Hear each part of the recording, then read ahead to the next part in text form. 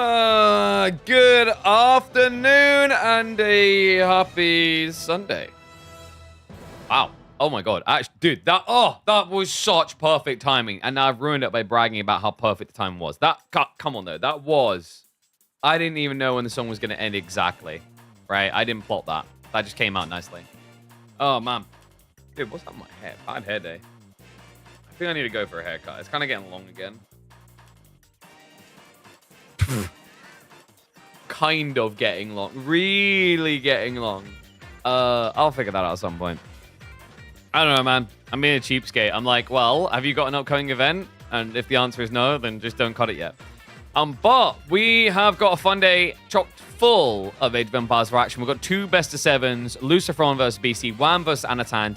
And then after that, we're going to be checking out a brand spanking new RTS that decided you guys are the right people. They sponsored us, so we're going to be doing like 2 hours on that to check it out. So a little bit more like what we done yesterday, I guess, because we did check out 1 or 2 strategy games there, right? Zero Space, as well as the one I forget the name of. Dust Front, maybe? But we'll be looking at War Alert today. Should be a fun one. Looks kind of like a little bit like Company Heroes, so kind of intrigued to see how it plays. But first series of the day is going to be Wham vs. Anatan. Man, I predicted that perfectly. I said, nah, no way. They're going to be like Beastie Lucifron's prime time. Even though Wham is in Canada, they're going to do it this way. Even though I think Anatan is usually used to staying up late. But draft is already underway. You just guys don't get to see it. You have to appreciate. Do you like how sexy the background looks? No? If you don't like it enough, then we're not moving across. All right, I'm going to assume you liked it. Let's go. So, draft coming in. Lakeside's going to be banned out. 4 lates, Kawasan. No waters. Yeah, no pond dives. Honestly, not surprised that Wham's 2 bans were both to water maps. Wham doesn't like water from everything I've ever seen and heard from the dude. Like, I don't get it. Canada hates water, which is weird considering, like, they live on this giant island. This is going to deeply offend people who live in NA. You are on an island. Technically, everyone's on an island, all right? Yours is just very, very, very big. You even have like a cut point when you go down the Panama Canal. So you're not even fully connected to the south side. It's a small gap, but it's still a gap. It counts. So yeah, for that reason, like he sees enough island time in his life. Anatan, on the other hand, has chosen meme clearing. How did that not end up banned? Boldland got banned instead, which is kind of crazy. So, opening map of Gorge. Let's see how the draft's going to go. It's going to be not too much focus on Knights Templar. Right? I think Anatan will pick Knights Templar mid-pack. I don't think it's going to be like a high pro ban for him. It'll be somewhere in the middle. Should I turn the volume down a little bit? What do you guys think of the games yesterday? Oh, I need to do my predictions. Where so far in playoffs, I am 100% inaccurate. Because I predicted both of the other guys to win. In fairness, ahead of time, I did kind of counteract my point around Anatan B and said, actually, Anno wins online, so he should. So, like, I just kind of stuck with it. But, yeah, it seemed like Anno was actually going to be favored. I did get the scoreline right almost perfectly on both. I said 4-2 for both of these, I think, just the wrong way around. Today, Lucifron versus Beastie. I don't know, man. Like, Lucifron, I don't think it's going to necessarily been practiced with many people outside of Vortex, is my guess. So, probably similar patterns, but slightly different playstyle. I think Lucifron's raiding focus is more interesting against Beastie, like, compared to Vortex's all in, because I think Lucifron raids earlier in the game, whereas Beastie focused on raiding later in the game. So, I'm going to go with a 4-3. 4-3. I want a long day. Beastie will win, but it'll be 4-3. Wham versus Anatan. Sheesh. I hate to do Anno like this, but did he demolish or get demolished in the group? I think he got demolished, right? Like, he got wiped out. It was day 1, right? Oh, no, sorry. It's 3-2. It's tight. That was the tight one. Is he gonna learn from his lessons? I think I'd probably still favor Wham ever so slightly. 4-2 or 4-3. Kill a goat? Bah. Can you imagine like a goat with wings? That's some powerful imagination right there. So draft starting come in. Chinese first for Anno, Golden Horde follow-up. Ottomans get secured straight away. You kidding me? Mirrored bans though. Shushi is that good. Yeah, it's just seen as like an insta win in most Civ matchups at the moment on generic maps. And Marlian's just as potent. I am a little bit surprised going to this tournament just how popular Byzantines has become. I thought there'd be 1 or 2 civs ahead of them, such as China. But there's that mid-pack pick of Knights Templar we talked about. Wham's draft is so powerful already, guys. Like, these opening 4, I mean, does it get much better, right? Like, yeah, having China or Golden Horde is nice, but Ottomans is just a dominant force to be reckoned with. I think they can actually even beat Golden Horde. French, all-round great pick. Macedonians, very potent in certain environments. House of Lancaster also has some great maps here. Things like Hill and Dale comes to mind. I think King of the Hill can be decent for them as well. Mountain and Clearing. Yeah, no, like loads of applicable spots.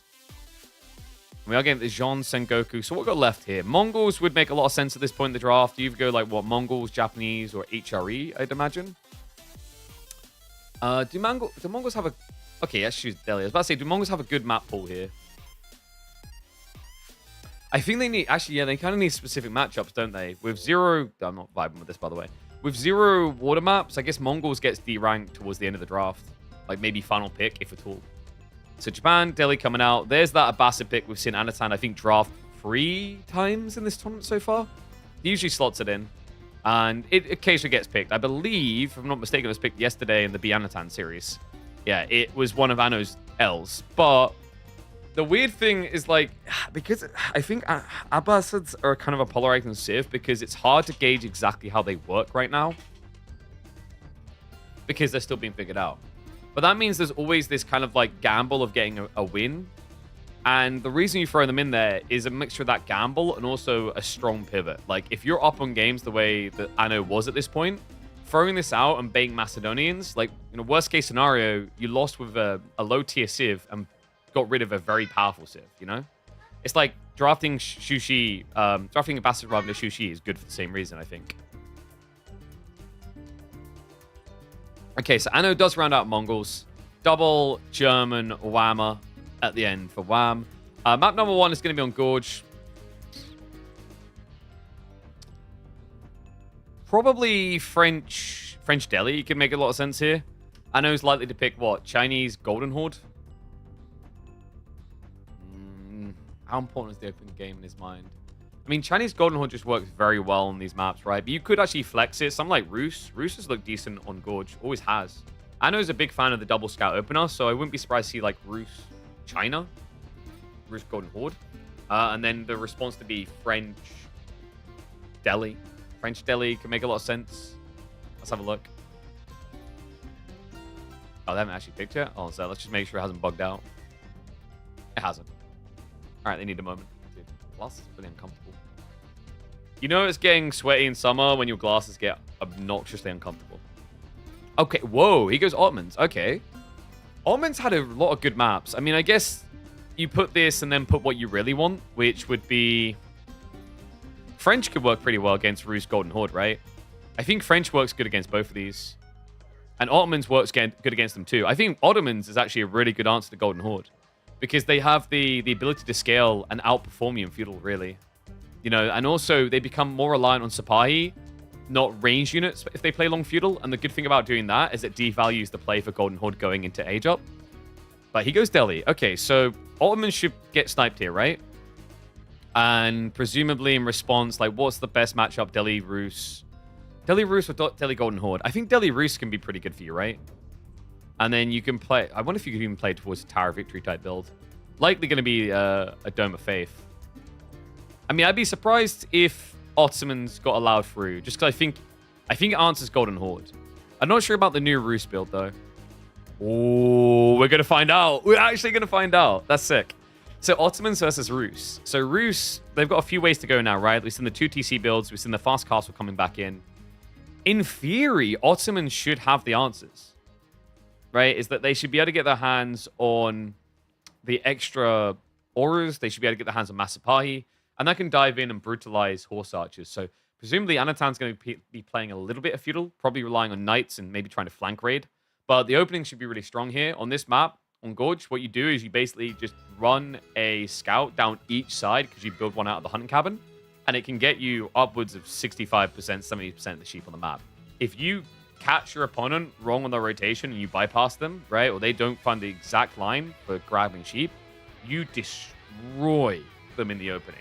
And that would then, in this matchup, that would force a weird situation, right, where if you didn't win the scouting game, you might be thinking Pro Scouts, but if you win the scouting game, you don't necessarily need to lean in Pro Scouts, which would probably just feed into Ottomans anyway, as they're usually a feudal brawling Civ. Okay, that's cool. Oh yeah, I've been stomping more people on Olden Era. I'm starting to feel bad, guys. I accidentally threw a bunch of games when I first started. What I mean by that is I would start a game and I had something to do. So I got ranked, I think, low. I don't know how high you can get ranked out the gate. But since then, I've won every single game, and I just kind of feel bad. Because, like, you've got players that you know when you play something, you get in, and you go for the clash, and you very clearly see you've won. But they don't know that you've won. They're not convinced. But even when you've demolished half their army in one turn, they're still not somehow convinced, and they play it out. I don't know if that's sunken cost fallacy or a true belief there's a comeback. Don't want to be a negative Nelly for them, but it just makes me feel bad. And I'm like, I just kind of want to spend less time in these lobbies, more time leveling up, so I get to, like, the competitive lobbies. That probably sounded hella cocky. Like, I don't think it is. It's like, if you're meant to be at even just diamond level in Age of Empires 4, but you're playing in gold level lobbies, you're going to feel like a bully. Right? And it's, I don't know, personally for me, it's not fun. I mean, the cool thing about Olden Era, I think why Olden Era gets away with it is Heroes of Might and Magic games are like 90 to 95% PvE compared to the PvP. I think when you go to a higher tier, the balance is different because you have to skill build around the PvP fights and sprints. But like at lower rank, it's just PvE. So you probably don't feel as bad as if you've done that in an RTS. Like I would feel bad going into like gold level lobbies and doing what I'd have to do to those people. Because to me, like, I'm very much anti-Smurf. I think there's no excuse for Smurfing, really. Like, you know, if you're a pro player, like, oh, I'm too high rank and I can't find people. Organized scrims. You know, oh, I'm too high rank, the queue's taking too long, and, you know. Or actually, like, the one that annoys me is when people are like, oh, man, yeah, well, I'm trying, like, a new Civ, so I'm not quite at that skill level. Yeah, but you're going to learn very quickly how to play at that skill level if you have to play against the best, so... Yeah, I think Smurfing genuinely ruins games for new players. I think it drives away players a lot. Abandoning as well. I remember, like, I actually bothered to comment on, like, someone complaining about team rank and saying you shouldn't be able to leave. And I got downvoted to hell. I was like, well, then the person just AFK. It's like, yeah, but it's a lot easier for me to then go report you for being AFK than to report you because you left the game early. Because one is, like, subjective, and the other one is you clearly griefing. So if I, so what the logic there, what makes that very good is if you have the option of AFKing and getting reported and punished, or saying, oh, I think this game's over, but okay, let's play it out.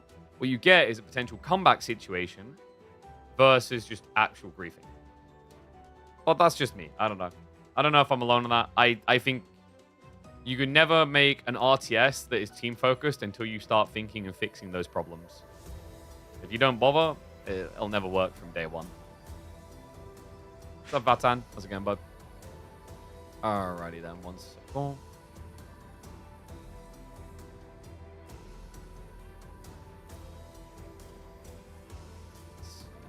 I'll get predictions up now. So game 1 between Wham and Anatan. What you guys been doing with your weekend, by the way? It's Father's Day. Big Daddy in the house. I got a bunch of cards. That's it. I'm also trying to watch the final season of Attack on Titan. I'm just about to finish part 1 of final season and go to part 2. I think I've accidentally leaked myself some spoilers when I was trying to recap other things. But now I'm trying to forget them for the rest of the day. So I can just try and plow through that. I'm basically like, I'm remembering certain things I need to now go watch. And then I'm like being reminded about them because I'm discovering things which are spoilers. So then I'm in this weird cycle like, oh yeah, I really did want to finish that off. But now I know this really stupid piece of information that kind of ruins it all. So instead of now getting to go finish off watching whatever it is, I have to wait until I forget it. It's so damn annoying. And the problem with me is like I don't brain switch off very well. So the moment like I'm on something, even a drip, just a little drip of like a potential spoiler, I then start going down the theory crafting route of, wow, okay, what could this actually mean? And it's so hard to shake my brain off of it. God damn, it's annoying.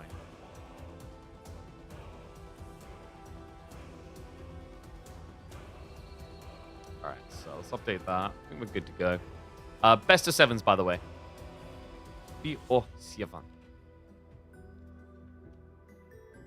Oh, and I need some Red Bull. Dude, I haven't received a new package. I'm gonna run out of this, right? I think I'm down to like my last 3. Oh my god, I was right. Exactly 3. Rip. But where will I get my caffeination? I remember, like, what was it, last year? I went and had a call with Sneak. This brand in the UK. So I was like, okay, maybe I can help them get into gaming. And I remember going on a call, and they were like, we're not really focused on gaming. We feel like we've captured that audience already. We're more interested in, like, you know, skating, like skate park events, those type of things. And, like, you just kind of do that thing where you nod along and you move on, because you can tell they're not interested. I remember getting off the call straight away and going, I've been in game my whole life, and I never heard of you until I randomly discovered you in a store the other day. How are you guys good in gaming? I always wonder where these guys get, like, their statistics or their sample group of, like, their success in different markets. Because to me, them as a brand are unknown in video games. I don't pretend to be an ambassador for every single gaming community. But I feel like I dipped my toe in a lot of ponds, and I had never heard of them until a random encounter one day, which wasn't even gaming related. You think Ott is very strong against Rus? Yeah. I think Ottomans is very strong against everything, though. Like, surely picking Ottomans is the equivalent of getting a Shushi pick, you know what I mean? Where it, like, feels as if it's an auto win against 90% of the civs at top level. You know, without mistakes, of course. Let's go. Hype it up. Top 6 in an S tier tournament. We've got Wham up against Anatan. Ladies and gentlemen, welcome back to the channel for a best of 7 showdown against 2 of the finest. Boulder Esports, Anatan in the yellow, takes the Gorge with Rus. This is a popular pick for him and a comfortable pick on this particular map. Wham, on the other hand, has an uncomfortable pick for anyone on the other side. Ottomans has to be the king civ, the one that everyone's looking towards. Yes, people talk about Shushi. Yes, they talk about Macedonians, but this one never gets allowed through. So why was it allowed through today? And what on earth is Anatan going to do to fix this problem? Looks like we are going to get Anatan opening up with the double scout. He did delay himself, though, because he cancelled the hunting cabin. So a change of heart here. Maybe he just saw that he wasn't getting enough gold off of the placement to make it worthwhile. Either way, he's going to follow up by getting that second scout out. Now, remember, this is a very powerful play if you don't know how to counteract it. Wham is trying. What's happened here? He did discover the correct side. That's a sick read. This is I think, the counterplay. This is the accurate way of doing this. So what Wham done is he played on the inner very quickly, moved south to discover if the enemy scout was on that side. The moment he saw that Anatan's scout was in fact on the south side, he moves to the north. Yes, he misses out on sheep, but in the interim, it allows him to get ahead of that second scout coming out, which means that he won't be starved out 70% of the sheep. He can actually scrounge together a decent amount. Anno's reaction was good, though. He realized quickly what was going on, so he pivoted back with this scout and then moved cross field before completing the eastern corner. So just still trying to snatch up as much as possible. We can see he's got a slight lead here. Yeah, 19 to 16, make it 17 actually. But guys, if you ever find yourself up against like a double scouter, this is the way to deal with it. Rus on this map is probably the best civ in the game at doing double scout openers. And Anatan has always been a big fan. But that was brilliant, man. That was so simple, but yet so effective. So remember, if you're on Gorge, next time you're on Gorge, you want to beat this strat, make sure you hug the inner and try to find the enemy scout fast. So that you can quickly make the judgment call to go to the other side of the map or try to contest your current. That was cool. Yeah, because I feel like you see a lot of people who would rather still just actually go further on the outskirts to capture more sheep. Like, there's a few that were missed here because of this. But in a one-on-one scout, that's fine, right? Because, like, you get that instinct thing at a high level where when you're going down here, if there's no sheep, you know, oh, okay, his scout has been here, we missed each other on the run by, then you switch sides. But when it's a double scout opener, you don't have that same flexibility to wait that long. So just a great read. Wham, now looking for the tech up. He did go for the opening military school, so already has a few spearmen coming over. Shouldn't be many targets, though. And Anno is going to be going for the Kremlin. Was this not the exact same way he played last time? It was, right? He had Southside spawn. He done Kremlin on gold. And then he went for a night push into eventual... Actually, no, it was one night bay into Horse Archer Castle. You guys remember that game? Really crafty game. It was against B. Wait, no, I'm thinking the Beastie Vortex one, aren't I? Might have been done in both. I'd have to double check. Let me double check the results.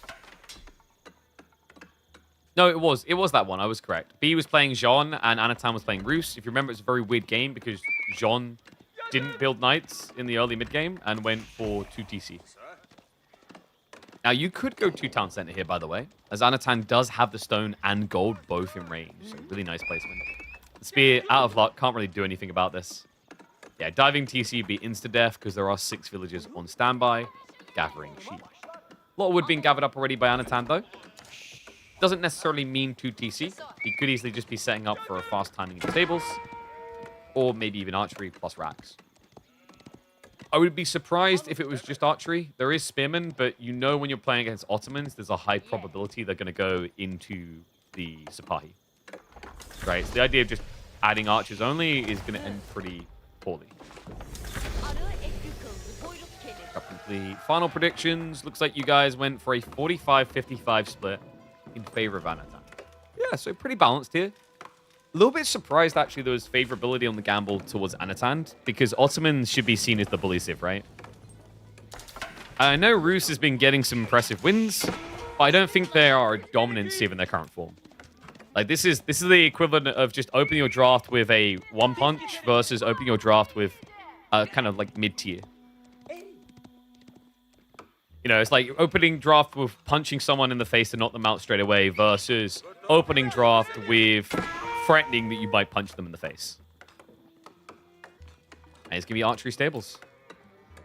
Okay, so he goes straight towards it. Interesting.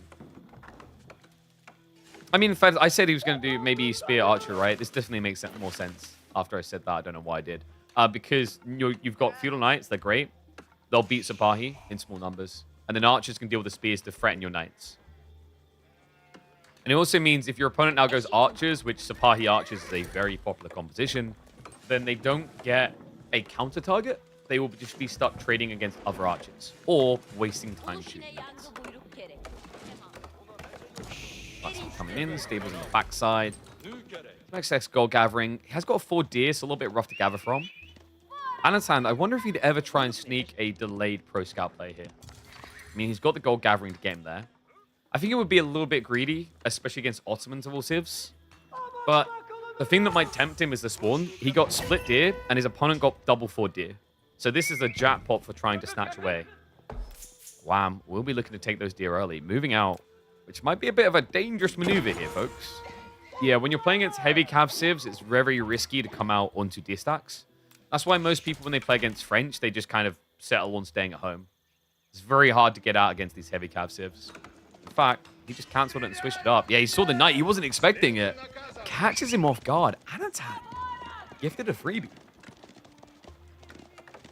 And small areas like that, I don't know if you can actually afford them at this level of play. It's always an interesting discussion, like, is Age of Empires 4 at that point of perfection? Probably not. But with the way that Anno's been playing Roos at the moment, I think the way Ottomans function, like, any losses becomes pretty damning here, pretty expensive. Yeah, because you're a tempo civ, right? And when you start losing villages, you start to think more about, okay, what's my comeback mechanism? Where else do I look?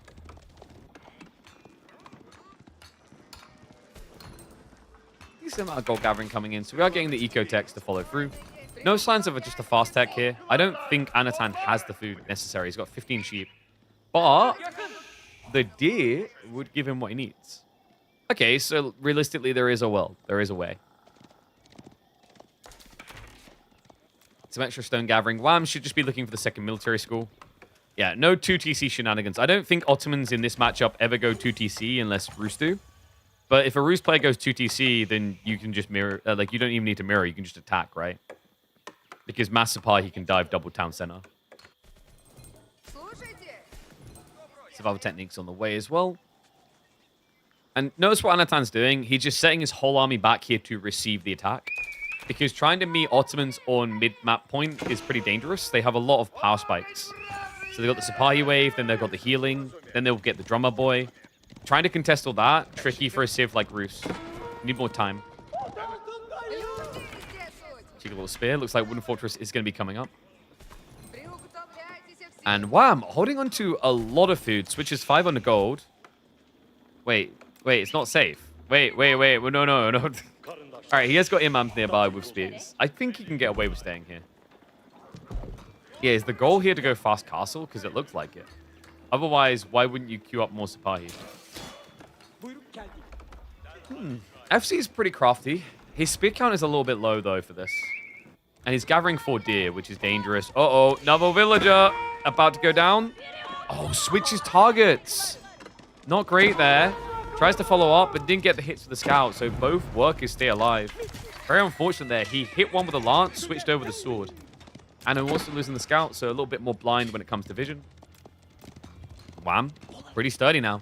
Getting that outpost up changes everything about this 4 deer. Meanwhile, backside Wham is rotating wider, but we already know the Wooden Fortress is up here, so this shouldn't be a target for him. Really, all that matters now is he's going to get a much cleaner timing into castle. And Anatan hasn't really positioned to do anything about it. His archers are still guarding back in his rear. His knights are just trying to trickle trade in the center. But if you don't get these kills, it's all for nothing. Remember, the imams will heal all damage done. I think the only thing that Wham needs to be a little bit careful about is when he techs up, rushing relics could be a pointless risk. He might think it's worth it because the monks were free. But what I mean by that is if you run out and there's a bunch of knights waiting around, you're just going to hemorrhage the healers. Where's the meta? It's fast castle. You don't need them. So, like, 1 ranged armor isn't going to matter much for your spears, which is the only way that you don't die to a dive, right? And then the attack speed, I think negligible, right? Like, when it's spear versus knights, you'd think the attack speed is good. And I agree it is once you have, like, 15, 20 spears. But when you're small count, it's kind of just more important to have the brace and the stun. So I think he's just queued up the meta inside, the military school. Because, like, the other thing is, like, you remember how scuffed his economy was? He had several hundred food and no gold. He would have had to have spent gold to rush a meta. And guys, the meta is changing. Yes! It's another Istanbul game.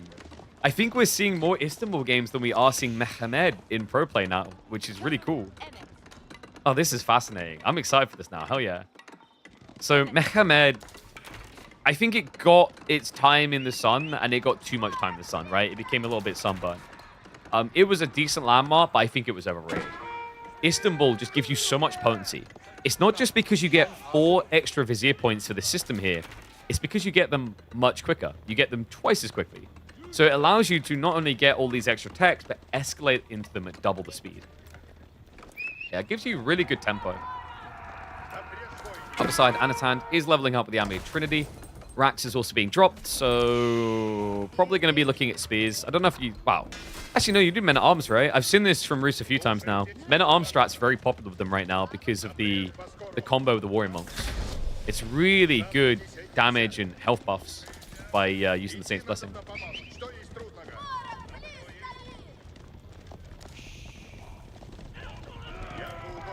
Supply upgrade on the way. Wham, did he get relics? No, he's got his healers waiting, right? No, they're just moving out really late. Oh, okay. And there you go, Men-at-Arms. I've seen some things. I'm telling you guys, the Men-at-Arms, Anatan's a very big believer. He tried to use this against Marine Lord. But that was against, I think, Sengoku, which was always going to be a bit dicey. Against Ottoman's pretty effective. You know, you've got these lower base damage Sipahi, where the extra armor from Saint's Blessing matters a lot.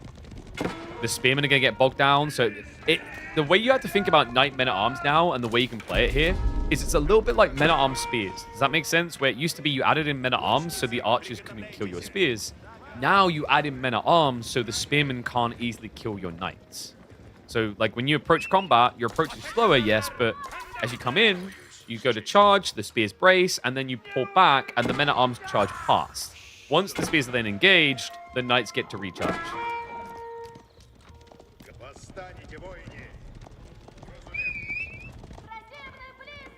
Wham, now prepping his own Knights, which is the correct answer to Men-at-Arms, by the way.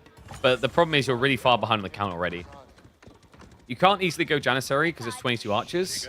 The reason why you can't try and pivot Janissary isn't just because there's archers, because he doesn't have anything to counter archers easily. Like, Sapai can beat them if they can get on top of them, but you haven't got a range trade. Man control looking pretty good for Anno. Wham did at least snatch away one relic in the end. Lost the other in man. Steeled Arrow 2 being rushed in here now by Anno. No priority towards ranged armor. Doesn't really need it for the dives. It's nice to have +1 at least to go underneath TC, but you've got 4 ranged armor now by default on your knights, right? It's not that big of a deal to get hit by the towers. The TC anyway. More relics being ran home. Anno, when do you go Boys Fortitude here? I'd say like 12 to 15 knights is a nice point to start thinking about Boys Fortitude. Maybe a little bit higher, actually.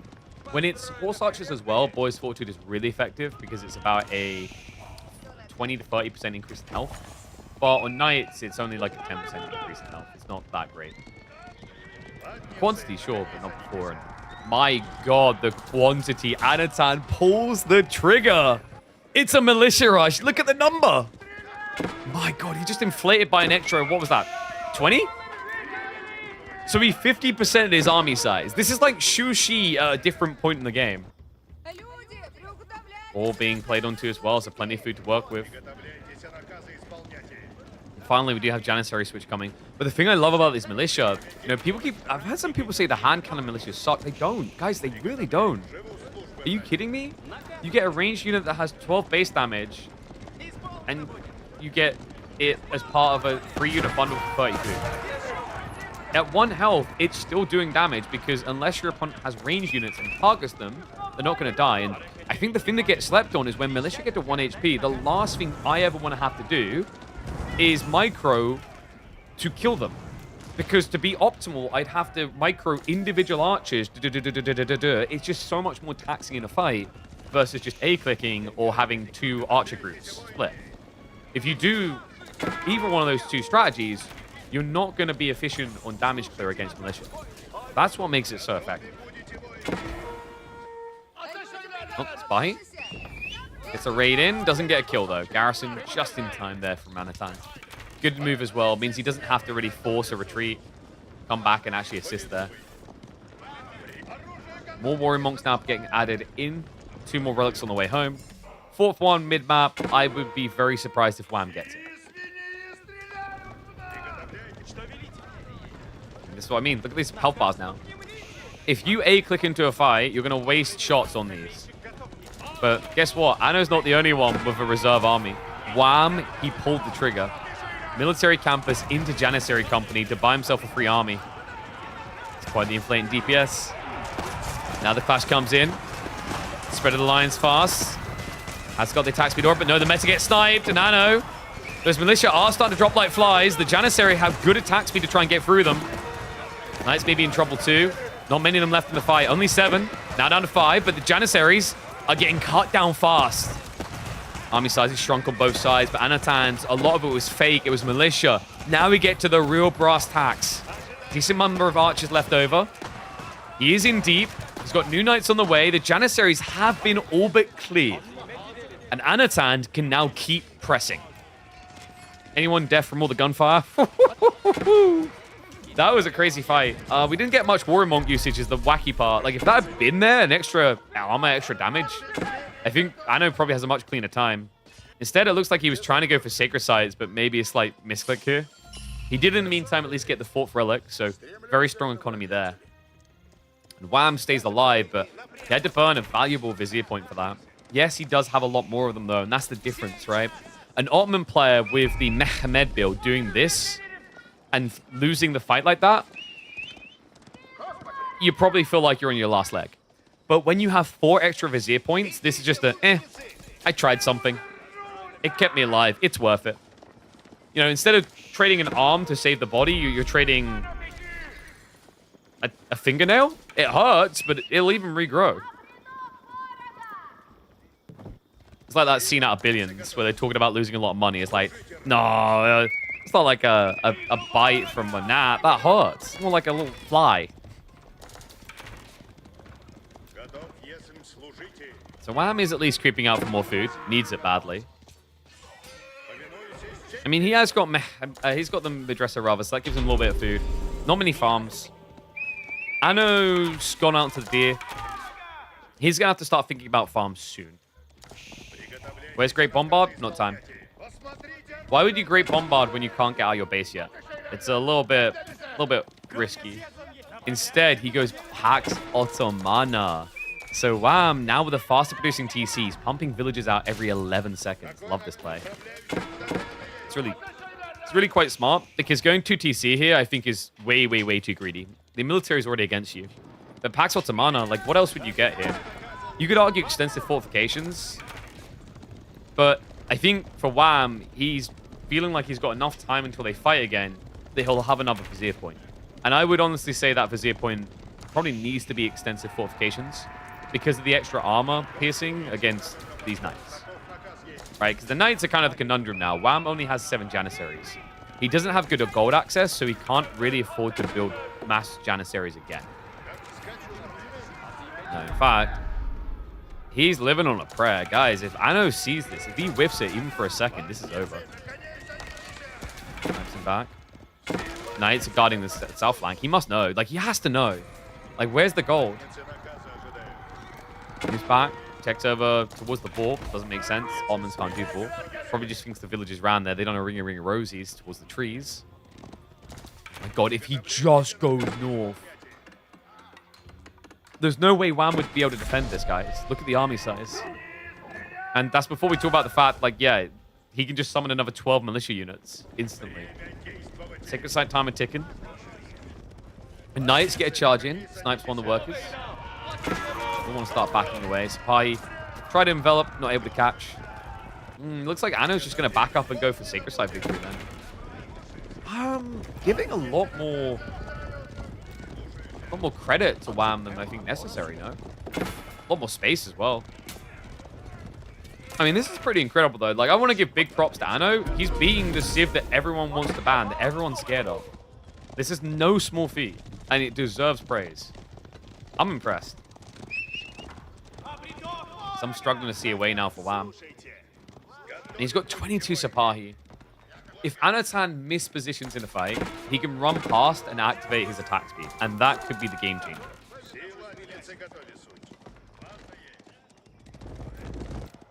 It's a big if, though. Wolves get caught going up. Looks like Sipahi are rotating wide. Knights, in the meantime, are shifting south side, and oh my, the moment couldn't have been more perfect. Wham might be distracted here. He's moving in. Meanwhile, Anatan dives in for an easier raid. He'll switch over to the gold, and that's the big jackpot he's been looking for. He's in trouble over there. Sipahi gets scared away, and the Knight's now climbing down. Textiles is in to minimize the losses. Get some body blocks through, though, to up the kill count. 2 so far. More workers running. Janissaries do get there in time. Oh my god, that could... I was about to say could have been so much worse. He goes back to work too soon. Loses more workers in the process. And look at the kill count now. Guys, remember, Wham has been running Pax Ottomana. That is about to run out, so he cannot recover without a second TC. Spies will shred most of Ano's army if he doesn't pay attention. Right, so what we're saying is Ano has to not be playing the game. I can beat Marine Lord in a best of 1 if his mouse and keyboard stop working for the whole game. Right? Like, that's what we're saying here. I think Anatan would have to grossly misposition for Wham to ever be able to stomp him with the Sipahi in a fight. And that just doesn't seem to be happening. High armory now on the way. This is how comfortable he is. He doesn't even feel threatened to need to continue to blow army up to 200 pop. Just goes to the tech. Wham, just a disastrous situation now. More workers, 2 more going down over here. Knights will just find their way home. I mean, what's impressive about this is, like, the way he's playing with these Knights is kind of gambly. You can't afford to lose too many when you haven't got a farm transition, but he's making it work. Do need to get the snoozers back to work, though. I love the way he's just pocket economied all over the place with the wooden fortresses. It's actually underrated. It's such a strong tower. I think if this was a default Civ with just 1,000 HP tower, you'd probably just walk the villagers home and build more farm central.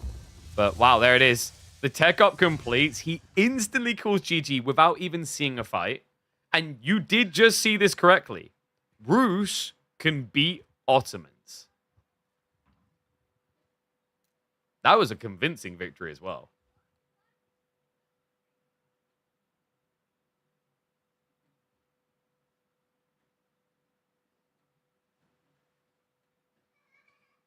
I think we call that, wait, are Rus S tier?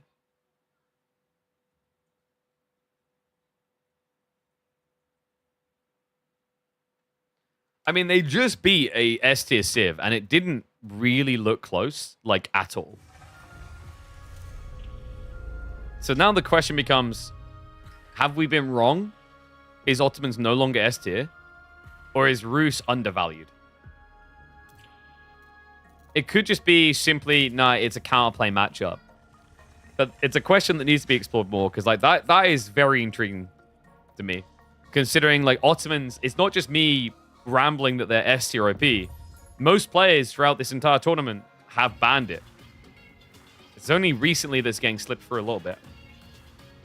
Okay, so we're going to Dry Arabia next. Let's have a look, see what the snipes were. So China got sniped away from Anatan. HRE sniped away from Wham. How's the Lancaster versus Golden Horde, though? Like, that's just kind of a hunker down, no? You're just going to have to build up and hide in your base, I think, with Lancaster. I mean, you can go for a Dark Age rush, right? That is an option. All right, so let me just pay out the points for Anno. And I'll start new predictions.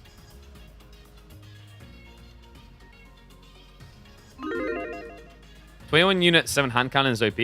Yeah, this is what I mean though, right? Like, did you hear what I was saying in the fight? It's so true, and it's crazy it's not talked about at all. Some people are like, oh man, the militia hand cannoneers just like do so little damage. They're not that good. It's still a unit you have to deal with, right? And if I have a real composition, I'm not just building militia, it's annoying as all hell. Like in every situation, just having 1 HP, it seems bad, it is, but also it's surprisingly useful. So for example, even melee units, men-at-arms come in and they do 12 damage, right? If I have a militia with 1 HP and your men-at-arms swings, he's got less than 10% of his value from his swing. But now another unit can hit him for full value, right?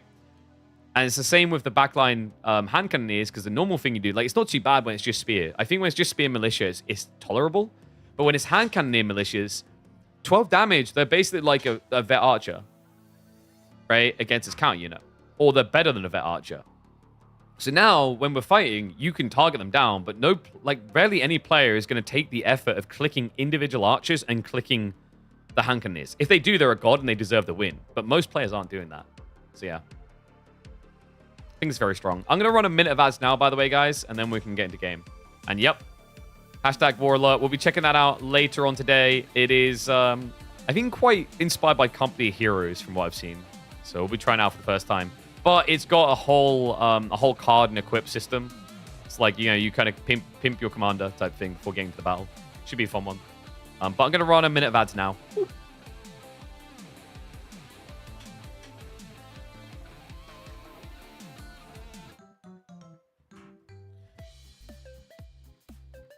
Russian Fortress and passive are legendary. I mean, the thing for Ottomans, right, is they like to kind of just get these pseudo raids in off of Sipahi, but Knights can mirror that to a good degree. I think like what Anatan done so well there is instead of playing for trickle trades, he just built for a big fight.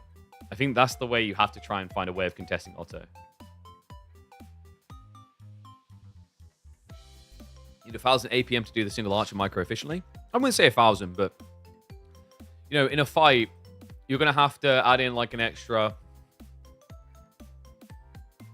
30 APM, which doesn't sound like a lot, but it is, because I'm talking about on top of what you already do, right? So you already have your threshold. You're already working at it. But now I'm saying add in more crap. So you've got to find like an extra 30, 40 APM. And it's a different style of APM, right? It's not like a Delta split where Knights, you click them all, go different ways. It's completely different, because now you've got to, in a fight, you've got to click each of these archers and then click the opposing enemy. But you haven't just got to click the opposing enemy. You've got to click different hand cannoneers with each archer. And you have to make sure every archer you select is a different archer anyway. if you want to be as efficient as possible about it, right? And then anytime you decide you're going to start a step with your archers, which is a habitual thing that players always do, you're going to select all the archers again, which includes the ones you just gave an order specific to a certain unit for.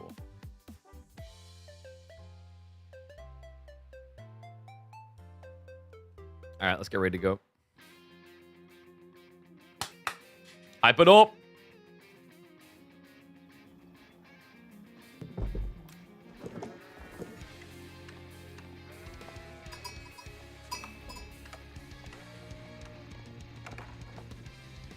It's time for the Golden Horde. Oh, no. They're back. And not just that, the guy with them is leading. One and all, welcome back to the channel for some more Age of Empires 4 action. Anatan in the yellow, or shall I say the golden, as the Golden Horde. We head into Dry Arabia, where Wham is trying to strike back. Canadian already down, losing with one of the best civs in Age of Empires 4. He now looks to muster with one of the most frustrating civs. We've got House of Lancaster in game number 2 in the purple, and they are going to be going for a good old-fashioned Dark Age rush. Yeah, really good idea in this civ matchup. Golden Horde, unlike their cousin civ, suffer from a lack of ability to safely gather on the Uvu. The Uvu's always out of town center range, so it gives a target for Dark Aging civs. Why is Anatan unfavored here, or the Gambit dented? I think some people are putting a lot of credence on the name of the Pride of Canada, but also the matchup. Like, House of Lancaster has been one of the most efficient Dark Aging civs for a while now. And Golden Horde is one of the worst civs at dealing with Dark Age. The other thing is that some people, if they've been watching this channel enough, they would have seen some interesting games involving 2TC strats with Lancaster that are very effective, where they just basically build into like 2TC, mass outposts, and they just hunker down and they scale a lead. I do think that that build is strong against certain civs, like French comes to mind, but I think it has weaknesses against Golden Horde. But we'll have to see if we go down that path. We have to deal with the Dark Age first, and it is going to be a lot of Dark Age. Wham, now adding in the 4th Spearman. Probably going to be going up to maybe 5 here. 5 is a really good burn speed. And hard. Like, if you get 5, it's very easy to pin enemy villages and very hard for them to sneak in for repair. Looks like he's happy to stop at the 4. So yeah, mining camp coming in. Tech up to begin. Now remember what Wham can do. Look at the distance here. He can sit between the town center and the Uvu. So this should be very difficult, very frustrating for Anatan to repair. What's likely to happen is Anatan's going to walk over, repair a little, take a lot of damage on a villager, and then have to move 1 back and 1 out. And if you have to do that, it's double inefficiency. Because now I've got 2 workers that aren't working every time I interchange. It's very annoying very quickly. And that's cool. I love that. Wham, he's already just striking at the nearby villager, so that Anatan is forced to walk home, potentially, and then have to walk further out to repair. You will notice they're hanging around and hiding. They're cowering on the sheep. Nice little play there. Anatan taking advantage of the fact that the Gers can drop off all types of resources. Spawn-wise, okay, Lancaster, deer wide, deer other side of tree line. If he wants to go 2TC, this one's pretty good. It connects your starting tree line. But we'll see. I think this might just be a feudal aggression build. Khan Tortugud now on the way. Anatan, is he going to try to save? Considering he's chopping trees right now, it seems like there's definitely intent. All right, 8 on wood this early? Yeah, he looks like he wants to snatch a repair. It's going to be hard, though. Like, your Khan isn't going to do well to start with because Wham has 5 spearmen now. Was that a bait and switch? He built that 5th spearman quite late, right? Was there this kind of dangle of, yeah, 4 spears can be dealt with, so he'll try to contest it, but you bring the 5th in and it's all of a sudden scramble the plan, maybe? So Uvu's definitely going to go down. So that's minus 150. And also, you know, Anatan's going to have to wait to build into an Uvu again, so that's going to be more than minus 150. In terms of passive income missed, you're probably going to be at minus 90 extra. So this play cost Anatan 240 resources at least. Right? Because there's the cost of rebuilding the Uvu now, and there's the cost of loss of earnings. Wham, of course, spent a lot more to get this play. He had to spend, what, 400 resources plus the 150 for the racks, so 550. But after the dust settles, he still has Spearmen. Spearmen that you were going to want anyway against the Golden Horde because of their head. Might even get more value. Goes to the Gur. Am I really going to let that also go down? These are kind of pricey, right? 75? Oh, no, they reduced it, didn't they, down to 50. Guess it's not as bad, but still, it's just that number in your brain now, it just keeps going up, doesn't it? We said 150, we added on 90, we're at 240. Now we're going to be at almost 300. And this is if we give the optimal timings to build new Uvus, which is very difficult because of this. The double stone spawn on one location is what made this even better for Wham. Talk about a jackpot, actually. Cheaper to fully rebuild something or repair it from burning HP? That's a good question. I would imagine with the Gorge, it's probably cheaper to build a new. Because I think, is it 10 health per 1 wood? Which means you need 100 wood to repair from 0 to 1,000. You have to repair through the burning, which is doing damage while you're repairing. So you're probably spending close to the 100 wood. I'd have to double check. Can someone double check the repair rate? I think it's 10 health per 1 wood. But do check me on that. What's weird about that is they decrease the cost of Gorge, but they still have all this health compared to like mining camps, etc. So compared to other civs, I think it's more efficient for Golden Horde to let their Gorge die. The other cost benefit analysis thing you have to remember though is it does take 20 seconds to build a Gorge. So that's idle time for a villager. So it's like minus 15 resources. Wham. He is going to TC. All right, so we are going to get the trials of diving. Nice diving there. What? No way should Anno ever be getting that kill. Is he going to get a second? He's going to get a second! That's just the con. No Tortugude, no toxicity. Unbelievable. Wham, greedy, slow on the pull away. Cost him 2 workers. Archer's now arriving, but he does at least get the stone necessary. And the second town center is being snuck on the other side, but isn't this dangerous? Because Anno knows about the TC. Remember, he's checked the stone, he can see. So now he's just got to find it. He checks the deer to the north side, doesn't see anything. He knows about... No, he doesn't know about the deer. He knows about the gold. He's not moving quickly, though. Archer's coming over now. He can ignore the spears and get worker kills here, guys. Probably 1 and then get out. So Anno moves in. Actually goes for the spears, interestingly enough. Okay. And the Khan gets a charge in. Looks like he is going to get sacked, though. Yeah, Khan going down, maybe not worth it there. Batu Khan's like, what, 150? Or 112, yeah, discounts. But the exchange was you got a spear instead, but then you also lost an extra archer. It's a little bit of a weird one there for Anno. But he now at least knows where the town center is. This is a bit dicey for Wham because Wham's retreat pattern gets a bit weird if you cut into here. He's got too many workers out here already, guys. Ideally, in an ideal world, you build a town center up with 8 villages so that if you get dove, you garrison everyone. But Wham was desperate. That pressure play came in way too fast, so he was forced to add additional workers to the build. Meaning, if a big dive came in, he could already lose 4 workers. In a game where he's already lost 2. This is pretty rough. I know, still chilling close to the gold. Archer count resumes. No blacksmiths yet, mind you. Bit interesting there. I think if he gets on the gold, siege engineering's really strong here. And actually, to be honest with you, quite underrated at this point. But he goes a different way. Fortified outpost on the front line. Oh my god. And now arguments about what is cheaper if repairing is cheaper. I'm going to see. Can I find AoE for repairing? Let's see what the number is. I might be wrong on the 10.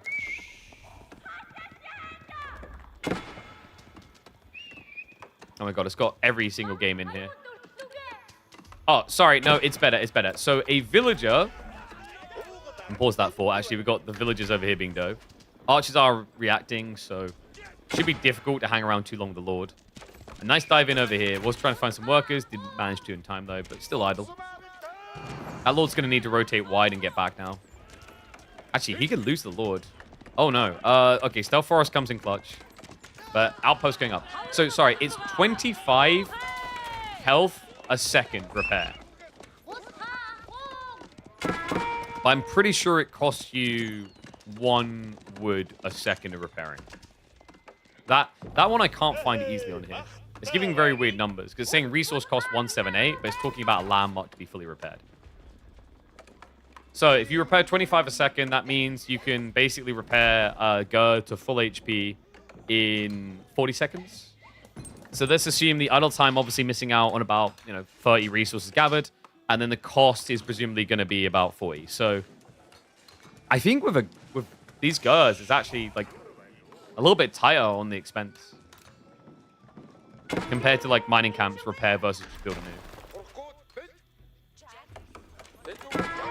Archers now poking in. A lot of spamming so far, and you might be thinking that's a bit of a throw. It's necessary. You're playing against the Tortugud more than the archers in your mind, right? Like, yes, there is a lot of archers, do not get me wrong, but the Tortugud are the thing that can dive in here non-stop. He does need something else. And triple archery range. Wow. Has he got the food for this? He's got 7 sheep left over. He's adding in farms. This feels a bit dicey. He's got 110 food from this mana. Extra 67 here. So actually, pretty damn good. Yeah, a lot of passive food income, actually. I know. Has to be thinking about a more committed dive soon, right? Doesn't have blacksmiths is the weird part. It's now coming through. No blacksmith play coming in yet from Wham, though. Has got a stable smuggle behind this, so Hobbler potential. Problem with Hobbler, guys, you do need gold, and he can't get it. Tortugud ride in. They find another worker kill. Oh, man, this is so hard. You can see as well, Anatan knows the one thing that could kill him is Hobbler, but he's guarding all gold access. So unless Wham wants to go for a marketplace to trade for gold, he doesn't have an easy way of counterplaying mass archers right now. He's massively outnumbered. Archers dive in again. Shortbow workers. Anatan not hanging around, interestingly enough, even though he could one-hit kill those workers in response. Yeah, you'd lose an archer every time you kill 4 villagers if it's just the workers. Because the villagers take twice as long to attack, and you have more health than a worker. Yeah, I'm kind of just struggling to see the way right now for Wham, guys. He's hard stuck in the mud. Yeoman count is just a fraction of the archer count here. If Anatan just has the foresight to add in like a rack just for the clash, might not even need that. Look at this. Dive comes through, baits the spearman out. Archers the split fire. Hobbler are arriving, but not many of them. And it's turning into an absolute bloodbath. Yeah, wow, barely holding on underneath his own town center. The Lords are going to be very tanky, but now the heavy cav able to get in. Spear count is spinning. I know has committed a lot of archers to this, but he's got plenty more coming. He continues to trade out. A lot of idle time being hit into Wham as well. Half of his workers not working at all. It actually kind of feels like he needs the short bows to assist him a little here. I mean, he did shrink the army size at Anatan plenty, right? He lost, I think that dive, it must have been 15. He was producing throughout it, right? Still at 21, though. Wow, he's like, oh my god, gold, gold, we've got gold. It happened, it happened. We can afford 1 hamburger. What? He only got 10 gold out of that. Oh, that's so painful. The reason that's painful, guys, is I know he made that dive without Undermesh being there at first, right? If Wham doesn't have Steeled Arrow now, how does he keep defending against this? He needs Steeled Arrow. He's got double town center fire, short bows, and yeoman. And it's practically all yeoman now. So without the ability to up that damage, his effectivity in these fights is completely crippled. Now the dive in. That closes them so fast. Villagers on front line. Snipes 1 for 3. And there's the crash. So he's finally ticking that box. That's the one thing I was worried about for Anno is he wasn't finding a way to get the armor. That's now coming. Tortugud, get a freebie. There's barely any spears left here, guys. These heavy calves do not die easily. And Steeled Arrow as well. A double blacksmith advantage at this level of play. It is a kill secure. Wham, he doesn't have the runway here, the up and down to use Yeoman's movement speed advantage to do anything, to bear fruit. And now the short bows. Wham, he's like, hey, I saw this in a B video. Anno in a bit of a panic, has to step back. I mean, this is so much. Guys, there's no wheelbarrow. There's no wheelbarrow. Mamma mia, stop for the walking.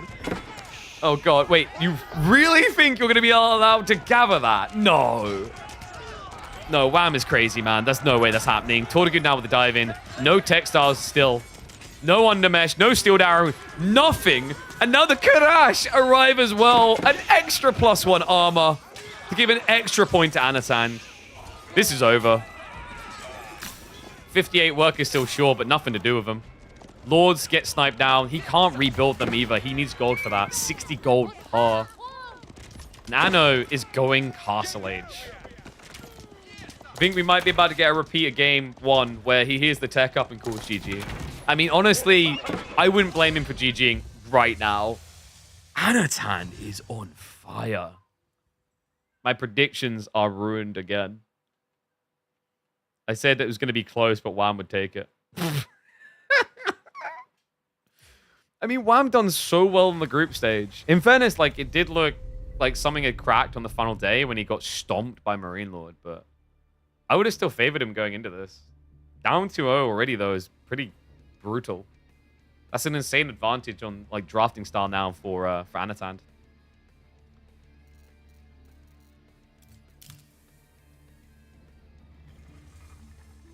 Okay, so Mountain Clearing, Sengoku versus Macedonians. Snipe Outs was on HRE and English. Pretty logical Snipe Outs. English is just a dominant force on this map. HRE, very popular for the third grade builds. I think Macedonians do pretty well here, though. Because you can go for a Varangian cheese. Maybe even just the spear spam. Okay, I'm going to say something controversial. This might be the map where Grand Winery could be good. Now that I've said that, I can say it's not going to happen. Because, like, the problem is the Hippodrome just gives you 3 extra units for free. Like, it's way too good to resist. But damn, if there was ever a map, like, weirdly enough, this would be the one because everything's so condensed. There's a lot of food tight to begin with. And food is so limited anyway. So getting it in such a fast burst can be a big edge. But let me mark up Anno with a win. Get predictions ready for game 3. I think the same thing. Yeah, like, I don't think you play for the ball with the Grand Winery because you'd have to push it pretty far away from your TC. But just the starting location, it gets deer, it gets berries, and it can get sheep. All right, I'm going to run a minute of ads now, by the way, guys. So grab yourself a drink. It is indeed hot. I'm going to open my door again. Got closed because the kids. Yeah, like, because Ezra's coming in. But I'm not letting that door stay shut. Holy crap.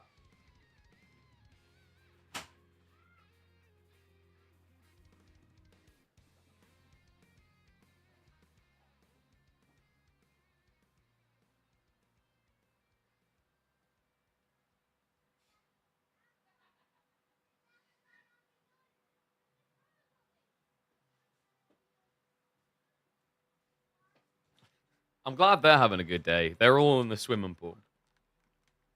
Like, I should really clarify, a blow-up swimming pool. I can't afford a fancy swimming pool. It's just a little inflatable one. But they're having fun in there. Because they've got, like, a slide. So they've put the slide inside the swimming pool. So Emma's in the swimming pool, both of them. God, even just saying swimming pool makes you sound rich. But no, it's a little, I'd say a little inflatable. It's a decent size inflatable one. But yes, they've got the ideal position on a hot, hot day like this. Meanwhile, I am in my garage that got converted into a studio. With 2 top-of-the-line gaming PCs. Both powerful GPUs that run hot. Yeah, it's a mixed bag for me, guys. And we'll probably be streaming for, like, what, 7 hours today, I guess? Well, I say that. If Anatan continues at this pace, it'll be a lot quicker. But we have, of course, got the sponsor stream afterwards. Remember, we're going to be checking out War Alert today. Also, I need to check on my Nightbot settings. I don't like the way it's crisscross spamming. I said about this the other day. I need to find a different thing than Nightbot. I think Nightbot is not very good.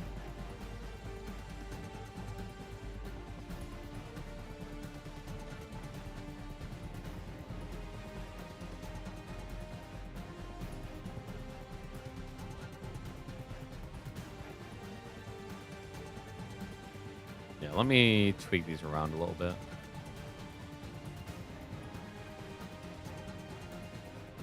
Get a football? That is an insane idea. Like, dude, like, I have plugs underneath the desk. There's electronics all around me. No. Yeah, I've at least got like a little portable AC thing. One of those like basically just fans with water funnel at the back. Not one of the super good ones.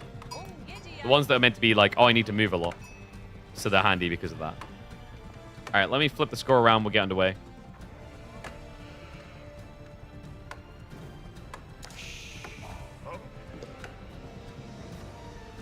Okay, I'm just gonna say it, and if I'm wrong, I'm wrong, and I'm fine with it. Probably the best map in the game for Grand Winery Macedonians, and sadly, we won't see it. Ladies and gentlemen, welcome back to the round of 6. Top 6 players in the world right now. Wham, Anatan. Anatan is 2-0 up. Wham digs deep with a Macedonian pick to try and recover, and Anatan strikes back with the Sengoku. Mountain Clearing is going to be the map. The teensy tiny map. The one that is all about ramped up pressure with a single sacred site. And historically, a pig that has more value than any other boar in the history of AoE4. Even more so than the one that ruined Lyric's early Mongol experiences. No, yeah, this has usually been a focal point, but not in this game. No, neither Civ looking to contest towards it, which I think makes sense when you consider the Civs. Macedonians benefits a lot more from getting into the feudal age. Sengoku, they want to build into hot dog stands. Like, actually, Sengoku's a very smart choice on this map because of the yatais. Remember, one of the big problems on Mountain Clearing, you don't have that much food. No, like the sheep, there's 30, great. The deer stacks are really tight.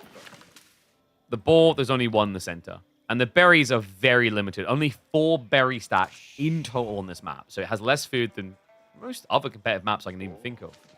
So the idea of having your ties is really cool because while you have these temporary food sources, you're getting passive income, extra income, right? You're taking a very limited resource and inflating it. Socotra is tiny in a different way. I think Socotra is bigger than Mountain Clearing when it comes to resource options. The start can be suffocating, but you have a lot of density. Whereas I find with Mountain Clearing, you get like an initial density, but then you get this drip feed of options. And also I'd say it's a more linear fashion. Like, there's no secrets to be had on Mountain Clearing. This is just a giant open naked map, right? If I snuck towards D, you'd see me straight away. Well, you could see me straight away anyway. On Mountain Clear, on Socotra rather, there's tree lines that get in the way. There's small stealth forests. There's some options. But this map, I think, is probably one of the hardest to hide information on in Age of Empires 4. Especially if you don't get a good spawn. Like, actually, Wham got a much better spawn here. He can hide details here, but when you look at Anatan's spawn, it actually sucks. This tree line coming out like this is nice for safe gathering, but it's terrible for hiding strats. Yeah, so there's like no secret pocket for him. And Koka Township coming in. Anatan not looking to get the healing. Makes sense. Ryokan, pretty popular on big maps where you get a lot of downtime to heal. But on Mountain Clearing, it tends to be like go, go, go, right? There could be stalemate moments where people build into towers and siege, but a lot of the openings into Castle Age is attack, attack, attack. Like, you know, get 3 meta arms and go, and then just continue that process. So the idea of having healing out of combat, not so sexy of a proposal, versus having 40% more damage burst, sounds pretty good to me. Okay, and Wham, of course, going for Hippodrome. We knew this the moment he went out on Deer. Like, why would you not just go Grand Winery, right? I mean, technically, he could have Grand Winery from here. No one ever Grand Wineries, though. It breaks my heart every time.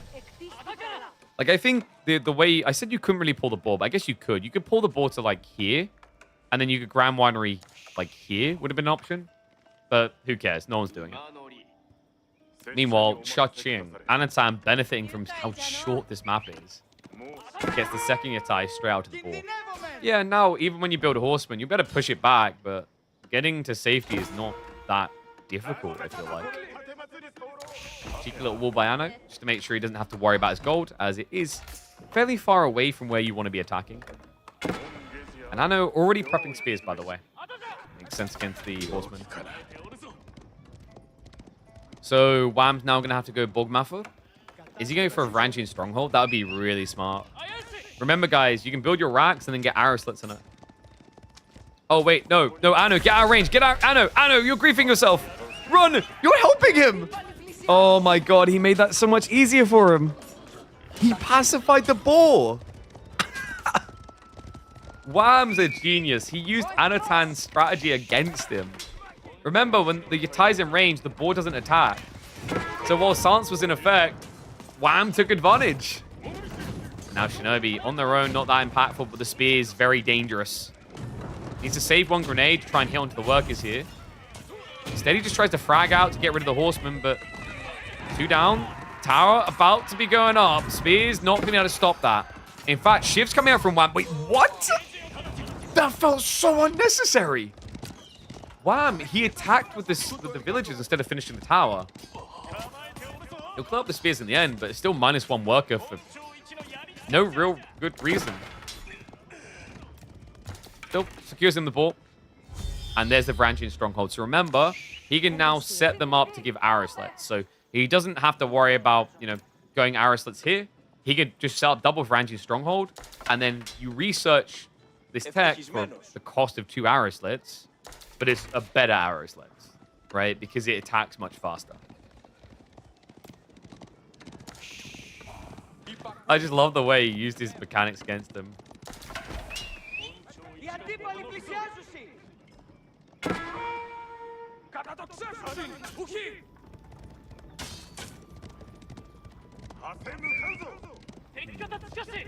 So pushback's going to continue. Good micro. I mean, it's a hard kill, right? Like 320 HP. I like that they reduced the rate at which you repair these, but they still feel obnoxiously tanky at 320 HP. We have got Archer follow-up coming in. And it looks like Yari from Anno. He does... Yo. I said he didn't have a good hide spot. Because he walled up, he actually does. He snuck it back here. This is what I was talking about on mountain clearing. Mountain clearing, usually very hard to hide information, except for this one pocket area at the back of each base. Anno's using it well. Because the funny thing is that Sengoku can beat you with just Yari. The Macedonian archers and horsemen would both lose to Mass Yari. You do need a lot of them, though. Just keeps creeping out with this. But you see how effective Macedonians can be on this map for this reason, right? Like, Hippodrome Horseman opens up into Horseman now against a civ like Sengoku, where they're trying to play the lanes to get their food. You can always be in position. That is going to be a dead hot dog stand. Wait, it is going to be... Guy, no, come on. Shinobi summon. That actually scares him away. Big commitment that puts on cooldown for 2 minutes. But he saved the hot dog stand. Yeah, notice how Wham didn't even try and contest that, because the problem is, villagers, if you commit into them at that stage, they're hitting you for 8 damage. They'll basically be hitting almost as hard as the horsemen were. Actually, numbers starting to bulk up here. I wonder if Wham goes for Steeled Arrow. It's quite pricey. Like, compared to the melee techs, you pay 100 extra for 275 for level 1, but he's almost got it. I think it's actually a very smart play here now that he's leaning to Bogmafor.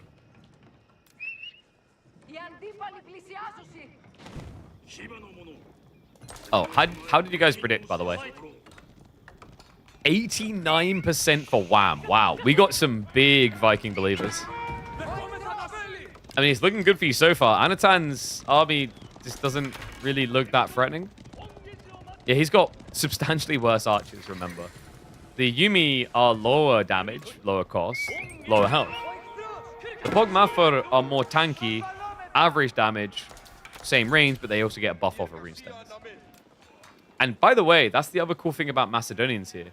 Very small map, so those runestones you drop on the ground to get buffs, bigger advantage.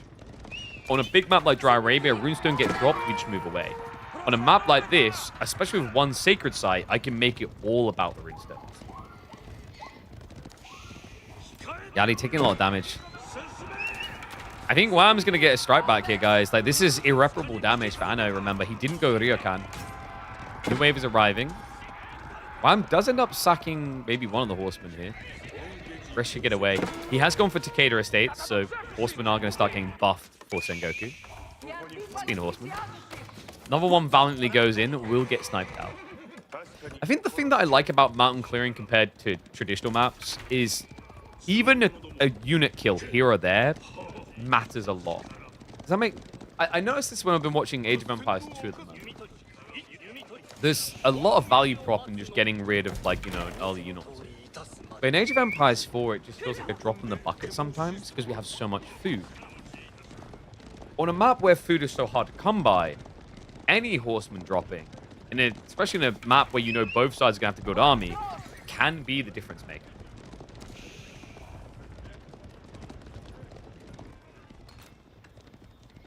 Wham. He should have Arsenal coming through now. Yeah, so with this amount of income at this pacing, he can get into sharpening stones and probably even consider going scale barding. So tank up your front line, DPS up your back line. No steel arrow from Anatan is a bit shocking. Why not? Shinobi, I guess, can be his own form of steel arrow. Unfortunately, I think Wham saw that. So can just look to walk away. Actually getting baited in a little here. Frags. Gonna completely whiff. He did get at least one hit onto the horseman there. Spear count is low. I know. In a bit of a pickle here. Needs to find those kills fast. Especially now that there's a Radari champion. He gets a good frag grenade at the end. Increased burst DPS. Daimyo trying to absorb everything but goes down. And the Yuumi now left unguarded. Ay, Wham. The runestone drop coming in clutch there. Just giving them movement speed to chase. Giving them movement speed with extra range.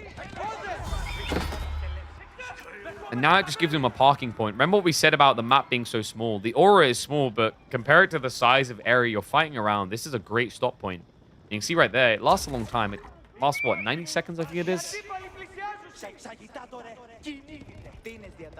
I know, just Yuumi. He's fixing the problems now, though. He's got Steel Arrow coming. He can also go for the Estates, which I would highly recommend at this stage, because you can get +1 damage. Unfortunately, he's about to be up against quite the beast. Wham! Golden Horn Tower on the way. Steel Arrow is a big deal, though. Wham! I don't know if this was intentional or a misstep. This is kind of a Canadian special. He doesn't have the techs. He's got 586 silver and didn't spend any of it. Now they're pushing. Oh no, the Golden Horn Tower! He switched system and then switched back. It's a disaster! I know, now with a dive through. Needs to be careful, the arrow slits here. Ball's almost gone. This isn't that high valued thing, but it's about the Sacred Site now. He will have to retreat. Bano gets one hell of a strike in. Yuumi need to be careful. Horsemen are a problem. Golden Horn Tower build resumes. Archers keep on pushing forward, but not much front line left to assist them. The Daimyo does scare him back here. Got to be careful that Daimyo. Remember, there's the +2 penetration from the Bogmuffer. And he is now spending. There you go. So he was meant to earlier. Scale Barding just got queued. Yuumi now with the recommit. Can he break fast enough? It looks like the horseman count is good enough to keep him at a distance here. So no, Anno will not be able to intercept the Golden Horn Tower twice. I mean, I can't believe that. I think the idea was really cool. Anno, he would have dove after them to the north side, but the triple arrow slits was a game changer there. You can't dive with Yuumi like that. I don't know what was happening with Wham, though. He cancelled Golden Horn Tower for system, then switched it back. A little bit of Teotorin. Frag Grenade's now coming out. Needs to actually clip the army, kind of failing to do so. Radari, now a Giga Chad, 300 HP, hard to breach. And an early Men-at-Arms switch here. Got a few Varangian out, just to scare him off. But the focus is going to be on the Bogmuffer. Yeah, I think he can just win this game off of Archers now. A little bit of a worrisome moment there on the tech up. Like, he did look like he was royally screwed, actually. Because his army just backed up too much was the weird part about it. But, like, I think in hindsight, look at this game. This shows one of the weird weaknesses of Sengoku, which is the Matsuri. The weakness is by having Matsuri, you don't have Forge at a normal timing like Japan does. So his transition to Yuumi was weak because he never got into these key techs. Same here, like Giga Yuumi never got taken. His Yuumi never got close to the power spike that you'd expect out of Japan around this point in the game. And now it's just Radari spam. Like, I think we're going to be going a little bit deeper in this series, guys. The Canuck is about to mark himself up on the board.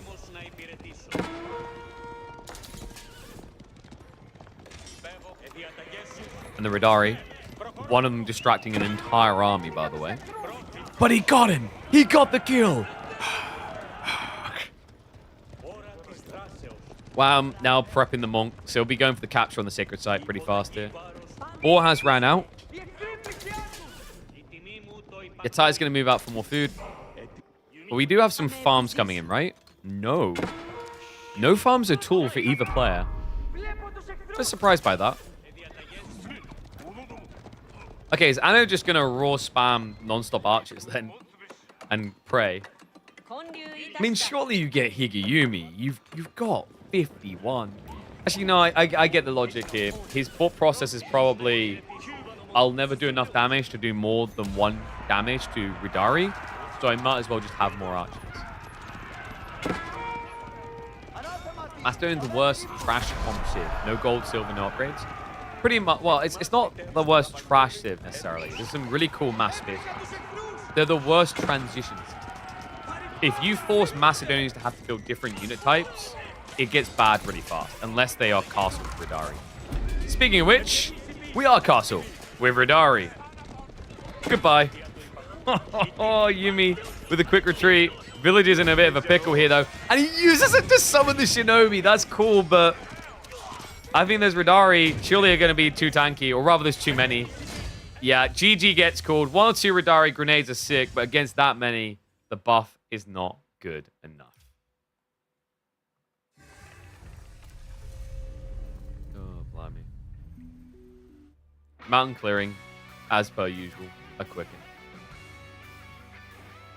Don't know, like, see, this is a thing I hate about, like, figuring out what is or isn't uploadable. I mean, for a start, actually, like, my editor, I think he still hasn't uploaded. Crap, dude, I need to figure out what's going on there. I might have to find an extra person to get involved in YouTube uploads. Otherwise, I think YouTube's uploads is turning to a bit of a ghost town. Yeah, we haven't uploaded since the 10th of June. That's really not good. But, yeah, what I was going to say is a game like that, very short, but the cool thing in that game, legit, was the beginning with the ball.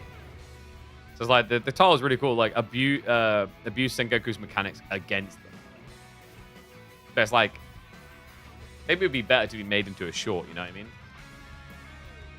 Because it's such a short game anyway. That's the weird thing you have, like, do people actually enjoy watching Stomp? Because my mentality has been you'd rather see a game uploaded that's a lot of back and forth. But maybe I'm wrong.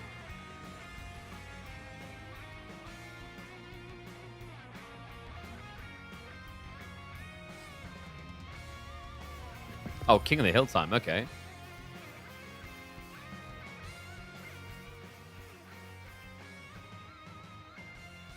Let's see. Just add the details in for that one. God damn, I'm getting itched to play Dynasty Warriors again.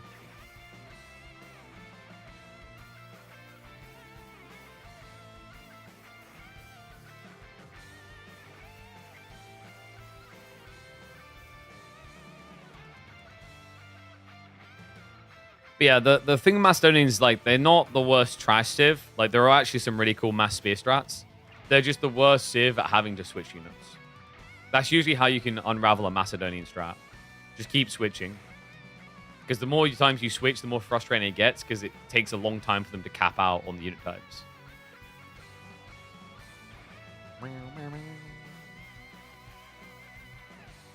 Let's see. Predictions. Payout for Wham. I'll start new predictions and run ads now.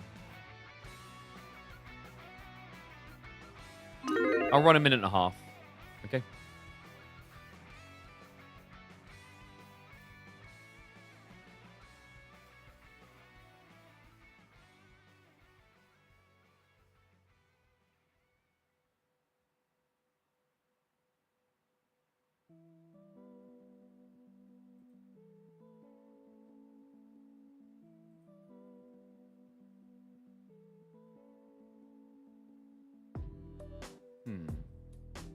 And snipes were Abbasids and Ayabids.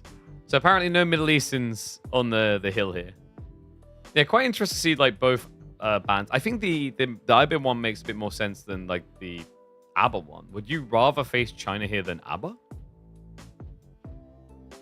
I wonder what the thought process is for Wham. Because can't French deal with ABBA quite well? Maybe it just feels there's a bit more of an all-in opportunity against China because like this isn't a great map for pro scouting China. So they get less value out of that particular play. Remember, if Anatan wins this game, he'll be up to match point and 1 game away from securing himself a clash up against Puppy Paw next weekend. After this series, we have got BC versus Lucifron, and the winner of that will have to face off against Marine Lord, who's been chilling up in the semifinals. Dude, Marine Lord had a very weird group stage experience, didn't he? Because if you guys remember, from the wacky part for Marine Lord is if he had done anything but 3-0'd Wham in the final series of the group stage, he would have had to have gone through from the start of the playoffs. Right? It was the difference between getting third and getting first. It's a really nuts situation there for him. It kind of ended up with something similar for Lucifron as well, where like if Puppy Paw was upset big time in his final series, then Lucifron would have just basically improved from start of day, bottom of qualification, finishing top.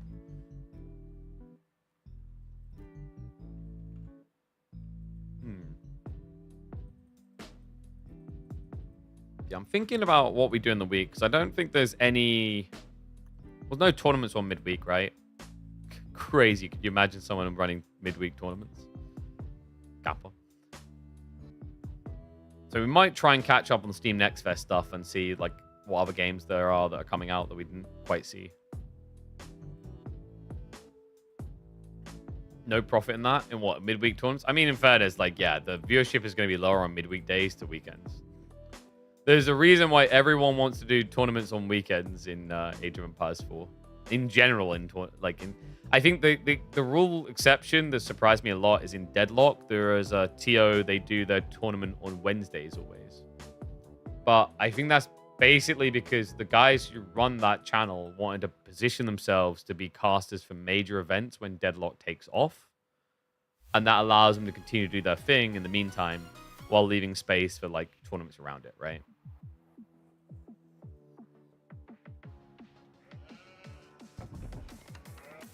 All right, let's get ready to rock and roll.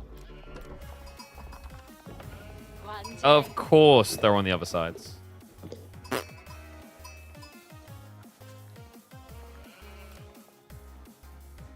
One sec. Oh, no, we're good. We're good.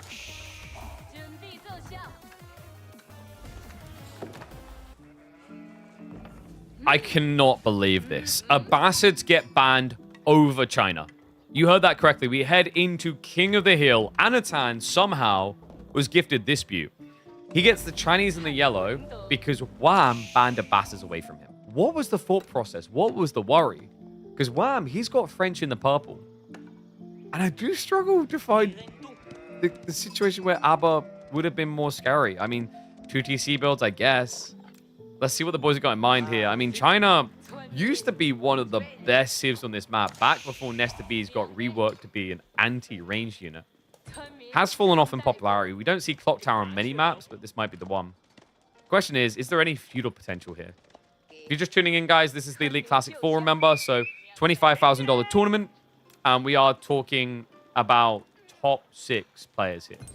So, whoever wins this series goes into semi-finals. Sweaty endeavor, and one where Wham has woken up. He started this series off looking pretty weak. I think you won't mind me saying, going down 2-0, the way he went down was pretty rough. I think game 2 in particular started to give me that sinking feeling that we're going to be looking at an absolute stomp. But I'm glad to see that he started to rally. And I think French is a great pick. French is one of the best civs in the game. Don't let these tier lists fool you. It's just pros trying to hide what they really want to pick in tournaments, Kappa. No, seriously though, like French is an incredible all-rounder civ. It is very rare to find a land map situation where French feels bad. In fact, with the buffs to Chamber of Commerce, even a map like King of the Hill isn't bad for French. So whenever I see someone draft this civ, it is a huge plus in the overall draft strength. Yeah, and when Wham, like, you know, when I looked at the drafts at the start of the series, I thought Wham had the edge. Macedonians, French, Ottomans, Lancaster. Weirdly enough, 2 of those 4 civs he's lost with already. I'll have to see if he's able to actually come back in the second half of the series. I mean, with things like Delhi, Ibis, Japan, there's definitely ways. Imperial Academy now on the way. And Anatan, I guess the Abbasids not being allowed here isn't the end of the world because he still has them potentially for Hill and Dale, which is another great map for that particular pick. And how are the predictions looking? Come on, give me the numbers. 71% on Anno. Yeah, China usually gets seen as #1, huh? I think this matchup is very intriguing because in Feudal Age, I would favor French. In Castle, there are actual situations where China has advantage. And then in Imperial, it's weirdly French favored. Yeah, because the Guildhall and the Red Palace, they scale a lot better initially and then inflate much deeper. There's a deep point in Imperial where China is strong, but when you go past that even, French remain dominant because Guildhall never runs out of gold in a way that taxmen can't really compete with. Like Feudal, typically you see like French knights plus archers. China then has to do archer spears or Chug spears, and nobody wants to have to do that. Because the problem is, unless you can get a hard commit to the enemy base, what tends to happen is a stalemate. And that stalemate gradually loses you the game because one side has healing, the other doesn't. Curious to see how Anno wants to play this. I would assume we're looking at a semi-fast castle type build. Because when you're playing against French, your assumption is they will always push. This is, I think, the most consistent aggroing civ historically in Age of Empires. Actually, that's not true, right? No. I was going to say Mongols, but Mongols had the Silver Tree boom builds. There was a time in the history of Age of Empires where French was like a free TC civ. But in their defense, almost every civ in the game was a free TC civ when that was the case. So it doesn't really count.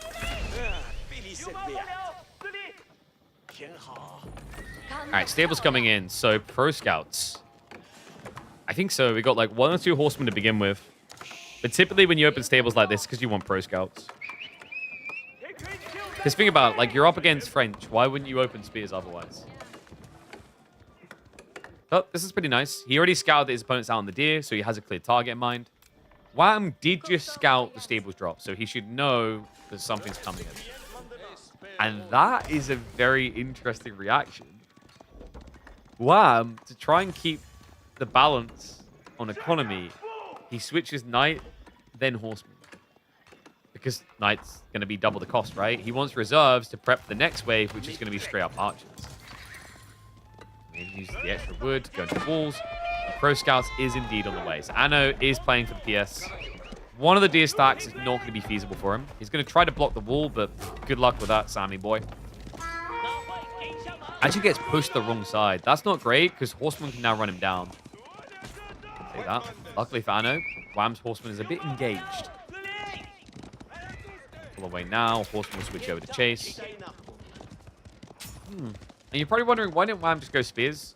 I think the problem with going Spears here, if you get baited into 1-1-1, it makes your Knight play much weaker, and it gives your opponent a way of overwhelming you with Archers. But if you stick to Knight Archers here, your opponent's Horseman mass is going to be weak at first because he's building Scouts, and Archers are actually a lot better element of getting rid of Scouts, right? It's a much easier way of sniping out Scouts.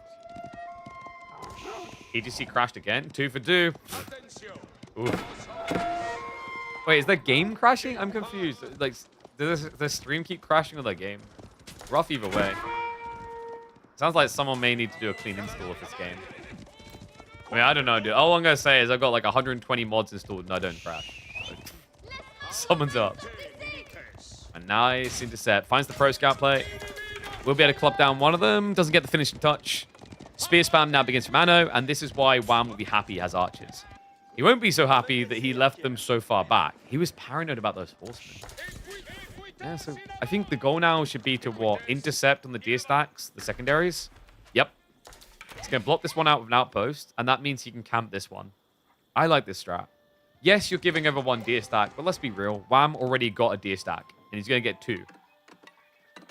I I think you're happy with this. In fact, he positions the outpost such that he can pull the ball to here and then gather that as well.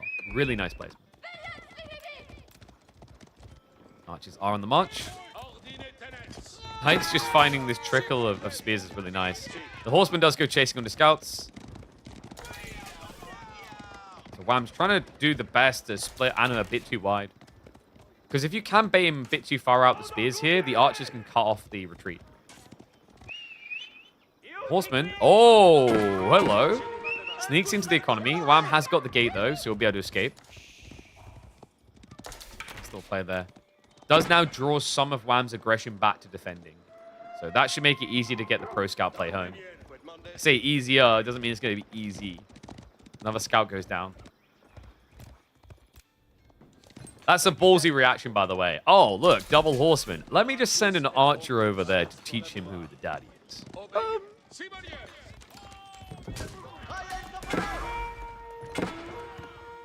Yeah, I don't remember the last time we crashed now that I think about it. It's weird. Earlier this year, I felt like AoE 4 was really unstable. It's been fine recently. What can I say, guys? Hashtag AMD power. Scout. Ooh, nice find.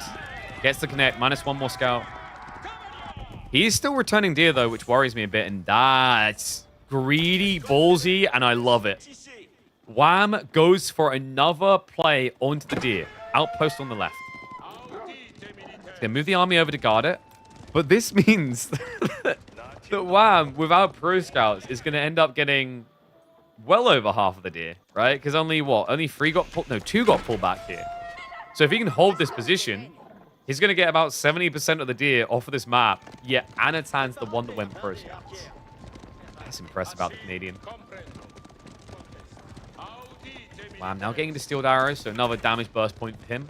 Anno started to switch archers. He doesn't have blacksmiths yet, but cool thing about playing China, you catch up very quick on blacksmiths. You can supervise to get them faster. You also get a nice little tax rebate. Has been nerfed down to 1/4 of the cost. I think it was 1/3 before, which was... I don't know why anyone thought that was a balance take. And, oh, the horseman! Oh, the horseman! The micro from Anno! Wait, can he stop them? 1 already got in. They're all going to find their way in, but no, 2 go down! The melee stab! Spear of Leonidas right there. Penetrated straight through the foundations. Gets himself a double. From this many horsemen, you can commit. You can burn this, but you got to be fast because the army's coming. Coming from the high ground. Scout does see him, though. Am I the only one that wishes that scouts couldn't see up hills? Like just units in general couldn't. I feel like... So we don't need to be AoE 2 with this damage element where when you're on high ground, you do more damage. But I would like vision to be more punishing, you know? Maybe that would make the top of the hill and king of the hill a bit too toxic, but makes the map more unique. Outpost is up, so Wham's going to secure himself here for the time being, but spear spam moving over. Archers there as well. Wham once again at risk after already losing 2 workers. Getting a repair here is hard as well. Knights were trying to move towards economy. They're going to have to steer wider. And that tower is going down. Wham, that's -5. Anno in control. Indubitably so. That's a big word. But seriously, guys, look at the military stack. Look at the economy now.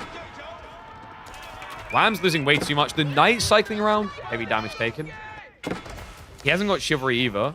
So any damage on these knight health bars is permanent currently. Needs to go for that expensive tech. Archers now pushing forward. But Wham does have the +1. Horseman trying to 8-click in. Spears wrapping around the back, weirdly enough. And Archers dive deeper to counteract Wham's forces. He's hard stuck in the fight now. No retreat. Barely any Archers left alive. And Anno, he's still got 5 spears. 4? That's good enough. Knights are going to get wiped. Wham is going to get pushed off of the map. Oh, man. And that micro to take out the horseman instead of targeting down the archers at the end. There's still a trickle of spinman in here. A horrific trade. Destroyed value favoring Anatan for a damn good reason after a fight like that. He'll get another knight on the retreat. And guys, this was all pre-blacksmiths. Anno is not human. He won that fight up against Steeled Arrow, and then halfway through, Undermesh came in.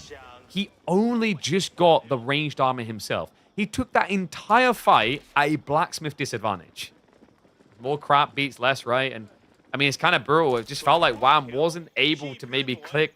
There's 1 or 2 extra spearmen littered in there with the horsemen. As a result of that fight, it means that Anatan gets access to more deer, brings balance to the equation. Wham, already feeling this pain, losing 7 workers so far in this game. Had to build double outpost here for 3 workers. That's terrible. And a Barbican in the corner. Let's go. This is so unusual, guys. This is the play you make on the high ground. Barbican to secure Sacred Site for follow-up play. But I actually prefer this for Anatan. There's a win condition now in Feudal Age. He could lean Castle. I wouldn't blame him for doing it. But like, he has the momentum to play Feudal too. 22 archers again for Anno. A few more spears to come in to defend at home. Barbican's going to protect him against dives over here. Wham just doesn't really have the knight count to attack this area. Now imagine, is the taxman going to be heading out? Would be nice. Anotan's got four taxmen, so I'd love to see the taxman out here. It's a long walk, which sucks, but considering how quick the food gathering rate is on board and how much is there, you know, having a taxman here is an extra 480 food. That's before we talk about the nearby deer. Those should be coming home, though, from pro scouts. So I think Wham can only afford 1 more lost fight, actually. Massing knights is very difficult on a map like this. Like, you know, the food doesn't last forever. And where he has to get food now is very difficult, right? We're talking about Boar on the corner. He doesn't have a Barbican. That's not a possibility. This, though, is a sick find. What? Archer's unguarded. Has to run for it. Quick reaction out of Anno. Well played there. Could have been much worse. It's still going to be pretty rough. Knights catch up with him. Spear's just trying to take a stab at it, but will be contested. And Anno gets put back in the box. Chuk new switch, by the way. That was exactly what Wham needed when he needed it. Raid was moving towards his deer gathering, and the archers completely out of position, and not just 1 group, 2. Oh my god. He's going to find him. Wham. Encroaching from both sides. Spear count is low. There's only 3 of them. That's going to be a huge loss of force for Anno. Archers will not be able to get away from that. The Spears try to go for the brace. They'll try to trade out. That ends up being, what, 2 purple units lost and 10, 12 yellow? That's the military difference. Really greedy position from Anno. It's weird as well because he'd done so well up until there, setting up farms, securing the Barbican. But he just wanted to deny at the same time. I kind of see where he's coming from. He took a big win in the fight. Makes sense. But you still got to respect the French Knights, especially with the vision game there. Like, just negligent playing in this area without a scout nearby.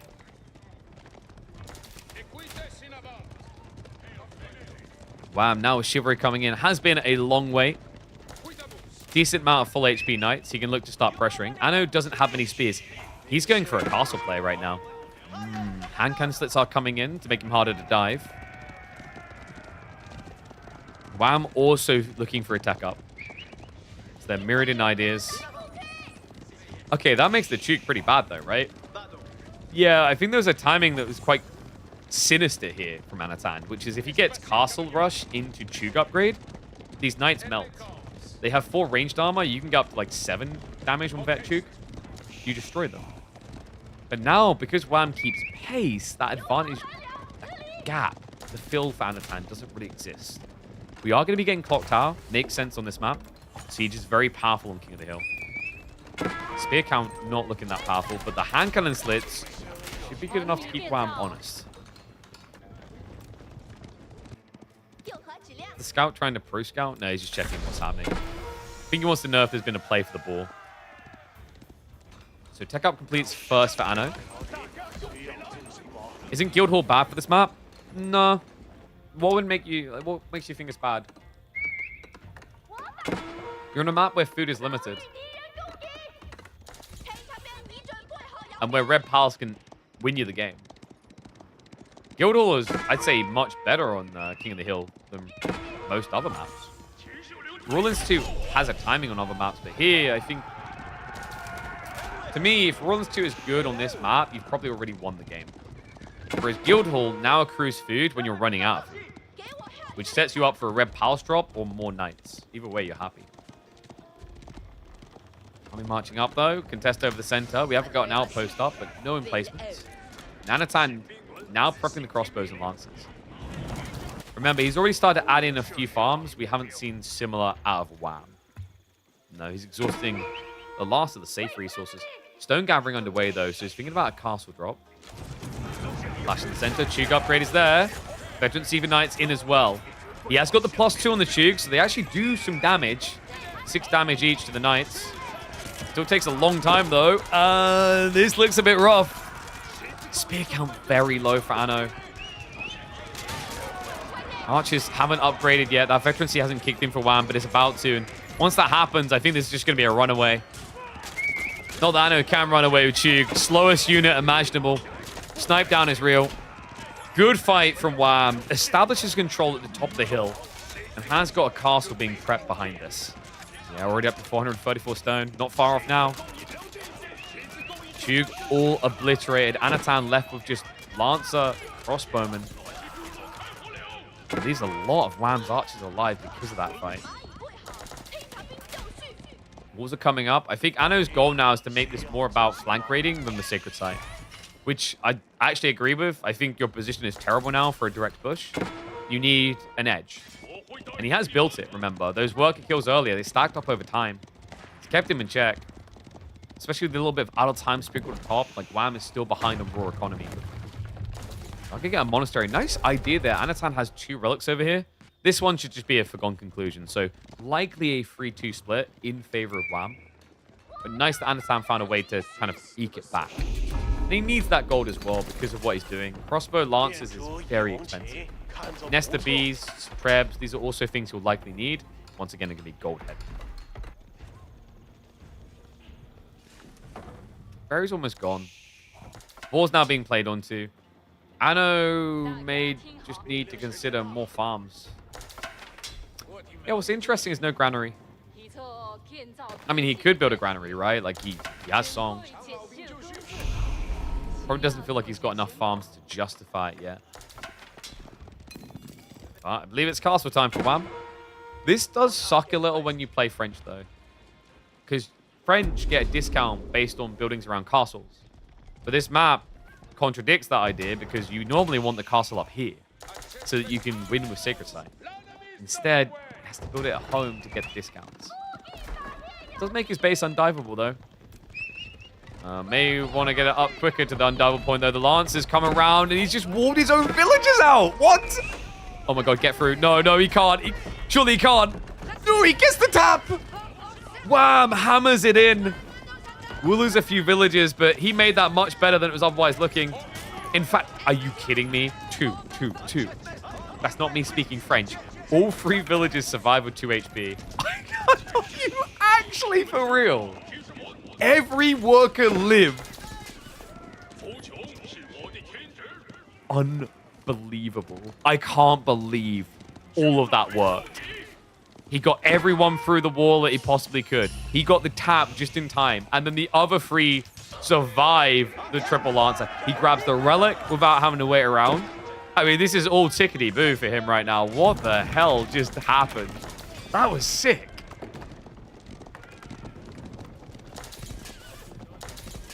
And those lancers not paying off so far.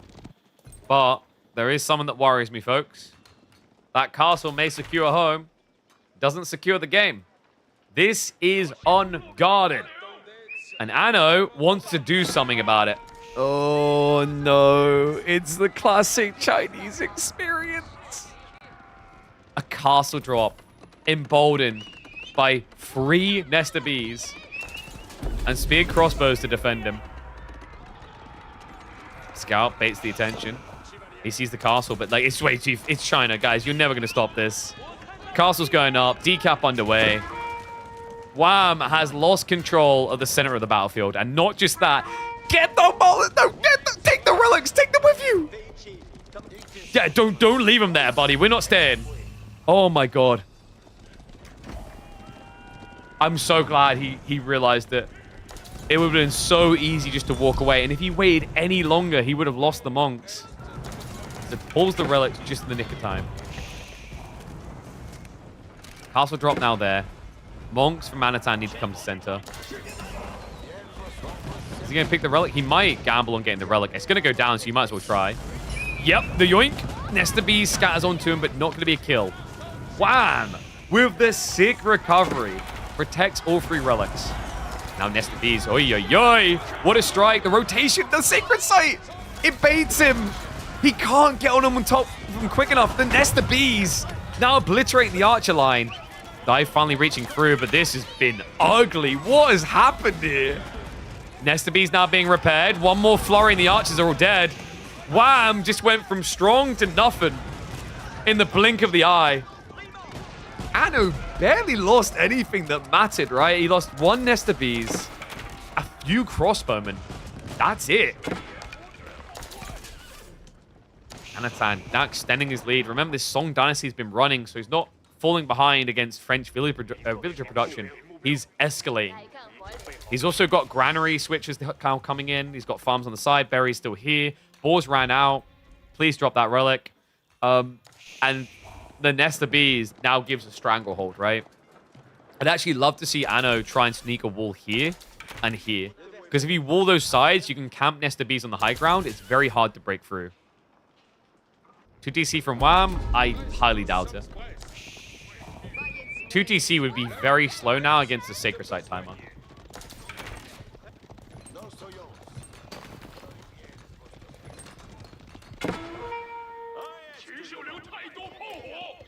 Lance is now creeping out on the flanks.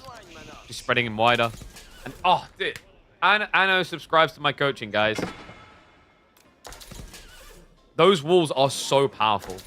Nesta Bee range means you can protect 2/3 of them on each side. He's even walling the low ground as well to now protect the granaries. And not just that, he's pushing forward. Yeah, the even bigger value, you now have a retreat point to get behind so that your Nesta Bees are always safe.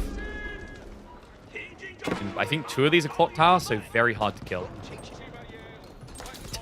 Just look, if you came into this game right now and looked at the minimap, you wouldn't think this game was ever close. It's all yellow. It's actually insanely yellow. Walls everywhere. Knights are going to creep in. He does see the foundation. Nice. Okay, but the villagers are already running back. And the army has retreated. Oh, he's coming in from both sides. Crafty maneuverings. Anno sees it all. Doesn't react quick enough, though. Nesta Bees will at least be safe. Not so great Wall of China. It's the discount Wall of China. It's the cardboard Wall of China.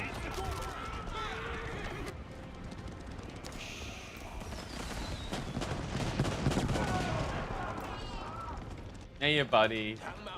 Mommy, you shouldn't be in here with a water gun. My son's just appeared around the door, holding a sprayer water gun. Like, please, not on my electronics. Luckily, he didn't really know what to do with it. And the Guildhall's on food. It's always on food. I don't think you can pull for this, though. Anno's about to get a Great Wall Gatehouse. How is China going Imperial before France? On this map? Oh, dude, this is over. There's no way you break this now in time, surely. Unless you somehow Red Palace drop the Great Wall Gatehouse. There you go. The Great Wall of China's now coming. He's like, okay, we'll just build it here. This looks pretty done. And pretty dark.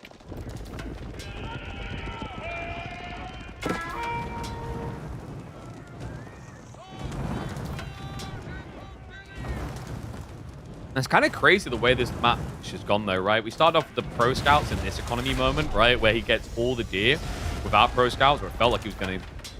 Then the comeback on the west side, the denial of that greedy play from Wham. This slow creep towards the high ground where Wham looked like he was going to lock it in. Anno found that pristine timing while setting farms as well. I mean, there's so much to go back and deep dive about the way this game was executed by Anatan to get him here. And that will not get you a win condition. A Red Palace this far back. feels irrelevant. To make matters worse, Anatan is already prepping bombards. Clock tower bombards. Knights are still roaming, uncontested for the most. My worry is Wham's army is a fallacy. 54 archers against 5 Nesta Bees doesn't work. Right, Anno can double his number after the first burst. That's how strong Nesta Bees are. Especially if he now just queues up the extra barrel stack. Which, honestly, with 5 Nesta Bees, probably worth having here. Additional barrel is very expensive at 1,200 resources, but for the 3 extra attacks on 6?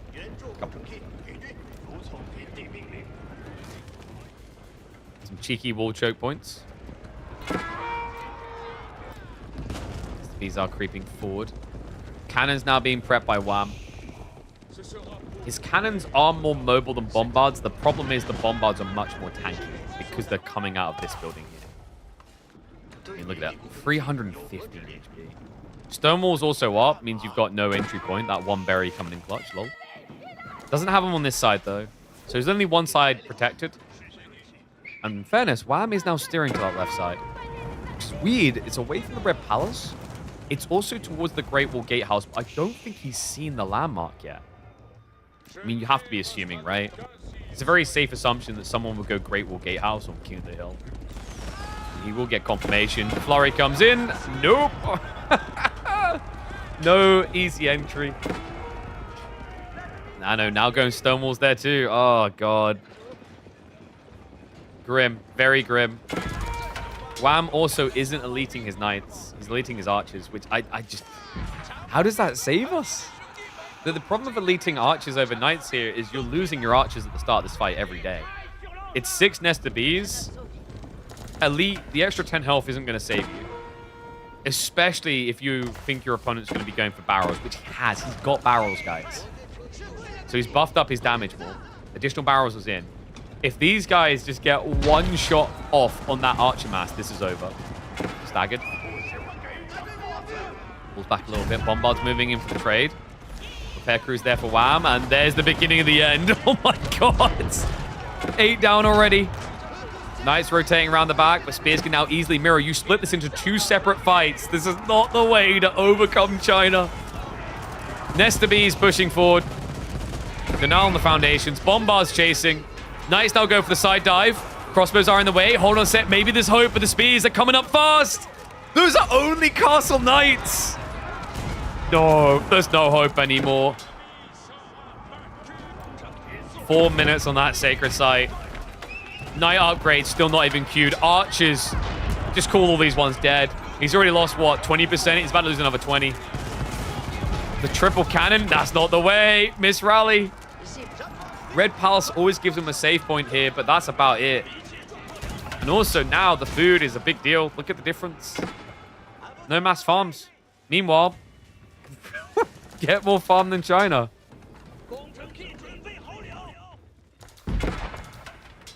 Just a brutal one in the end. I mean, it's an interesting matchup as well because, like, this is probably the 2 most toxic civs for Imperial Age landmarks on this map.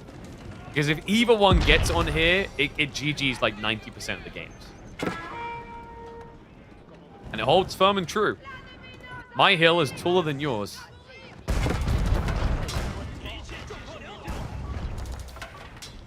Cannon's now just trying to snipe through. We talked about this tankiness of the clock tower. It's so hard to kill, and I know it always has villagers nearby just gathering more stone. Wow, 4 cannons. You'd think this is enough. It just feels so difficult. Nesta B is getting another flurry out. Timer down to 3 minutes. Freya, do not. You're wet. You're not going on me. Wait. Are you dry? Better be. Cannons. Maybe there's an entrance here. It's going to be hard, though. Night count. Only 13 in total, and they're still not elite. I know, it's fair. You can't come through right now. It's blockaded. But the problem isn't just this, guys. He now has to try and deal with the Great Wall Gatehouse.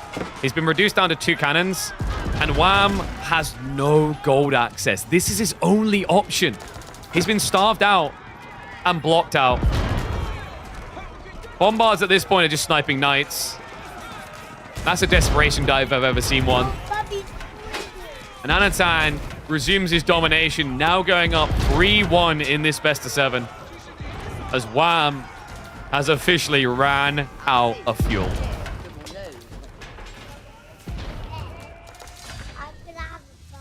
You have a bath? Good, because you're smelly! Yeah, then I'm going to play the game that I go for my birthday. Okay. Alright, you go play. Oh, you get down? Careful. No, you have to. Don't lock your legs on me, you little fecker. No, you Freya. One sec, guys. No, because I'm hot, Freya. And you're going to make me very hot in the summer. Do not nip me. That was a nip. Will you learn to do that? Alright, so next up, we've got Lipnica. You blame a puppy if you learn to nip. Cheeky little kid. Alright, yeah, dude, I love my kids, but there's no way in this hot room I'm having them sit on me for like 20 minutes. Also, the problem is, the reason I had to shoot her is Ezra was trying to get through as well. And then it's going to turn into an argument. So while we've got a second, I'm quickly going to go see them again. So let me pay out on Anatan. Well played on the guesses there, guys. I'll set up predictions again for game 5. And we're going into Lipany. Iobids versus Abbasids. Freya Viking Girl? Well, she spells her name like it, because you spelled Freya wrong. Gotta get your J in there. What should we call that one?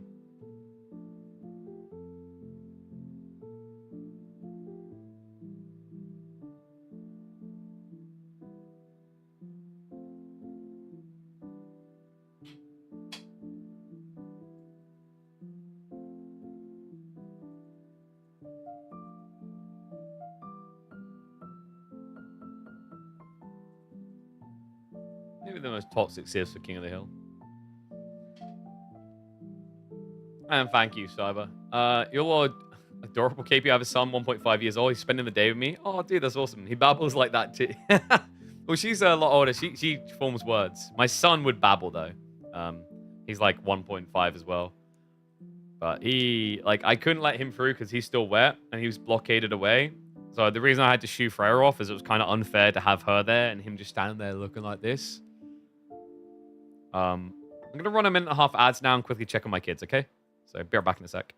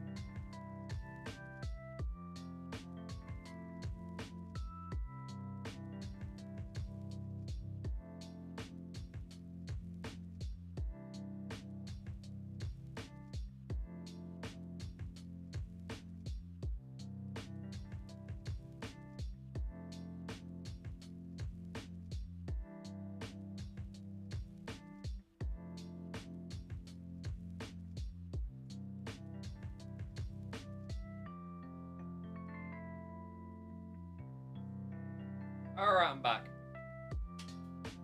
Oh, blimey. Yeah, Ezra's already sipping on his milk. A little bit early. I feel like we keep giving it to him earlier and earlier. He's at the point where he has like milk twice a day. So when he wakes up, when he goes to sleep. And then Freya gets nothing because they went out for dinner earlier. This is like the sucky thing, right? Like Father's Day falls on a Sunday. We used to always go for a roast. There's no point me going for a roast now because like half the things at the carvery aren't gluten-free. So me trying to eat there becomes miserable. So yeah, I stayed at home. You know what my Father's Day meal was, chat? It was a microwavable tikka masala meal. Mmm. Pepper hands. Stop milk unless he wants it. He's like a year and 9 months, so he mostly drinks juices. Yeah, I'm trying to keep like my son off the juice because Freya just got deep dove into the juice because her nan kept giving her juice. And now we're trying to dial her back to water to balance it out. But he's starting to get a taste for juice and then whines like a mother ducker when he like sees what he thinks is juice and wants it. Water the juice down? Yeah, we do too. The problem is, like, it's all, I swear, it's always old people. Not I'm an old people here. But it's always old people that give them too much juice. You know what I mean? Because they're like, oh, they'll sample themselves and go, oh, that hasn't got much taste. Yeah, it hasn't got much taste because your old ass taste buds just are dust at this point. God damn. The Elite Four is this Pokemon? The Elite Classic 4. Dun, dun, dun, dun. No, I don't think it's they want to spoil their grandkids. I legit think it's just their taste buds are so fried that they don't realize that, like, it's got enough juice. All right, let's rock it, guys. It's the Battle of the Middle East with no one from the Middle East. Abbasids versus Ayabids. A little bit of a rarity in professional play these days. We're here in the Elite Classic 4, top 6 playoffs, and Anatan up at match point. He dives deep into the Abbasid dynasty, something of a popular pick for him to try and dominate the Canadian. A Canadian going into this that would have been seen as the favorite. Wham's back is against the wall. The Ayabids in the purple to try and begin a recovery arc. Because if he falls here, he will be out of this S-tier tournament. Map is going to be Lippany, a powerful map for berry sieves. So no surprise that we got a double berry pick. In terms of what was banned, the things they did try to snake through, it was Delhi for Wham and Knights Templar for Anatan. So we might still get Knights Templar if Anatan doesn't close out here. He has delivered the most exciting Knights Templar game we've had in the entire tournament so far. So would be fun to see them again. Abbasid should be a TC booming civ here though, right? So I'm imagining 2 TC play. Question mark is it going to be economy wing or will it be military wing? I quite like military wing here to kind of bait attention. My only worry is it's ineffective against ambulance because you don't have enough damage burst.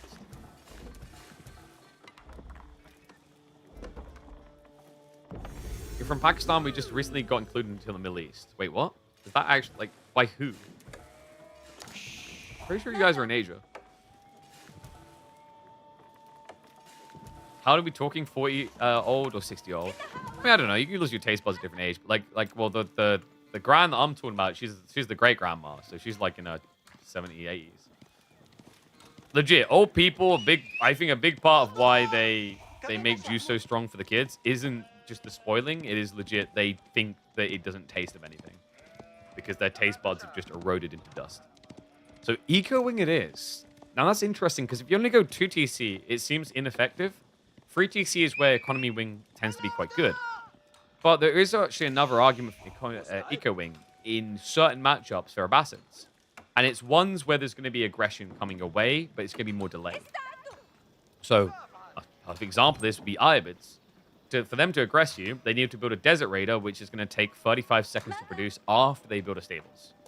Compare it to French. Like, French is a matchup where you see military wing a lot. Because in the French matchup, the School of Cavalry is the production building. So I've already skimmed 30 seconds off the queue time. And then I'm going to produce a knight in 28 seconds. So all of a sudden, I'm getting a knight out in 28 seconds. Or you can get a Desert Raider out in 1 minute and 5 seconds.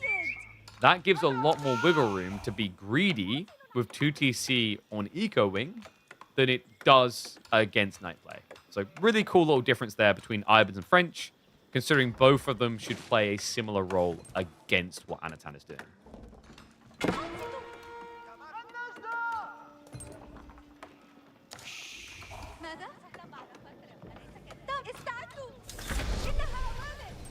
Grandma's still a foodie. I think it depends on like how you're defining foodie and where are you in the world as well. Like I know a guy who was born in Britain but was raised in a lot of Asian countries. His taste buds are so short because of the spice life that he literally carries hot sauce everywhere with him. I remember sitting across from him at an event and watching him douse mashed potato and beef. Well, it was in a gravy already in hot sauce. So Stable's now getting added in. We will be seeing the Dervish beginning with the maybe one Desert Raider. I doubt you build more than one Desert Raider with 2 TC coming in fast. And he has scouted out, so he knows exactly what Anatan's up to. And a very safe town center. Nice placement as well. Secures the small choke point. Gets vision and coverage mostly onto this choke point too. Locks in the tree line. Gives him a really safe area right here. And of course, the ambulances can't do anything. They can just watch. Desert Raider ain't coming, but Wham is bringing a worker. Anatan saw it already. Is he going to go for an outpost rush? Not what I would have expected, and that is cheeky. Anno. Wham, does he know? That was a sick idea. He tries to go for a wall to break the rotation. Wham's going to block him. Anno can build a little L here and then just kind of bait him back. Looks like instead he's going to cancel it, though. I think he's aware the Desert Raider has to be coming soon. Oh, going to try again. Tap the walls, tap the walls, tap the walls, tap the walls, tap the walls, tap the walls, tap the walls. Desert Raider's coming, though. He's going to keep the gap open, so Anno has to walk away. That was so cheeky from Wham. Like, he's blocking himself now. But he waited until Anno had hard committed to waste more of his time. So it is going to be an outpost jammed right behind the fat area of this tree line. Oh, is he going to go deeper? Wait, what is he? Oh, he's getting very deep. Here? There we go. I was about to say, here's a little bit too close. So it brings it back a bit. But look at the radius this is going to cover. It's going to chop straight through all this, and then Arislets will get a little bit more. So there'll be barely any safe trees. And Wham already moves the scout back to keep an eye on it at all times. Cool play. Anno, he is prepping to go into archers. Now, I do say cool play, but I want to put a caveat on this, is that this is the worst Civ to do this against. You guys know why. They get a certain technology for free. You always see Abbasis react like this. You outpost rush them, they build an archery range. Okay, why not melee units to burn a tower? They don't need to. They have got siege engineering, so he can immediately build into a ram. The cool thing about this is he's still got a little bit of time here before the outpost is in range. Not to mention the baby tree line. Like, this is the sick placement of this TC. It's the secondary tree line that makes this so good. Anna's going to be bulking more archers. I think he wants enough archers to insta-kill a Desert Raider. That's quite a lot, though. Like, to insta-kill a Desert Raider, you need 24 archers. But 2 hitting them, 12 archers. I'd say you go more like 14, 15 archers, so the dervishes really can't participate. And then you're happy with that number. Waste his time on a ram, go castle. Oh yeah, like, you're never gonna mass Desert Raiders into Abbasid, right? I think that's like, this might be the worst Civ to mass Desert Raiders against, because Abbasid archers are really strong. Right, like, they're insanely strong, because you just inflate archer count and composite bows are suddenly on the table. Also, military boot camp, they went military wing and feudal age, makes them impossible to fight. So, like, it definitely always has to be castle, but that is bizarre. It's the bizarre. Gamble wing, are you? No way. His tournament life is on the line, and he goes for the gamble.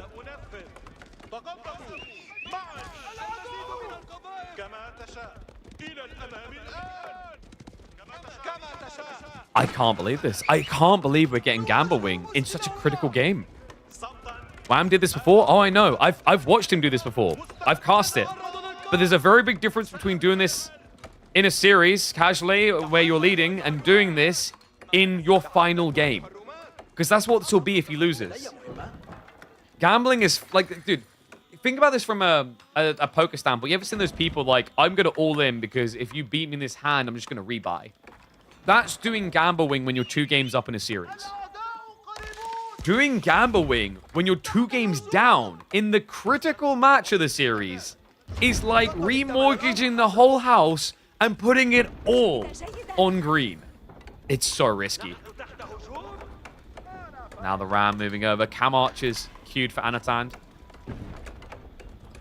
I mean, Cam Archers is kind of interesting here, right? Because it counters skirmishes and it counters both Bedouin. Yeah, because the melee Bedouin do bonus against melee, and the ranged Bedouin do bonus against, I think it's light infantry, if I'm not mistaken.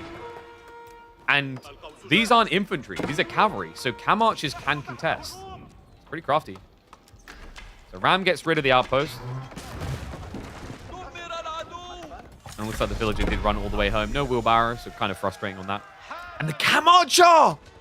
A double kill to begin Wham's Castle Age. Not for him, but against him. That's crazy. And wait. He went trade? He went double trader. Oh my freaking god. Are you kidding me? Against Cam Archers? I don't think he got seen, is the good news for him. So we'll be able to get a trade out at least once. I can't believe he got trade caravan. The other thing he got is double batch of food. That's pretty good because your food is terrible. So might want to be buying into that. We have got Ghoulems getting added in alongside some Cam Lancers. Cam Archer over here is going to die. Anno also now prepping spears. What the hell? But you see what I mean? Like this is look. This is a completely different game because of that detail. He got double trade and double food. And the trade was a gamble on top of the gamble.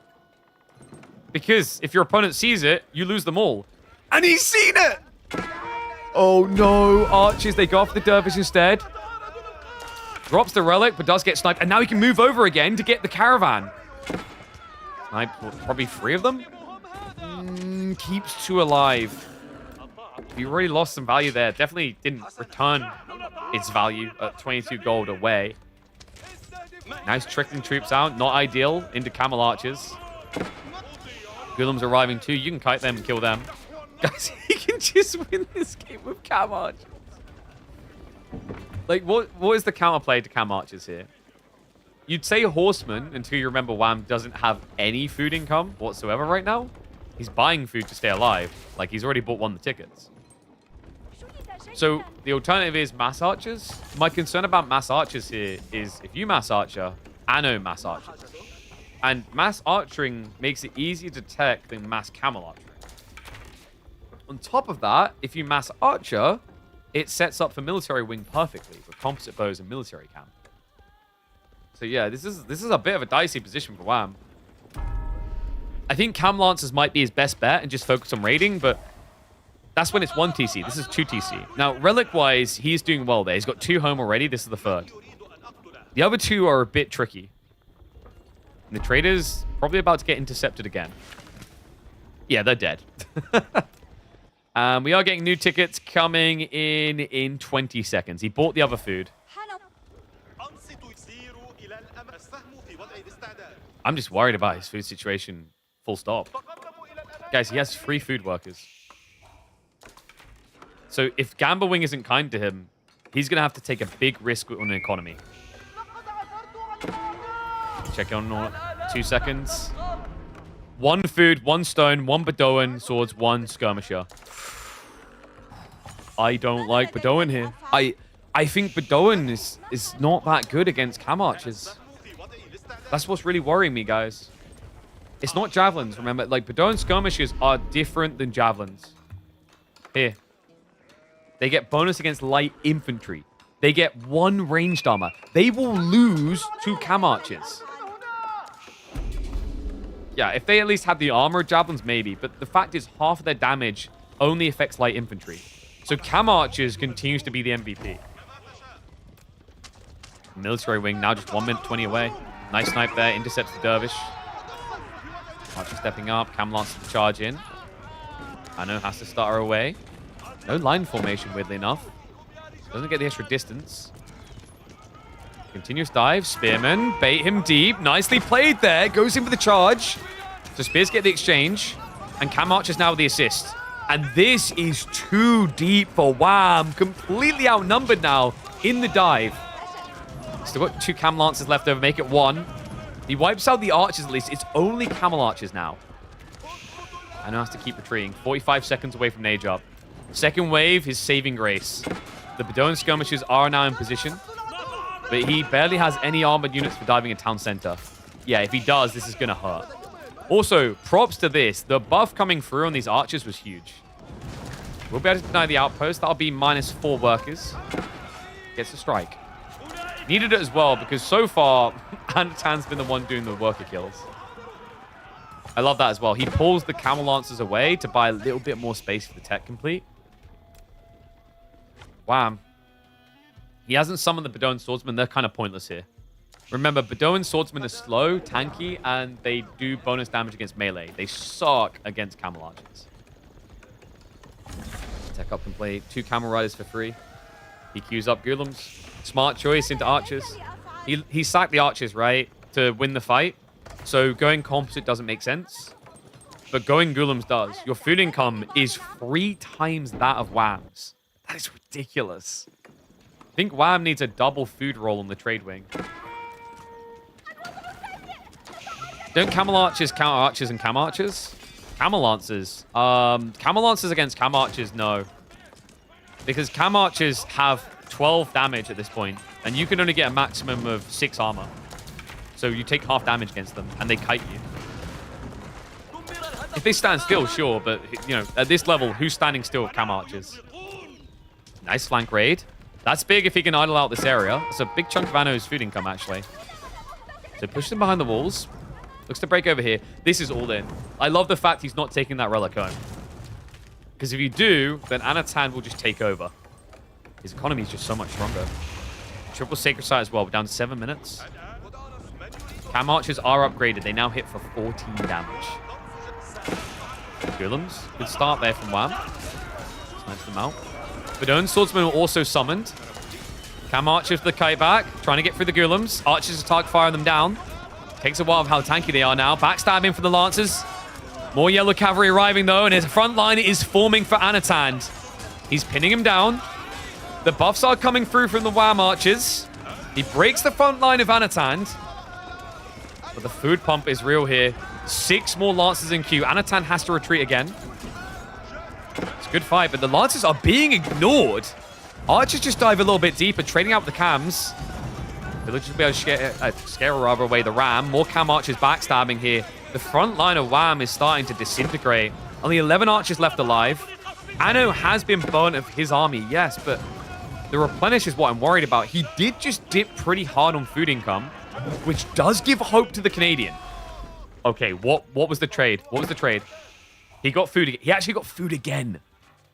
He got food, and I'm not sure what else here. He's got wood and stone still left, not being used. You don't want those. Guys, there's actually a way for Wham. That's insane. I can't believe he pulled that off. Like, when he threw the archers underneath the tower, it looked like it was going to be the end of momentum. But the second wave comes in, and Anatan, because this was all of his food gathering, he's plummeted. Okay, he's going to spike up in a moment as all this food finally gets dropped off. But that gap is huge. Especially when you're scaling cam lancers, it's not a quick to come online composition. Oh, sorry, not normal lancers. Yeah, also, that's like the weird part. Now he just has lancers against cam lancers. I think Anno's in a very hard position here, guys. He's barely got any farms, free farms. Building into racks now. He queues up crossbows. Wham's already going crossbows too, though. And Wham, remember, his problem before is he wasn't gathering food. He's fixed that now. Like, that's the crazy thing about this dynamic of him starving for 3-4 minutes. Because he wasn't taking this very close food source. It's now still there. So he has the runway. And we're 4.5 minutes away from Sacred Site win condition. Wham looks locked in.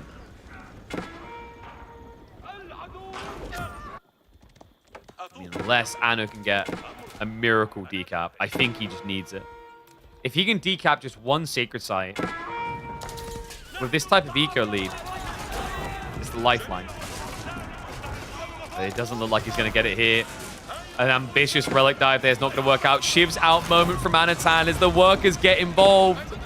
The classic Aber experience. The workers don't matter. Oh my god, there's a few Golems in there though. A lot of archers as well. Anno, he gets the burn on the Rams. And Wham just runs him down. Does not get distracted by the workers. Wipes out the core of the army. And then pushes for the eco kills afterwards. That's it. Wham's done it. What a godly maneuver. Back up against the wall. He gambles it all on green. And he comes out with exactly that. A green tick and result in Lipany. I'm shocked. I'm baffled by this. You guys just don't realize, like pro level play, the cojones to go Gamba Wing. Because even if you have strategies in mind for most options, it's still RNG at the end of the day. You can't guarantee a great outcome. I mean, you saw the first outcome. It wasn't that great. I mean, the food was clutch for sure, but the trades, like double trade, one food, I think we said it was. Was it double food? The food was important. The traders were irrelevant, useless. Count Lancers. Now just stripping Anatan of his entire work lead. This is truly over. No decap option. He tried for the center. He got cut down. We will be going deeper. And Gamba Wing, is it a meme or is it a real win condition is now the question on everyone's mind. Wait. The decap? I don't think it matters, though. Look at the difference in army size. Anno doesn't have a... Guys, he needs like 2 minutes. There's no way you get 2 minutes now, right? I can't believe that happened. How did he get away with that? Like, Wham has so much firepower.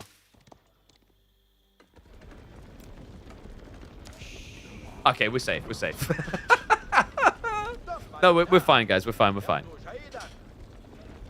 The big boy tower's coming. Like, in reality, yeah, GG gets called anyway. He needed a full farm transition, and he had no worker lead anymore. The decap, like, he'd done enough with it. Wow. Well played. Gamba Wing, actually not a meme. Decap 2 at the same time, opponent may not notice. It may be that Wham like didn't care anyway. Like we highlighted, like his army is so big because the thing is, the fights that lead up to that force Anatan to make brash decisions because if he doesn't, he loses the Sacred Site. This is why the Sacred Site mechanic in Age of Empires 4, in my honest opinion, was an overall improvement over any previous Age of Empires. Because if you had old school Age of Empires, the Abbasid player doing what he does forces the IBID player to probably just build more TCs and boom. But because it puts you on the clock, you actually have to weigh that up into your strategy.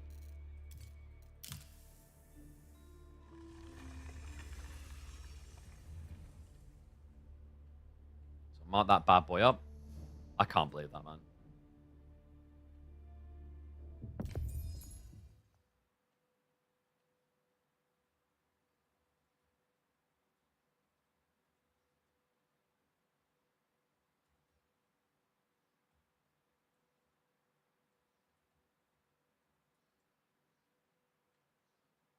AC, if has the ability to give you extra free units right now, is very powerful and is the meta right now. It's not free units, though. That's an unfair call. Gamba Wing is no. Gamba Wing is not free units. Gamba Wing gives you push because it develops them straight away, but you pay. You pay every time for those units. And the price is like... It's not insane. You pay... I don't remember the exact number. I think it's around 500 gold, right? So you're paying like 100 resources for each of those units to get 5. So yeah. It's really like I wouldn't mark that the same as like what, for example, Shushi do. It's not even close. It can be strong when you get the right roles and the right matchups because you're instantly producing an army. Still instantly being summoned? It is, but you're still paying for it. Like that's an important thing to always emphasize. You're still paying for it. You're paying for it, it's instant, but you also don't guarantee you get what you want. That's why Gamba Wing isn't meta. Those variables make it problematic, I think.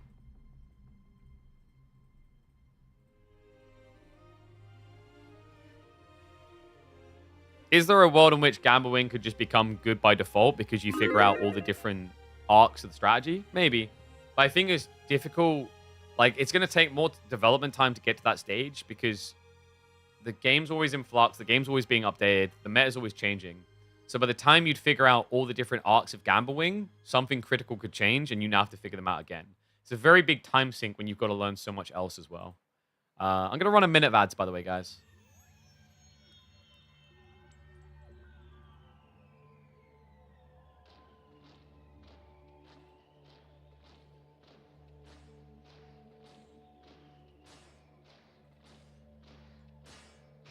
Okay.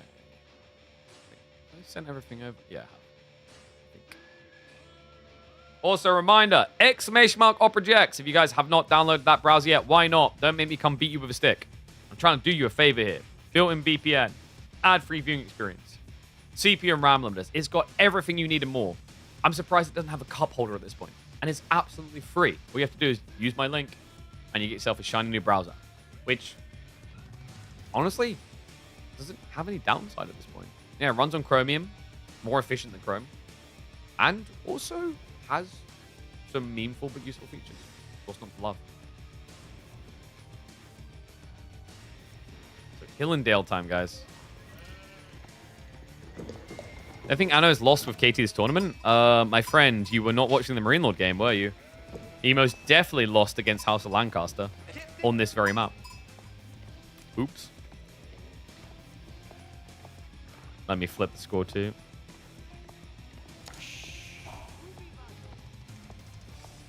Yeah, he most definitely did. He done a good job of dragging the game, but very rarely did it feel like he could win the game.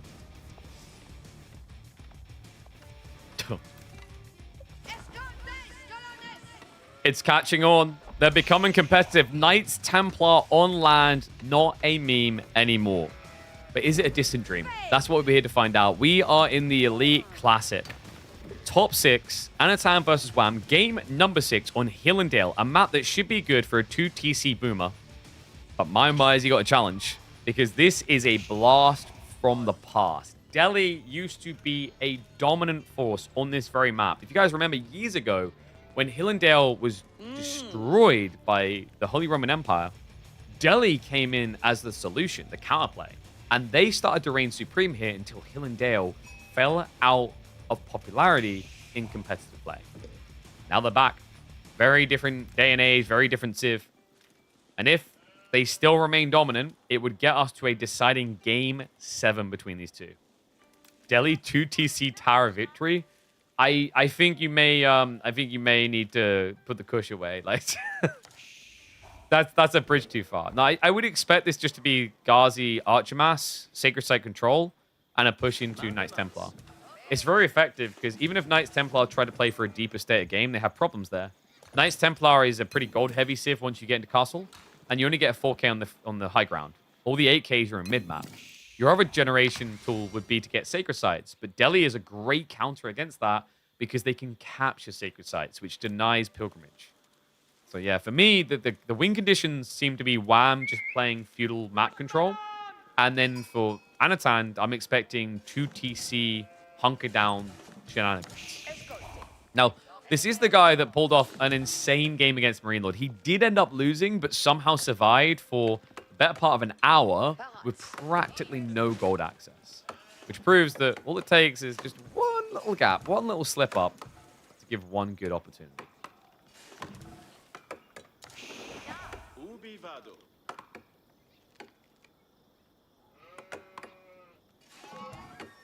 Tower Victory. Ooh. No, you're not getting two town center. Come on. Tower Victory is pretty cool, though. I wasn't really expecting this. I guess maybe the thought from Wham is that Anatan is going to be doing 2 town center, which means he won't be contesting Sacred Sites, which means I can just capture them for free, right? Because if you can get these Sacred Sites with no risk, then you get the gold to build more skulls anyway. So this way, he makes his archers better than Knights Templar archers. That's a pretty big brag. Hospitalet going to be coming in. So Anatan just going for the standard one that gives you wheelbarrow and textiles, essentially, as it increases the health and movement speed of your villagers, as well as gives you access to the healing knights, or rather healing men-at-arms. Not expecting to see them here. Maybe 1 or 2 would be cool down the line, because between fighting, it would give you a way of healing, so that Delhi aren't the only ones with infinite health. But we'll see. And what are the predictions? Wham with 100% of the vote. No faith in the Knights Templar. All right, all I'm going to say is when the Knights came to the Middle East to try and, you know, dominate the region, I did indeed see the Saracens fighting back. But where were the Delhi, huh? Where was the Delhi Sultanate? Were they not cowering over in the strongholds in India? They hadn't even heard about us at that point, but they were hiding. How dare you suggest the Knights Templar would be annihilated so easily?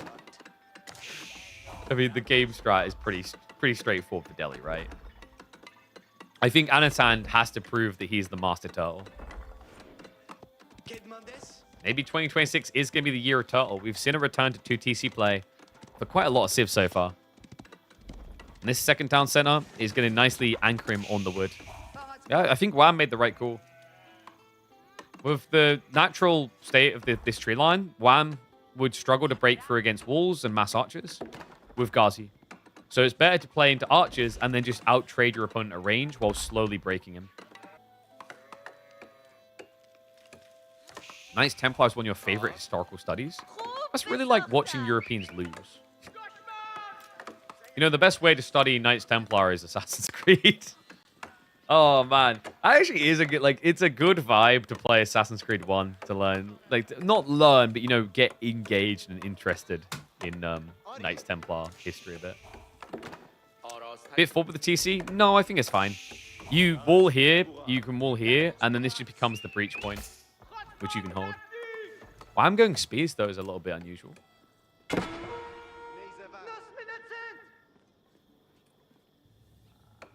Why would he open spear? Oh, well, apparently he knows someone I don't, because I know, dude, I think they're just playing mind games here. You open spear because your opponent was going to open, Archer, but he's going to assume you open Archer, so you open spear because he's just... I think there's like the triangle going, you know what I mean? Where it's like, well, the logical play for KT is to open Archers. The logical play for Delhi is to open Ghazi, or maybe Archers with Tower of Victory. And check this. He's setting up for walls on the flank. That's so cool. Yeah, it gives him blockage. Because here's the thing. If you walk around here and it's an archer opening, you just walk away from the archer. If you walk around here with an archer from Delhi and it's a horseman opening, your archer dies. But because there's a spear, this horseman opening can't stop this. They definitely can't kill the person that does it. That's really crafty from Wham. And now he completes the triangle. So 1-1-1 build it in the end. And remember, Tower of Victory is a blacksmith. So he already has Steel Arrow just a minute and 20 away. Both of them going to be walling. Yeah, but the spear can stop that wall. He sees it. And he will dive. Get off my lawn. Very hard kill with 65 HP. But 65 HP shouldn't be enough to build the whole wall. So we'll have to walk back. Yeah, he's just trying to quick wall up instead. Damn, the attack speed is big, though. Oh, no, the pathing. He can attack, I think, still if he's close enough. Seriously, though, that attack speed is impressive. Down to 1.56. You definitely notice the difference. Needs to complete his wall. Maybe a bit... Yeah, I think he was too greedy with that. The archer does counterplay him. If he went back to building the wall straight away, it would have been fine. I think he's going to try again now that Anatan is backed up just a little bit. Every TOV game you've seen has been a loss. Yeah, it's not been looking very good. Because Tower Victory build is new. It's weird, I know, because it used to be the dominant thing. But Tower Victory isn't done anymore. It's very different the way it functions now. So people are still figuring it out. They haven't played out all the game forms to fully understand it again. It is a lot stronger now than it was before, though. Which is why people are willing to re-adventure. Yeah, a true 20% attack speed buff is huge. In fact, you can see on archers here, down to 1.31 attack speed. If you want to know why Sengoku just get nerfs and not buffs, look no further than this. So Sengoku, if you have the Daimyo, the Yumi go from 1.62 attack speed to 1.56 with a 10% attack speed boost. That's not good math. This is good math. This is a true 20% attack speed buff from 1.62. They go down to 1.31. Yeah, if they ever fix that with the Yumi in Age 2 of Sengoku, I think that Civ's going to go nuts. Did you figure out in practice, not in a tournament? That's not how it works. I'm sorry, but that's like that. I just have to call you on that. You got to be careful. You're turning into a Karen. Right? You can train this idea against a player and discover certain things against a player. But a different player will have a different idea on how that works, right? Perfect example of this is Luciferon and Vortex. They are the golden standard proof of this. You will see them GG at 8 minutes in a game matchup, but then a guy against them in the same losing condition plays out 30 minutes and wins it. It's so hard, man. Like, RTSs are branching. They're so diverse in their branching. I don't think there's as much permutations as, like, a MOBA fully fleshed out. I still stand by that. But there is still a lot. Okay, so Anno 22 archers. Wham, not a lot. He's going castle. With one scholar? Wait, I'm sorry, what? I mean, I guess he has to, right? Because Anno's already up to a 12 worker lead, but I just don't see the value play here. Compound defender, maybe? God, they kind of got to go different. With one scholar, what's the point in House of Learning? Could site control at least. So remember, Pilgrims can't happen. Anno knew that. He never bothered to get safe passage. It's still going to be House of Learning. Okay. All right, Compound Defender may need another buff. Let's make it 30% Kappa. Yeah. I don't really like this for Wham. I mean, I don't think there was an all-in at this point, right? The all-in would have had to have been a lot earlier. He hasn't walled all sacred sites. Timer only just started. I don't think War Elephants protects you either. Because Anno can go Angavan and build into heavy spears. Has a triple comp better than just 2 unit masses? Typically, like, you're just padding yourself, right? With the way he's played this, he's playing wide, so he kind of needs the counterplay in case something turns up that counters him, if that makes sense. Because you're not peering into the base. You know he's going to be bigger. So, like, if you try to turn this into an ego challenge, I'm just going to build archers, lol. Yours attack quicker, but Anatan has a lot more archers. Process. So I can kind of see where Wham's coming from. And you always want Ghazi at least because it gives you map rotation. But we already went over why the spears. The spears was like, I think, meant to be a crafty idea to get some walls up.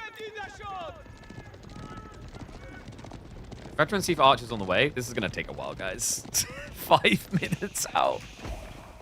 And Anno, it's only going to take him a minute to get castle, remember. It's fast on this civ. Sorry, 45. Yeah, even better. Minute is for feudal. You know what would be sick here is Castile. No cap, no cap.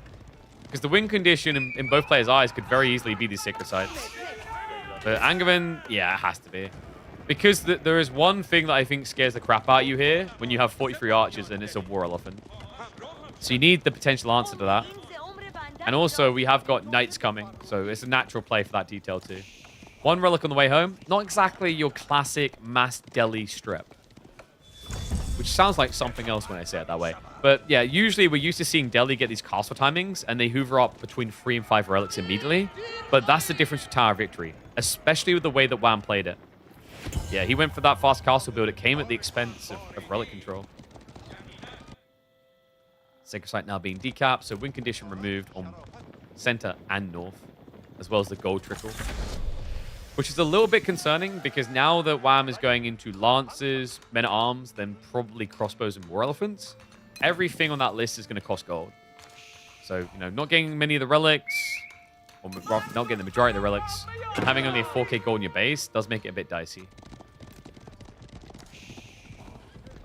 I know, we have got the Veteran Thief Archers on the way.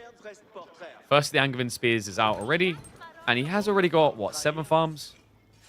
This would be a nice expansion, but the wall hasn't been dealt with.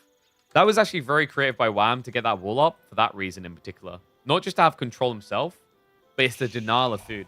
That's 2,450 food you just can't get to. Instead, bigger risks like this. Berries on the front side, which is also an inferior gathering rate. And forcing to farm sooner does give Wham more time to control map. Another relic being played for. Could go deep. 2450 is more than one boar? Yes, but a boar is quicker on gathering. But, like, it's barely more now. Remember, they buffed boar up to 2400. So you only get 50 more food by going deer, but it's so much less efficient than boar because the boar is one entity, one location, but the deer is spread out, so you lose efficiency on walking. But it also has a worse gathering rate. Boar's higher. I'm moving for another relic. Anno now prepping his own monks to try and grab the goodies. Army's marching up. Looks pretty strong, actually. 45 archers, 12 Angevin spears. Cavalry, they are rotating. Have they been seen? They most definitely did get a glimpse of it. Oh, yep. He's going to see him early. Nicely played. So villagers can pull away. He's close enough by with the spears. I don't see Wham trying to break this wall. Would be very risky. Especially with the villagers nearby. It's just not worth it. Archer creeps in. Yoink. Gets himself a kill. Few spears intercepting some lancers.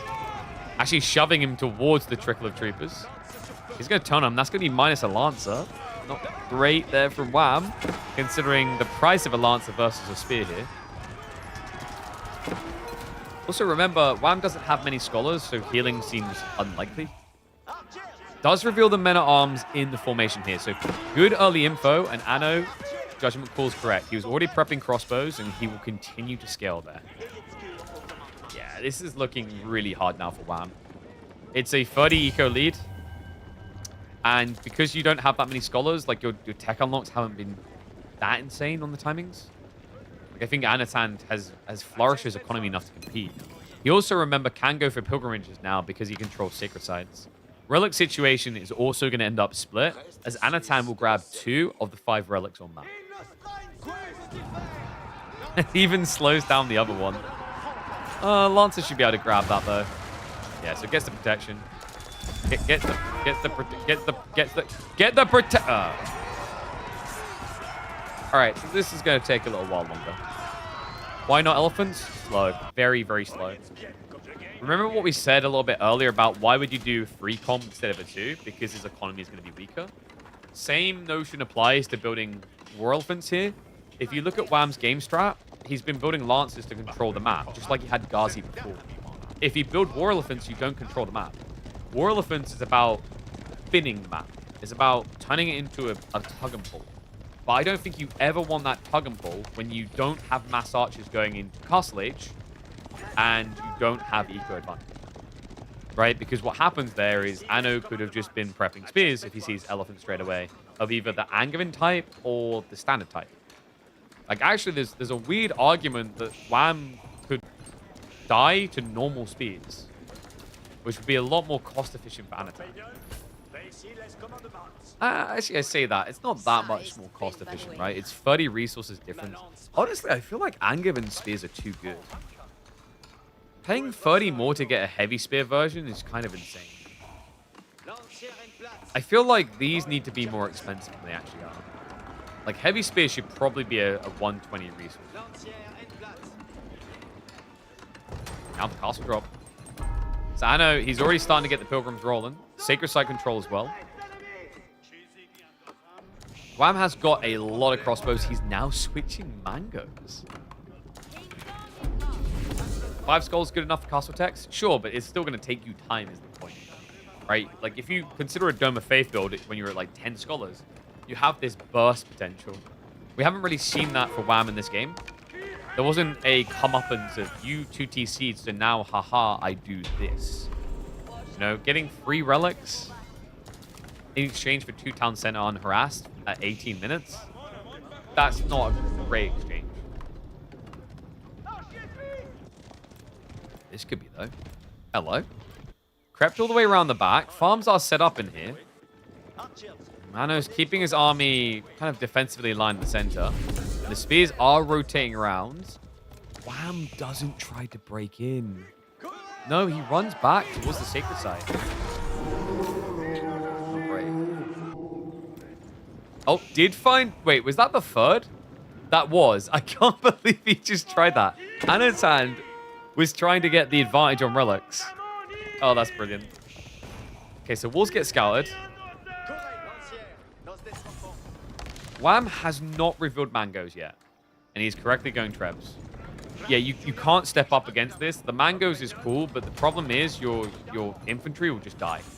Remember, when you're near a fortress, you get more range on Knights Templar units. See it right there. Crossbow at 5.75 instead of 5. This beats out the unique tech that you get from House of Learning, which gives you extra range. Yeah, you get 0.5, they get 0.7.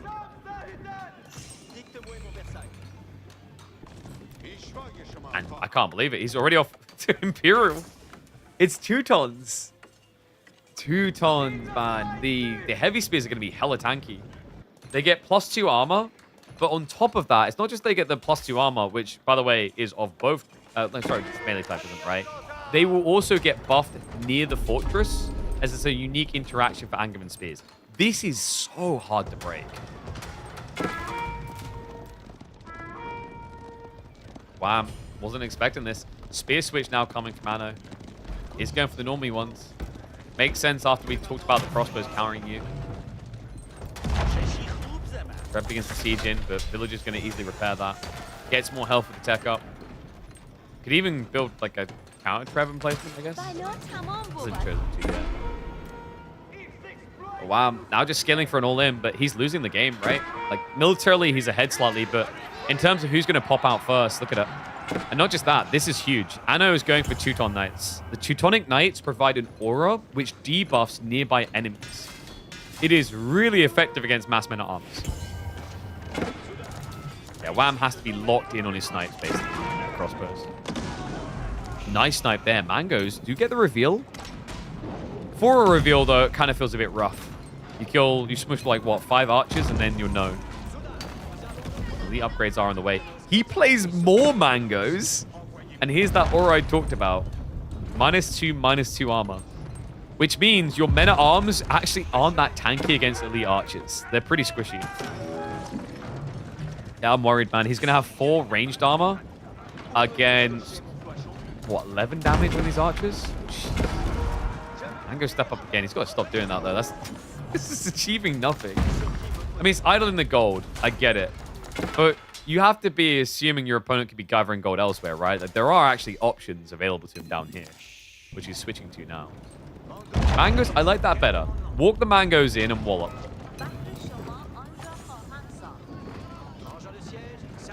More Teuton Knights coming. Bad age up for KT. Are you watching the same game as me?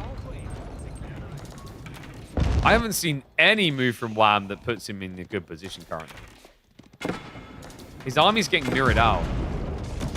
Your opponent's getting all the upgrades over you. He's got 12 skulls to try and go tier 4.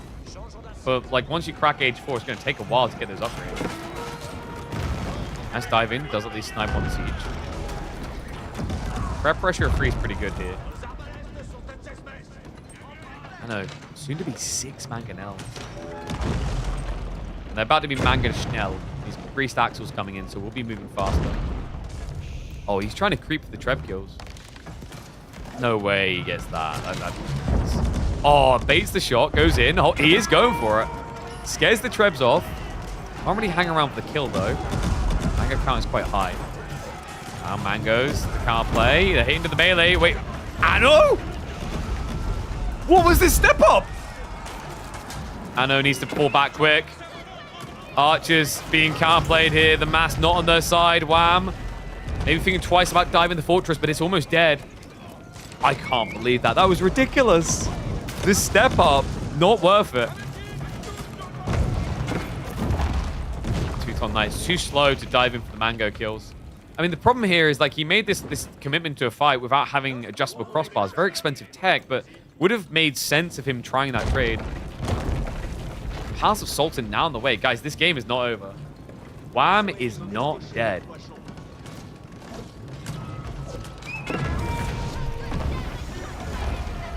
Fortress also not dead. He's still keeping it up, but Stone is running out. So this death seeming inevitable now. Step up. Mango trade out. Has got repair crew here though.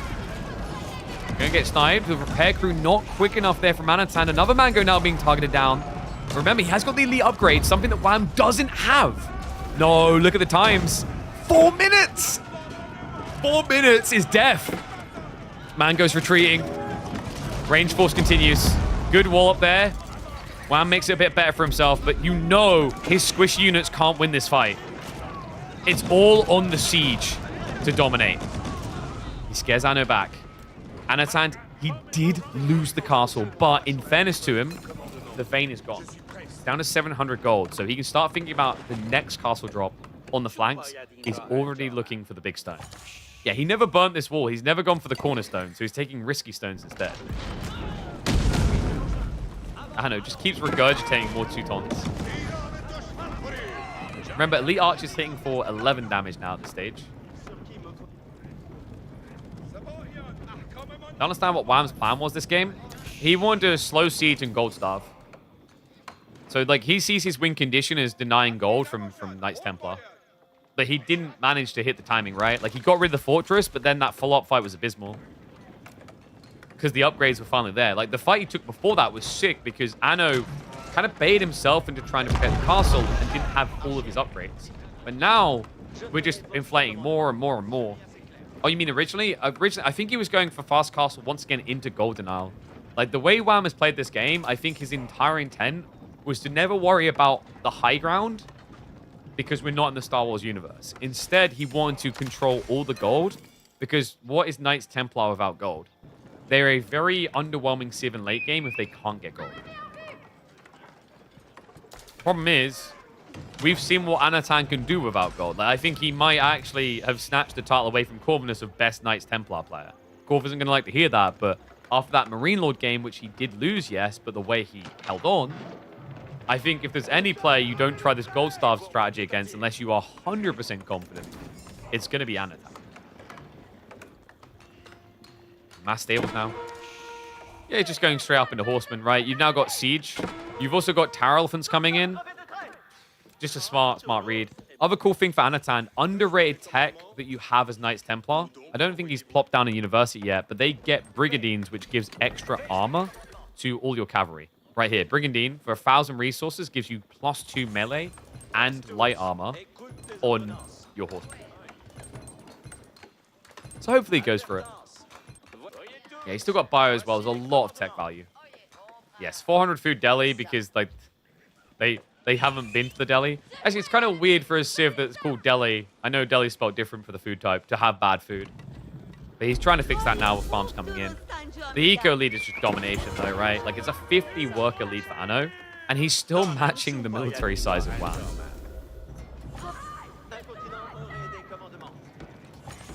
Extra level sanctuary coming in. New fortress being dropped on the far flank, which is going to allow him to easily lock in gold over here. I mean, this is insane, right? We're talking about 24,000 gold, more than that actually.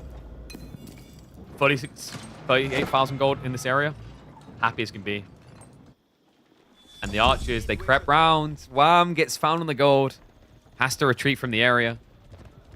Army will be rallying over to try and re-establish control, but the death push is awaiting. You can see what Anatan is up to here. Elite horseman upgrade.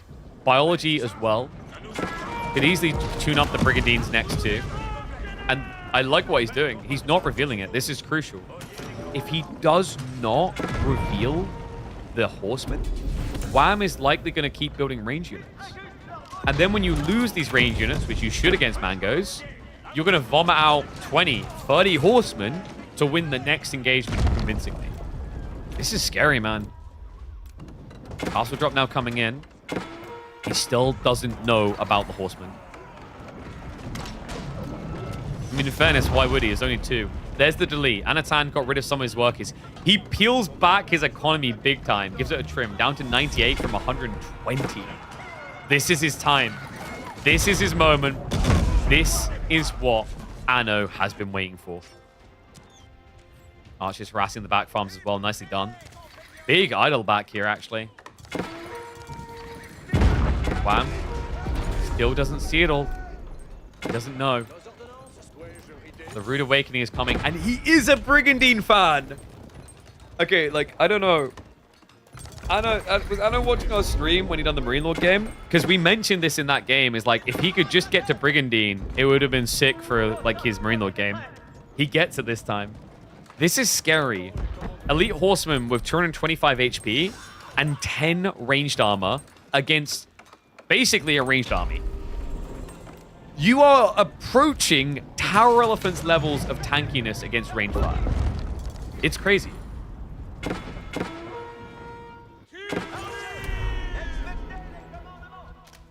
He gets confirmation of more Tower Elephant, so he knows what it is. Military Academy as well. Whoopsie, sometimes forgotten about. That's going to give him the re-vomit. So wave 1 to demolish the core of what Delhi have, and wave 2 to press the advantage. Delhi can research Opera GX. What does that give? If Delhi researches Opera GX, they are able to go much faster because they're able to limit the amount of RAM and CPU being used by their browser. That gives them more frames in-game, so then they're able to micro better and beat their opponents. It's just logical. If you are a real gamer and you want peak performance, but you like your browsers on the side, you should be using Opera GX. It's that simple. Incendiary also now on the way. Meanwhile, for Wham, 3.5 minutes away. The Horseman wave. It's time. Rohirrim, he steps up into the trap.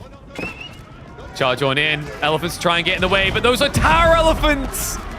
They ain't gonna last long against this. Gets the mangoes as well. He's clustered up, trying to minimize the damage, but it's not working.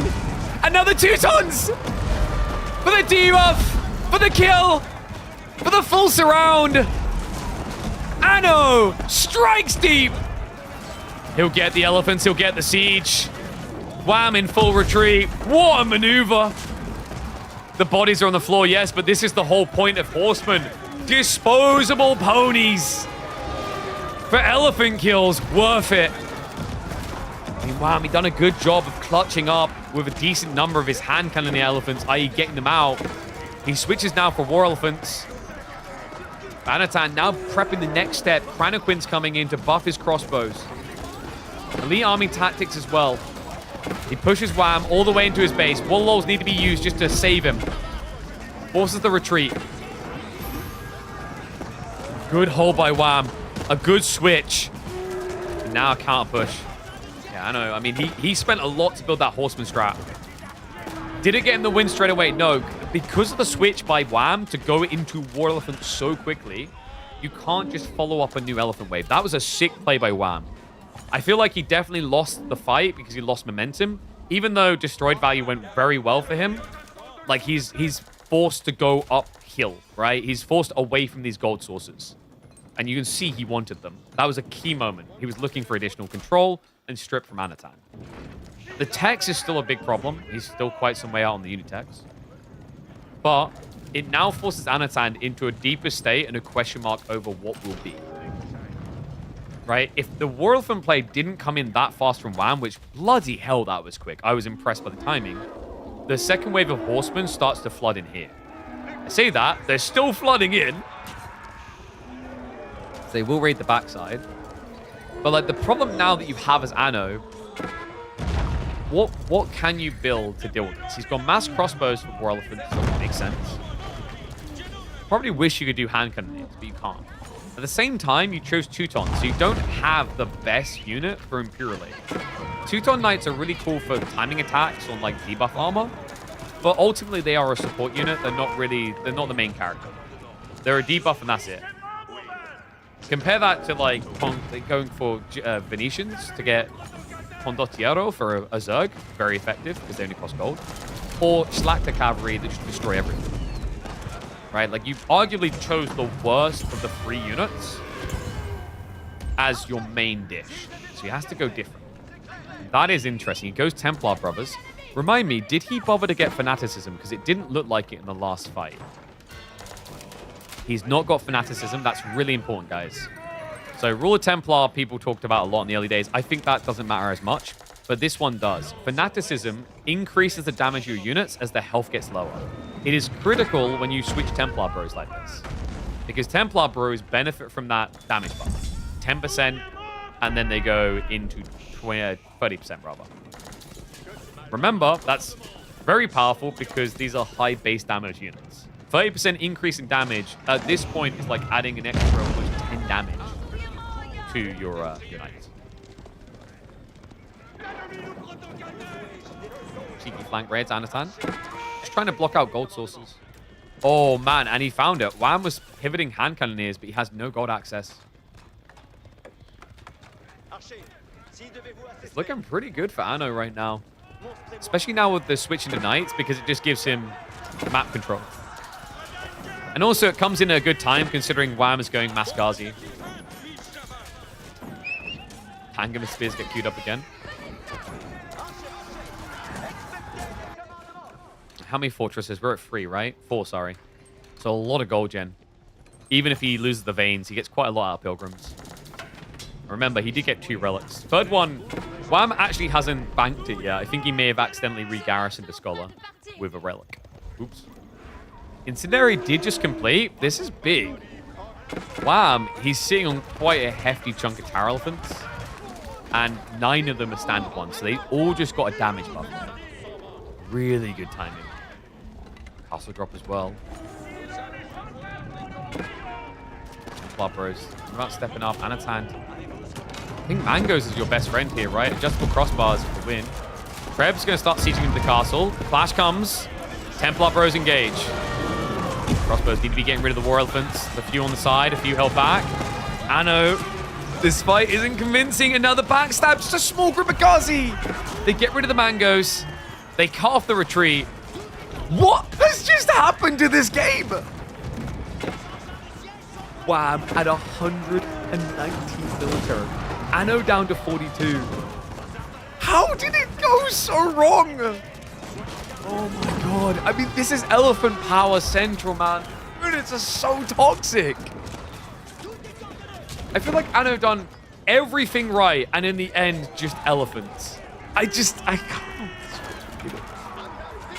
I even got baited. I wanted to believe his economy looked strong, the strategy looked strong, right? The surround looked really good on that low ground, remember? And yet, it didn't kill off enough.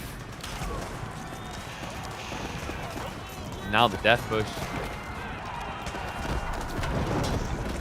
Anno has a lot of castles that need to be brought down, but they will be. Knocks the door of the central castle. Templar Bros just not able to carry this torch. Still does not have fanaticism either. I mean, this unit just makes the game look broken every time, doesn't it? I can't believe it. I was skeptical that he could get to this point. But I think what mattered so much for Wham is when we did have that surround, he lost some tower elephants, but I don't think he lost more than 1 hand cannon elephant. That's your real DPS burst, right? So being able to scale them now up to 7 creates such a hard-to-kill army. And we're now seeing Anatan go Mangoes, but guess what, guys? He still doesn't have adjustable crossbars. No GG? No, not yet. Well, because he knows for Wham to get a win, he needs to eliminate landmarks. And because Anatan spread out his landmarks, i.e. castles, the game isn't quite over. So Anno gets another hit at it. Now his gold is going to be a question mark. Yeah, because Wham's moving to intercept that area. Barely any units in view from Anno. I mean, this does just look over. I don't see how you claw back. I'm wondering what Anno's waiting. Okay, so he's going to go mass Angevin Spears. In fairness, there's mass Ghazi. That makes sense. If he can reach the tower elephants, it makes sense.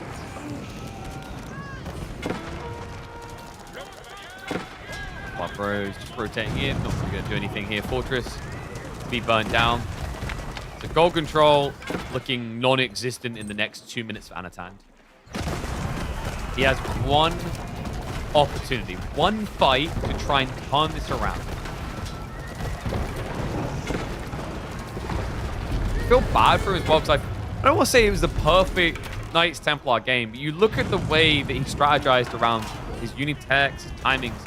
I feel like Anno done everything right, but then it just still didn't matter because Delhi late game. It's so bloody infuriating.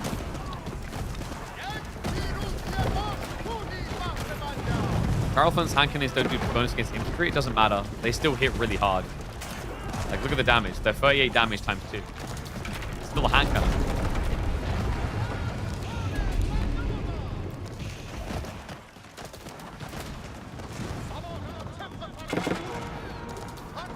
Wait forever for Wham to get to the late game.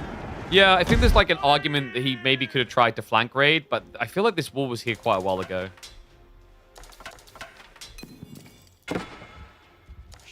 Maybe a siege switch sooner in castle would have made more sense, because like he tried to contest, but Wham had mango advantage. Speaking of which, mangoes, they've stepped up.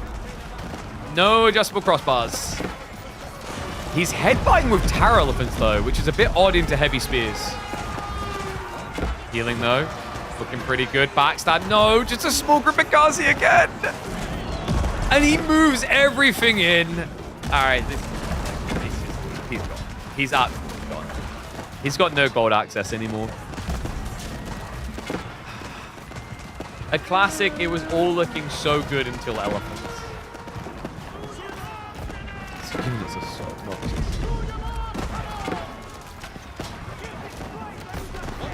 You ever watch Delhi and think, man, this is, I think, what the devs envisioned Order of the Dragon to be. These unkillable bodies.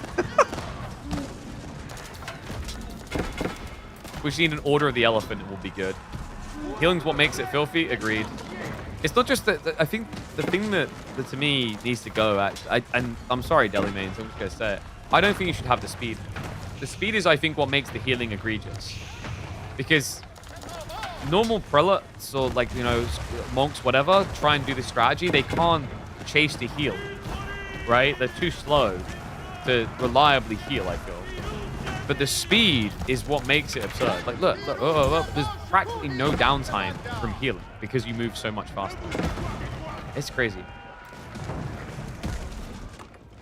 Yeah, I think it's time for Anno to face the music. He just got elephanted.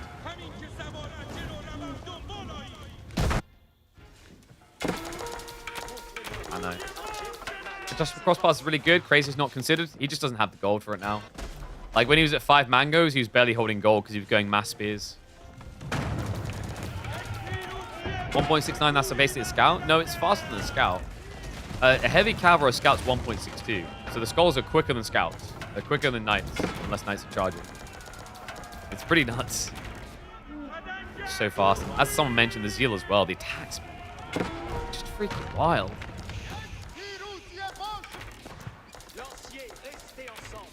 Yeah, I think when Anno reviews this one, probably one of the big thoughts is going to be maybe I should have been focusing on flank raids more. Instead of waiting for 30 horsemen, maybe I could have deleted some economy earlier to get the horsemen in or thrown away archers sooner and then flank raided. Because like the weakness of elephants is to stop it getting to this mass. The weakness of elephants is to basically raid their economy because they can't defend their economy. And then when you've got a big enough eco lead, you just kind of meat grind them down. But like instead, despite what looked like a great surround, Wham got enough out and then wasn't pressed any further. That's the moment the chat was talking about where like Anatan just started to hunker down and focus on Unitex and everything else. And I was there with him, man. I was hyped for it. I was like, man, +2 armor, so the tower elephants are going to do damage. You know, biology, so you're tanky enough.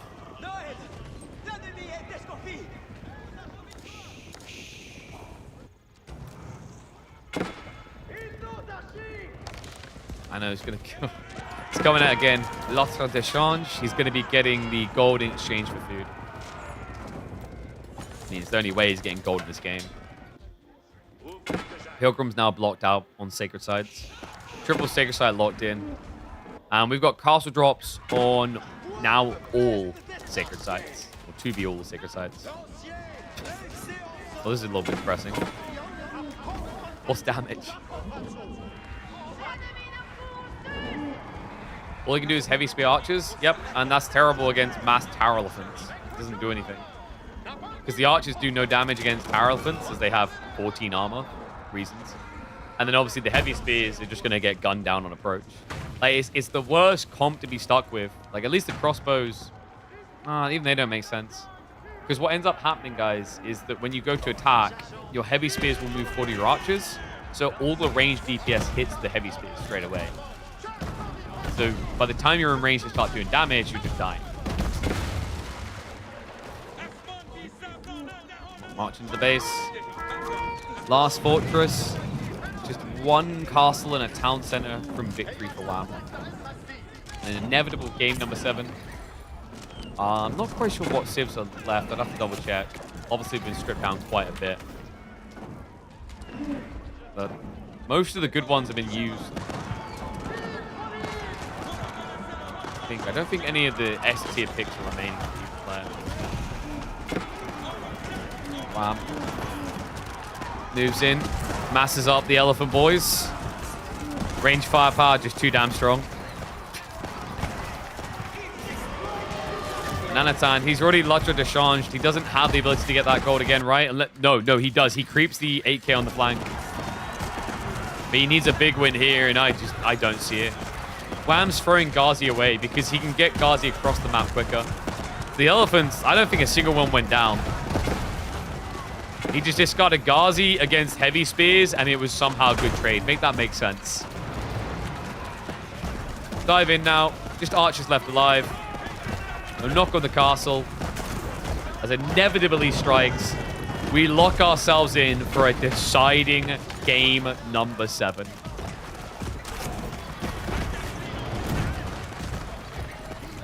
It's been a while since I've said this. I'll say that of Delhi. They don't seem to be like winning as much this anymore. But the elephants are not reasonable. They are still dirty, filthy, goddamn units.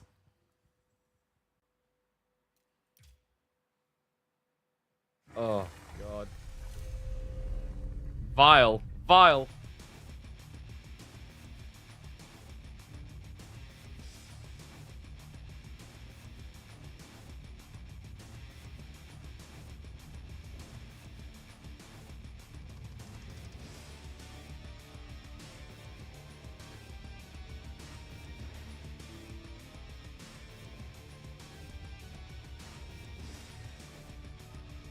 Nothing beats Delhi late game. I don't think that's true. I think there's ways, certain civs, but like the weight of the outweigh, shall we say, of what you have to do is hard. Like I don't think it does not help Knights Templar specifically that they do not have hand cannon, because it means Knights Templar literally has no range unit other than mangoes, like basically siege, that will do damage against elephants. Alright, let's get ready to roll. It's going to be Mongols versus Japan on Coastal. Man, we are scraping the barrel a bit.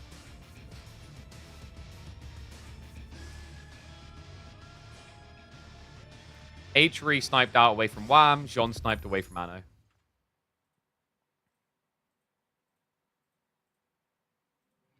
Alright, run 5 minutes of prediction now. Minute and a half ads now, so you guys don't get them in game.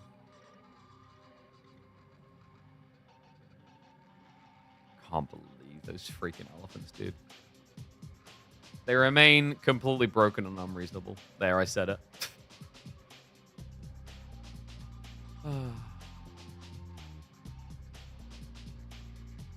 mean, I just find it dumb that you can reach Unitex first and still not be able to break those elephants. Delhi players are sweating right now. Like, how? No, please, KP, don't make them come for us with the Nerf hammer. I mean, you know, maybe. Would it ruin tower elephants entirely if they couldn't shoot and move?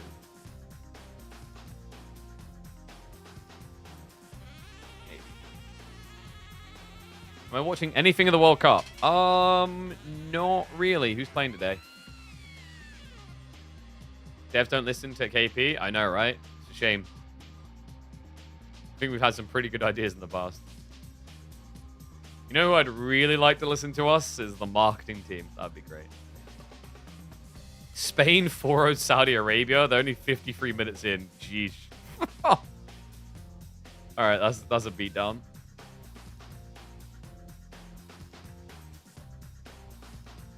Yeah, my guys don't play until Tuesday. I mean, England should dominate the rest of their groups. Croatia was meant to be the biggest threat by far.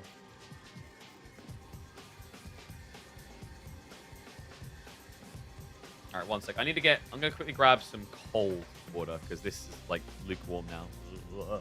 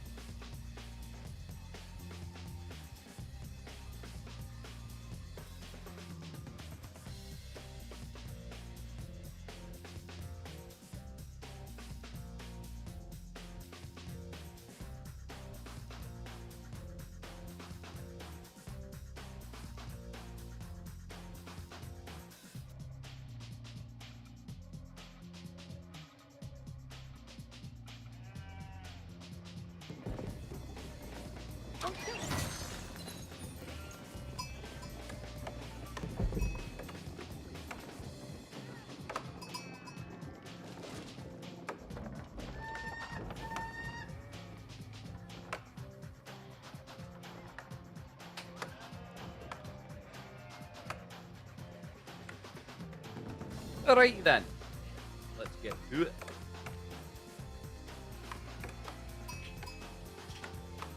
Can we get predictions up? Oh, we did. Yeah. It's going all the way. Game number 7 in the Elite Classic 4. That's right, folks. Anatan in the yellows, the Mongols, going up against Wham's Japanese in the purple. And my eyes do not deceive me. Japan is the one Dark Age rushing, not Mongols. Red alert moment here, guys. We're on coastal cliffs where the stone is far, far away.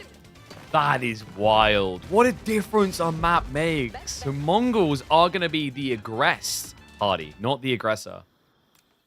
Does Wham take this all the way? He does. Third spearman queued up. He's going to keep zerging. What a cool play. And this is brutal because I think Japan versus Mongols is pretty hard in general for Mongols. When you add in this type of detail, like, where's your edge? So now my concern is, like, how quickly can you get the value out of the Uvu, right? Rax is coming in. You don't have enough for double production yet. You do have defender's advantage. And the Khan is already whittling away at the spears a little bit. Yeah, he's going to go solo spear. He's going to walk back, so Villager's not going to try to hang around at all. Love the way he done that as well. He gathered up the gold so he could get out and drop off on the building, and then walks it home. Japan raided the Mongols. Is this historically not accurate? It's guys, it's fine. It's fine. You don't seem to understand. Wham is a Sony main character here. It goes to Tsushima. The sushi boys are coming. So 4 spears already, 5th being added in. How far is he going to take this? I always find this weird with Mongol and Golden Horde picks on this map. Coastal Cliffs is not your friend. It's actually your enemy because a Dark Age Civ, in Mongol's case, becomes a liability when this Uvu's so far out. But maybe he'll turn it to his advantage. Wham is retreating, so he's not interested anymore in playing the Age. I think if you want to make this worthwhile, you have to bait a bit more. You have to convince Anatan to build more. And he is gathering the gold now. So yeah, tech up definitely coming from Wham. He could add in a samurai. We usually see this from players that are doing Dark Age versus Dark Age Extended because it just gives you a lot of tankiness in one unit in the fight. Instead, it's going to be more spears. He really doesn't want to have to build that outpost. It's going to be a weird feudal age, by the way. Look at the resource spawns. Wham gets double gold one side, all food the other.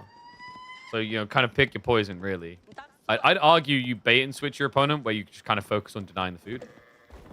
Because how many sheep did he get? 15 is quite a lot. 17 to 14 sheep, so Wham won that. Wham can wall? Yeah, but the placement of the resources. Walls don't do anything. Unless you're talking about this wall, but that's a ambitious early game wall. That's like a mid game wall. But walling here, if you wall the gold, it doesn't stop, for example, an outpost rush follow-up. That's why you're seeing Wham adding in more spears to guarantee he can't be pressed. Instead, it's going to be a counter press. Moving over, Scout does see exactly where they're going. He's going to pull the ball. Be a cheeky little mother ducker. Gets a free hit in there. We'll just keep on running. So moves with him in tandem, but Gearstone timing quicker for Anatan than Wham's timing in Kura. Yeah, Anu actually resisted the temptation. Only 4 spearmen committed to 4 Mongols. So this is seen as a win, right? Like your opponent had to build more spears to control Dark Age. Wham can wall in Mongols. You seem to really like walls. There's like this one in Israel and China you might like to visit. Where else has got nice walls? Everyone give him like tips on where to tourist.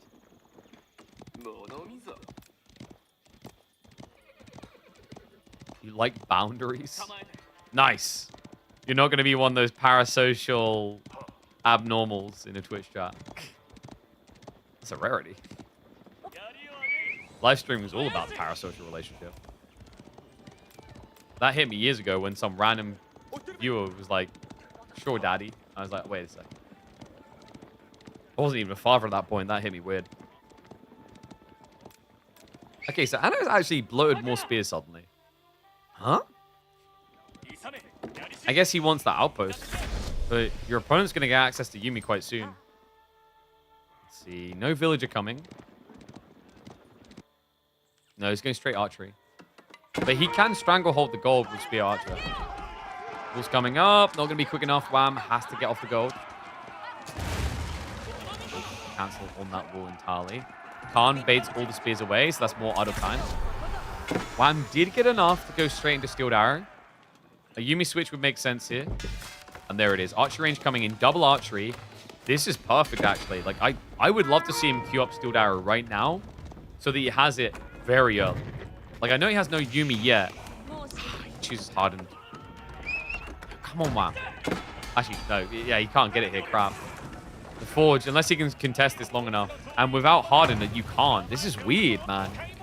He needed Hardened and then the gold for Steeled Arrow. So Forge goes down. Anatan gets payday. Don't worry, guys. The Japanese are not raiding the Mongols. History has been reestablished. And no, this is not grand final. This is not even semifinals. This is round of 6.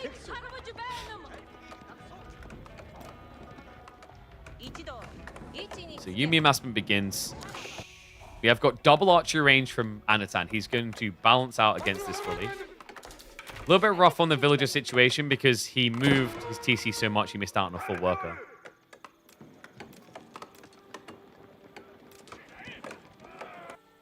And stable. Ooh, he's switching Keshiks. I like this. I was wondering like how he's going to play this out, right? Like, because now you've got all this stone generating you're not using. Standard round of 6? Yeah, well, it's becoming standard because we seem to have adopted this over double Elan brackets. And single Elan. Well, this is single Elan, but like the way it works, you have a group stage. Is it GSL's format it gets called? And then you stagger them. So, for example, the winner of this Wham was waiting for the winner of Anatan B. He was already waiting for this series. Yumi, really good for chasing down spears here, remember? They got better movement speed. Archer count, quite low on the front line. New wave's coming in, so that should be the rebuttal. But Wham, I'd love to see him rush towards Steeled Arrow now. He secures onto the outpost first, forced to follow up.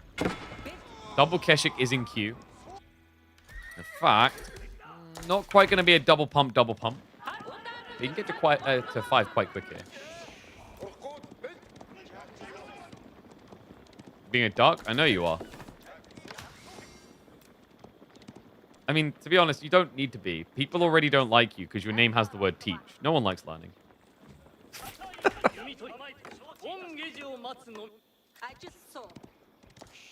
The Mongol spears have female voice lines? Yes. And did you know the Khan is sometimes a female? I don't think it's always though, right, chat? I think it's majority female. Like, this is a female right now. Like, Mongols has a lot of gender diversity with their unit. Whereas, like, I mean, Japan, obviously, as well, Onimusha, Onibagashia, but, like, they're all women. It's not half-half. Malians, of course, have a lot of women diversity. They've got the Musafani I think Sofa are meant to be the woman too. Japan range units are all women? Hold on a second.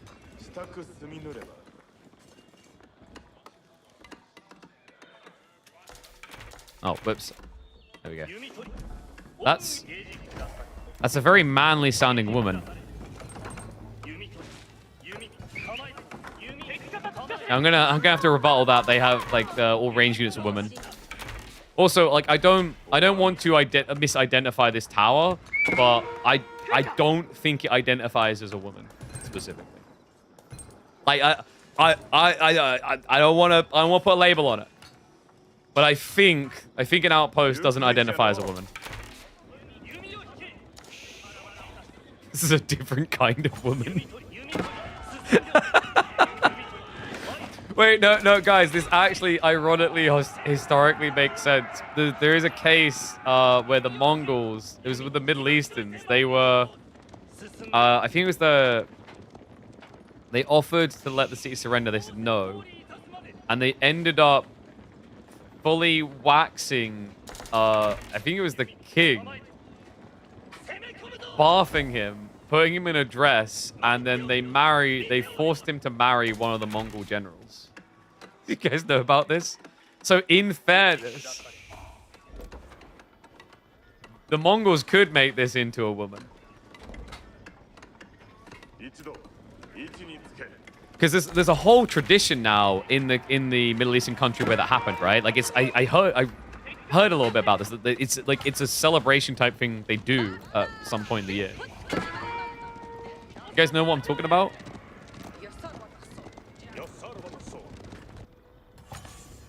Because I can't remember what it was. It wasn't that they killed a diplomat, because what happens when you killed a Mongol ambassador is like basically your city got razed. That's like how Kiev happened, right? It was something else that was offered up and it was declined by the Middle Eastern kingdom. They legit, like they waxed his, like they stripped his body of all hair, they bathed him, they put him in a dress, and forced him to marry one of the Mongol generals. I mean, you got like. They're drastic, but you gotta give Mongols credit. They don't half things. Okay, so Mass Archer versus Mass Yumi. I don't like this for Japan, guys. The Khan Hunter's a problem. You get outranged. Yeah, your opponent has 0.5 more tower range, so he gets first shot against your weaker archers. And Wham, where's the Bannerman? What? He doesn't have any. This looks so good, Fano. He's got double tap. He's not in range. He's idling him out without even diving it. Come on. Archers now 2 for 1-ing against the Yumi. Like, this is just ridiculous. This is dead economy. It's not working.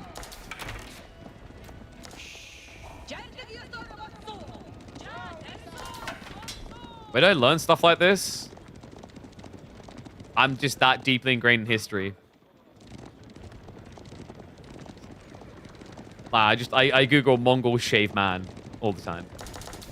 You get random tidbits of info when you live a life like mine.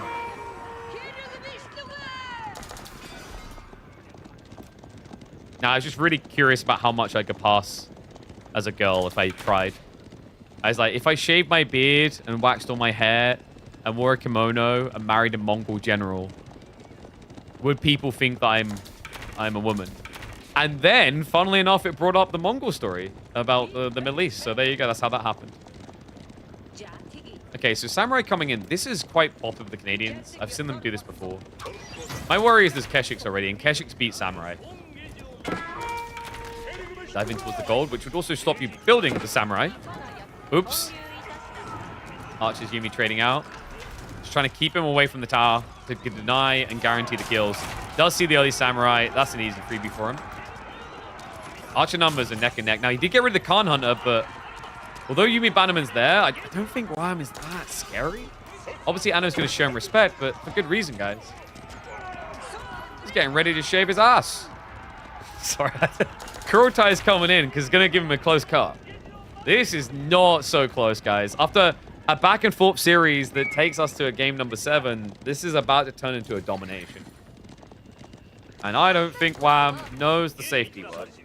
No, 31 archers. about to be juiced up by Kurotai. Wham. Even if he rushes an age up here, the dive should reach him beforehand. No pack-up tech. That's something Anno's going to want to fix now. Superior mobility to get this timing is quite key. Otherwise, you're very, very slow. So in the distance? Hell yeah. We just had a 45-minute game on Hill and Dale. I think I've had enough Hill and Dale, by the way. It doesn't need to be in more tournaments after this. It's cool, but also, yeah. Kurotai's a bannerman for your whole army is better than Bannerman. Remember, Bannerman got nerfed.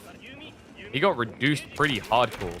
Used to be... Wait, guys, am I imagining this? I thought they took it down to 10%. 15. Huh? Did I misread patch notes? I could have sworn they nerfed Bannerman. It still says 15.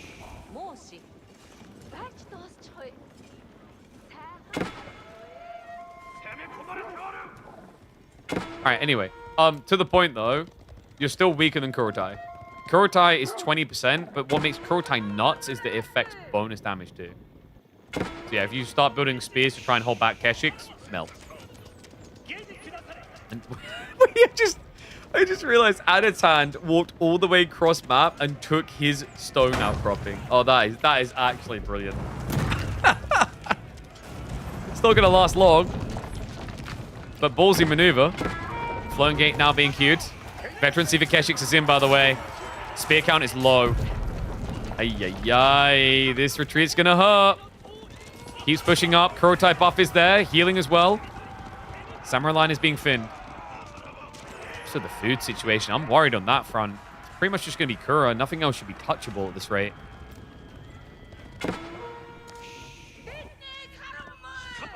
Game's figuring out where they remember to update tooltips. Yeah, I mean, they always do that and contradict. I mean, all devs have this. I think some devs have more of an excuse for getting to update tooltips because they didn't design their game that way because they didn't think games as a service was going to be a thing. But if you made your game past 2020, you know games as a service is a thing. And that is not serving anything good for Wham. What? The villagers went straight back to work. Actually, no, worse still. It was the Sikh shelter. Oh my god, the outpost on the south side. Cost some additional eco there. Kurotai now parked in his base. Yumi veterancy still a minute away here, by the way. And I'm guessing, did he Yorishiro drop? Yep, the racks. So he's trying to go fat on Samurai. But with limited food, quite difficult. I'd also argue that Samurai is going to be a bit of a struggle against vet archers with Kurotai buff. They hit for 12 damage. It's quite the sting. Would love to see the Deer Stone moved up by Anno, by the way. These two things in unison, the Kurotai plus the Deer Stone, it just feels so hard to contest. Anno also didn't add in another Khan Hunter, so he doesn't have his ranged advantage again. Yes, Samurai may not be the answer. If only walled the Mongols. That didn't even work historically. The Mongols still got in. Come on. God damn it. Outpost now trying to get some emplacements. Dives in the choke point. Keshiks hold firm. Defense armor guarantees it. These boys are not dying fast at all. First of the mat, Samurai does arrive. Villagers try to get back towards gathering because right now it's military trade to military trade. And the spring order emplacement is coming in. I think Anno needs some sort of siege, really. Triple outpost is pretty difficult, especially now that Springords are in place. Yeah, he has no burn power. He can't just rush in to kill them. It's going to be rotating to check on the deer. A relic was snatched up, so one on the way home for Wham is pretty good. Food's still being blocked south side, though. A bit tricky. Yeah, Wham. Only 350-ish food. Wham doesn't have access to elephants this time. Guys, it's like chill. The game is only 18 minutes in. There's still enough time for the devs to drop a patch. Games as a service is a new term to you. It's basically games as a service. Games as a live service is something that the industry is actually hating now, like the player base. It's when games are designed to not even be complete for function at beginning, but can be built into it, but also are designed to be added onto across a decade. So what I mean by that is like Dota 2 had loads of tooltip issues, but it made in 2012. Games as a live service wasn't really that deeply ingrained at that point. But like Age of Empires 4 being made in 2021, games as a live service was a very well-known process. It's like, you know, what that means is your tooltips are going to change. So you should have all these details, like, you know, here it says by plus 20% damage. That number should be attached to a variable referenced somewhere. So whenever you update in the code the amount of damage it does, it will change that variable everywhere correctly. But this is really good, guys. Traction Trebuchet gets bonus damage increase. These wallop through towers fast. No. Traction Trebs don't suck here. They're really good. Kurotai... Okay, so I'm going to take credit for this because I begged for this change years ago. I literally said this in front of devs at the first World Law. I said Kurotai should buff bonus damage, otherwise it sucks. And then I think a year passed and we finally got it. So remember, the Traction Treb doesn't just increase its base damage, its bonus goes up. It makes Traction Trebs really efficient. So Mount Samurai rotating around the back. They're being mirrored by the Keshiks, but most importantly, the gold's being denied now. Wham doesn't have a capacity to spam more Mount Samurai. And the crossbow count's already coming anyway. Keshik just mirroring the moves. I think he's got him, guys. Mango's also in play, so Yumi are going to have a bad day because Mango's also get their bonus damage buff. You can see it there. +2 damage on the base and then +2 against ranged. They're already at 10. They go 12. So strong. Love that we're getting siege engineering improved, right? Like, looks like a bit of a domination in the final game, but I love that we're getting a return to this classic, powerful strat.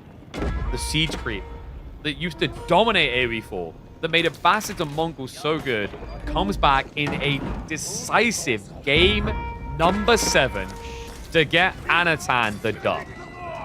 And yeah, I mean, that is criminal. The Mounted Samurai, Wham, he wasn't looking. I think he was distracted over here, so -4 Samurai when you have no gold income. Now the outpost is going to be creeping up for Yam too. Trebs begin the siege into the main. Would be worth going after farms here, by the way. Remember, if you kill the farms, you get bounty. So you can just basically use them as a permanent like resource generator. That used to make Mongols one of the best counts in Japan, by the way. It's like Kura Storehouse would lose you games because your opponent would burn all the free farms. Moving in now. Kurotai hasn't unpacked yet. It's going to have to move back a little bit. This rotation does get intercepted. Kurotai is getting briefed by Siege. Hello, please. Can we actually use the landmark? Guys, he doesn't even need it. It's just winning regardless. Yam buff is online. Kurotai parks. And I think that's going to be an 0-7 for NA fans. Wham will not make it into the semifinals. He will not book himself a showdown up against his bro Papa 4. Instead, he'll be asking him to avenge him. Anatan delivers again, though. I mean, I gotta give it to these guys. I feel like we get lots of entertaining back and forth series when we see these two clash. In the end, Game 7's outcome. Oh, undeniable, almost from the start. No, guys, please stop. Please stop. Live. Unlike that guy. Just camps to the ranged. Nowhere to go. If you like what you've seen here, guys, remember to follow the channel. We've got plenty more games coming. All the time. So that is one series of the day down. One more to go. And Anatan looking to rise up. He's finally delivering the way we know he can. After an abysmal LAN experience for him, he's booked himself a top 4 finish.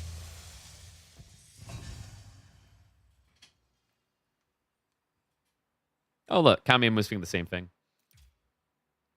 Worker pull's never a good sign, especially against Mangoes, because if your opponent sees it early, he just turns around and you lose half your villages. But Series 1 complete. We have got another series coming up, though. Between Beastie and Lucifron. I'm just seeing if they've drafted already. I can't see a draft, which is weird. But presumably they'll get underway with it soon. Should mangoes and horses do bonus damage to English House of Lancaster villas? Nah, they don't need it. The fact that House of Lancaster villas can't do any damage to you is already good enough.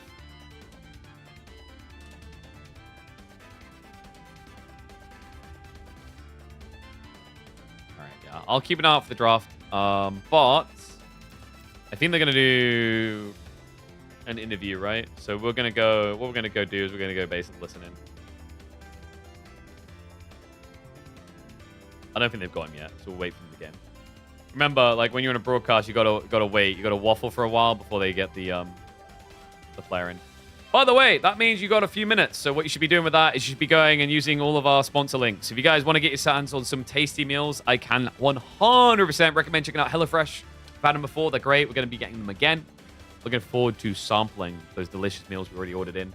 Remember, we actually got the list here. So we've got the campfire-style sausage, meatball, chili, and rice. We've got the marry me chicken, the beef chickpea, and spinach Rogan Josh. The smoky Mexican-style pork burrito bowl, which I'm super hyped for. And the oven-baked chorizo and sweet corn risotto. That's coming to me June 24th. June 29th. You'll have different options if you're in America, but I've also got a different deal, an even better deal. Use my code. If you put out !HelloFresh in, it will come up, or you just click the link and it'll be in there by default. And what you can do is you'll follow through, and it will give you 10 meals for free. You get a better deal than I was getting. I got 50% off, which is still pretty damn good. But you'll get 10 meals for free, as well as being able to work your way towards the Zwilling Dragon Wok, which if you guys don't have a wok, you're doing it wrong. That's how you level up your cooking quality. Yeah, go use the code KillerPigeon HFZW to get 10 meals for free. If you guys don't like what you got, you can cancel afterwards, but it's free food. So go do it. Go get your hands on it now. And it also supports the channel. Other free things, Opera GX. Install this browser I'm using right here. It's sick. Always recommend it. Oh, wait. You guys couldn't see anything I was saying because I was still in game the whole time. Yeah. Go HelloFresh here. Boom. Go through here. Killer Pigeon HFZW. Do that. You'll get your hands on 10 free meals on me. But the other thing was Opera GX, which is totally free to do. And then later today, we're going to be checking out a new game. Got it right here. Where is it? Warlock. So this is coming up after the next series. We're going to check out a new RTS. So we'll be having a look at something that looks a bit Company Heroes inspired. But you like build your deck, build your units as well. So kind of excited to see how that's going to play out. Should be fun. HelloFresh is legit very good. I've done it for a long time. Hell yeah. Like, if I think about it like this, right? If you've got busy days, it saves you a lot of time because meal prep does take up a lot of time. Also, if you just want inspiration for new meals, it's worth doing every once in a while because they will send you these cue cards with how to do the meals perfectly, the way that they've done them, right? It just removes a lot of fuss and fuss. Most of us aren't chefs. Most of us don't want to be chefs. So these can be really great value. And they circulate the meals like every week, so you always get different options coming in and out. Yeah, check them out. And thank you again for HelloFresh for sponsoring us for the month. All right, so versus Ruse on Gorge. Nope. Like a lot of people, of course, they pitch Ottomans as like this OP civilization that cannot be beaten. You've been making a lot, and I mean like a lot of archers in that game. Was that something that you were like anticipating? Even with the threat of Sipahi just being there, you're like, okay, archers are my key to victory here. We saw that timing with the militia and the like the militia timing. I'm telling you, the militia are crazy. Was that something that you practiced before? Is my question. Actually, I never played this matchup before, but I know the idea. Like, I need knights, he can trade me, and I can trade him, yeah, because I have Kremlin. And my raids were quite successful, right? Yeah. You did find a lot of villager kills here and there. But that fight with like when you pulled the militia out of the game, we see it right here, just a ton of militia here. Was that a situation where you thought, okay, I don't want to let Ottomans get to like a critical amount of units, or were you like fully confident maybe even being able to kill him right there? Yeah, I just want to kill Yanissari. If Ottoman can't get to this ball, I think I'm in a good spot because my echo is just insane. So it's the pass thing as well, right? I don't mind to have trades like it.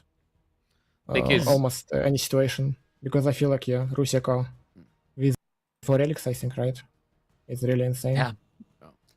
It's the power spike as well, right? It's like the Janissary company was a huge power spike, and the militia mirrors it perfectly. That's what makes it so Just good. those knights being out of the map, where maybe just being Like a little bit you're balancing overconfident out stepping out the onto different the map there. spikes. That, Yeah, definitely. that Civ gets. Insanely well played. Afterwards, House of Lancaster with the Golden Horde. You just had a way there of finding these Dude, this villager game was kills just complete early on bully. into It the wasn't game. even Once again, like close. picking 2 villagers off. Like right that's there. insane. And I feel like you then should never get 2 villagers afterwards, there. you just kept on the pressure. How are you feeling in that game? Like, did you think at all like, okay, I could just Oh, continue look at that like smug look, bullying man. him there? Like that was kind of crazy how just non-stop aggression came out of you that game. Yesterday I basically killed B with GH in like 8 minutes, right? And I killed like top player with my GH again in 9 minutes, right? So basically just So making busted units Civ. is working. Yeah, I don't know. I hope yeah, I will continue to do it. I think English Lancaster very much struggle Golden against Horde. Golden I mean, Hordes. it's kind of fiendish. We looked at the They have such good resources after tools. that. Even though like it was a second TC and manners for quite a while, you were just so far ahead on resources all throughout. Which I mean, to be fair, idle time does cause that, but still kind of crazy when you just think about it with the 2 TC play. Afterwards, mountain clearing. I think that was the first loss there. Oh, That was meme where, clearing, dude. That was you a were weird playing game. as the Sengoku up against the Macedonians. When you saw the age up coming in from Wham, did you feel like, okay, I need to make something happen? Like, what was your game plan in theory that game with the Sengoku? Grenades, First right? of all, I wanted to pick Mongols, like when I saw Yeah. Macedonian. But for some reason, I like, okay, maybe I can get a W with my ST, like with my good Civ as well. I thought I never played it, but in my head, like Sengoku Macedonian would be good for me. But I feel like I think he was expecting really. Varangian I guys. should have That's why. picked Mongols. Because if And then Varangian, again, the I Coca is really got a good. will kill early on, right? So I was quite happy. But I feel like my macro was quite shitty. And plus, yeah, I don't know, like he getting so much armor on his horseman, right? And so basically my archer's not really. No, he got useful. no armor. Like guys, these fights were lost without Afterwards, I mean, this It's was just quite a default rough horseman one, armor. not being able to get to Castle Age. In the end, your opponent being on Castle Age. armor. Yeah, like, that not was being able crazy. to do I was much baffled damage by there. that moment. But I was like, what? the next game How do you afterwards, that find was him? looking up again for you. King of the Hill. China on King of the Hill. I think this was Anno's best I'm a little bit performance in the confused entire there when series, by the we way. saw Wham put the keep inside of his base 'Cause rather I think than the GH should be central, favored, but like sacred this site. one was so What much more was impressive. like your like game plan here overall? Just as China, I guess, just mass units, try and win the game. I never scouted that he has a keep. Actually, I never knew. Spoilers. Yeah, like Yeah, you we telling were me. kind of confused because like it was way before you put your keep in the center sacred site, and we were looking for him to place the keep just in the middle next to the sacred site and be fine there, and then he just puts it inside of his base. I think it could have been an entirely different game. I guess you'd agree. HelloFresh Yeah. is pretty good, but I just a little thought I win expensive. game Yeah, here, like that's why you wait but for then I discount threw codes. all my army. Because Like, you can Yeah. count as a I new thought he will customer not have if anything. you wait. I think it's because of Honestly, my nine I was months, surprised as well. Like, and then you it go looked again, so like you get he the- would not the- be in a the position big, to big remass the starter deals army again. in time. or But pro then he tip, did. like just I you was and a kinda crazy partner from then split on. it, and you can do it. So yeah, I was like Do super that with my code, by the way. overconfident, so I just wanted to go right and kill all his foot right and Gets them to come back end the more. game. But apparently he made enough. I should have just went Yeah. Castle Edge, like secure left board and went Castle Edge early on. But yeah, I give him a lot of chances with my army movement. Obviously though you did. Dude, I can't- that moment was the disgusting one, by the way. As well, go to Song Dynasty, and I But mean, now, just what's once this again, willing like, great Dragon Walk? rates from It's a brand from of you walk. in general. Do you like want to? Macabre, if you don't have a walk, by the way, like you should have a walk. Like walks are game changers for cooking. Movement as well. Is that something that you've been particularly practicing recently, or? Yeah, I feel like I was like a move baboon. So like I was playing aggressively, but like super stupid, like stupidly, just dive under TC and yara yara yara. Mhm. But Which is why he's I been playing always such admired gold balls. Louis style. So like I think it's actually kind of best way to play it. Always Yeah. find like not always find the way to find damage and just defend yourself with infantry army. I feel like I now love that you said that because I actually did mention that you played like Louis throughout this entire series with like the attacks on different sides. yeah, I feel like even at like our infantry meta is still should be like best way to play. Like 5 to 10 knights, just trade with them in like all possible ways and To put it like a defend different yourself way, with I think your what land Anna infantry realized army is he's trying to against- play like B, and he's simply not B. And he shouldn't try to be B. He should take things from B and make his own playstyle. I like that he's identified that because we've compared him there. Like I always say, Anatan, he best suits something between Marine Lord and B. But I do feel like the last tournament he was With the trying to Bazaar age mimic up, B. Too I'm much. quite sure you probably. And I'm just coming guessing up you probably didn't expect the very Bazaar short. age up either. But we saw a ton of Camel Archers coming out from you on your side. And I know I've been saying that Camel Archers are broken for quite a while, and it did really look broken for a good part throughout this game. But eventually he did manage to get on top of you there during one of those fights. But how were you feeling throughout the game? Were you like feeling okay when you saw the outpost coming in and not I don't really think Cam Archers are that denying broken, anything by the there way. early on? They got nerfed adequately. Mm, I think Cam I Riders played underrated. with Papi some time ago, and I went about to TC, and he just denied all my wood. But here, I feel like my spawn was.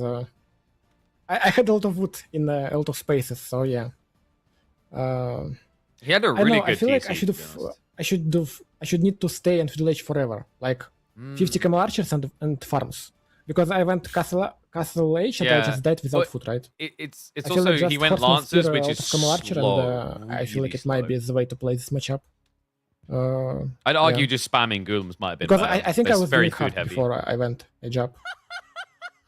Hey, sup, Yeah, it Teach? was looking Appreciate the sub, really buddy. good for you Thank there. Oh yeah, And the yeah. end, And also I saw his wing, and I saw traders, and I thought that it's Atabex. Oh. I like, okay, he went Atabex, but it was freaking traders. I was not able to, understand what it is. Yeah, he only realized when he saw those It traders. was a fun game, definitely. I want to say, like, for the audience, like seeing the Gamba wing coming in, definitely a fun one there, and a good game by Wham here for sure. After that, we talked like So- you mentioned this game earlier. So, like, a really good question here would be: was this an overly risky play in your eyes, right? Because like my question to Anatan would be: is Gamba wing good, right? And how do you justify it when you're this far down? Because we talked about it looking like a complete throwaway gamble there. Like if you luck out, you lose, right? I would have loved to have gone Anatan's insights and like, oh no, I think it can work for these reasons, sort of thing, you know? Late horseman transition, because Manga Because I think that's his really Manga was find a important lot of to damage understand against the me. trade wing. And I'm actually unsure about my Imperial Age wing. It was a bit controversial. I felt it felt like I can't lose this game, but then I lost. Yeah, no, I I'm there mean, with him. It's just Like ridiculous. after this game, I was just okay. You deserve it because you basically won unwinnable. It felt like for me. So like I was like, okay, you can have a series. I will not be like too mad because this game on me. If I wanna go through, if I wanna go top 4, I need to win this type of games. And when I lost, I was like, okay, maybe not today for me. Yeah. To be fair, like this, we're seeing the situation here, right? Like it looked pretty good for you. 40 villager lead, yeah. having sacred site I control. think like in having gold hindsight, this is the access, moment all the where gold in the like world. you At just one point, I think you peaked at like I don't know 3,000 if you can gold per keep minute. pushing, right? Because like the there. problem is the You mango mentioned start the age ups as absorbing well. too many hits. Yes, I think like Slata or Venice could have, like Kingdom of Poland or Venice I could have agree. been quite nice. How are you talked feeling about Teuton being a the bit weird. Condottiero at the moment? I think they still kind of broken, because they don't get in any bonus damage against them, right? They have heavy military tech, but they don't have getting damage again. Like, So this It's is the both fight done where it's damage like, to some damn, people. he's done it. He's broken. but I feel like those elephants will just And then kill just look anything. how this is the thing Anything. that's I feel so like, fat as well. So many of them got out of that Is my gap. way. Like Schlachter X-Boss, maybe, I don't know. The problem is I don't have cannons, right? So he read it really good. So he just need to make a death ball, and Yeah. I can do shit. Yeah. Basically. Yeah. We mentioned that the hand cannon is right on the cannon. That's as how it well. goes Like, when you you have got no elephants up gunpowder against at all you. with the Sith. But then the last game, of course, Coastal Cliff. We saw you playing the Mongols here, and the Mongols, they've got a pretty good win rate at the moment in the game, at least on water. But he I mean, pulled dude, them out on land up Mongols, against the like Mongols, Japanese. literally, When like you they, saw they're this like matchup come 90% in, win rate now. By the way, Were you feeling like confident your chances up Look. against Japan, or were you like, okay, this is gonna be a tough one to win for sure? I was a bit relieved, to be honest. Like, Wham had This, I HRE don't think it's OTD calculated this game. and So they're Japanese now left, and, 90%, guys. Basically, I only knew this matchup. No, like 89 Like, or whatever. if it Like, would Mongols be is the best Mongols sim. OTD, it would be a bit monkus for me, to be honest. Okay. Yeah, but this one, I feel like with my bet Wu, it's like 50-50. Like, is this all matchup about overcommitment? I can't overcommit at Dark Age, I can't overcommit in Fiddle Age, and I need, to always find damage. I'm really satisfied with my raids whole series. I think I was able to find damage like basically every game, and I think I need to keep it and do the same things every series. Yeah, for sure. Definitely looked very strong here for you. And as you mentioned, just biding your time, going for the... So, like, I think a cool question just- there is, like, when he talks about find damage every series, the way he describes that is very Marine Lord-esque. We've always heard him say that. So I'd be like, okay, how much has that impressed on you recently then? Because that's like an Brothers, now interesting you're gonna thought be to up learn against that Puppy style. Paw next weekend. How are you feeling about your next 'Cause I set? You feel feeling like confident what I'm after hearing- beating Wham, now that you're going to be up against Puppy So Paw? there we go. Confidence. Yeah, to be honest, I played with Wham and Puppy for a bit, like 1 week before, and they both like were wiping floor with me. So I'm sure Interesting. maybe 1 week and it will be better. We'll see. So, like, now this is like, All right. I'd love With to that hear. said, Okay, I'm going to leave you. So this is where I'd love to hear the impressed point of that, just to round out. It's like, so has that been your big inspiration point? Because like my thought with Anatan right now, he hit at the start talking about his playstyle difference and how it's evolved. I feel like he learned a lot from B in the past. So I'd be focused on like, okay, did you stop learning as much from B? And we know you've learned a lot from Marine Lord in the past. Now you mentioned Wham and Puppy Paw. I'd say Wham and Puppy Paw are more defensive players compared to some like B. They play more for the mid game. Has that rubbed off on you the most? Because it seems to be working for him. Like whatever it is, whoever he's learning most from right now, it has been the correct direction. And once again, this goes back. Like, I don't think B is bad, right? I think B is a meta setter rather than like a meta refiner, and he'll agree on that. But I also think his playstyle is very much intentionally unintuitive and hard to follow and chaotic, and he thrives in that chaos. And not every player is designed to thrive in that chaos. So I like that Anatan, he'll keep his flavorful elements, but it seems like he's not just, as he highlighted himself, he's not just ape clicking, right? He's not just all inning for no reason. You know, when he's playing Golden Horde, do it. Like, but you saw it, even the Golden Horde game. We were expecting him to dive a lot sooner than he actually did, and it didn't hurt him. And that's good to see. It's encouraging for him to understand that, like, okay, actually, like, you know, normally with this Civ in particular, I'd be in, but I don't need to be in to win the game, right? Because AoE 4 is a defensive RTS. Like what he's describing, the way he would play before, that's more like if you were a StarCraft player or a Zero Space player, right? Whereas Age of Empires 4 is inherently designed to be much harder to attack than defend. All right. So yeah, the Zwilling Dragon Walk, someone's just asking about it. We'll just talk about that quickly. So this, yeah, apparently Zwilling is a very nice brand from Germany. So you get this bad boy. This is a 130-pound walk. Damn. All right. Let me check shopping again. I think that might be the import. So it's like they get 90 pounds. So you're probably getting like a 90-poundish walk, which, I mean, the HelloFresh, if you go for like a low quantity, that's like 2.5 boxes anyway. Because the way it works is you get the first 2 boxes potentially for free. And on the 5th box, you'll secure the walk. So it requires a little bit more lift to get to the walk. But you're getting 10 free meals. And if you go light and you say, I'm only going to get like 3 meals a week, you're most of the way there towards the walk. So easy hack for you to get like a very premium, very nice walk on top of 10 meals for free. And it's like, if you think about it, so if you go like 3 meals a week and you do your 5 weeks, that comes out at 15 meals. So you would have paid for half. It's like you basically, at that point, you've saved 66% on HelloFresh, which makes it very affordable. And you get a walk on top. Like at that point, you're making money instead of spending it. You know what I mean? Or rather, you're like saving more than you spend. So go ahead and do it, guys. Exclamation mark HelloFresh.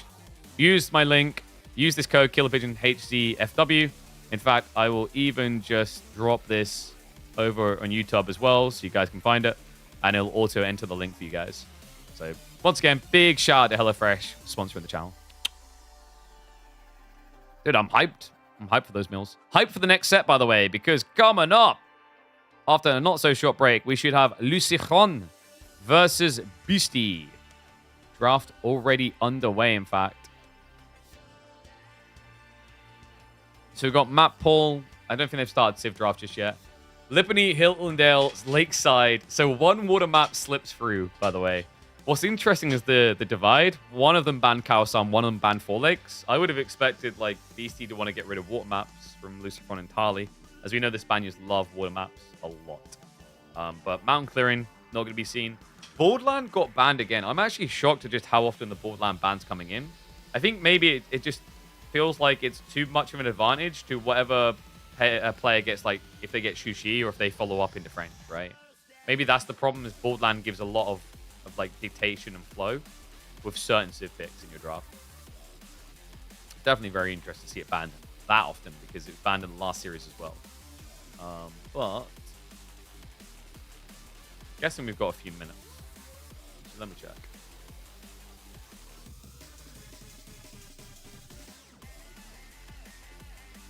All right, we've got about 6 minutes. Whew. Back to work. All right. GG's, Camim. Enjoy your work. Working on the weekend. Oh, can you imagine? What the hell? Who does that? Pay out for Anatan. That background, Grove doesn't fit the same niche as Rampart? Nah, dude. I don't play Grove. I barely play Grove. Actually, that's not true. I played a game of Grove yesterday, and I just destroyed my opponent. Can you, is there like a match history thing in Olden Era? We're not going to play a game, we'll just work 5 minutes so we can waffle. Everyone can work as a caster? Hey, you probably make more money than me. I don't see the problem. Like, I'll warn people now. Becoming an esports caster in 2026, I wouldn't advise it. I think the last 3 years of esports has felt like a race to the You have all bottom. dreamed of peace, yet it was nothing more. Otherwise, I don't know, man. You're the right people. You could always have a go at it. So, where was the match history? Where is it? Is it on leaderboards, maybe?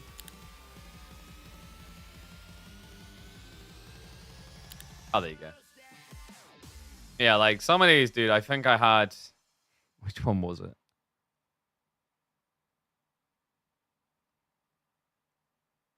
I think it was this one.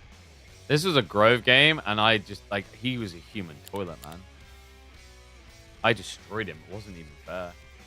I felt filthy for it. Why can't I... The replay click doesn't work. Any idea why?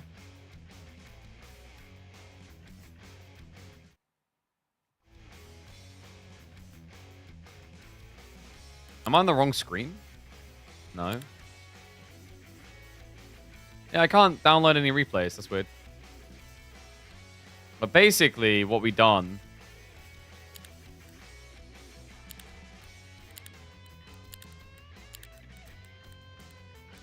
Whatever. We had... What the hell? Oh, wait. So we got Grove, and I think I went... I think it was Gorl. Yeah, dude, this is broken. So I got this guy. Highly recommend this if you're Groving on Sprint. Gorl Spearhead, because he gets the increased damage from basic attacks, and then even more in ranged attacks. And then he starts with basic offense and murmuring. If you're playing Sprint, rush expert offense and get +1 damage to each unit. You will melt so much with your tier 1 range unit. It's in even your tier 2 hoplets. And if you're playing something like Sprint, you pick up a double stack of your fawns and then a double stack of your hoplets really fast. The scaling is insane with fawns plus hoplets and expert offense for the +1 damage to each unit. If you can't get Goral Spearhead, in terms of other offense heroes, I think he's the only one, right? Yeah, he's literally the only one who has offense, so he's your priority. If you can get him, great. Otherwise, you can roll a warrior. They usually get offense much quicker. Ginger Tail is obvious, but she should... If you get Ginger Tail, you can rush offense, you'll be fine as well. But she should be banned. Eve, I don't think Eve is as good. Miaowa is kind of underrated because he starts with basic combat and murmuring, which is really freaking strong. And then you just rush offense again. Yeah, there's some really good options for Grove. But I think you have to like rush the early game to make it worthwhile. Don't scale for late. Because like the problem is the map just gets too split on things like Sprint. I don't think Sprint format works for like higher tiers very well for them from what I've seen.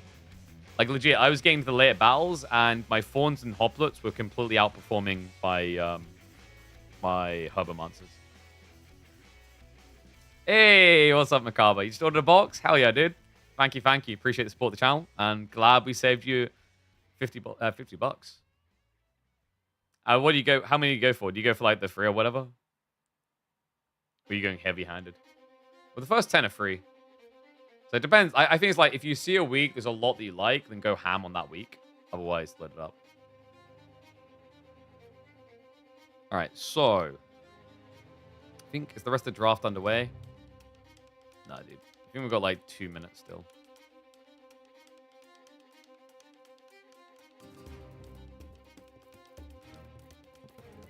Yeah, back in a minute. By the way, my predictions are ruined. But I was tight, though. I said 3-4. But I was 3-4 the wrong way. 3 meals a week. Didn't know I was supposed to do it all in 1 week, but... you can do how you want. No, you don't have to do it. I'm just saying if there's lots of meals, you can go up on the count. Because, like, I mean, you can check me if I'm wrong on this. Because, obviously, I get a different UI. Because I'm in the UK. It's a different deal style. There's 10 free meals, right?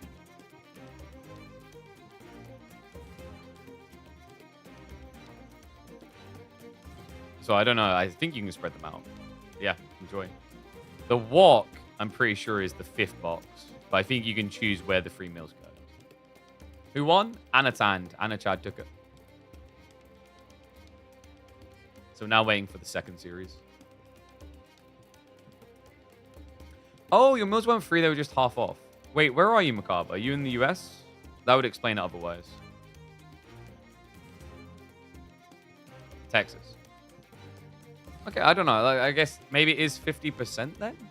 You used my link, right? So it would have had this code straight away.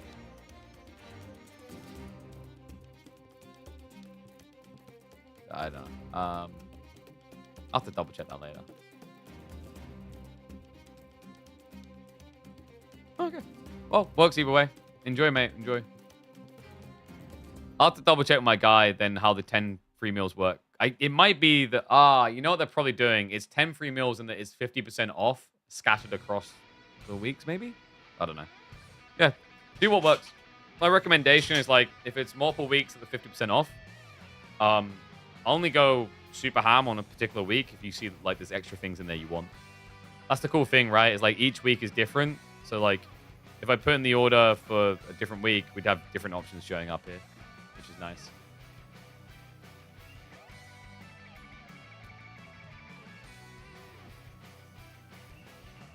SAS or other players, for example, eliminated from the tournament at some point or did not even join. SAS didn't make it.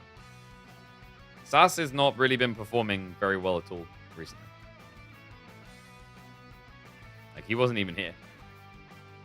SAS tried to qualify twice, and I think he went out before deciding round twice, if I remember correctly.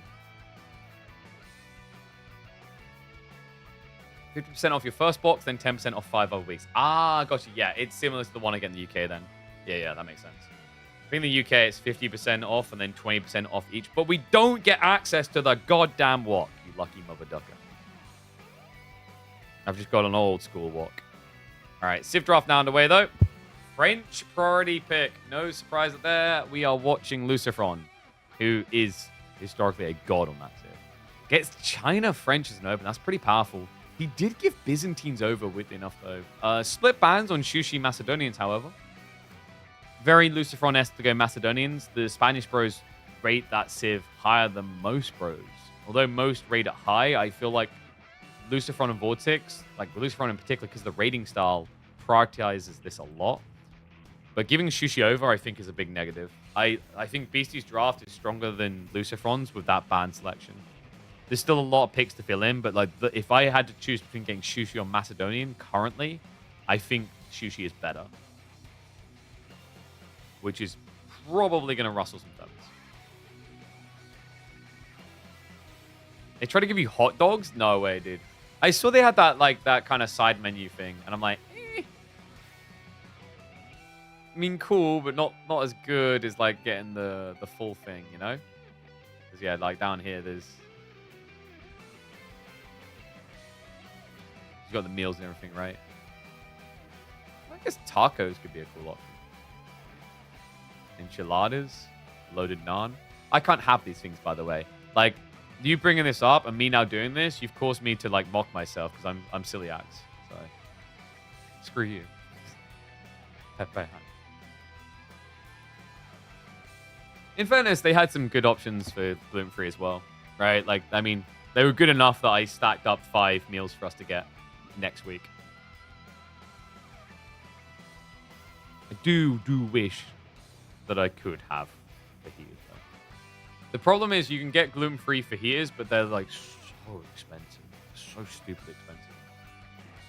You can get like you can get, and by fajitas I mean the tortillas. You can get like 8 wraps for like £1.50, or you get gluten-free wraps and you get 4 of them for like I think it's £4 or something. So stupid. Gluten-free bread is still pricey, but at least a bit more competitive. But like if you're going gluten-free, the moment you're doing anything that isn't just a standard loaf of bread, you get screwed. And also, the loaves of bread that are gluten-free are smaller. Just eat it, bro? No, dude. It's not that simple. It's not, oh, your tummy's going to feel a bit unwell. If you have celiacs, it's different than, you have, like, IBS or something. If you have celiacs and you eat gluten, it's the equivalent to, like, just basically stabbing yourself. Well, not equivalent like 1-to-1, but like the concept of you're actually harming yourself. It damages your body. Because the way it works is like basically celiacs, the way it works is essentially your body ends up attacking itself. It's not immediately going to do damage, but it will do damage over time. So, we have got Knights Templar coming in. There's only one. Actually, I mean, Hill and Dale works quite well. Lakeside, maybe. Just eat it, bro. I'll pass. Hey, just wait. Hold on a sec. If we're giving orders out, just sub to the channel, bro. Come on, membership. I'll give you orders. That's how this works. That's the streamer viewer dynamic. Abba getting picked again. Iabids, Roos. I think Roos is like underrated, and Anatan's proving it. Roos is really strong. Lucifer, though, I mean, House of Lancaster, I've been trusting in a lot. Rounding out the draft, of course, Macedonians coming in, and Mongols. It's the most successful civ in the tournament, guys. It's not even close now. Mongols is almost at a 90% win rate. And they have a decent number of games played now. Yeah, the latest one hasn't buffered in. I don't think. I think it's 8 wins, 1 loss now. I don't know who had the 1 loss, but we'll blame them. It's their fault. Why 8 choice? So you have diversity. So best of 7, maximum 7 games. You get 9 choices. By the way, not 8. But you have 9 choices. 2 reasons. One is we use a snipe system, which means that you have to pick 2 civs in the final game, and then only 1 can get picked. And the second reason is to make things less linear. Old draft systems really sucked because you get to the final game and you knew exactly what you're going to play, and it could, you could say there's a strategy of forcing your opponent into a bad draft matchup at the end, but it just makes for very boring games. It makes for a very boring ending. No one wants that. It's already hard enough quite often when you're talking about high-level drafters to make the final game close, but it really sucks with that old system. Yeah. I'm a big fan of having variants still. Not variants, but variants in what you can do. So, picks coming through for Dry Arabia. Luciferon could just whip out strength and go French China. French Macedonians, maybe. I think French Macedonian is very similar. House of Lancaster, potentially. What do you expect Beastie to go? Byzantines, Shushi. Byzantines, Golden Horde could also make sense. It's not a bad idea to whip out very strong civs at the beginning here. You could go like Mongol French, weirdly enough, for game 1 if you think your opponent's going to pick Golden Horde. Try and game the system a bit. But probably worth saving for down the line. And there you go, Byzantine's Golden Horde. So he does go with strengths. Like, honestly, like, I mean, I don't think Mongols is that bad now, right? Against Byzantine Golden Horde.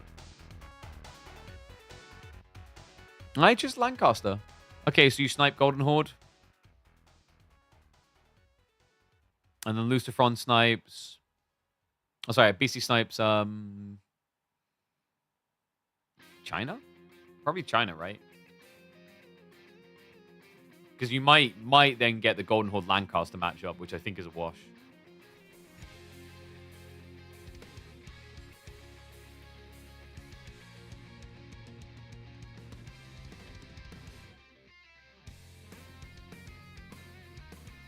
China versus Biz or House versus Biz? Nah. It's going to be Golden Horde. Golden Horde Lancaster. Called it. I think this is really good for Beastie. That's a very strong opening pick. In fairness, you are discarding one of your best civs for one of Lucifron's mid civs. But I think Lancaster in certain matchups later in a draft is very, very powerful. So, very frustrating loss. Lucifron's going to have to do something different. I think 2TC just doesn't work against the civ. But I'd like to be wrong. It just feels like the examples I've seen, Golden Horde has the answers. Just destroyed a Shushi player in ranked solo? Damn. Alright, keep going. There's more of them.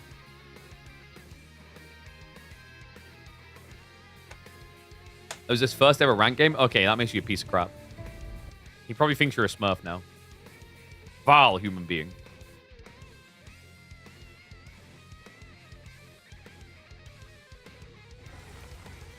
Alright, so boys should be getting in lobby momentarily.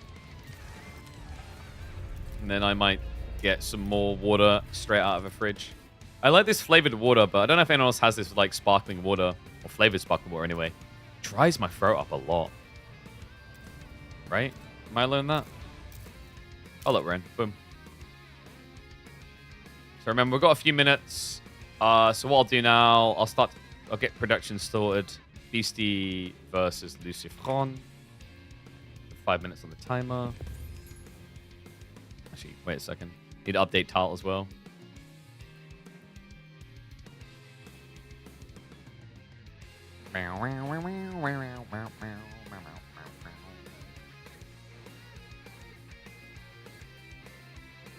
Oh, you're playing French? Easy way of clapping people who don't know what they're doing with their civs. Poor guy. You're a bully, dude. You're legit a bully now.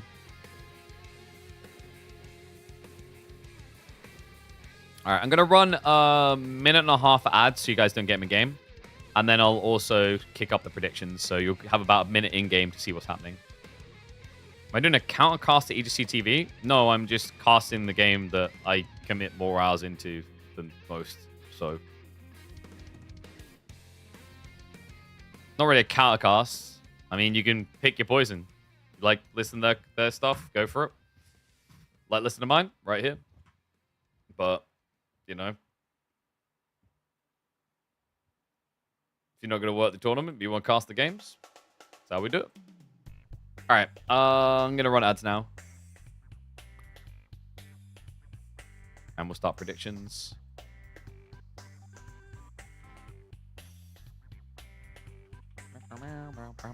Cheers, Zed. 5 minutes now. Let's go quickly check on Freya. I think she's in bed, but I'll just double check. Happy Father's Day, everyone. Be right back.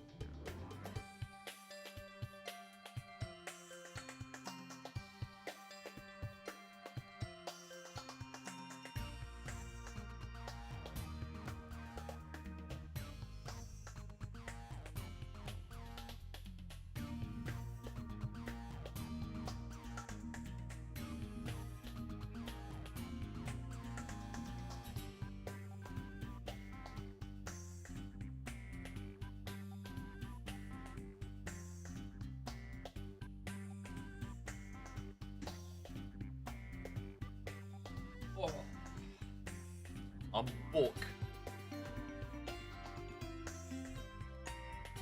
What a miss.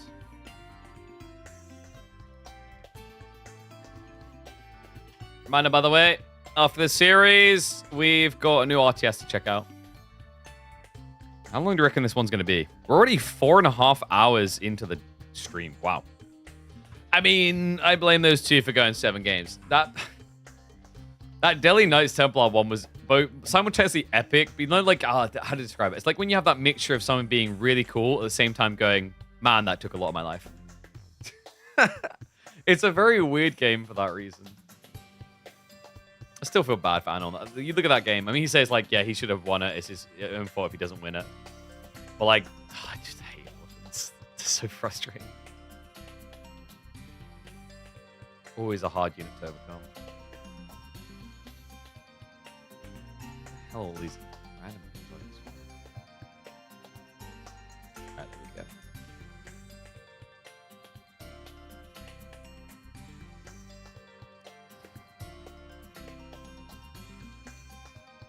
Just remembered, actually, I need to try and find some extra snacks. Because I got a feeling after we've done this series, I'm going to be hungry going into playing game.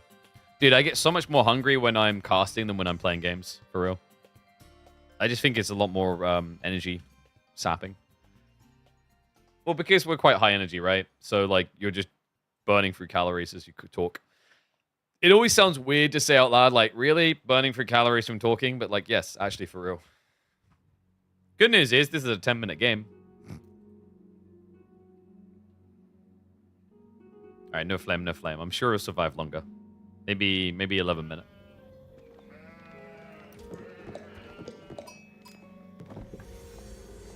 Who's ready for a 10-minute dry Arabia? Okay, I gotta stop being mean about it. Golden Horde versus Lancaster. Ishi, ay caramba. This feels like a bit of a cursed matchup, folks. Luciferon in the red is Lancaster. Beastie in the yellow is Golden Horde. We've seen this matchup a few times already. And each time, it just looks worse and worse for the House of Elves. Let's see if Luciferon can do something different. If he can improve. If he can actually prove that Lancaster deserves to exist in this matchup. So far, we've seen a lot of 2TC attempts by Lancaster, and it just doesn't seem to work. The loss of any tempo, the loss of like any control on the map, feeds into the Golden Horde all in. And that's always been my chief concern. So we'll see if Luciferon goes a different way about it. I mean, I don't think he has a great spawn for 2TC anyway. He'd have to build it out in the open, very far away. Or he'd have to settle on wood. Maybe he could wall this and make it worthwhile. But first off, we start with the norm. Just like we've seen from other players, it's going to be a Dark Age spear play to try and contest the Uvu. Beastie, unfortunate for him, he did get a forward spawn Uvu, so a little bit easier to harass. His gold is close by, but not so close by that it's just like a step over to repair. It's still pretty far away. Yeah, a lot of forward spawn actually. Berries, Uvu, gold. Tree line at the back is quite nice. Has got retracted gold really far back, but also really far out. And sheep distribution, pretty tight. 14 to 12. Luciferon actually losing the sheep rotation currently, as Lancaster do start with an extra 4 sheep. And it's going to get worse, because he's now moving into scouted territory. He doesn't know it yet. He'll notice as Beastie comes close to the TC, maybe? I doubt it. Yeah, this is pretty rough then. So Beastie's going to get majority of sheep, it would seem. On the side. One coming in. Fourth spoon down the way. We want that one. My phone for some reason. That always ends well. You'd think you'd find little love you notes on... No. Nothing of the sort. As you get older, the relationship loses those quirky moments, guys. It gets replaced with moments like nudging against you in bed so that you move so they have more space. Or coming to bed late and discovering that she's laid out in a diagonal formation. So you must now wake her up, which will make her angry, because otherwise you can't sleep because there's no room. Anyway, spear spam stopped at 4. Beastie could try and pull a villager, but the problem is the villager's going to be out of TC range, and you can often get pinned against the Uvu. have to get into bed first to take your space. If I get into bed first, you guys don't get all this content. So, I mean, it's your call. Your call, horse. Khan Tortugud now on the way. So just the normal. No stone gathering yet from Lucifron, but we haven't even started tech up yet. Should be an Abbey of Kings, because why would you build that other monstrosity? And there you go. And he just lets it go. So this should be Uvu dead. Lucifron's got enough time to kill the Gur as well. You can repair the Gur, right? Because in TC range, you stand here. But it would be idle time, wasted resources, etc. Lucifron instead opts to just block both stone outcroppings. Man, this is... this is a mimic of the last game of Lancaster versus Golden Horde. It was the exact same thing. Do you guys remember that? He had double stone right next to each other in that game as well. It's no different. Now just to rotate around the back. Nothing to really claim here for him. Final sheep distribution. Looks like Lucifron is going to balance things out. No, I'd say Beastie has an edge. 16 sheep for Lucifron. 14 for Beastie. But as we highlighted, Lucifron started before extra.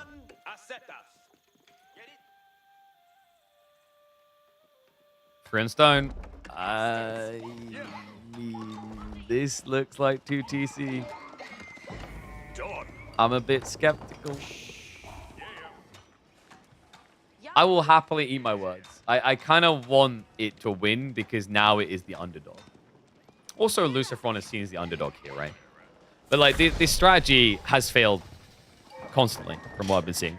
It's like when you watch Golden Horde against Japan. And I know for a long time people are like, yeah, screw Japan, it needs to be beaten. But now you're back to, actually, please win, because Japan never wins.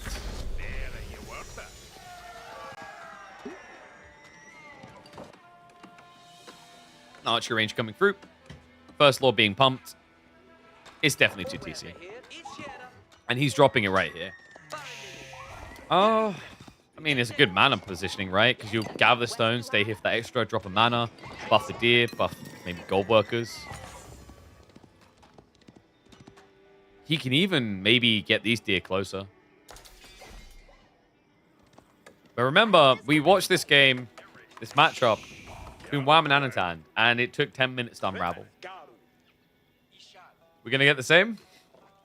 Because it's opened the exact same way. Archer production begins.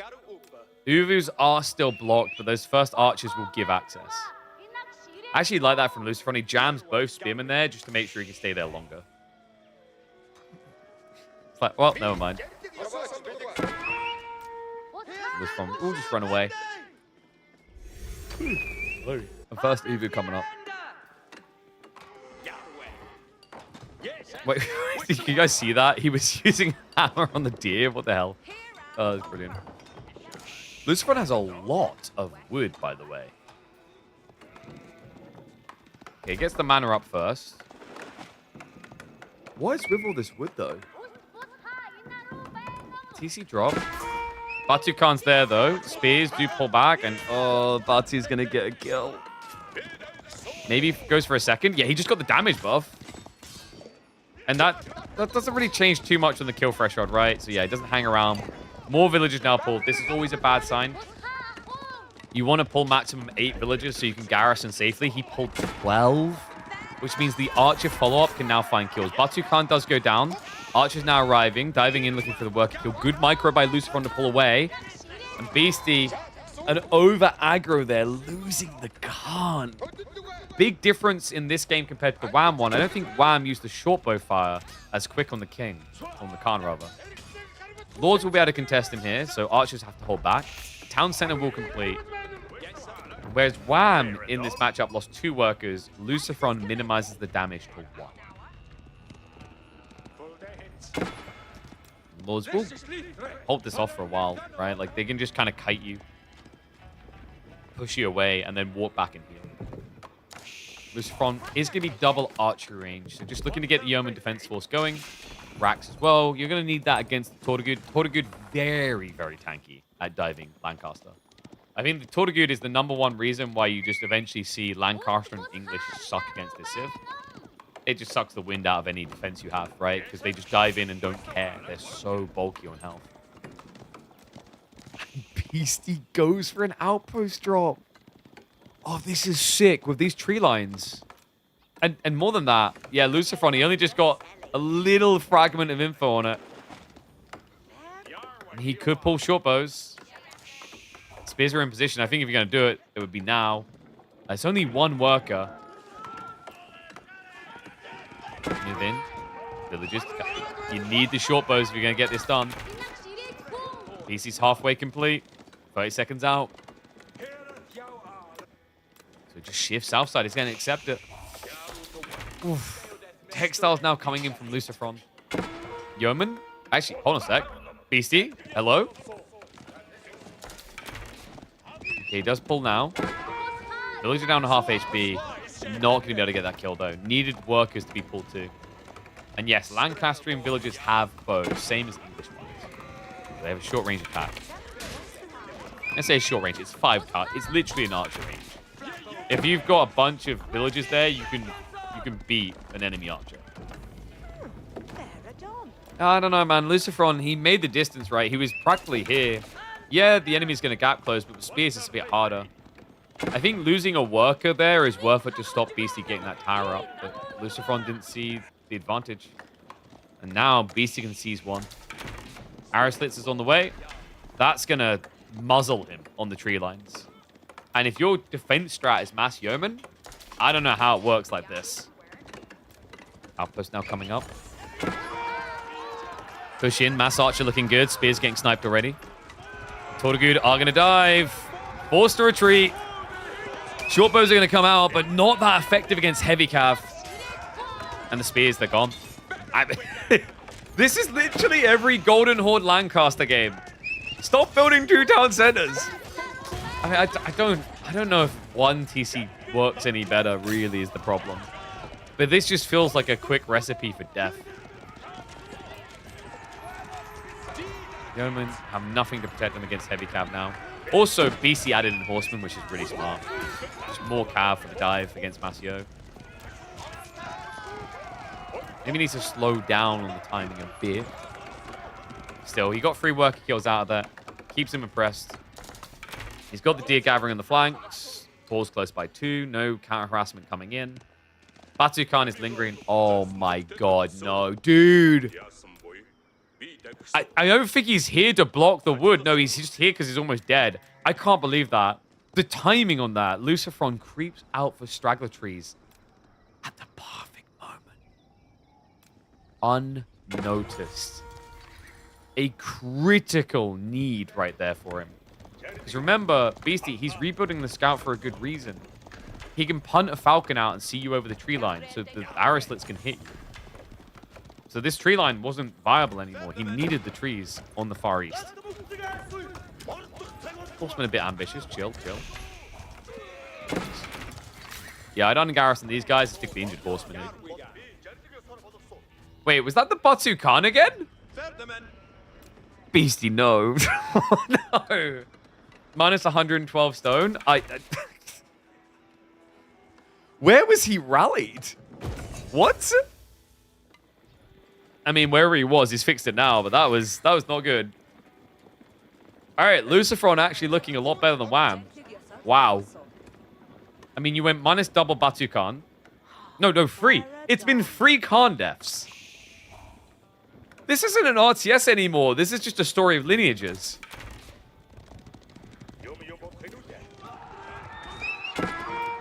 I remember, every time you have to build a new Batu Khan, you're crippling the Tortugud scale. Dive in the secondary, though. Lucifron preps the blacksmiths.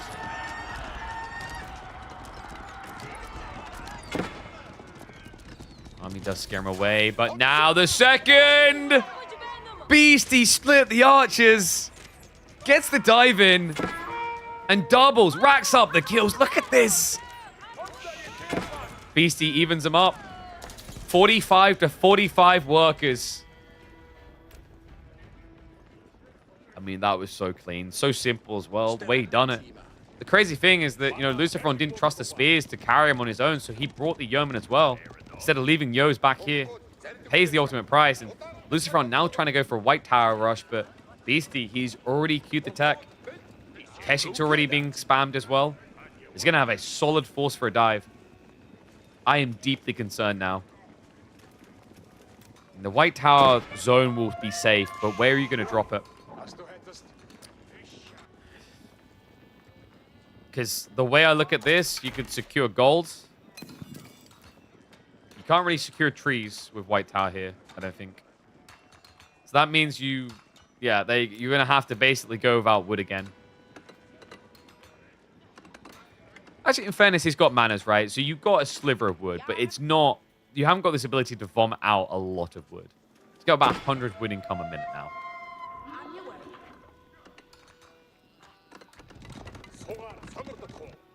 Archers are going to creep again, but let's maybe learn. Same trick shouldn't work twice. He's going to find that out in a moment. Lucifer has pulled workers all the way away from that tree line. They won't be going back there. White tower almost complete. No second find. Cheeky Git looked for it. So Lucifer in the what feels more like a survival game than an RTS is still alive. Now what? No, really, what now? Your opponent's got heavy cav. Crossbows is probably your best friend. You can't scale Yeoman without trees. You can't scale Spearman without trees. I kind of feel like crossbows is his only option here, unless he can find a tree line.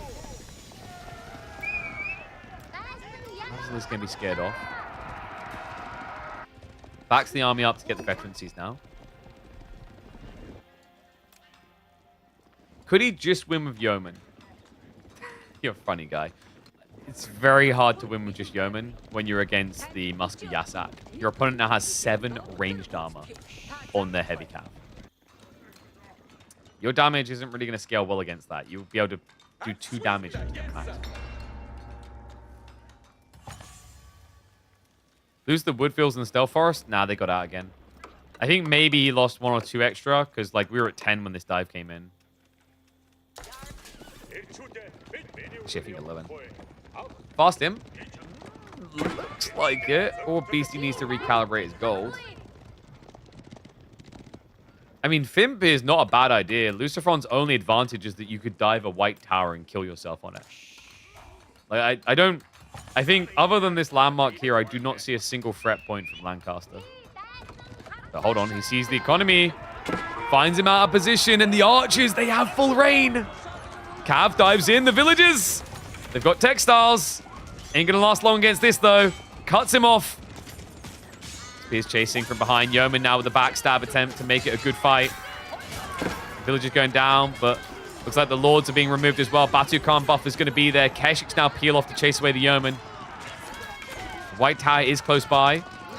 Minimizes the losses. Was that 1 extra worker going down? Actually, a really good exchange for Lucifer. All things considered. Still blocked out for wood once again. Beastie still holding 1,600 food. Man, crap will get off the pot. He's going to be going Karash Edict, which suggests he's going to keep pushing. He just needs more gold. Like, he's got way, way, way too much food. He's got the deer, the boar, everything.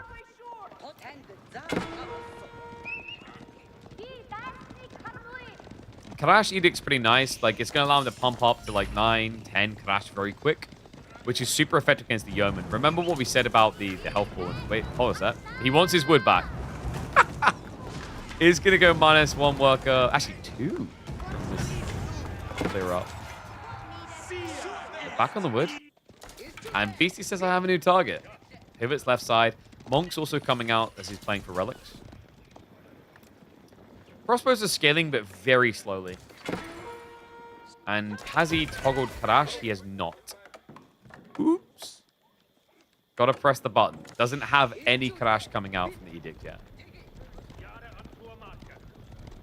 I actually wouldn't mind seeing BC add in a few horsemen just to give him bulk for a dive. It would also fix his economy because he got 1,800 food and not enough gold to build Keshiks. Remember, Keshiks are almost a 50-50 comp of food gold, right? Yeah, like 60-40. So it's kind of a problem what's happening with Zico. Either you go Imperial now, or you just rebalance with food-dense units. Honestly, it might just be easy to hit Imperial Age with the way he's playing this. 8k gold in the center now to be controlled. Army back in position towards those wood lines. Luciferon is pretty bulky. 4 Lords makes it pretty hard for the kills. Just a weird game of cat and mouse, to be honest with you. The even weirder part is now that Luciferon's adding in crossbows, it makes the idea of horsemen even better. But BC just keeps on pumping Keshiks.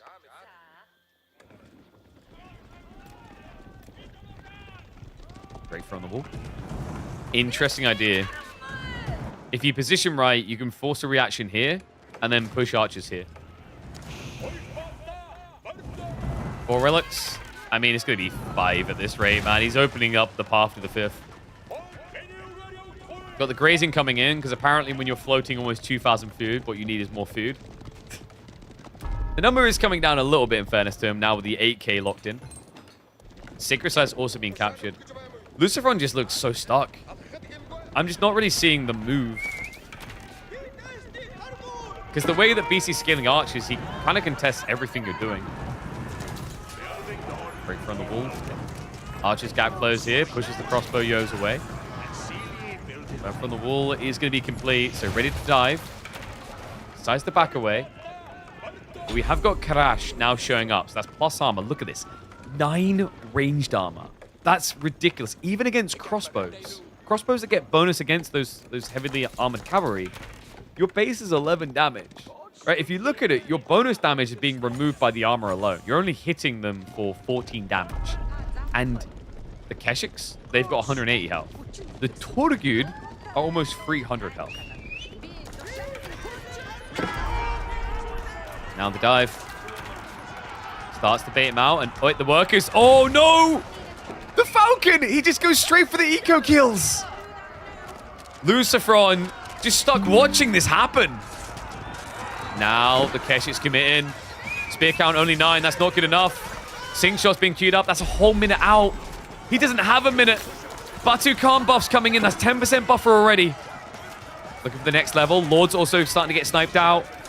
And Luciferon is about to crumble like a wet piece of cardboard. Lancaster. I don't know about weak now, but I genuinely think Golden Horde is a hard counter. Yeesh. Not so fun Civ matchup.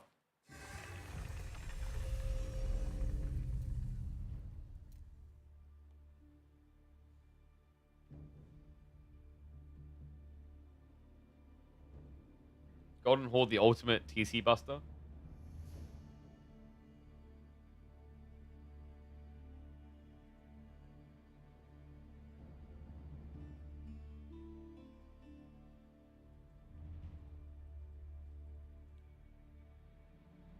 Who won? Beastie.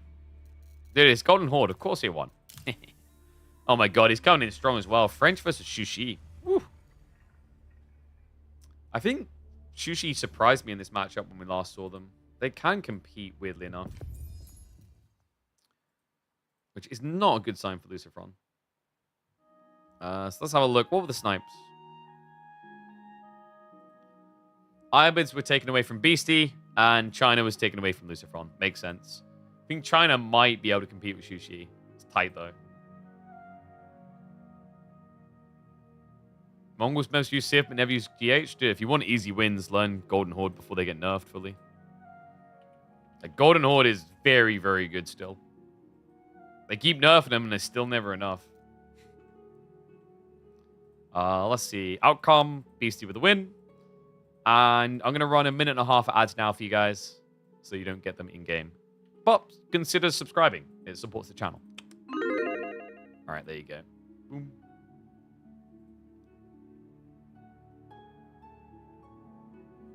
I reckon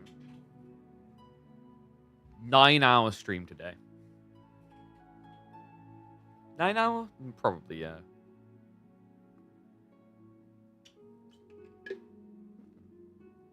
Maybe 8. Buckle in, boyos. It's going to be a long one. He done good early damage. I feel like you always get to do good early damage as Golden Horde, though. Against 2 TC, anyway. I'm just not sure there's any Civ that can reliably 2 Town Center against Golden Horde. I think it's the worst Civ in the game to try and do it against, no? But the problem is Lancaster just thrive off of that, or rather they can only function off of that. What do you do otherwise? Can you really 1 TC Lords them? I don't think so.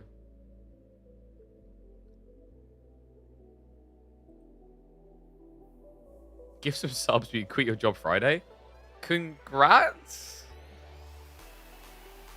I'm assuming some form of congrats because you quit the job? Or better luck next time, whichever one suits. I mean, usually when you quit a job, it's because you've got some plan. When you get fired, it's a different one. It's a good thing? Good. Glad to hear it. Music to my ears. There you go. Carcass has got you covered. Thank you very much. Appreciate you, Carcass. Thank you for the Prime sub. Didn't even cost him anything extra. Welcome to the Swarm. Good use of your Prime. All right, then. So, minute out. Which I'm going to wait to put the 1 in. Knowing my luck, I'll put the 1 on one side, they'll spawn on the other. That's how it always works for me. I'm cursed.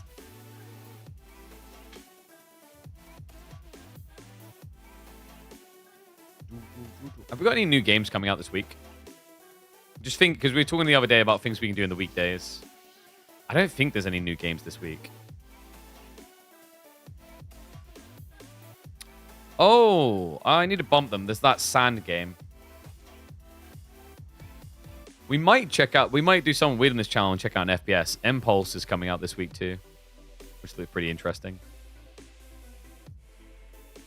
I don't think there's any strategy games this week though.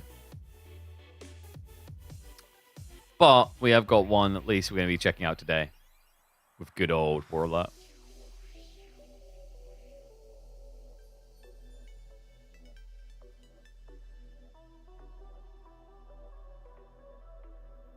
All right, laddies. Let's go. Which side? Which side? Which side?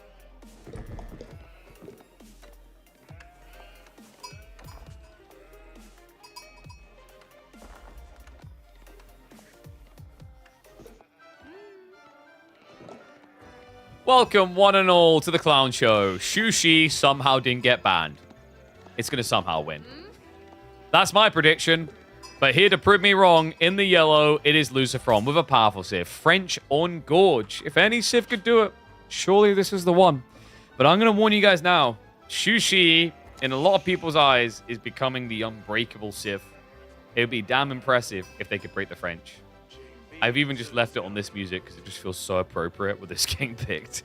Seriously, have we seen many Sushi losses? I mean, statistically, they are losing in tournament play, but in the hands of the top pros, the execution seems pretty clear. And, you know, BC's not exactly an easy player to fuffle on the draft, right? He picked Sushi, he picked Ibids, he saw the French-Chinese, he opted for this, even though there's maybe an argument that Sushi-Chinese is pretty good for Sushi right now. So I wonder what the plan is going to be. You could try for a fast castle type build where you just pump out Lancers and get army for free. But I think probably the more likely is going to be a slightly extended feudal with Jiangnan giving you that Zerg that makes Sushi so good. And no, I've not played the Gothic remake. I never played Gothic as a kid, so I didn't even have the initial allure there. That was a game that just skipped on by me completely. In fairness, though, there's a lot of people that did not play the Might and Magic RPG game, so I would argue they missed out just as much. For Blood and Honor is good. Yeah, my understanding with Gothic is that it was very popular in Germany in particular. So Deer Gathering backside, Lucifron. This is pretty much how you always want to start when you're not against the Dark Age Civ. It's just so good for French, and they have the confidence to stay out here because once you reach Feudal Age, I don't think there's an argument for any Civ other than Jean having a stronger opening. French Knights. It also strips away value. If Beastie was planning Pro Scouts, it makes that play a little bit weaker because you've now removed one pack. Jiangnan now coming in.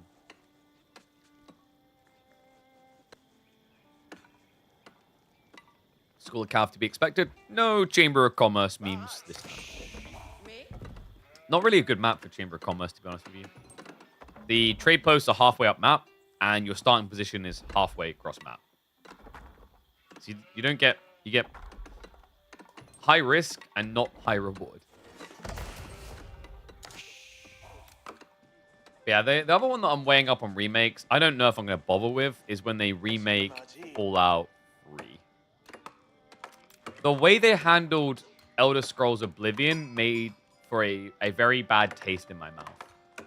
They pretty much abandoned it before actually fixing all the mistakes they made, i.e. performance.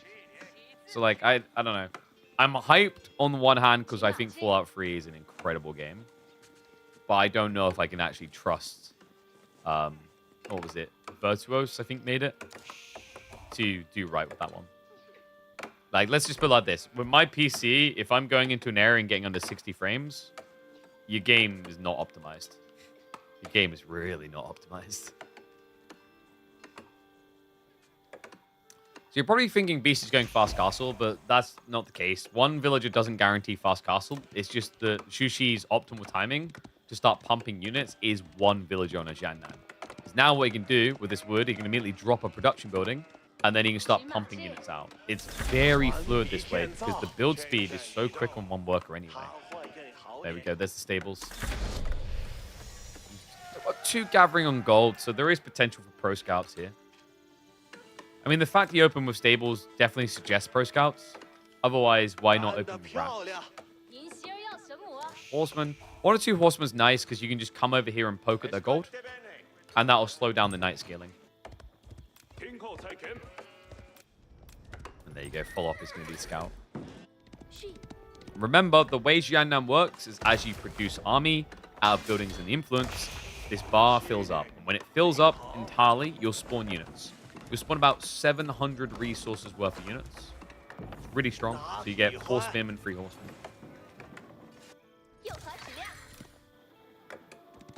Well, the exact number, actually, to be specific, is 720. 720 resources for free in unit production instantly for every 2,000 resources spent. It's a bloody good deal. If your goal is to mass army, it's a hell of a good deal. And you can choose between Chug's Palace Guard or Horseman Spear. You're always going Horseman Spear here. It would be kind of crazy to go Chug Palace Guard on the opening because both of those unit types get countered by French Knights. Beastie. Oh, Lucifron knew the timing down to the T. Had the Knight there perfectly timed to intercept the Horseman. Beastie. Did he get Pro Scout's queued? He hasn't yet, right? It's about to begin. A little bit rough there because Lucifron's timing isn't bad to start moving over and blocking you. Is Sushi an easier China? In some ways, I think this build is sort of easier. Because this build is just about building units. But it depends how you define easier. For low-ranked players, I don't think so. Because for low-ranked players, like, if we're being totally real, I think low-ranked players struggle with the idea of military scale. They're more focused on eco scale, right? Not long-term, but, you know, I'm talking the idea of just kind of booming up, etc. If you don't know what you're doing with early units, it can be very easy to lose advantage. Especially with this type of strat, because, like, unless you're going to Palace Guard Chug. Actually, I guess you could Palace Guard Chug to cheese. If you're low rank, most players aren't going to be that good at dealing with Palace Guard Chug new. At high rank, they understand it a lot better. So they can try and shut it down early. I was going to... My thought originally was going to be, if you're just building Horseman Spear and you're a low rank player, you could probably just get out microed. But Palace Guard Chug is kind of cheesy. Jin not allowed in this tournament? No, it just sucks. I mean, yeah, Jin is... Oh, man. Jin is so good. Like, they are OP. So, like, they just don't get picked. And that's why you should buy the new DLC. Wait a second. Microsoft doesn't sponsor me. No, you don't buy the new DLC. Jin is a very underwhelming Civ.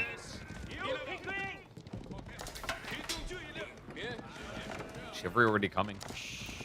Yeah, he took good spread damage. I think I've always noticed this with Lucifron. He's good at not taking too much of a heavy hit on specific knights.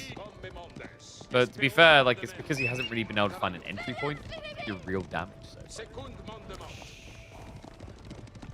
Diamond it solo and conking teams, you're dented for sure. Yeah, I mean, that just tells me you're being carried in your conk games. You know, you pick Jin, they pick French, you win.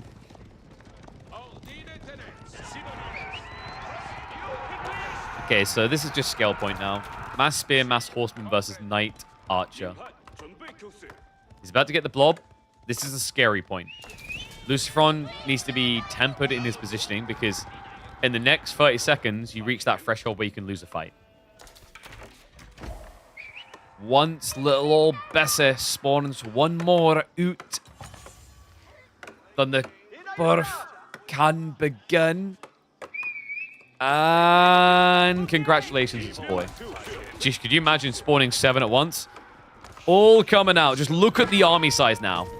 10 up on size. Archers are trying to snipe down the spears, though. Not quite enough damage for the one-hit kill.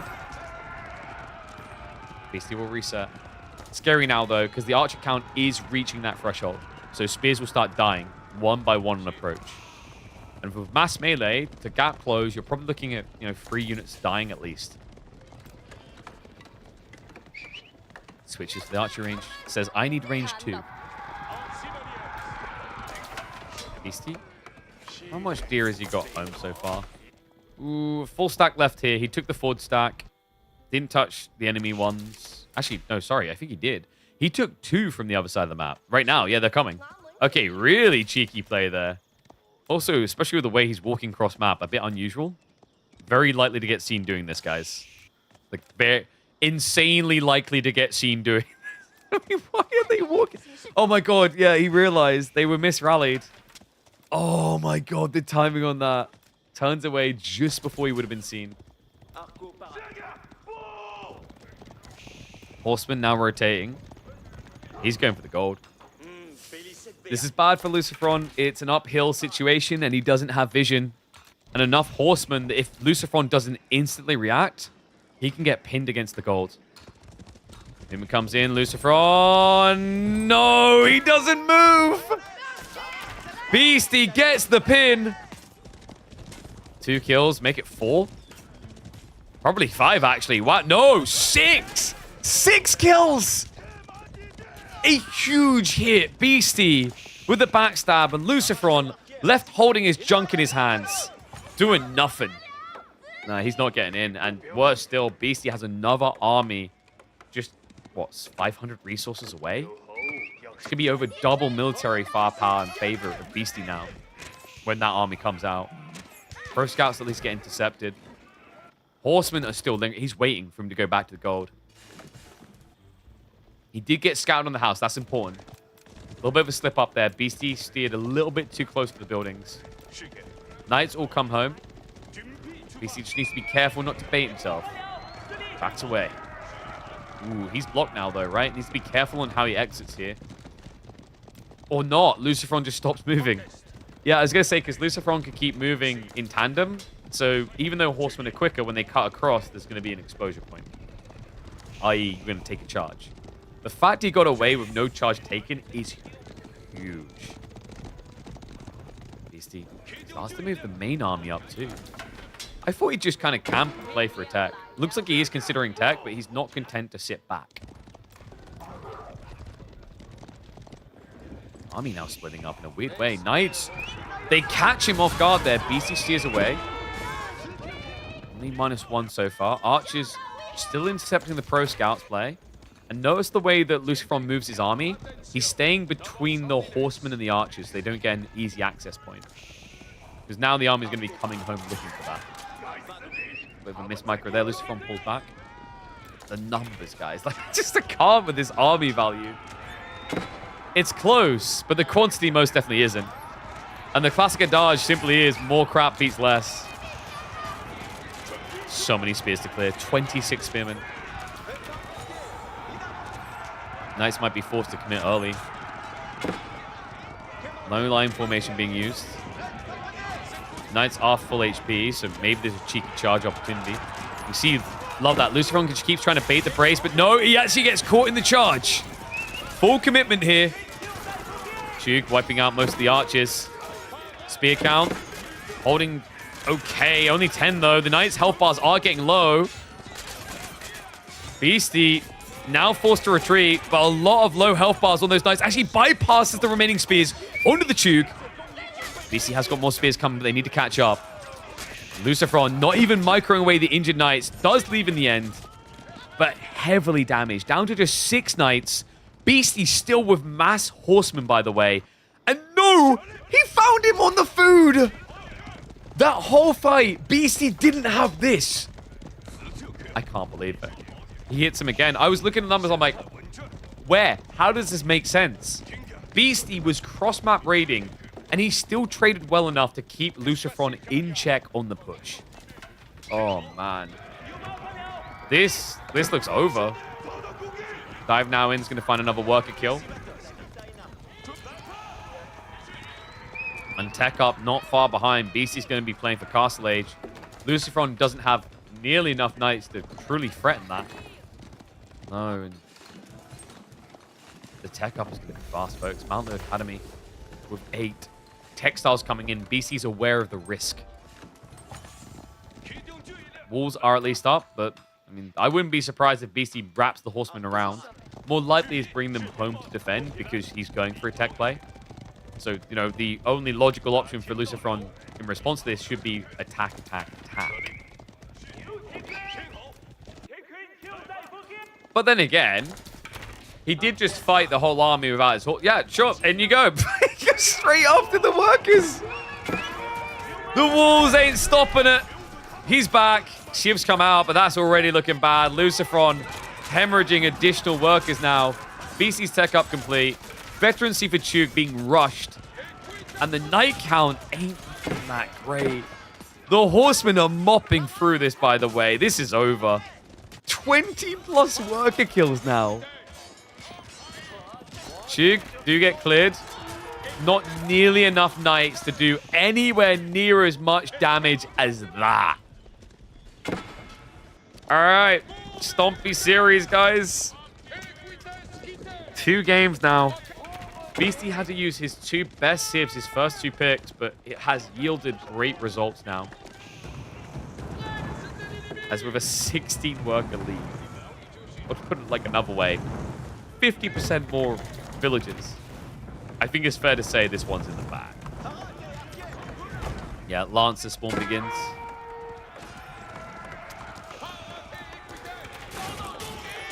Dive coming in. This one has to do the Hail Mary. Shiv's coming out, though, against Feudal Knights. He already had textiles from earlier. Does start to pull back now. Hand Cannon Slit should add up the damage onto the Knights. Only 3 worker kills for that effort. I mean, the only way Lucifron can pull this back now is unbridled aggression. Unfortunately, that goes both ways. How have the Horsemen done this much damage? Oh my god, no wonder MSN's obsessed with the unit. He keeps watching replays like this. They'll finally get their comeuppance and be killed. But woof.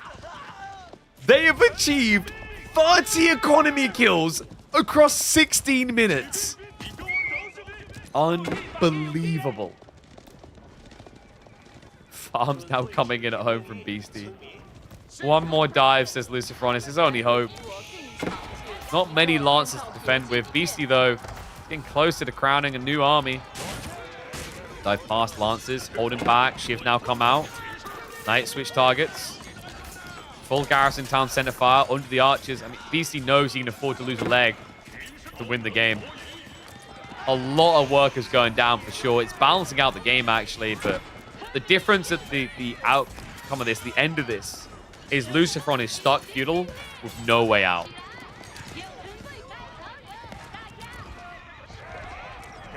Beastie almost has more Lancers than Lucifron has Knights now. So we're, guys, we're down to 34 versus 34 villages. But surely Lucifron can't win this now, right? Like, if he wins this, he's the best player in the tournament. I would like okay, I gotta stop calling the game early. But like in reality, there is over 1,800 resource difference between them. And I think this is just a game changer. Because now I'll have crossbows to defend against your French night dive, and lancers are just pounding hooves across map for the unguarded economy.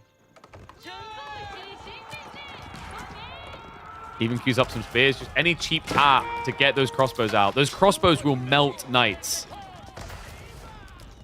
Lance, wait, Beasties, this is a bad time to get old. Come on. Wall goes up, knight gets trapped inside. I can't believe this, man. How are we at 29 to 23 worker kills? It's not going to stop, though. The Lancers, they get in. They find the gold. And that is disaster central. He pills one. He checks for the deer. He finds it all. Knights are going to try to counter dive, but they're injured. They haven't had time to heal. And now the kill shot. Crossbows in. Boom. Boom. Boom. And sayonara. What was this game? 30 worker kills from Horsemen. Perfect balance achieved. I feel like I was being a bit biased towards the end, but like, guys, you can never underestimate the difference Castle Age makes with that Jiangnan time bomb ticking. This is quickly becoming the most toxic feudal landmark in the game.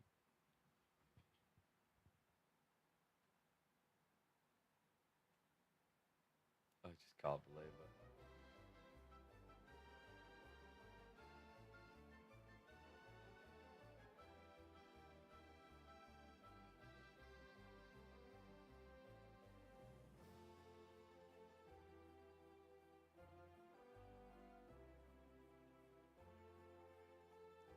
All right. French produce villages fast. Oh, you mean the difference in kills? Yeah. But like, I mean, you can produce villages faster, but when you lose 30, it doesn't matter.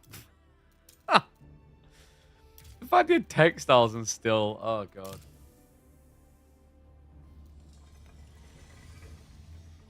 All right, rack it up, guys. Frio.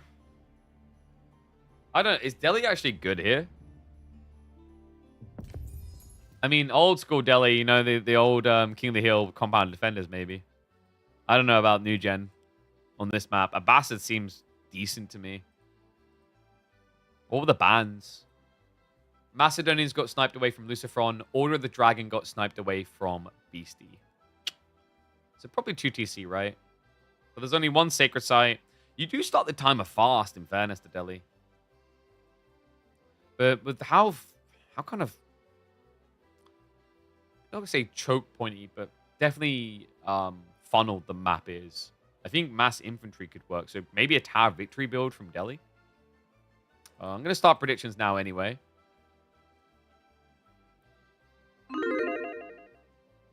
And a minute and a half ads now. Be right back in a sec. I need a snack.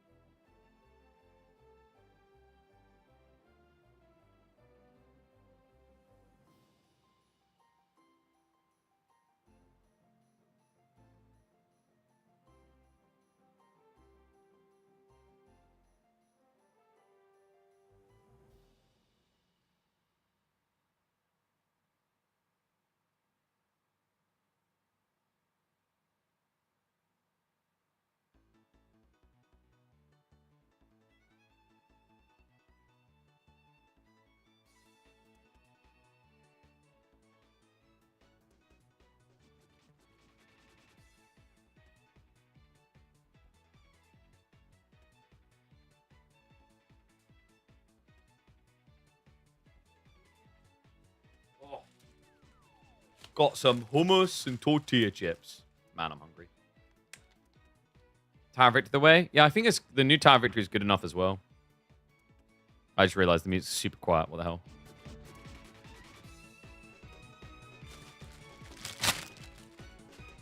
Oh, yeah. Big tortilla boy. So hungry.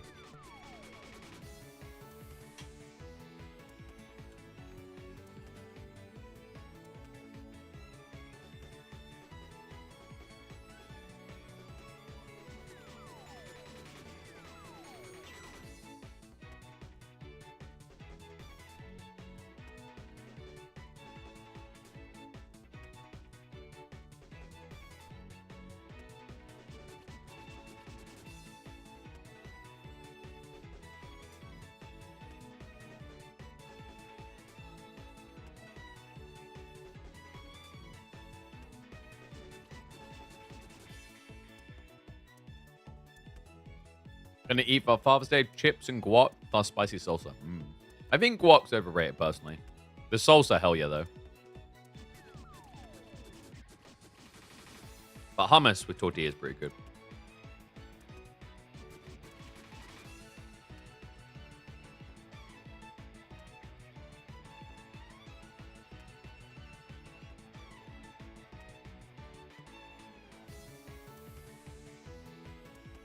I think for me, I feel like guac often just doesn't taste of much, you know? Very, very light. Some people say they like it because it's refreshing.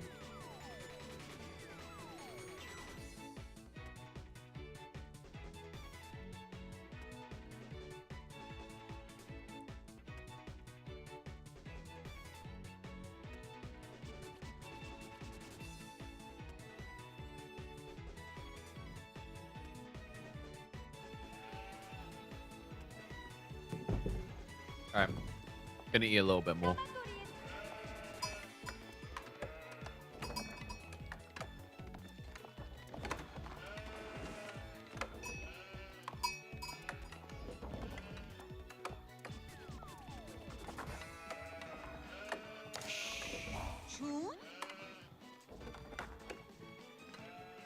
Guac is S tier? Really? I don't know. To me, it just like doesn't feel like it has much taste. But I'm not crazy with the texture.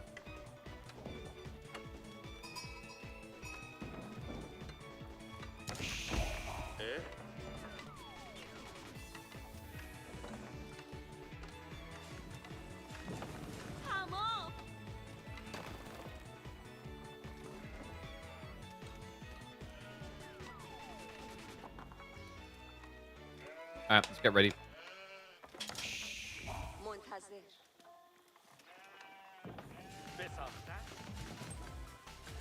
But like, you know, I've been in Vegas and I've had like tacos, apparently one of the best places for it. And I didn't think they were that good. I don't know. Maybe a bit weird for me. Maybe I got bamboozled. It wasn't a good place. Like I think like fajitas is vastly fajitas and burritos are vastly superior to tacos, for example, in my eyes. All right, should we get ready? It's turning into a stomp. Lucifron needs to rally fast. Beastie, 2 games up with the Abbasids. He's in the teal, and we are on King of the Hill. But maybe this is the time. Maybe this is the Civ. Delhi, King of the Hill. It's been a long time, sir. Good to see you back. The new Tower Victory might just be exactly what the Delhi need and Lucifron needs to get back in to this best of 7. Game 3, folks, and it is getting rough. 2 games down. 2 dominations by Beastie. And he is looking to bloat fast. ABBA, on a map like this, you got to be imagining 2 TC. But Delhi are going to make that stressful. 1 Sacred Site. A clear objective on King of the Hill to start a time bomb. And that is something that starts early with Delhi. They don't need age free. Curious to see how quickly Lucifron's going to be playing for that objective. He's going to want to play fast, though. Because it is indeed Eco Wing. And Tower Victory's coming in. We've seen it attempted. We've seen it fail. Guys, this is the map. If there is any map in this tournament where Tower Victory is the way, this is the one. And what incarnations did I just see? Did he bait and switch? Oh my god, he did. He did. Look at the timing. Did Lucifron just run past, scout that it was Eco Wing, and then walk? Because it's not Eco Wing, it's Admin Wing. He needs to know. He needs to know. He would have glanced this, right? Like, you know that this is the most obvious one in my eyes because it's just unique shape. Used to be Trade Wing. So Admin Wing's coming in. That's going to give him a 7.5% buff to his economy when he gets Golden Age 1. Because usually 15% becomes 22.5%. City planning is kind of interesting. The idea, if you want to build like double archery or whatever, bulking them together could be quite good. And actually, what the ironically, in a game between an Arabic Civ and an Indian Civ, we have like basically got an Orthodox cross on the left side of the map. Wait, what? No way. Okay, so this wouldn't be a remake, and here's why. It is technically still balanced. The relics look outrageous, but technically it is still balanced. One player has a close relic each, and then it's a line. So it looks outrageous, but in fairness, the impact on the game, I'm not going to say it's minimal, because there is potentially strategies where you lean into this. Like a castle drop over this side towards the sacred site is probably more valuable to then lean monastery here. Because then you can kind of wall this off, block it off, make rotations harder. That is crazy, though. Holy crap. Right, so tech up's complete. Tower of Victory, remember, is now also a blacksmith's. And reminder what this landmark does, it gives an attack speed boost to all infantry that you build.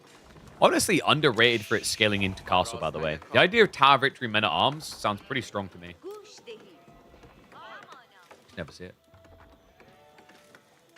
What can be really bad, but if made right, chef's kiss? Yeah, hummus is like that too, right? I think I've just tried to avoid getting quality hummus because, like, I don't make lots of money to go and get, like, the premium hummus, and it's now becoming my snackage because of, like, the celiacs. So I'm like, I think I'm reacclimating tolerance towards cheap grade hummus. In fairness, if you are in the UK, highly recommend Aldi's hummus over all the other ones. The other ones are really dry and kind of look pukey, whereas the Aldi's ones kind of okay. Premium hummus is super cheap to make. Yeah, I might have to start making it. I don't know if chickpeas are that cheap in the UK. Oh, wait. Did I run out of space? What the hell? I did. Oops.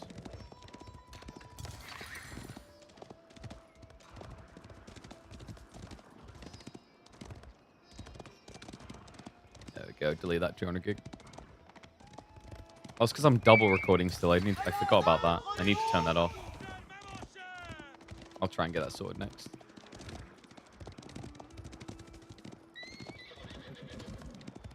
Homemade hummus might have to add that skill to my life. I mean, people hype it up. It's pretty good. I mean, the cool thing about doing homemade hummus, you can just do what you want with it.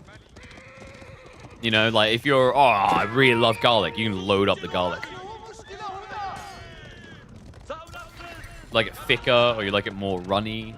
I don't know why anyone would ever want runny hummus, to be honest. Anyway, Mass Cav on Mass Cav. Wait, what the what? And he has got the stable chain. Yeah, so he's getting the buff speed. No, they're not close enough. This is actually really weird. Or did he not go for it yet? No, he didn't go for it. Okay, he hasn't got city planning. I keep forgetting you need to buy it. Archer's now getting added in. Spears come from Lucifron. God, now that the replay cut out, I hope this is not a good game. Sorry, guys. I hope it's a stomp. I somehow... So basically, recently I've been recording twice. Because I was changing some formatting and comparing. I keep forgetting to turn that off. I really need to turn that off, actually.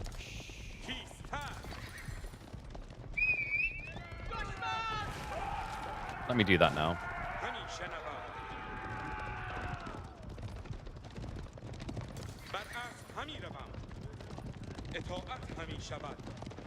If I can remember where I done it.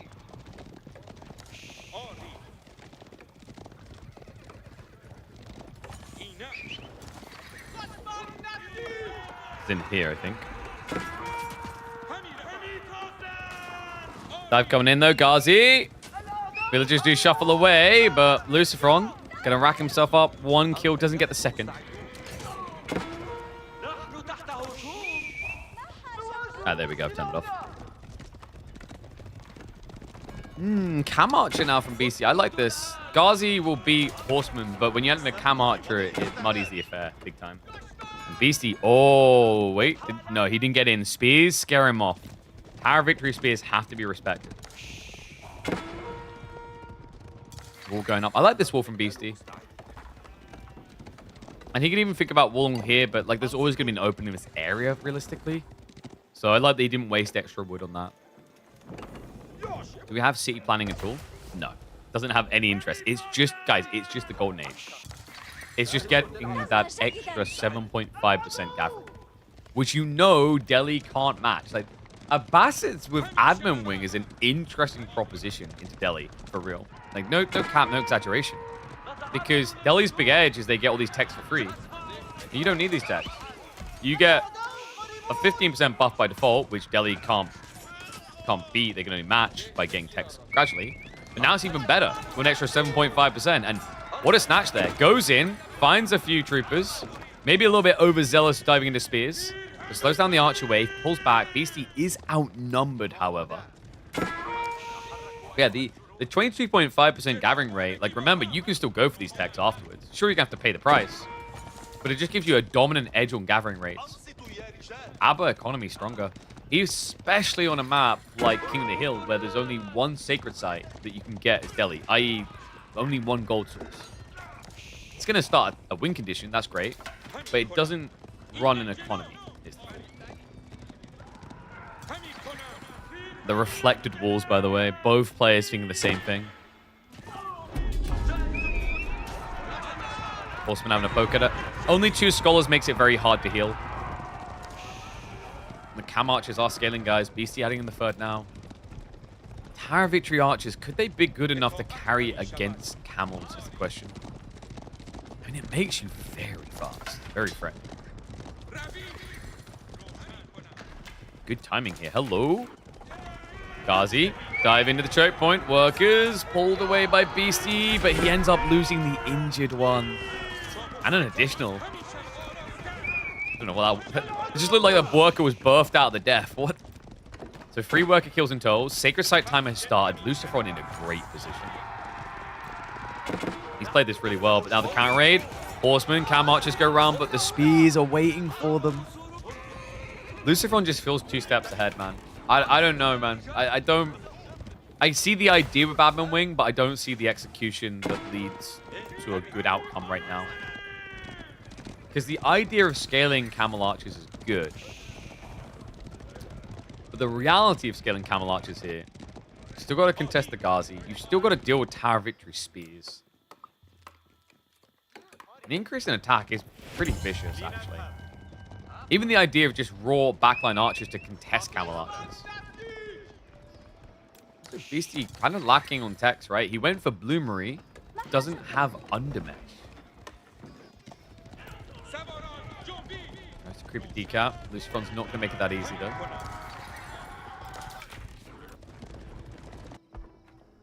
He's getting the walls up with the spears, so nice protection on the flanks. No sneak in. Unless you want to play tight, but that option's going too. Luciferon just trying to strip away all options to go around the back so that he can make it all about that sacred site. He's just going to march up. Good torch power to burn through. Army fairly close. Luciferon's going to want to turn fast, though. Moving across now. Ghazi are hanging around the center. Just the infantry heading back.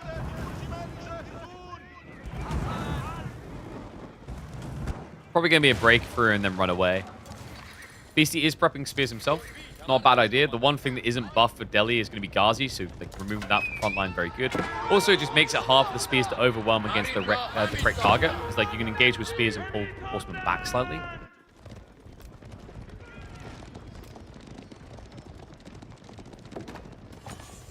So time, and now to 8 minutes. I'm trying to think what the kill threshold is in Beastie's mind, because like all I'm seeing is a guy that's getting outnumbered. And it's baffling that he's getting outnumbered when he has double the food income. But this is what Camel Archer does to you guys. Camel Archer Horsemen, drastically more expensive than Luciferon's armor. Luciferon, he's putting Ghazi occasionally, yes. But a lot of it is Spear Archer. 80 resource units compared to Cam Archers. It costs you 230 resources and take a long time to produce. Did he go for city planning? He hasn't. So he's not even getting the increased production rate on the Cam Archers, but he's going for castle. Okay. Wait a second. Archer's queued as well. Is he planning a military wing switch? That doesn't sound as nuts as you think. If it goes unnoticed. But Luciferon, he creeps in. Beastie on the run. Has to migrate the area. Army isn't coming back, though. He's just sending more of it in. What's going on? Melee wing begins. He is going for the strat. Villagers creep out the other side. They're moving. Are they going to move all the way here? They are. They're coming to where the army is. And now they dive on the other side. Villagers trying to rush up the outpost. They're not going to be fast enough here. Seek Shelter gets rang. Right by. Only going to find a solitary worker exposed. There's a breakthrough on the other side. He's going for the berries too. Luciferon sending the full army in though. It's a TC dive. A lot of exposed villagers seeking shelter. They do get in. Most of the workers are cross map now. This is getting so weird. Villagers have to scramble away. The tower did go down. A few of them go down.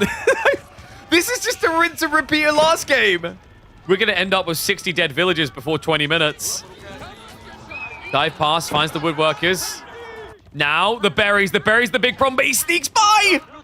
Beastie, he just about got a glimpse of it. Some villagers with shivs out. They're going to be lost. He splits more horsemen to run it down. Good optimization. Beastie, give it as good as he's taken. Now the bun. Wait, the bun?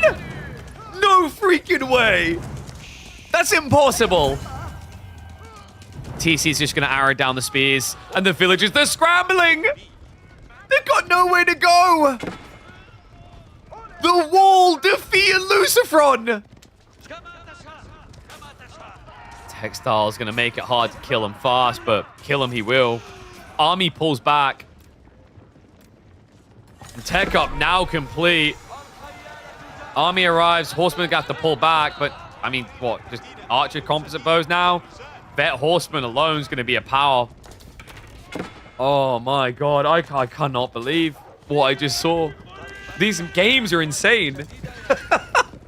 2 games in a row now we've had this experience out of these two. We're 15 minutes in. Combined, there's 35 worker kills between the two. And more to come. Villagers start to pull back now. They're going towards the goal because BC's been blocked on the front the whole time. Switches on a wood gathering too. Begins to spam Gulam. Cam archers. Scout the workers coming back early. Horseman just going to distract here. Gathering continues on the other flank. God, I don't know how Luciferon wins. I mean, he's got Sacred Site timer ticking, but with Gulam's coming, that's not reliable. The wall? The wall? Oh, yeah. Hold on a second. He traps him. Horsemen have to side rotate. They're going to take losses on the exit, though. Spears get some good stabs in there. Cam archers also get sacked. So good hit there by Luciferon. But his food gathering has been non-existent, man. He's been idled longer than Beastie. Horsemen still slip back in. More idle time. This is the thing that's killing Luciferon right now. More than anything. It's the lack of gathering. 0 food workers. Getting back to it soon, but that gap, that inability to produce more. Now, Beastie, we talked about military wing. We talked about the ideal situation. It is the perfect situation to mass archers. Veterans are already in the way. Composite bows as a follow-up is natural here. And it will dominate. Not just that. It's what? Tier 2? Tier 3 coming in soon. Yeah, nothing too crazy here, right? That's just the camera rider damage. So that's not going to matter. The production, the build speed increase, not too crazy either. Yeah, unless he's going for a castle drop. Yeah, so Golden Age shouldn't matter too much here. For Tier 2, Tier 3. Horseman again. And he sees it. He goes to the low health bar ones, gets 2 kills. I mean, they've done their duty, right? Their watch has ended. He didn't want more horsemen anyway. He definitely wants more archers. Steeled arrow, composite bows, veterancy, lancers to assist. Luciferon down to 3.5 minutes. This is do or die. Retreat is no longer an option. You shy away from this, you shy away from winning.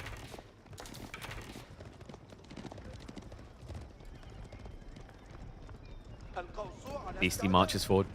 Composite bows, just 20 seconds out. With that perfect timing, boot camp buffs him up as well. Knights now charge forward. Gatling gun mode almost activated. Beastie maybe jumping the gun ever so slightly. He's going to be forced to clash. Has to turn around. The Gulams are in range now. Backstab of a few horsemen. Hold on. What the hell is going on with these guys? He baits the archers into the melee line. The Gulams are incredibly tanky against all this. Nice now get the recharge. The spear count is not looking great for Lucifron. Only 5. And they're getting sniped down fast. Archers get the worth trade. And now heavy units will carry through. Beastie is looking to wash away any Spanish presence in this tournament. He dashed away Vortex and now is 1 game off of doing the same to Lucifron because this one is done. Wow. A distromination coming out from Beastie in this series. Lucifron can afford no mistakes anymore. Best of 7, remember, so first to 4.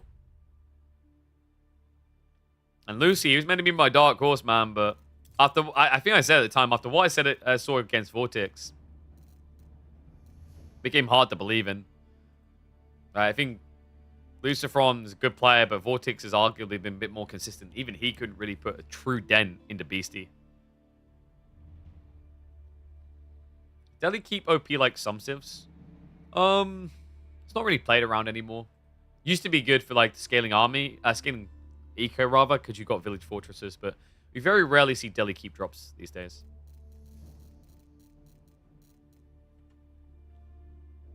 Like how Beastie just wants to kill villagers. Yo, you can't build more units if you have no villages, right? Okay, so HRE, Order the Dragon from Beastie. Order the Dragon gets sniped. Mongols, Knights Templar from Lucifron. Mongols is available. Knights Templar get sniped. This is Lakeside, I'm pretty sure. I'm not sure if Mongols can do much against HRE, though. Maybe try and bait and switch them. That might be the way he goes. They're getting in lobby. They haven't started yet. Which means I get to eat more hummus. I'm a hungry boy. Probably not the most filling thing I could have chosen to eat, though.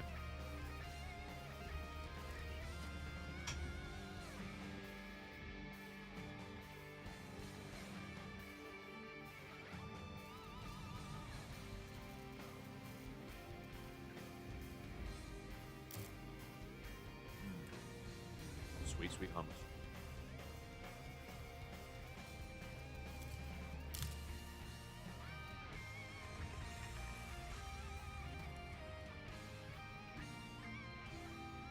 Pay out your bets.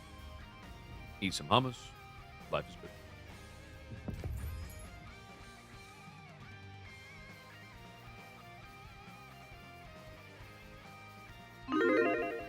Guys, I'm going to run a minute and a half ads. If you want to listen to me crunching, subscribe.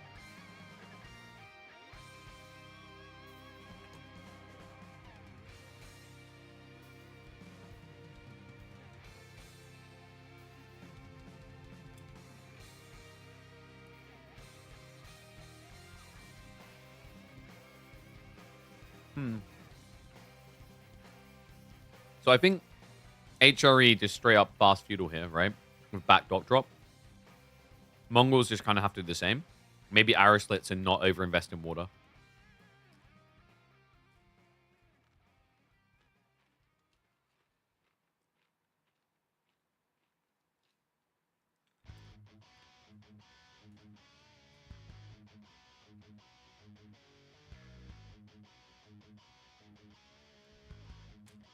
Running out of hummus.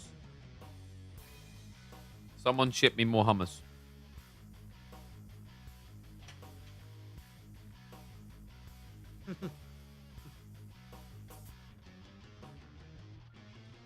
Exclamation mark HelloFresh. Someone send me hummus. That's what they're missing. Got to come in clutch.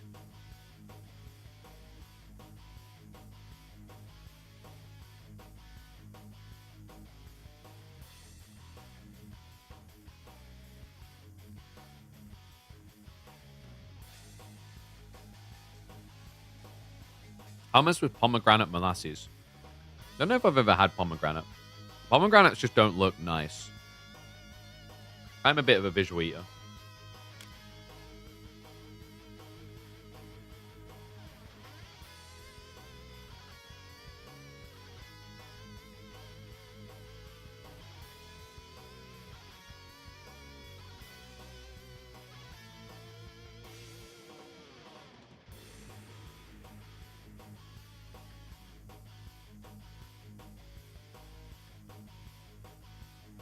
Oh, last tiny bit of hummus.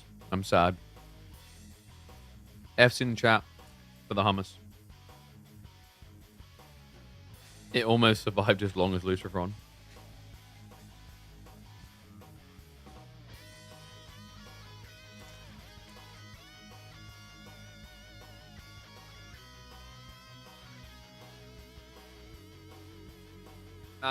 I wish tortilla chips had like just a tiny bit more viability and taste to just be eaten on their own. You know what I mean? Like without flavoring or whatever.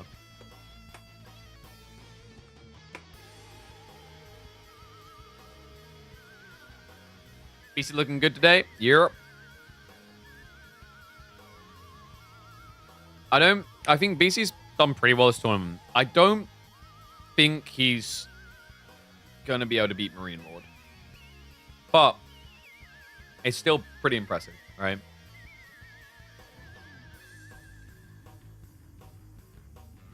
Yeah. I mean, top 4 is still pretty good, pretty reliable for a guy who basically is like, you know, leaning the content creator and the pro life. I think, regardless over time, it's kind of something you expect if you're... What somebody said before, right? Is like that he feels like he can't do the bounce. But we did counteract that by highlighting that, like, Hera literally proved that you can be a content creator and a pro player. But there are limitations, as Hera learned very recently with the Warlords Cup. All right, let's get ready to roll.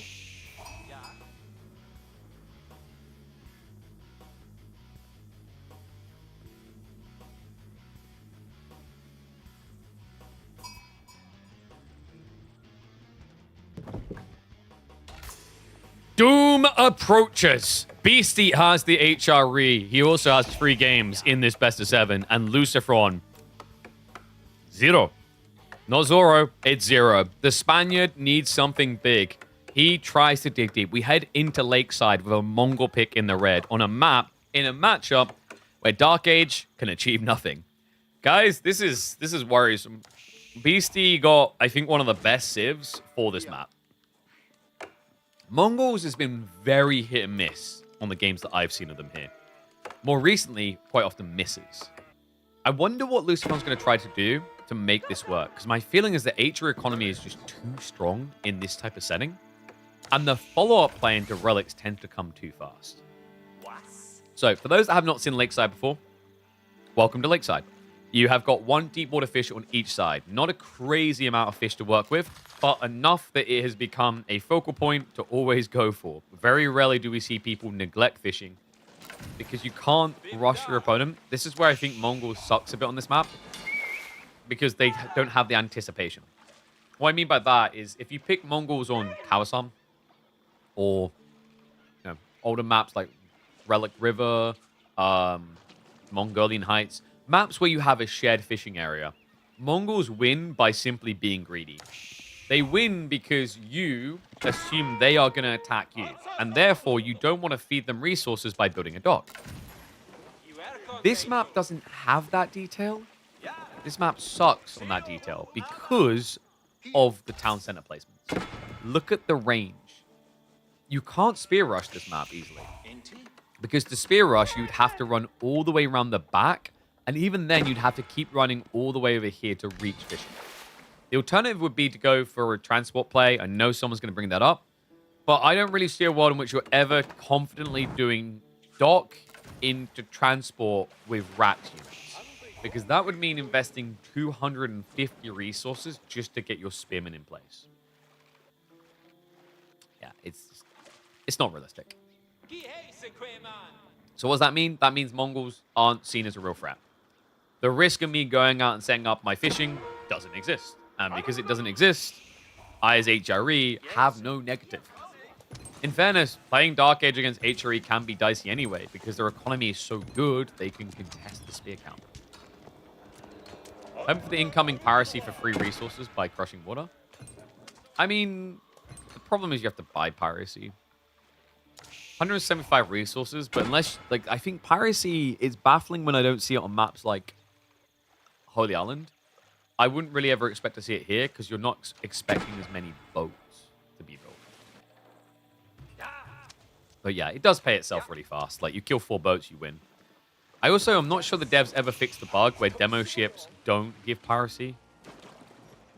Actually, no, that's right. They made it the other way, where piracy is kind of broken, if I remember correctly, because if you at least shoot a demo ship once, if it detonates any point after that, you get piracy, which is really stupid. Yeah, so it's like if you're playing as Mongols and you get a demo ship in, but they touched it once, they get a rebate on you killing their boat. So stupid. Wait, is Beastie going to TC?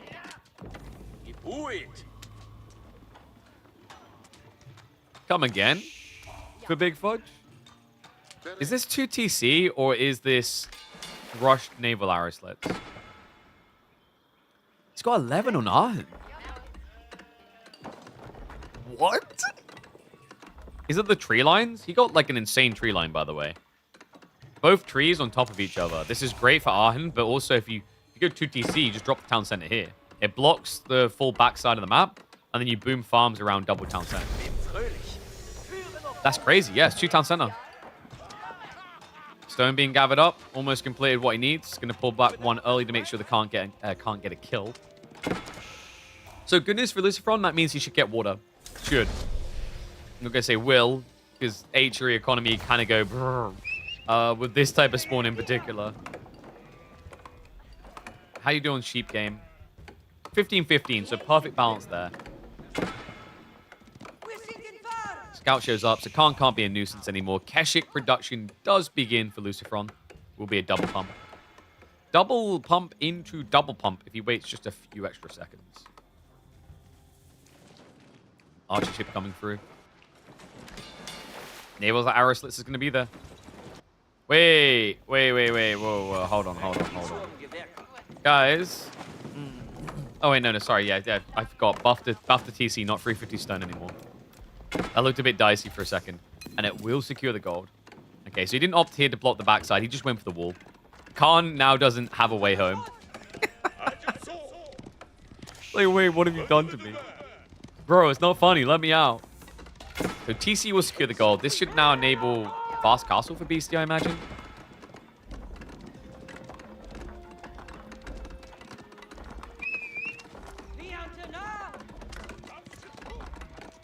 Can you do anything about FC?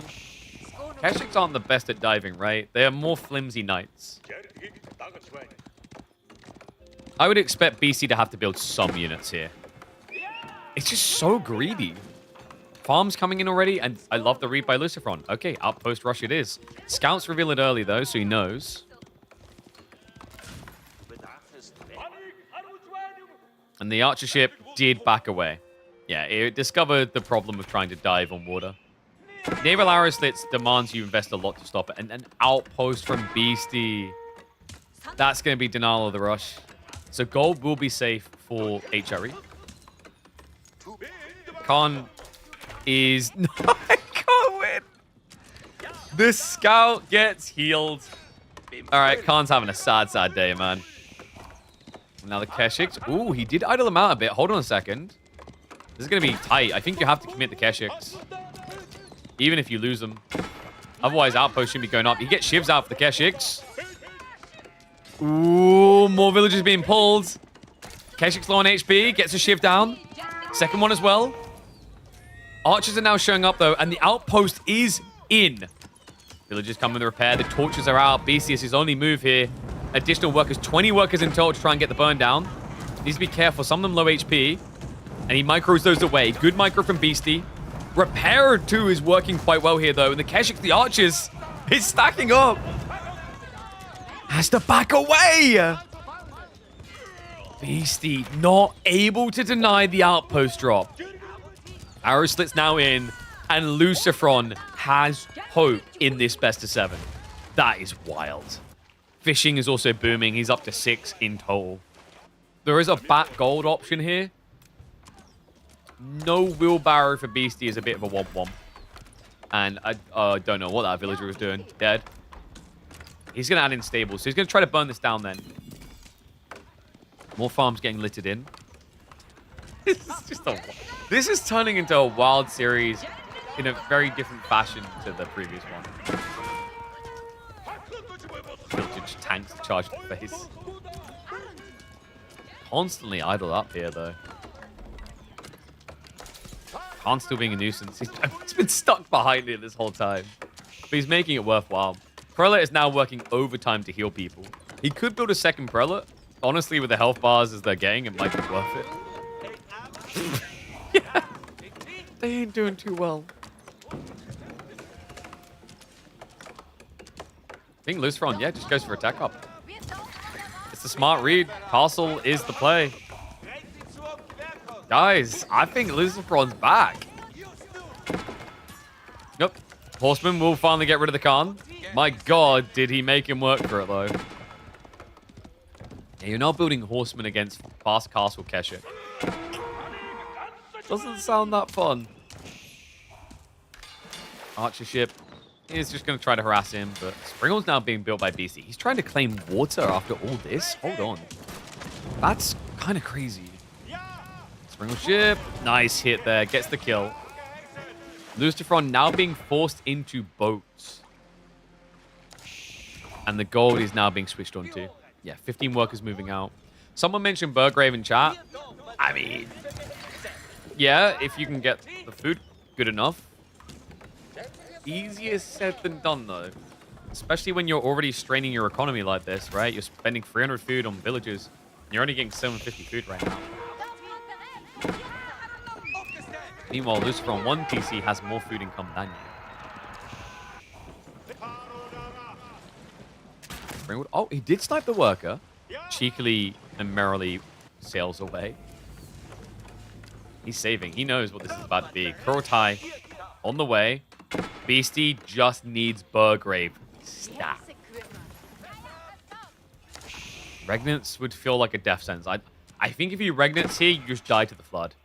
Because he doesn't have production to get men-at-arms or spears out. Likely men-at-arms here because you're up against archers. Tricky part is still going to be the fact you don't have blacksmith timings. And the reason that's a problem is it means the archers with Kurotai buff will do good damage. Having said that, I was about to say, I would like to see the blacksmiths. Just drop it down. And horsemen. Ooh. Two horsemen can be a little bit annoying here. He doesn't have wheelbarrow. He doesn't have textiles. But he does get seen. Nicely read by Luciferon. That was perfectly timed. So Luciferon, up in age. Beastie, not too far behind. Burgrave begins. Waterside is a disaster for Luciferon, though. Fishing gets blocked out. Oh my god, wait, he only has... Guys, he only has 2 sheep. He only has 2 sheep, and he's already on berries. This is a front game, and you cannot stop fronting if you're a Luciferon. All hands on deck, double landmark moving up.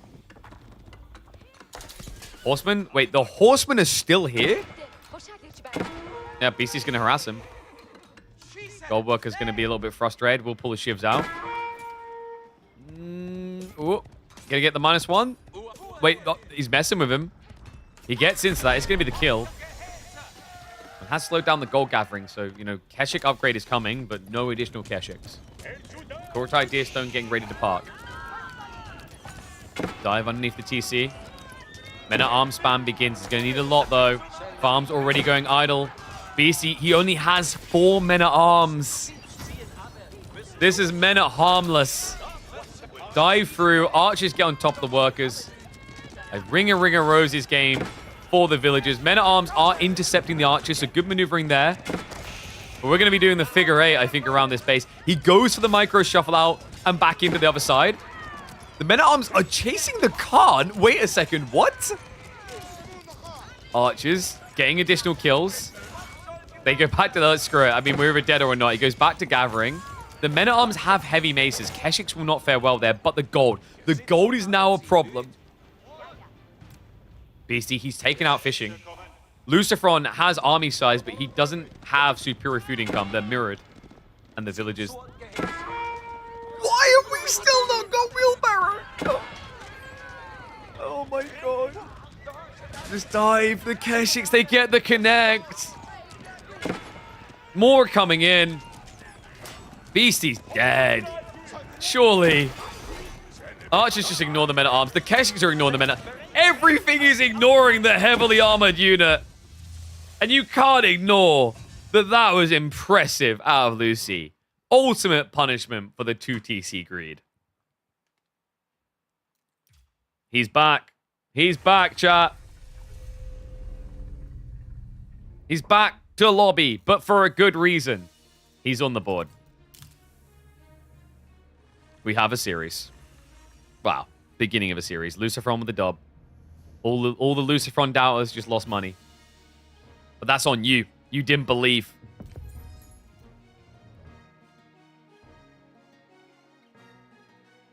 All right, let's get predictions up. Hillendale, Order of the Dragon versus Chinese. I'm assuming he tried to pick Macedonians. No, Lucifron went Sengoku Chinese. Sengoku got sniped. Beastie chose Roos, Order of the Dragon. Roos got sniped. I mean, I think Roos is a very good Civ, especially on a map like this. So let's get ready for Game 5. Give you guys 5 minutes. We're on 1.5 minutes for predictions now. Just quickly gonna go get some more water because I'm already running out. Burb in a second, guys.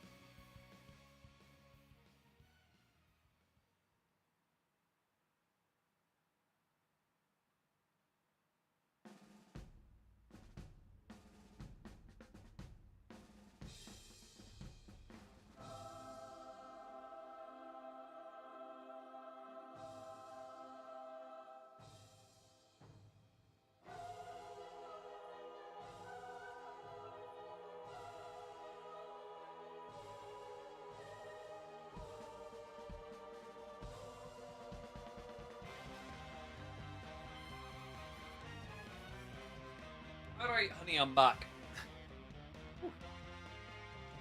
Sorry, I had to find the ice cubes. And then I had to plop them in a bowl. It meant I had to choose ice cubes that weren't too big to then get in the bowl. Oh, blurry glasses. Alright, how do you guys predict so far? Ooh, it's fairly even. That I like to see. It's a spicier meatball.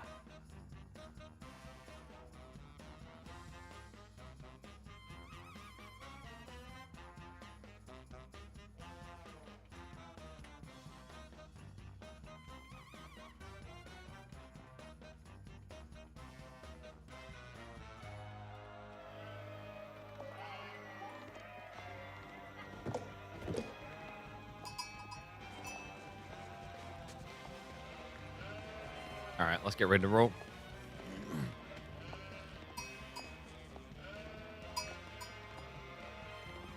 Of course, Beastie's on the other side. Like, why can't you just spawn on the side where the numbers just sit?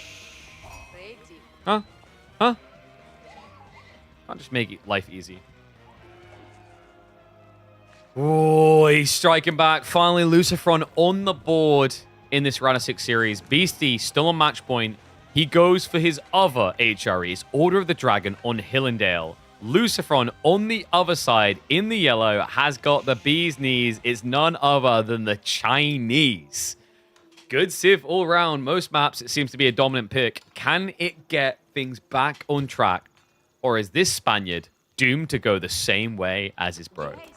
I mean, I finally saw signs of life. I'll say that much, folks. That last game from Lucifron is exactly what I needed to see to convince me that he even stood a chance of taking the series. He was getting rolled time and time again by Beastie. But he just ironically done exactly that to Beastie. It wasn't even close in the end. China, getting that through on a map like this, I mean, it was interesting as well. The pick choices were Roos, Order the Dragon.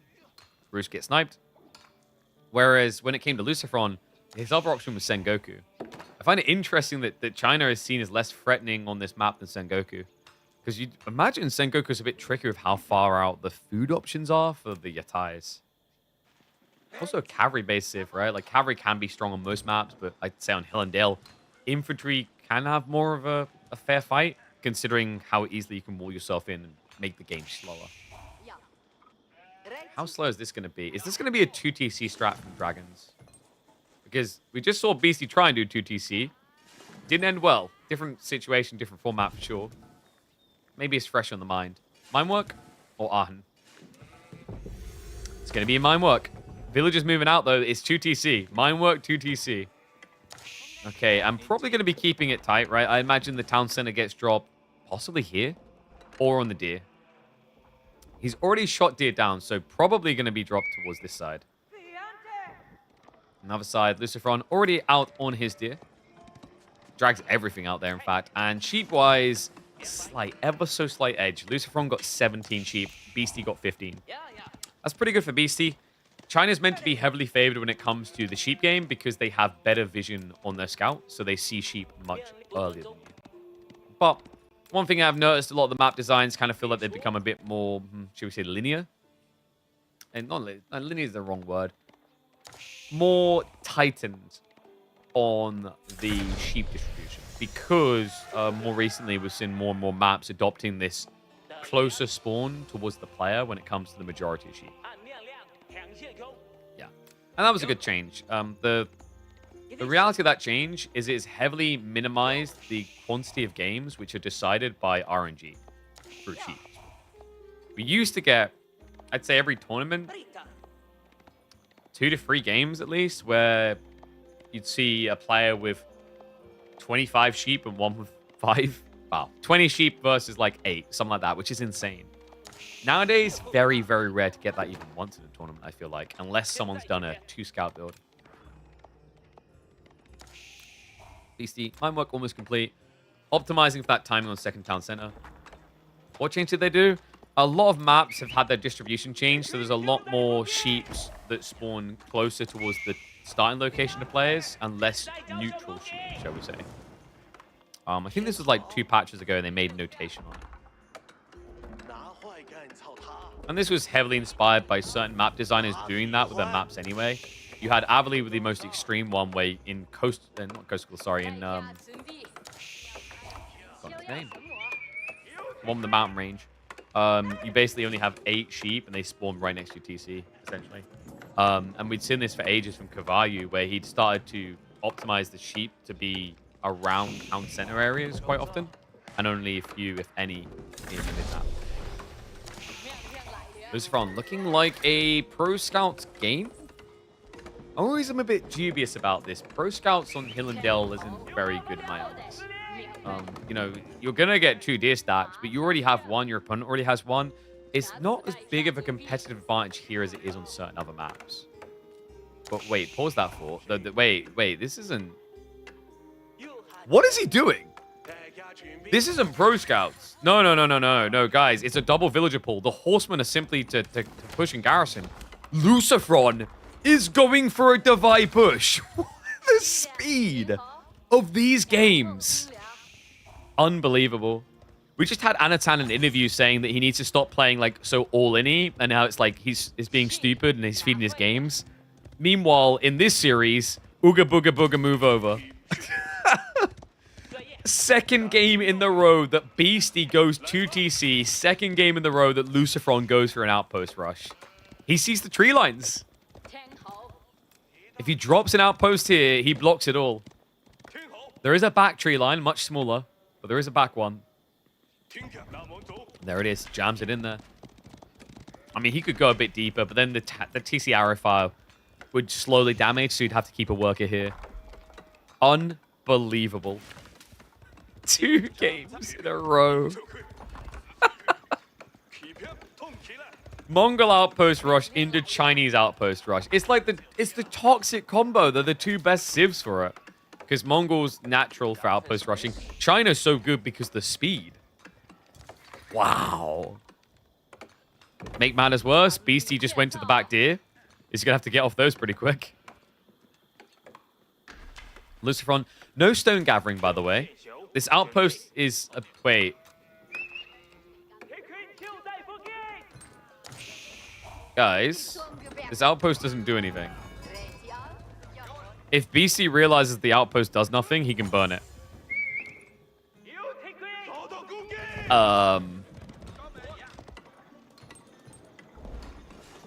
Please gather stone. Someone hand cannon slits? I don't know, man. This is a little bit weird. BC doesn't have wheelbarrow, though, so like it might not be ideal for him to walk over. More archers are showing up, so at least there's units nearby for the extra arrow fire. And archer's now on the back. I mean, Beastie, oh, God. Now the wood hurts. Now the wood really hurts. He got baited into racks. Horseman first is the win condition. Beastie, he literally doesn't have the wood to do anything. And now, the creme de la creme, the piece of art comes together as a full act of beauty. Lucifron gets the garrison. No hand cannon slits needed. You can't press this tower. You can't press this wood. You have 60 wood in a dream. And Beastie needs to save that for a house. What? 10-min GG, anyone? On Hill and Dale as well. Sometimes this map becomes a camperoo, but Lucifron was never going to allow that. Steel Arrow now being prepped. He already has Undermesh. Beastie has one hope of getting out of this. And it ain't great. Grave time, boys.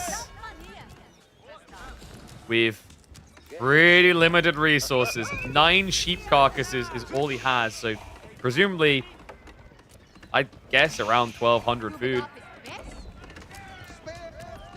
Now the horsemen to dive in. The archers. Oh my god, from both sides! A full dive and a full chase. The timing on this. No room for greed in my RTSs. Oh no. No. Tries for a garrison shuffle. Several go down. And he starts to burn it. No! He's got the undermesh. He's going to have to try to build it. Beastie. He's walking workers away right now to look for wood, but he's got bigger problems here. He has to go for the build. Body blocks again. 3 of them get trapped! The stab up against the landmark. Oh, you want to build this? You want to build it? Just smearing his face up and down. Oh, yeah, build it. Go on, build it. I'll paint it for you with your blood. He's going to deny it. All food and gold gone. 10-minute castle age denial GG. Wow.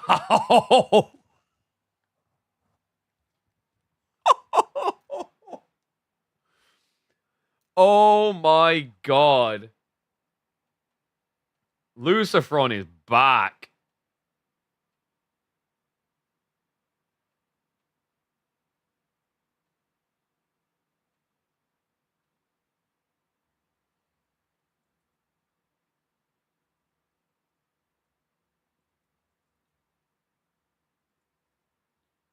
feel like that's a saga of like game one, like Outpost Rush 1 and Outpost Rush 2. Oh my god.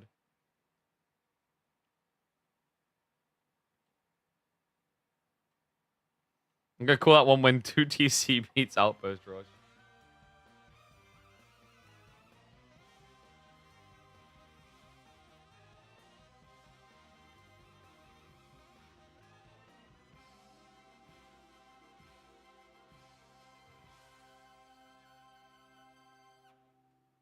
Yeah, when 2 Town Center meets its enemy. Oh, that's a good one.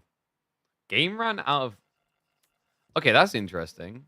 Apparently, if you linger on this screen, it crashes your game. What? Is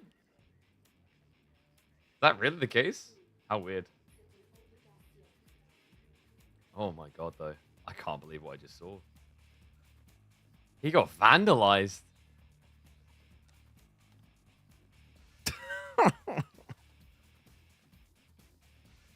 Hey, Sherman. Oh, sorry, music's very quiet. How's it going, buddy? Hope you make it for the heat wave. It's okay. I've got like I've got a cooling device and a door wide open. I'm just about surviving it. Hope you are too, bud. Oh god. Yeah, let's not. Dude, there's no way he 2 Town Centers a third game in a row, right? Like that would be crazy. Could you imagine if he just went into his draft picks and was like, I think I'll pick Byzantines and do 2TC. That would be insanity. Nah. He's picked Byzantines. Into Sengoku. Snipes were Iabids and Jean. Just can't believe what we just saw.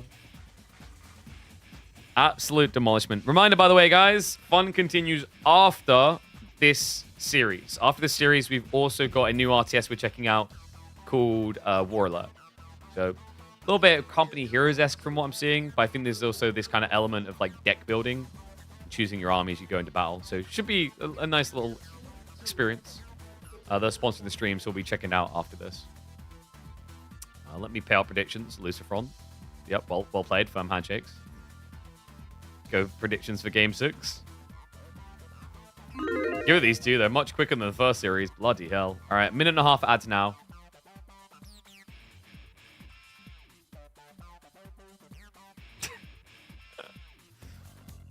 Chinese Outpost Rush.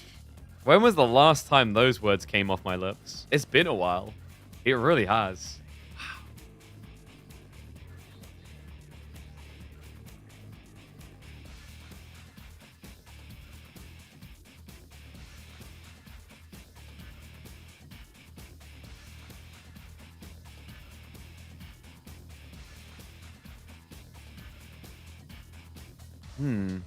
And wait, what's the funnel map?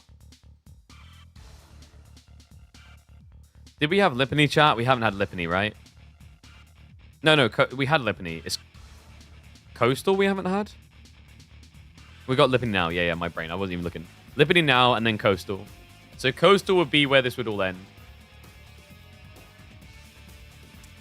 And in terms of remaining picks, he's still got...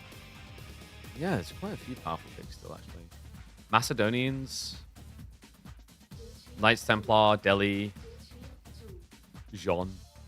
Beastie will have Iabids, which I think is the one he wants but won't get. Japan, HRE, and Rus. I think you probably last game draft Iabid Rus and see what you get through.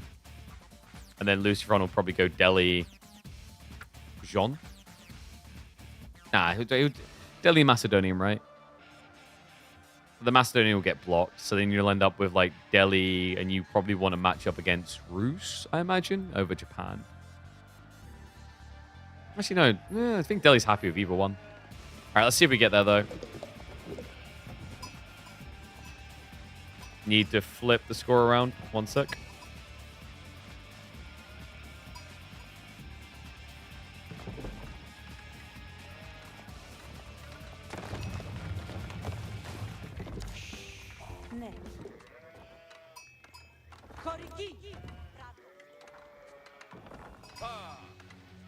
It will not be a 10-minute GG. Thank goodness. Not in this match, surely. Byzantines versus Sengoku. One of the chillest Dark Ages you could ever imagine. Maybe. We'll find out. We just watched BC get pulverized twice in a row for going to town center by a simple outpost. This time, I think maybe he learns his lessons. He'll be on the stone, but it's not because he's a town center boy. It's all about those sweet, sweet systems. Deep moisturization for the Byzantine economy. On the other side, Sengoku going to be opening us up with your ties. Guys, we are safe. Longer than 10 minutes in game. I think. Lipany is going to be the map. Look at the spawn. A lot of forward food for both parties.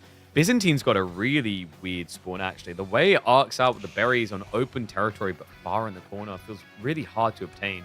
Then, by comparison, Sengoku, another good berry sieve, gets this spawn? What? That was a manly what? Don't judge it. That's a lot of resources on one screen, guys. If BC loses this game, I'm already predicting the frustration, man. Like, he just discovered the spawn. I wish I could see his face right now. I mean, Byzantines, can they rush Sengoku is now the question. Because if not, that's a lot of real estate. Meanwhile, BC, what did he got? Back gold, good for a delayed tech play. But his berries are forward. And his second berries are really far out there. Semi-wallable, but not quick wallable. If it was back here, divine spawn. And the alternate berries are really far out there. Oh, this is going to be tough. And where are we going with the Yatais? Straight out towards the boars, right? Yeah. Oh my god, look at the spawns. It wasn't wide, it was pretty tight. The reason that's really nice is it means when Lucifron was wheeling out the Yatais, he was generating food here on the way past. Twice.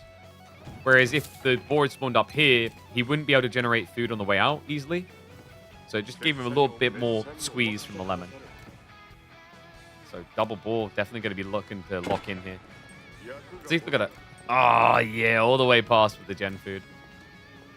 And then once you skip this one, oh, wait, oh, down to 18. Whoa, back up on the berries, keep rubbing it up. That's a nice spawn. Question now, Ryokan or Koka? Ryokan's got to be feeling safer against Byzantines now. Koka's really good for all-in strats. Presumably, you're going to be able to attack Biz, but I don't know if you want to dive them.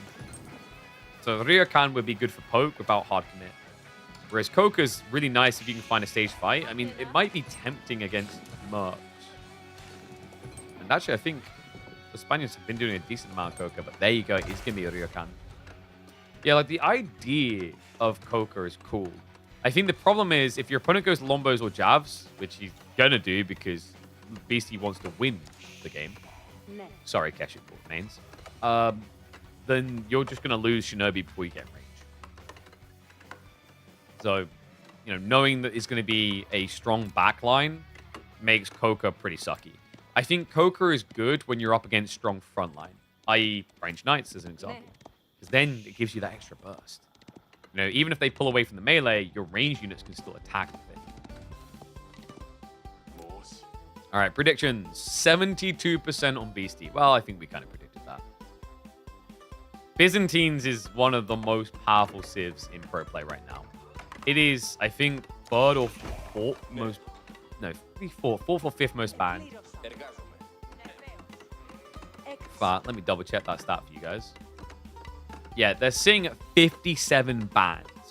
Marling's 82, Ottoman's 97. They are the third most banned civ in pro play. Oh, wait, we've got music still playing? Whoops, sorry, I took the headset off. Old McDonald? Hell no, dude. That's Banjo-Kazooie. Don't you dare do Banjo-Kazooie dirty like that. Banjo-Kazooie is love and life, and if you've not experienced it, you did not have a good childhood. There, I said it. I said it out loud. Go play it now. Download a ROM. Nintendo 64, you're welcome. You got Banjo-Kazooie and Banjo-Tooie. I never got to play Tooie. I feel like I missed out there. Okay, so Lucifron's going fast castle, right?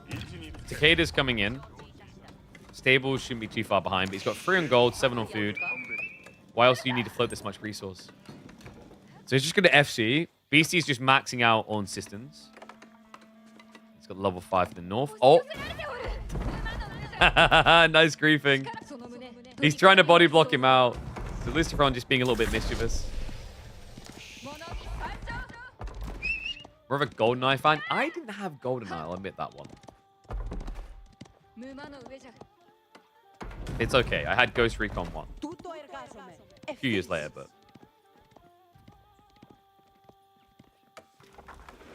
Okay, stables drop in. So he's committing? I guess so. Why else would you add stables this early? You could just be gathering extra food and gold instead. And it's just the 3 on gold that's got me a little bit scratchy head. Like, what are you doing here? You're not teching? You're not aging. Okay, there it is. 7 on the gold. Definitely going for castle now.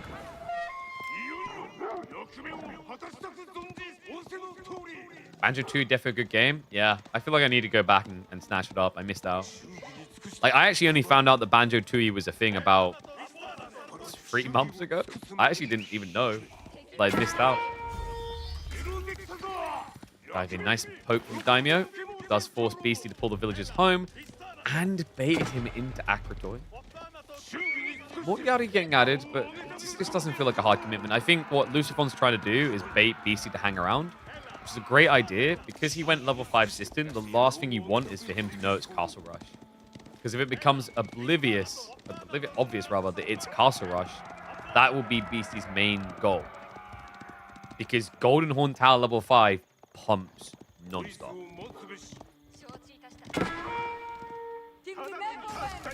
Wait, the Limitane actually ignored him and bypassed.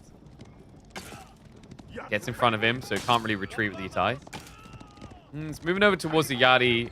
And Beastie, will he go for the poke? Problem here is if he doesn't get a kill, they're going to heal. Can't aggro the Boar either. Scout pulls away. Re-engage onto the Yari. Good micro. Lucifron knows that this little extra APM is going to add up down the line for sure. What are the win conditions of these two civs? Typically when you play Byzantines, your win con is to just scale into castle. You're not really an aggressive civ in most matchups unless you know your opponent's being way too greedy or their economy is just much better. So most of the time when you play this matchup, you're expecting defender in yellow and attacker in red. But the way that the Sengoku play is like twofold, right? It's aggro or it's tech. He has added in a Yumi contingency, but I like that he's not committing to the A. Now that javelins are coming, you lose. So yeah, like to simplify your question, Beastie's win condition is surviving the castle. Lucifron's win con is to overwhelm with fast castle.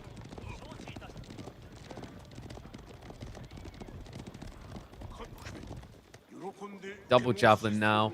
I'd like to see him just stop producing Limitane. I feel like we've been a little bit overbaited at this stage. 14 spearmen. At least he feels safe though, you know? Probably not going to be building anymore. Sake Brewery is indeed on the way. Triple stables drop out of Lucifron. He's looking for that flood power. In fairness to Beastie, he has insulated himself quite well against the Night Rush. Yeah, look at the spawn. Look at the resources. You know, he's got the Wall-offs here. He's got gold behind him, so very hard to dive. Even wall to protect it. The berries is the one frustration point I'm seeing in this game. It's going to extend out. Just 5 workers plus the outpost, though. But nothing too greedy. How many sheep left? 8 carcasses. Not a lot of food. You don't really want us to add in groves this early, but it might be necessary. The alternative is quite a big risk. Fights everything with Limitane. Yeah, and he's got a decent amount for it, right? Like, I don't expect Mount Samurai to sneak in easily. There's not enough Yumi to truly threaten 15 Limitane either. Even if you upgrade your Yumi, they're just going to die to 8 javelins. 8 javelins is enough to kill a castle Yumi. Because remember, Javs do 12 damage without the bonus 1 he's already got.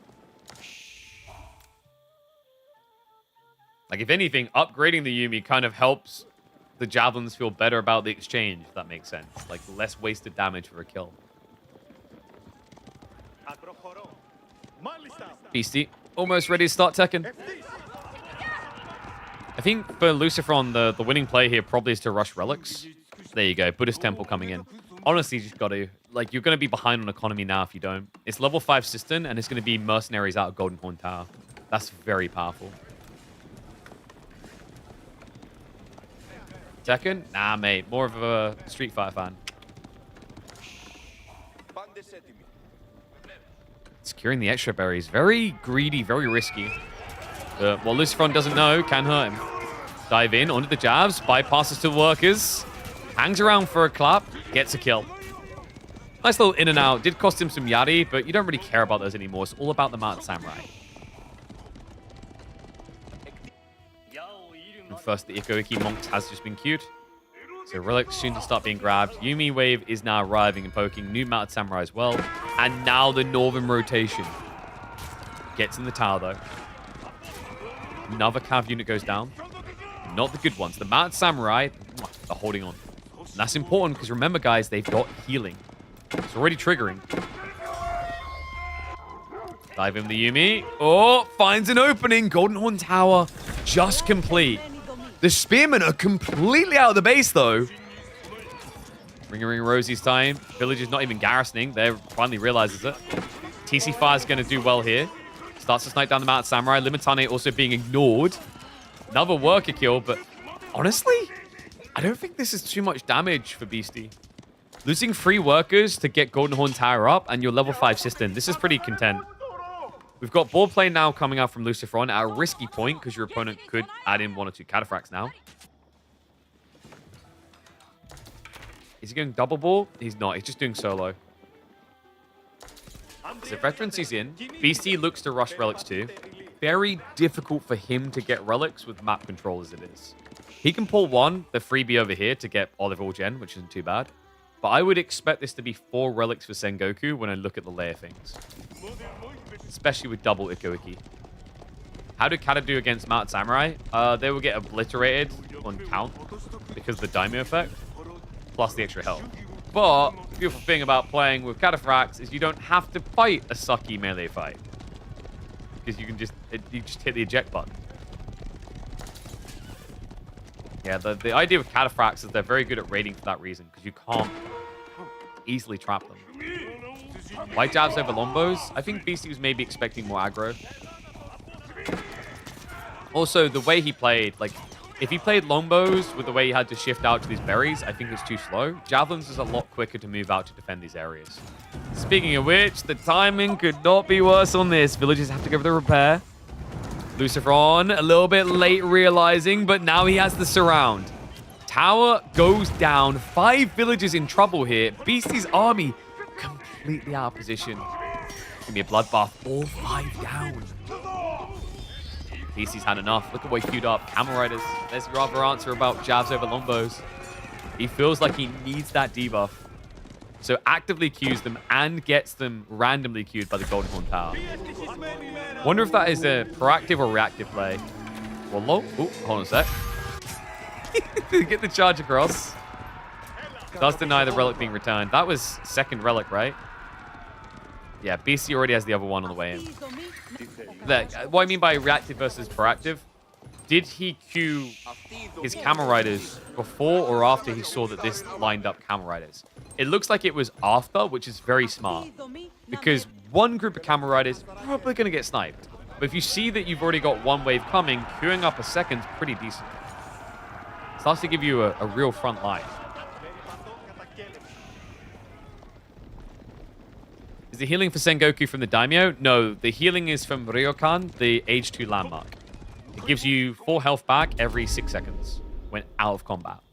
It is the only reliable way that Sengoku can heal, because the Iko-Iki monk only provides healing in an AoE when he's attacking units. It's not very good. Yeah, to the point that unless they do something drastic to change it, the other landmark choice in age 3 is just never going to seem worthy.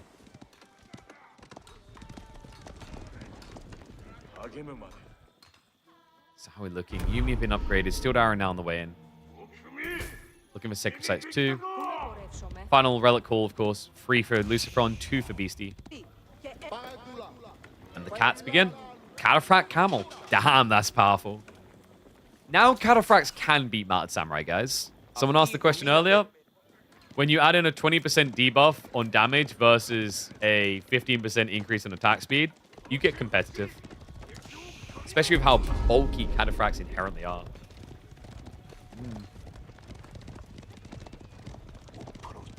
I think Lucifron's in big trouble, guys. The problem I see here is if BC gets up to about 6 cataphracts, when you charge in, he can bypass you so you can't retreat. He can trap you between cataphracts and camel spear. So Lucifron needs to be very delicate with his placement in these fights. Nightwave does look good though. And Beastie, uh-oh, there's an opening. What are you doing? Realize it's too late. Look at the worker kills. 40 to 53. If he doesn't clear these Mad Samurai, he's in dire tides. Oh my god. Cataphract hits out. Army catches up, but too little too late. Cataphract on the other side gets 1 worker kill. Unbelievable. Talk about a free run. That is jugular. Beastie down by 14 workers. Triple Sacred Sight now locked. Game 7. You can smell it. You can sense it. Unbelievable plays by Lucifron. What a way to rally in this series. Beastie now needs a big, powerful punch. Got more camels on the way. This guy's just vibing. Don't mind him.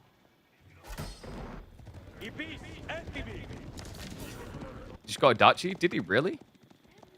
He rushed to Cater Estates. Good eyeballs. He took it. So that gives him plus damage against spears. It's not good against the cavalry, though. It does nothing against cavalry. But new spawn Mountain Samurai now come fresh with deflective armor, which is a big deal. South side. Hello. Finds the unguarded tower here. Lol. Just to kind of distract him. Javs will get the snipe down. Good micro to get multiple kills. Gets 3 out of the 5. Okay, so shrinks the eco situation. But Lucifron is big. 24 knights. Beastie retreats towards the choke point. They're so fast as well. Takeda speed. Now the clash. Spearman, short range. Camels get in.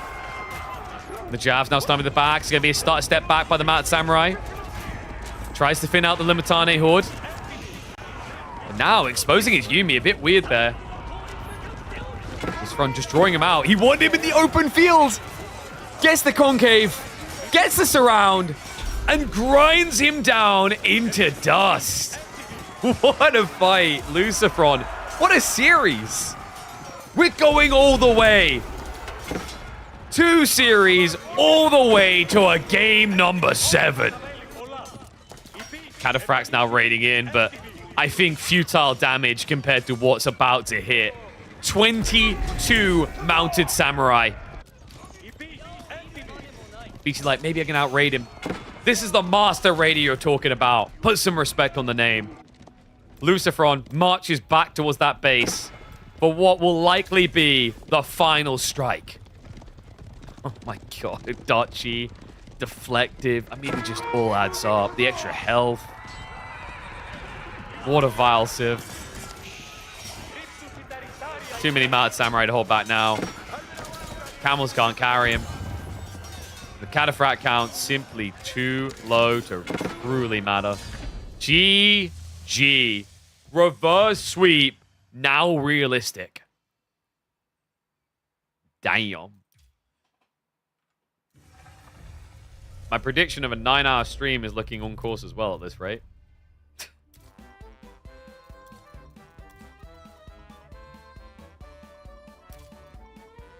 All right, let's pay out Lucifron with the dub. Oof, someone made big.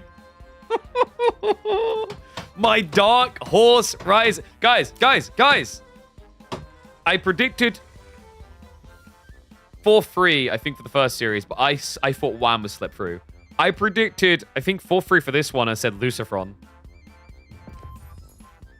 My dark horse, Gambit. But is it a caster curse now? That's what we're going to find out. Oh my goodness.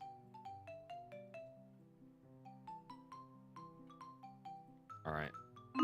Predictions up. It is Jean Maurice on Coastal. I'm presuming there was the expected Japanese and Delhi picks. Let's have a look. Oh, sorry, Macedonian. Yeah. Sorry, Macedonian Ibis. Why did I say Japanese Delhi? Oh, I thought it was going to be... No. Yeah, I remember we said Macedonians earlier. I think I said I thought it might be Macedonian Delhi. Roos versus Jean. Don't you just Kremlin and sit there and stare at her?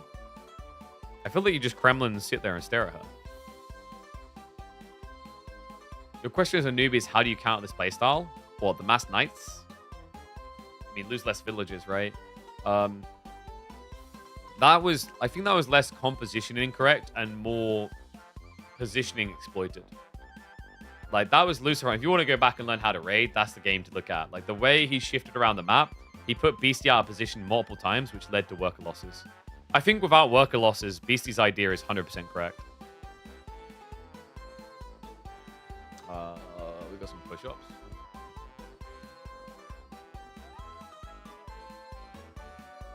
You like my swim? What is that? What's the positioning on that HelloFresh? Get up there. Use my code. Buy HelloFresh. And then you'll be as swole as me. Watch this.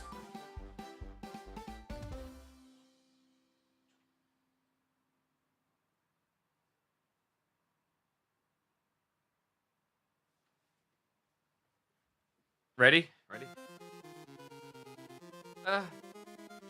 Look at how much moves. Ready? Oh. Very strong. The gains. I wish my muscles popped out as much as my belly does. Knights plus Horse Archer wins this for Beastie. Yeah, I think you just Kremlin and camp and then play for Castle.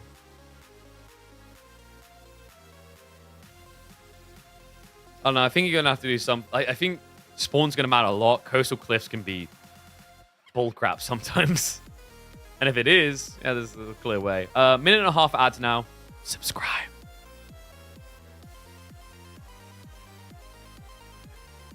Yeah, maybe with the right spawn, I can kind of see a way, but this is tough. No, that's for you. Wow. How did you achieve that level of godlyhood? That's incredible.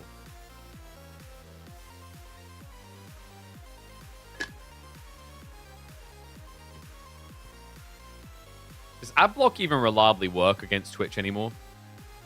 I thought it just gets weird on the streams.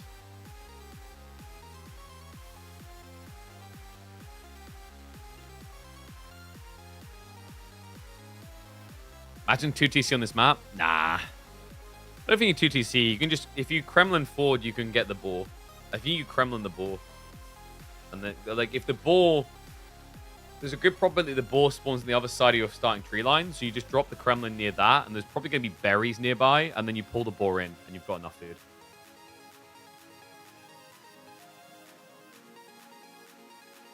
You block not working? Rip.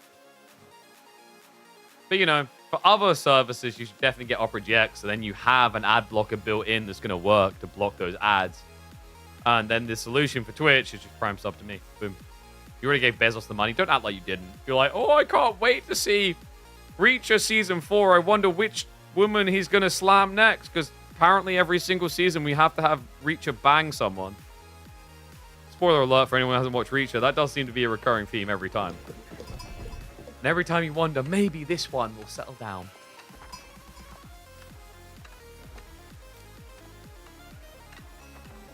Let's get ready to rock.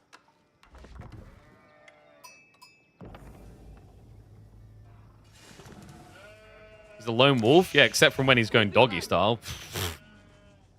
Seriously, I was like, oh, I mean, there won't be another in the second series after the way he felt about the first. Nope, he's in there. Then the third? Come on. I am going to predict they will not give him a single season where he doesn't get romantically entangled with someone there. It comes down to this. A deciding game number 7. Lucifron, one game away from the unthinkable. A reverse sweep. Jean d'Arc, a popular pick for the Spanish bros on coastal cliffs to recover his doom and make it gloom for Beastie. But Beastie, he rises high into the sky on a sieve that is quickly climbing the rankings. The Roos are back. Let's go. Game number 7. Winner of this to face off against Marine Lord. It had to come all the way. It was so poetic for it to come all the way. And the way that it could end with Lucifron on a raiding civ and Beastie on a defensive civ. Let's see if it plays out that way. Hunting cabin onto deer. That's right. Confidence oozing, because when was the last time you saw Jean do anything but be greedy too? But she done one better. That, ladies and gentlemen, is a bore. Okay, but something to keep in mind here. There's been a rise of the Kremlin, and I'm looking at this spawn, and I'm feeling pretty good about a Kremlin drop on this location. Secures the deer, secures the boar, and secures the gold. Does not secure trees, so you'd have to build another wooden fortress, but it's a pretty strong play here for Beastie. Instead, he goes a different way about it. He's spamming scouts.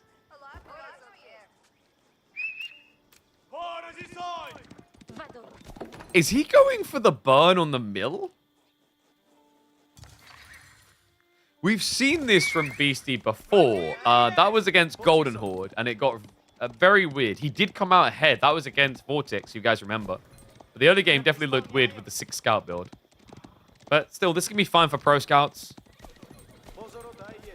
He's going to be moving across now just to kind of poke at things. And Lucifron walks the lady home. Yeah, but not because he's feeling threatened by these chump scouts, the 1 damage. It's because he needs to start building up. Yeah, also, you can't really compare Reacher banging scenes to Spartacus. Like, one's culture is all about the banging. Whereas, I'm sorry, America, but American culture is about a different kind of banging. Ayo, everyone's got guns.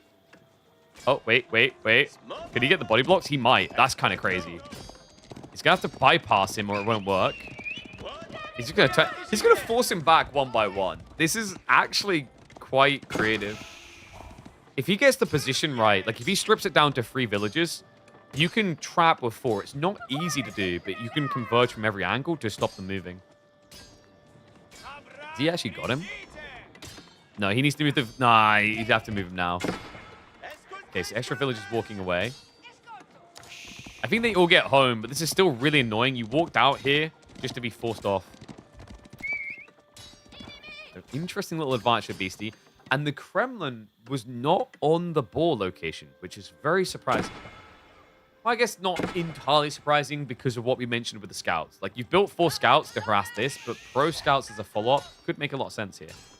The other problem is if you Kremlin drop here, this is the vulnerability point, is that knights will come in and cut you, so you'll never get more villages out to gold because your gold won't be guarded. Oh, final villager, final opportunity. Not going to get that either.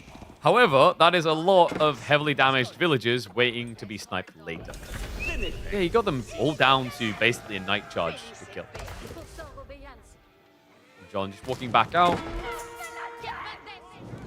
She's just looking to gather some more. She's still got 60 XP to go, guys. Isn't this too soon? The timing feels a little bit off for Lucifron, like he needed to build a house first. He's going to have to repair. And repair doesn't generate XP if I remember correctly. Nah, look at the number. You don't get XP for repairing. This is just wasting John's time. Which is great for Beastie. First night comes out, not going to waste time going after the scouts. I actually agree with that. This is just a distraction. Much better to move across now and punish this. Beastie sees the problem, starts walking home. She's getting XP? No, she always gets XP. She gets XP passively. See, look, now she's jumping up faster. She's basically hopping 1 and 2 from gathering. You always get XP passively. You can see the difference in speed, right? Like, repairing was giving zilch. Now, boar is giving her a lot. Let's get the repair. We'll get the tier 2. Soon to be double knight. Beastie, are we going pro scouts? No, we're going FC. Super FC. And super sick as well, because he gathered almost all the deer, guys. Like, he gathered... Out of 2,450 food, he gathered about 2,000 from here. Wait, no, that's not right. I was about to say, no way he got that much. Okay, there's extra deer hidden. Still, he got like, what, about 1,200-ish? Must have been at least 1,200. Done really well this play, and it means now at home, he's got 16 sheeps. Plenty to work with. Kremlin, great against night dives. If you micro villages, there we go. Remember, castle turret stings. Ooh. Okay, he's not going to be coming back in. The scouts are still chasing this. Jean's about to arrive. Range Jean as well, so you get that dunk opportunity. Gotta be careful, the Kremlin range. Whoa, Johnny boy. Whoa, whoa, whoa, whoa, whoa, whoa, whoa. No, no, no, no. Okay, you realized. Guys, I cannot exaggerate how quickly a Kremlin kills Jean. It has +2 on every garrison slot. Beastie, he has what he needs, though. It's tech time. Abbey of Trinity. The meta has come full circle. Oh, boy. Knights, Horse Archers, both feel like good options now.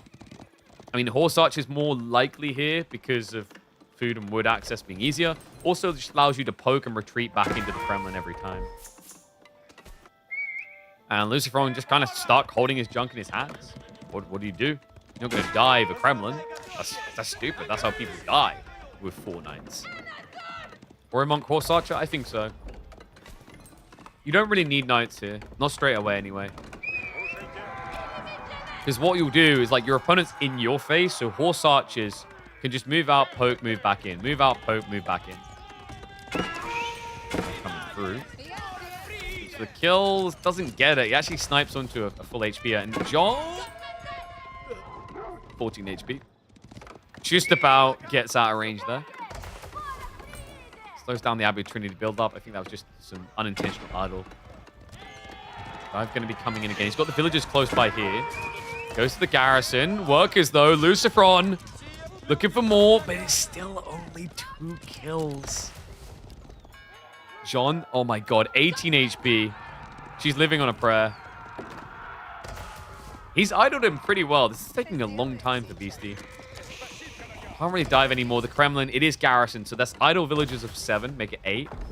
7 and scout, actually. But worth it to now stop any more interruptions. An archer switch now from Lucifron.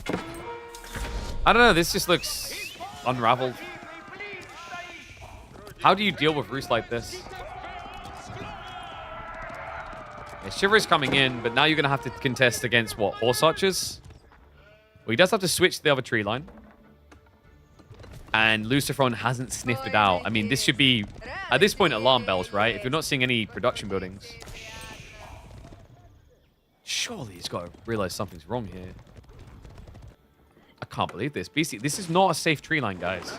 It's nowhere near the town center, nowhere near the Kremlin. This is a death sentence if this gets spotted. He doesn't have wheelbarrow. The health bars are not pretty. Lucifron begins to wrap. Sorry, I had to make the dad joke. Villagers pull away. More idle time. This is good. It's slowing down the Horse Archer mass. Which is smart because Lucifron is building archers to contest that. Remember what we said. Melee can't really engage on this TC easily. That's why Horse Archers is like the cheesathon to win. Tries to the wall. That does force a charge from Lucifron, so it takes more damage. Ooh, almost loses the knight there. Just about gets away. Small gap. Decides to dive in. Scouts try for the body block, but nice snipe there. Does he get the second? Doesn't look like it. And now he overdives. Too deep. Militia get pulled as well. Oh my god. Beastie baited him well with that. That dive there was fine, but there wasn't a disengage straight away. So -3 knights. And now the militia wave. Guys, no. Jean's dead. She ain't getting away from this. The militia are faster. The Horse Archers are faster. And those knights do not want to engage. Because, like, you know the health is going to go down to 1. So engaging beforehand just feels like you're wasting. Maybe, though. Hold on. Wait, hold on. 1 knight? Big bro.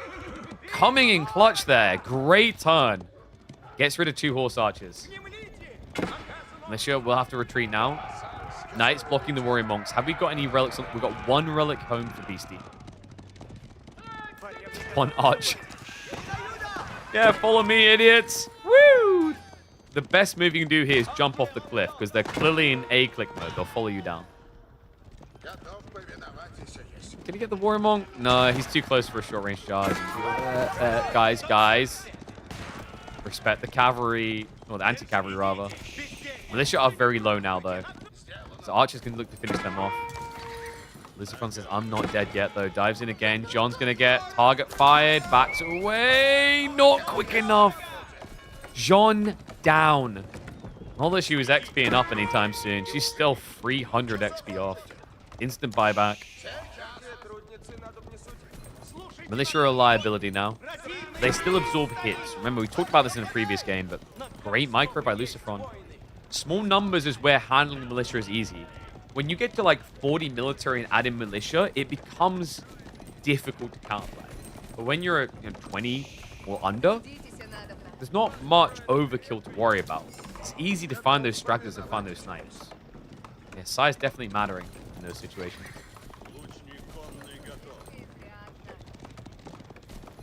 Now, time for the splattering. Moves out for the wall on the other side. Knights aren't in position to stop that. You'd have to move fast, actually. Let's get the dunk. So another worker kill. 6 so far in this game.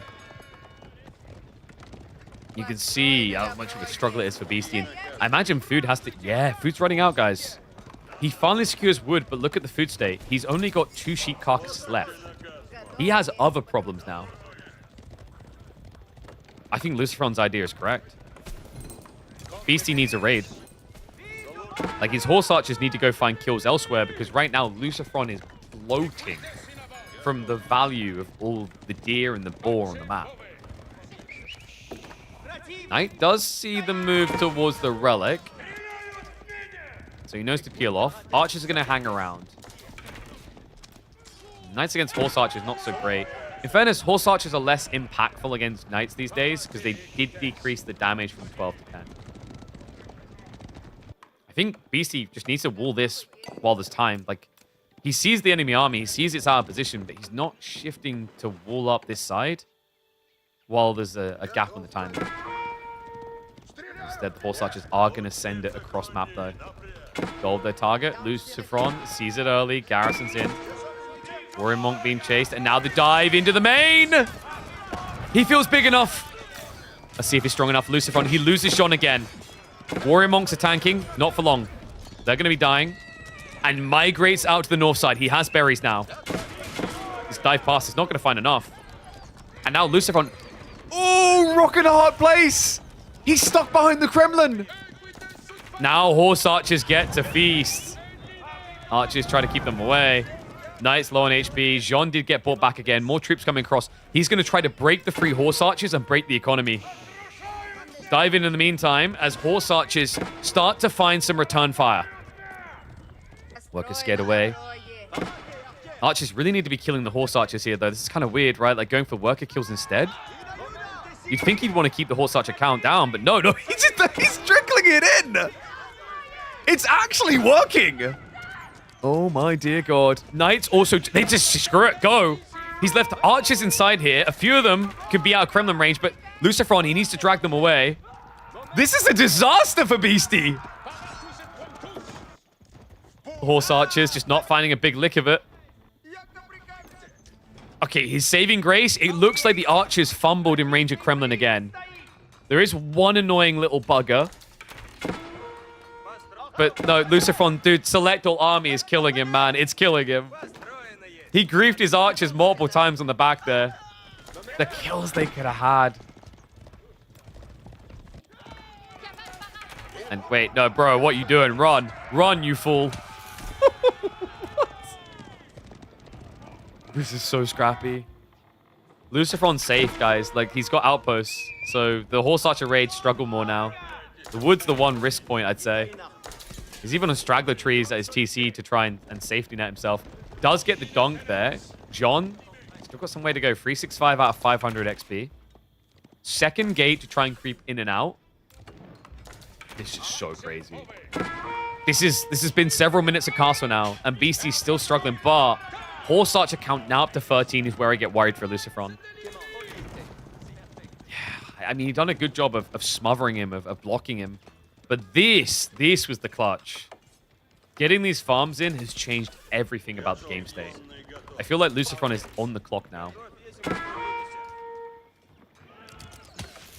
Tries for another dunk. No textile still for Beastie. Thought it might be worth it by now, right? Horse Archer's never going to get an easy entrance here. The outpost galore. The other weird thing is, like, he's got 15 archers, 17 archers, but 7 of them out of position. So he needs the rest of the army over here to now start dealing with this.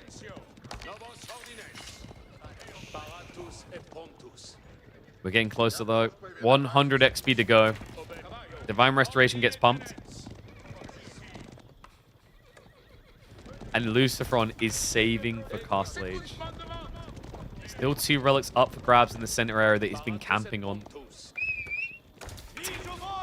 These horse archers are annoying, but they are struggling to get what they want. New wave of archers coming in to scare them away. He needs that gold. He needs the berries. Gotta be careful here, because the horse archers might just die for the villager kills. He just gets scared away. Good pin, though. Guys, this would be level 3. There's a scout with them, but it's difficult to get out of here unscathed. The archers, they find them. Dunks come in. It's going to be at least 2 horse archers going down. Probably 3, actually. Yep, gets the extra dunk. 50 XP to go now for Lucifron's level 3 Jean. Knights also go for the containment protocol. They scare away the warrior monks. But I think you have to leave here. The damage scale is 12 damage into 4 armor. You don't want this fight. Question now, would you ever Royal Institute this? I sound crazy, but 14 knights? I think it's too slow, right? Yeah, it has to be Guildhall. The problem with Royal Institute here is you're going to get 14 knights upgraded about 2.5 to 3 minutes into Castle Age. That's bad, because by then your opponent's going to have quite a lot of horse archers or unit transitions. And, well, that's pretty bad too. Lucifron, oh, he didn't build an outpost! No freaking way! Found on the gold, greedy as can be. Horse archers with the immediate strike back. Eco lead has been heavily reduced. Even finding extra kills at the back. Man, these horse archers are getting annoying. Lucifron was an eager beaver, and it backfires. Northside dive, looks for additionals. Gets another... Dude, Arafai needs to stop working like that. I'm losing my mind. He was in. He was safe. Horse archers at least have been mopped up. The Beastie now with a 1 worker lead. Oh, half a worker. 4 relics as well, though. He's in good tidings. Lucifron has to be feeling urgent about going soon. Level 3 Jean's about to crack. It's pretty obvious what it should be, right? The riders. Jean's riders. Very good for diving all the defensive emplacements, not to mention the horse archer mass. But I'm telling you guys, never sleep on mass warrior monks. They're so effective. Very tanky units. Cost anyway. At least they are when you choose the 50% discount landmark. Knights, though. Nice start there. Finds 3 wanting. And Jean's riders are indeed in. Deer hasn't been munched on yet. Beastie's looking for a castle drop. Militia ticket count is at 7. He can spam a Zerg like that. Beastie. He has got the 5th relic on the way home. He's yoinked it back. But now the dive. Lucifron. Underneath the town center. The wall is the problem. It's just toxic in this situation. He needs the north side, but that's already been walled up. He's going to have to waste time on the breach. Horse archers again with the dive in. Doesn't quite get that kill. He'll end up losing more horse archers. Boys 4-2 makes them pretty tanky. Lucifron's slow reaction here. Didn't pull away from Berry, so give me another worker loss. Wallburn, successful. Stone for Beastie is not there, by the way. He can block this. Yeah, guys, no, this is quick enough. He doesn't have the stone for a castle yet. So all that gathering was for now. Springald placement's pretty smart, though. Double Springald? Oh, no. Oh, he scares him back. Lucifron knows better. I've seen too many people lose to double Springald. It's insane how effective it is at buffering away full armies. Especially with a wall between you and the target. Only one horse archer still reigning. Everything else at home, full hands on deck. Cantled Saddle's really smart call there by Lucifron. If he ever does get the charge touch, the damage burst is insane. Completely circumvents the effect of Saint's Blessing. Right? Because Saint's Blessing gives you +1 armor, +2 damage. Meanwhile, this guy's going to be getting an extra 7 damage, up to 10 damage in the first few hits. Saint's Blessing will last longer, is the trade-off. But the damage burst is so much higher, it actually equals out and baits the Militia. Lucifron could go for an A-click trade. Line formation might be a little bit better for this, actually. Oh, man. He's losing a lot of units with this. The Militia are just cannon fodder. It's a really good play by Beastie, but now the turn. Knights go for the charge in. Horse archers have to retreat. Militia hand cannons get left behind. Archer continue the trade out. Maybe a recharge opportunity here. Yep, goes for it. Saint's Blessing activates, though. Lucifron, things getting a little bit weird, a little bit scrappy. He's missing half of his archers, guys. I've been wondering what's happening here. Yeah, he's been keeping a lot of them at home.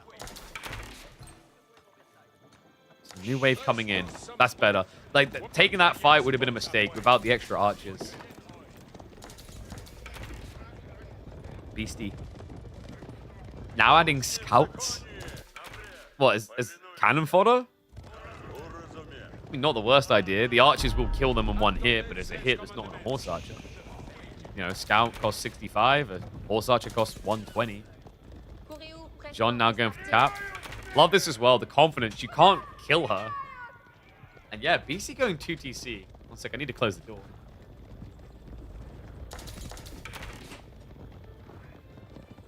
Two TC is kind of greedy here, no? Also, a bit weird that Lucifron's gone for a monk when all relics have been acquired. Yeah, he doesn't need a monk to capture sacred sites to push a win condition, guys. Like, he already has Sean. You think is that far behind in build count? I think he feels like he can't move out, and he needs a farm transition, so he like needs more word, more gathering, etc. More so than that, I mean, he was thinking about a keep drop, but I think what he realized is if he tries to drop a castle in any position that we consider good, he will lose the fight. Yeah, Beastie, the farms are just coming fast, man. He's up to 18 already. Lucifron's go point has got to be soon, but there's a better plan here, right? The guild hall. The guild hall has 1,000 food in it already. He's stockpiled up 800 in reserve. There's a strat here. And the boar as well, just to inflate him further. I mean, would you ever red pulse drop the enemy base? Probably not. It's a bit risky, right? My god, is that a big raid? Horse archers mobilizing. Double the workers here than there are outposts. I.e. 10 garrison slots, 19 workers. Not great. Army is marching north, though. It looks like it was just about the decap, so Beastie didn't try for a raid. Sacred Site won't be decapped in time, so... Warrior Monk will just go down. He is creeping through, though. He'll be seen very early over here. 29 villages. The funny thing... No, this is ridiculous. Lucifron's going to gather the gold quick enough to run away, I think. Or it's going to be tight. He's down to 350. He'll have to pull away, but who cares? It's 250 gold left. Unless he forgets to. Whoops. Village is a little bit slow on the reactions there. It's going to be -3. Actually, more. Uh-oh. This is a lot of idle. Archers are reacting. But still, remember, Boy's Fortitude, +2 armor as well. It's a good raid. Beastie now, with a 10-worker lead, puts Lucifron at all-in point. There's only one move from here, guys. 2TC, no. Guild Hall pull into Red Pulse drop has to be the move, right? Otherwise, you're now just trailing. My concern is that Lucifron might not realize it's 2 town center, so he might not think it's that bad of a situation. Beastie now prepping knights too. He's only got the passive gold income, but it's decent, right? It's a 5 relic game after all. Archers. The Warrior Monk headbutt. Nice snipe down. That was a great trade for Lucifron. Crossbows, I don't think they were revealed, or they might have just have got glimpsed at the end there. The only way I could see double Sacred Sight win for Jean is if Lucifron's gathering stone. Because you can red pass one, but you'd have to castle drop the other. There you go, he's going to red pass one. I guess you can kind of camp your army here. The red palace is impenetrable. Because Beastie's still only castle. I don't see Beastie easily getting Imperial Age with just Relic Gold. Oh, hold on. Fix those words, though. He snuck ground for this one. Knights are creeping. Ooh, guys. I mean, there's 22 on the build, but I'm only seeing 14. Where are the rest? Oh, no. No. Double Knight dive in. He's going to have to scramble away. He needs the army here now, because look what's happening. There's a push-up. Beastie is looking to punish. They'll just rotate back over, so that's where the rest were coming from the ball. He will get the red pass up. But now, a 20 worker lead for Beastie, and he, with the gold gathering, can mirror the castle play for a Spasskaya drop here, which will block out Sacred Sight wing con. Very scary. And he has to let it happen, right? Like, he's so far away now. This is the thing. You can kind of flex that you're ready to fight when your opponent doesn't notice Red Palace. When he does, it changes the game state. You feel more vulnerable, more at risk. It's age up complete. Elite tech now on the way for the Knights. Red Palace really didn't secure much, guys. He didn't even get a 4K gold out of this. I am a little bit worried that University Techs is not possible for him. Sacred Sight timer now gone, remember. Brought the archers all the way home, not ideal either.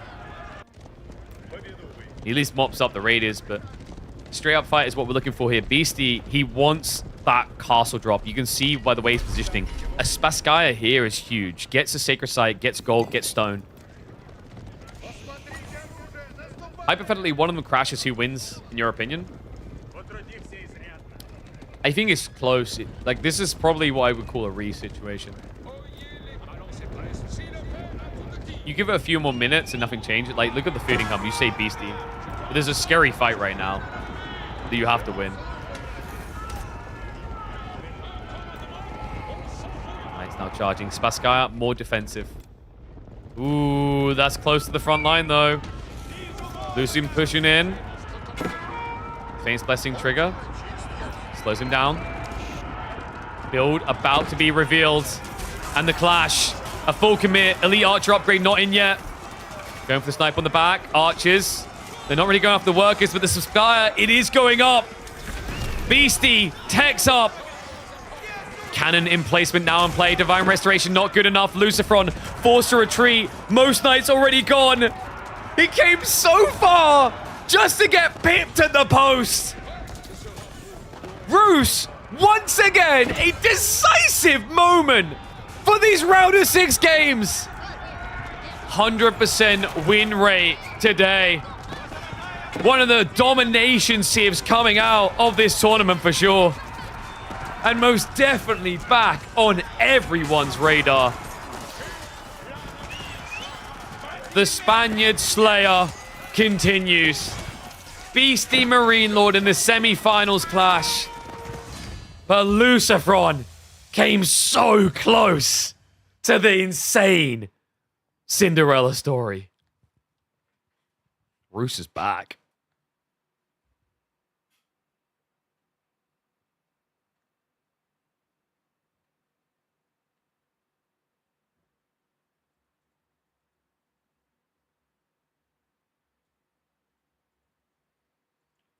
Whew. GG's, guys. So that means it will indeed be a matchup between Beastie and Marine Lord. That's right. It's going to be going through to those lads, as often has been the case. So in terms of what that does to the bracket outlook, I was right. Wait, no, was I right? I think I said Lucifer on the end. I mean, it was my Hail Mary. But I did predict the scorelines correctly. I think I said 4-3 for both. Or maybe it's 4-2 for one. But in terms of what that does for us, that now means you've got Puppy Paw versus Anatan to kick off next weekend, and Marine Lord versus Beastie, which is quite often lauded as a grand final showdown. Won't be in the grand finals, be in semi-finals. So that is all for this weekend of Age of Empires 4. But don't worry, we have got more fun coming. Because now we're going to be doing a sponsor stream, checking out a game called War Alert. So I'm going to switch us over and get ready for that. Let me just update now.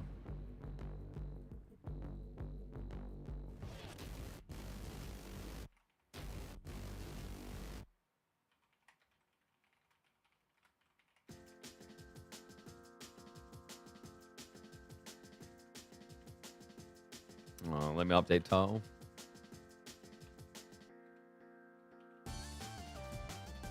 So, hopefully you'll hang around and support checking out a new game. So this is War Alert, which is... It looks a little bit like Company Heroes. I don't think it plays exactly like that. Let me flip over. We'll get the game started up. Man, my throat is dry now. Whew.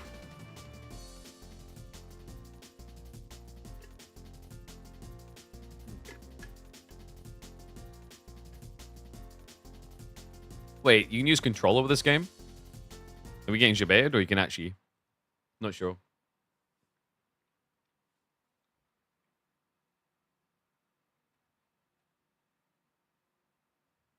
Mobile game version of Company Heroes. Well, we're gonna find out. We're gonna become masters of this game. I do love how the development does not represent the final product thing cuts off screen. Anyway. Big shout out, by the way, to War Alert for sponsoring the stream. Let's dive into it and see how it plays. Came on mobile a few years ago, and now it's on PC. Okay. Let's see how it translates.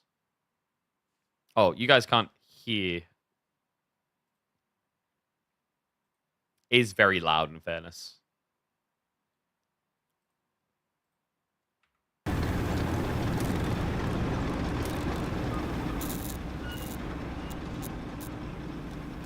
Are we on max graphics, by the way? Highest quality. Dude, on my PC, don't even question me. Highest quality everything. Max FPS, come on, bro. 120, thank you.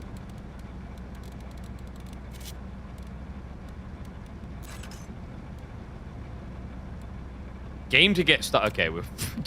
Game to get stuck isn't really what I was looking for there.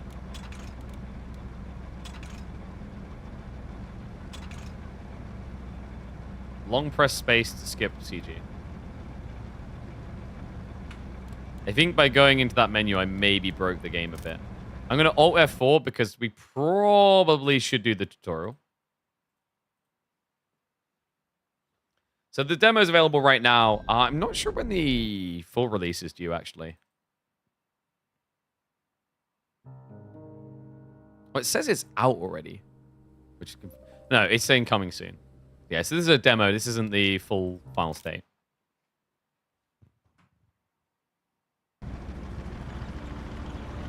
Mobile super pay to win. Apparently, I've heard that this version isn't, though. At least that's what I've heard from the devs. Or rather, seen the devs say.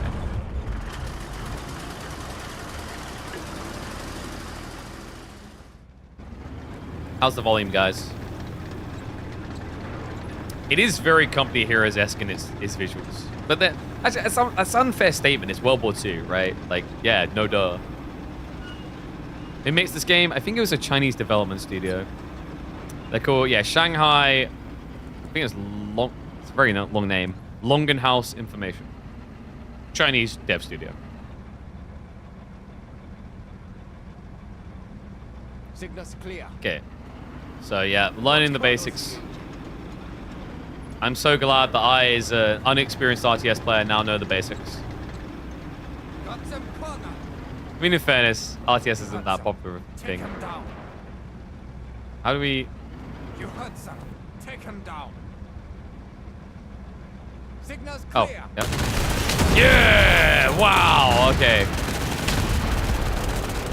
Now, I know what people who are RTS veterans are going to say, is that was a little bit Going nowhere. staged. But remember, there are a lot of people who aren't RTS veterans that this game is probably trying to appeal to. Oh, damn. Oh, God. Oh, God. Guys, I think we might be dead. No dying on tutorial. It's very loud again. I could have sworn we turned this down.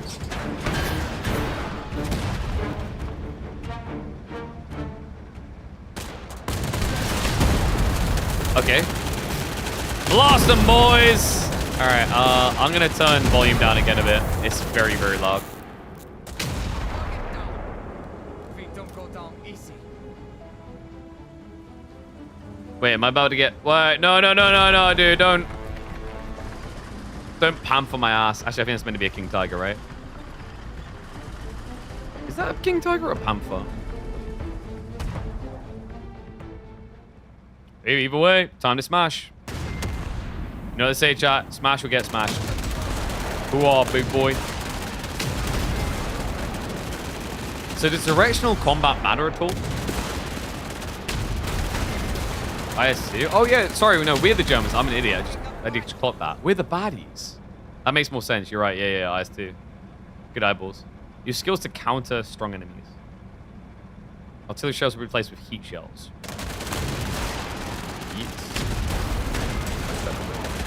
You're right. I don't know why I should have clocked that. I'm used like a nerd about World War II. Whoa, cinematics. Is this like carbon copy of how the tutorial goes on mobile? I could feel like whoever designed this like cinematics procedure on a mobile is like, yeah, I could see where they were cooking for it.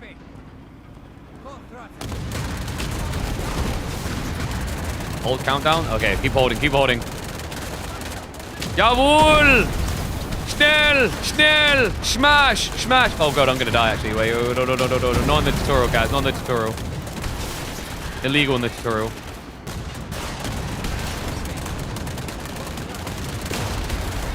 Keep going. Roll her up. Oh! Boom shakalaka. Was that double kill in tank? Looked like it. I think we might be poopy pounded here. Okay, the blast radius on tank shots is kind of nuts. That done so much damage to the enemy tank. I'm kind of like, what? We got this. Just you and me, Timmy. Just you and me. Don't stop believing. No! Go. Okay, GG. Don't tell me I lost the tutorial.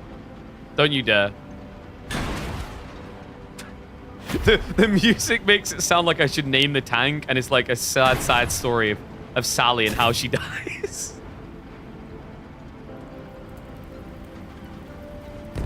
I don't know. I actually find the music choice with the cinematics quite entertaining. They're going for like an emotional angle, but because we're just staring at a tank, it always has like a novelty value. Does that make sense where I'm going? It's like, this is my car. My car's name is Bob. What's this game? This is War Alert. They've sponsored us to check out the game, so we're going to be hopping into it for a while and seeing how it fares. All right, tutorial complete.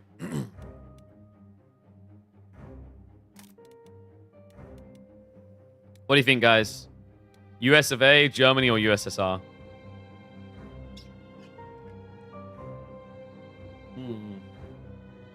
I mean, that sequence for the German tank was quite emotional. We got one USA, we got one USSR. I mean, I feel like Russia doesn't like get as much rep as the other two in World War II games, you know? Oh, blurry glasses. I think we go USSR.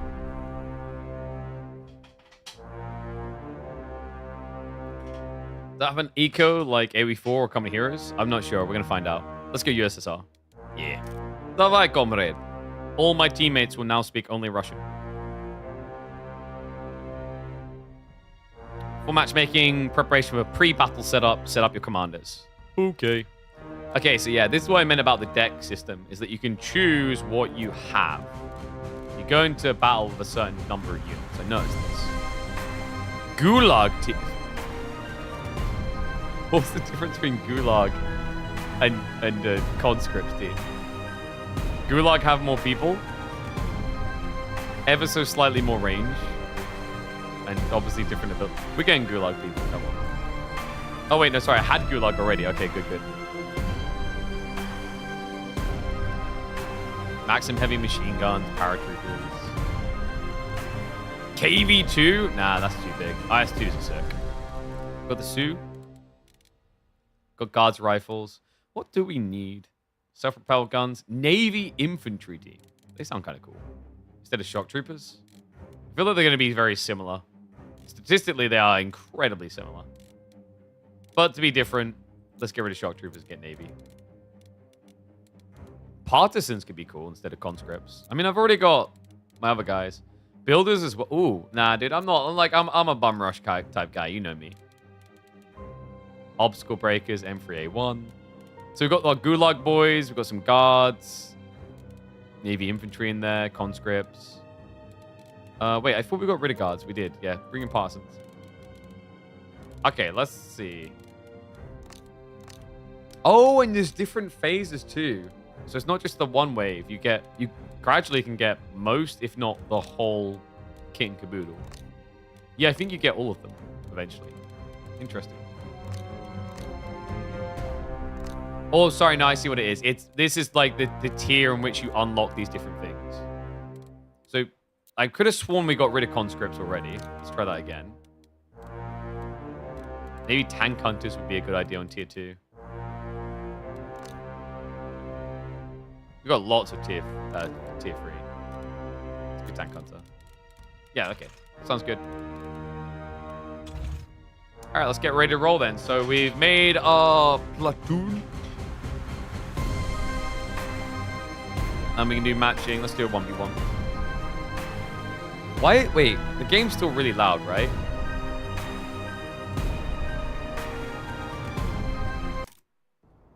Oh, so we gotta do pre-prep. I think it's the music's the main problem. It's very, very loud. Background volume, I guess. Turn that down. Double-click left mouse on the team icon to produce it at base. Oh, so like this, yeah. Bring them in. And then oil ammunition. So this is, yeah, very much inspired by Company Hero style capture points, right? You get resources from all these locations and then work from there. Okay. I can vibe with this. Honestly, I think Company Heroes is a quite fun game, so I can see this being a loss as well. Like, I think they've dropped the ball over the years. That's why everyone wants a definitive edition of the original. But maybe this will be our new definitive edition. Okay, so select machine gun. Yep. Mouse button to move to target. I'm right-clicking. No macro? I think that's unfair on these type of games. There's definitely macro. If you haven't played much Company Heroes, then you wouldn't know that. But, like, you have to capture the resource sites to get macro. In some ways, it's much more dynamic macro-wise than Age of Empires. Cool. Right? Like, territory control is more pivotal. Good. Oh, there we go. That's working. And the other thing is, like, also, I think a lot of people maybe don't clock this with Company Heroes and these type of games. Typically, as you have more units, your resource income gets lower. So you can't just bulk up and then build infinite army, right? There's a lot of strategy involved. Yeah, boys. Oh, woo woo. Get them. All right, yeah, they're going to retreat, lol. Cowards. Oh, I can do tier 2. Nice. Okay, yeah, so you have to save up your resources here to go tier 2, tier 3. Guess these guys can move up. Now we need to occupy point B. Where we stand, securing the objective. I think we get most of this. This is all pretty familiar for me. Entering the strong. The music choice is very interesting, though. Good.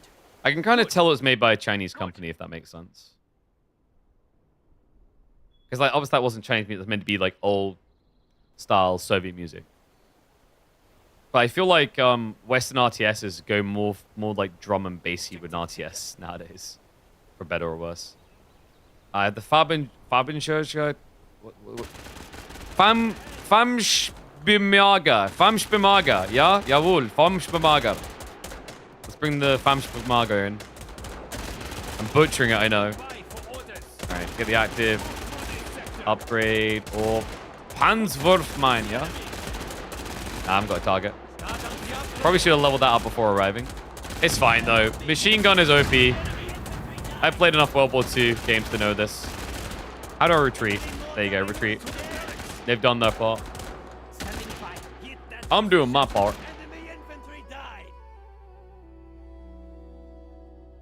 And you give me a mortar? Lol.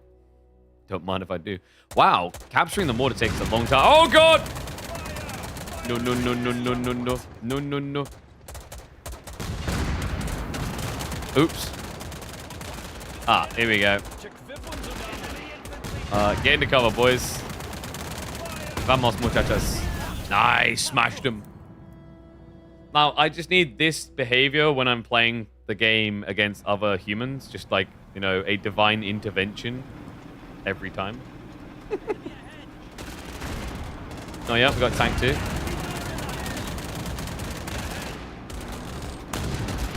Nice, found that. Boom, baby. Oh. Alright, tanks seem a bit OP. I think the blast radius may be a bit too strong on these tanks from what we've been seeing. This is a Tiger, though, in fairness. Like, Tiger's endgame quality, right? Yeah, best of the best. Get this guy moving. Get this guy moving. Alright, nice, we win. And it does have the victory point system, so similar to Sacred Sites, but like it counts down. Alright, I think we're ready to go pro.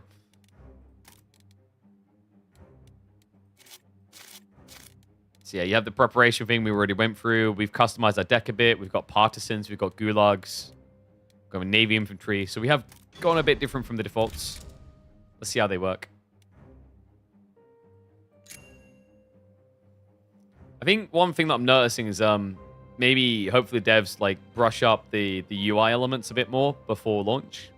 Because like the difference between PC and mobile is obviously on PC I can check a lot of stats more easily, if that makes sense. Because it would be nice to more clearly know the differences between my units.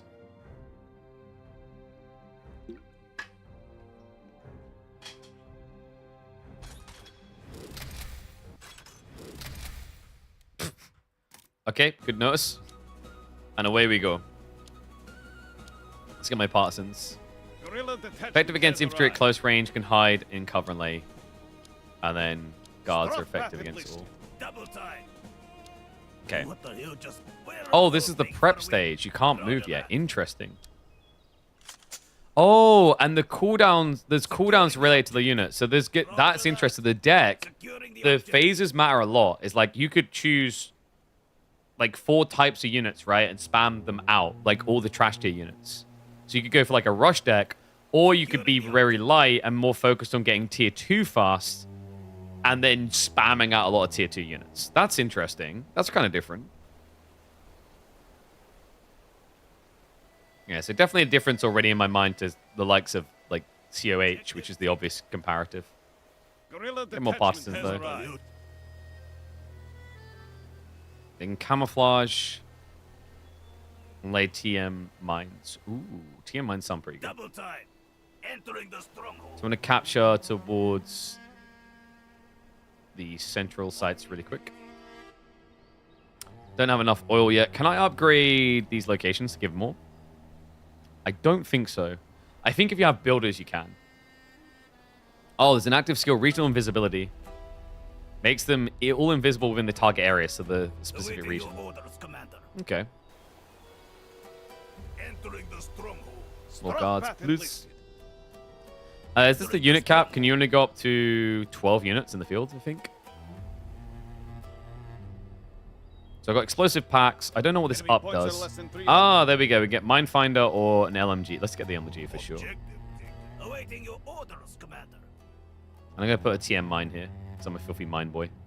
I usually abhor mines in games. Like, I'm not the guy... Like, I wouldn't play techies in Dota, for example. I ain't staying that guy, chief. Oh, guy's nearby. Let's bum rush him.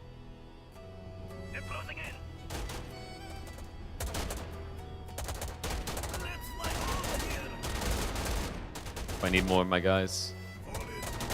My MG team is the other team. Also, why are engineers doing that much damage to my partisans, bro? Not my partisans, actually. It's my main guys. Explosive pack? How does this work? Not enough resource. Wait, what?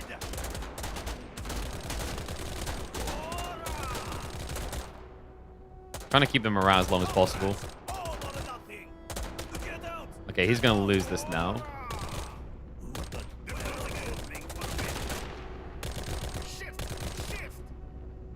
Okay, not too bad. Keeping us busy over here. Let's get upgrade 2. What game is this? This is War Alert. There's a demo available that you can spin up right now.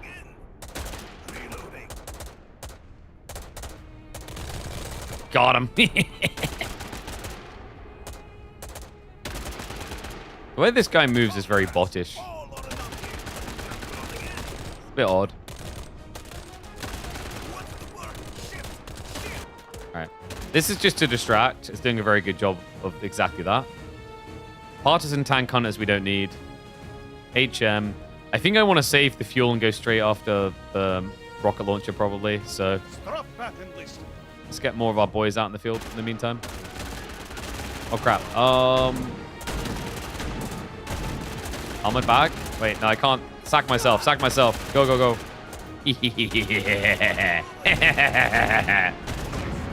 Didn't quite get the kill though, rip.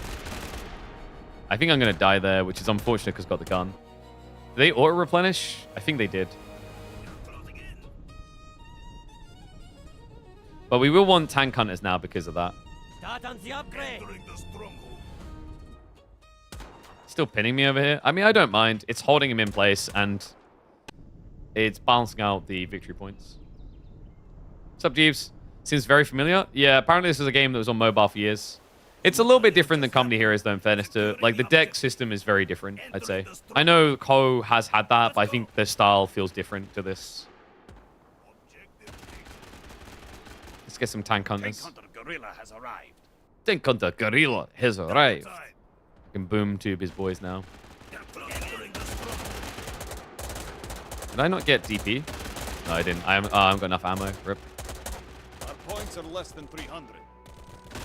Try and get in the buildings as quick as possible, I guess.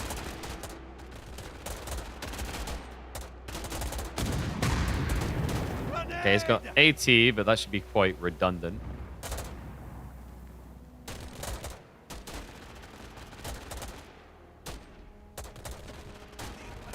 What do we need here? I feel like my deck isn't very well designed currently. More like I'm designed for 2v2s than 1v1. Okay, dude, this maybe it's not a bot. I don't know what that move is. What are you? That is that's a misclick. That's such a misclick. Why else would you walk there? Guys, it's definitely a player. Oh, that was funny.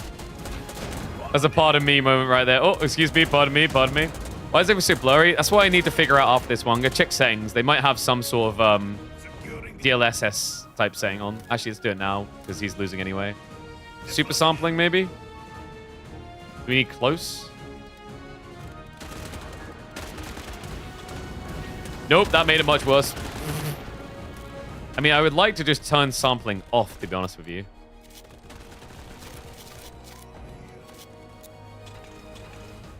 I think that's better. It's weird, though, because I've got an AMD card, so how have I got DLSS? I don't know. Alright, let's set a gorilla mine.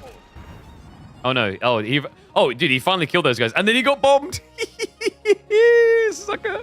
Yo, let's get access to the Navy, boys. In the Navy. Oh, God. He actually had another MG. Or a Ratatouille. Okay, but we captured this. We got a mine down. Let's retreat the boys. Bring those up again. Distromination, chat? Distromination.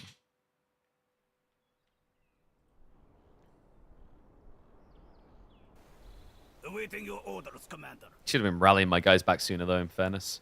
All right, so we're just going to save up resource now to get... Ooh. Effective against armored units at long range? Nah, we don't want the propel gun. We're going to keep saving up petrol now to try and get an IS-2 heavy tank. In the meantime, we want to get Navy infantry, boys, which should be coming in very soon.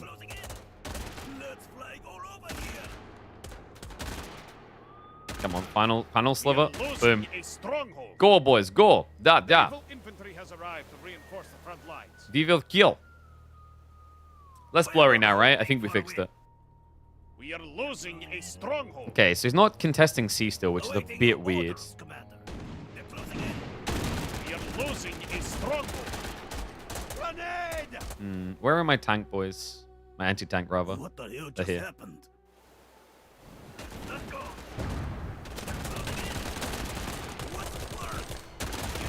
Treat these guys. Get these guys in the house. No, don't go that way in the house. Go that way. Blunkers. Tactical training. More experience or...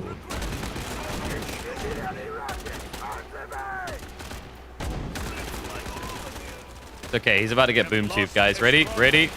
Ready? Pull! Pull! Oh, sucker!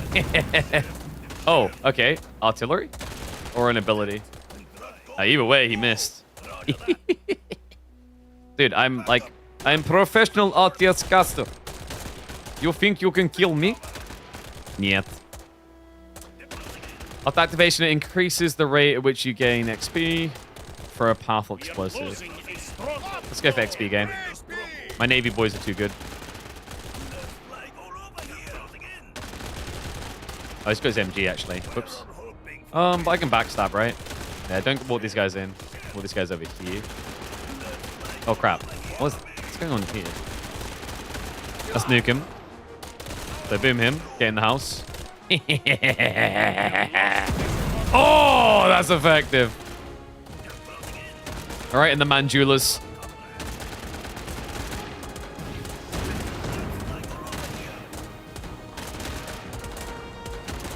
Bring more of my flat caps.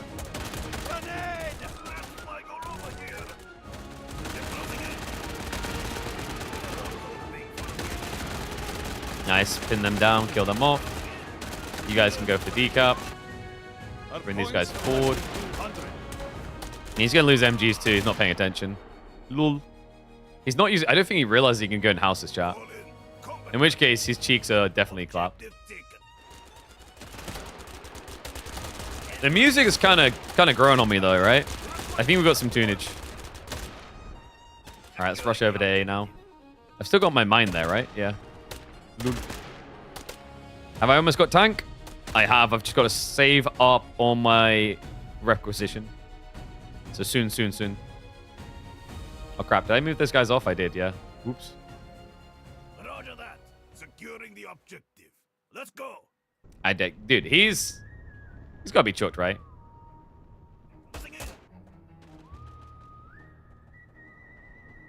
Entering the stronghold. Securing the objective. No way you fight me here. That would be silly. Oh, dude, he's not paying attention. Easy clap. And now the big boy tank. Oh, yes. Давай, comrade. We came to party. Enemy points are less than 200. Return to waiting your orders, Commander. Let's go. I'll leave my Navy boys there. I trust. So yeah, they have upkeep in here. You see the upkeep costs? So building these units has upkeep associated. So you do kind of want to discard the trash tier units as game goes on. Can you refund them at all? That's usually quite a nice mechanic.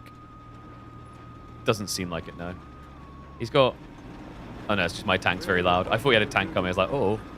Roger that. Should definitely take his ammo away. What are you doing, mate? Lol. Here, let me help you there. Buddy, you seem to misunderstand how unit counters work. Oh, you are so really screwed. Got him. Well done, comrade. I don't want your crappy anti-tank gun. Oh, I'm sorry. Did you want to break this? That's going to be a big no for me, dog. Go, big boy, go! Ready, sir, and pull. Oh! Please, stack on the corner harder. Absolute destruction.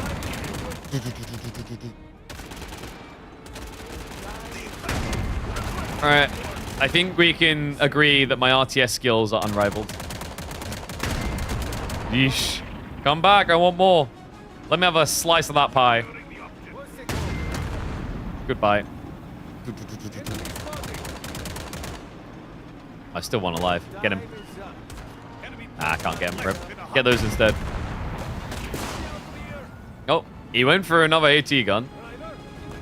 Oh, that's interesting. I had like a delayed primer shot. Let's stop a mine here. He'll come to recap it later. But that's game chat. We're simply too good.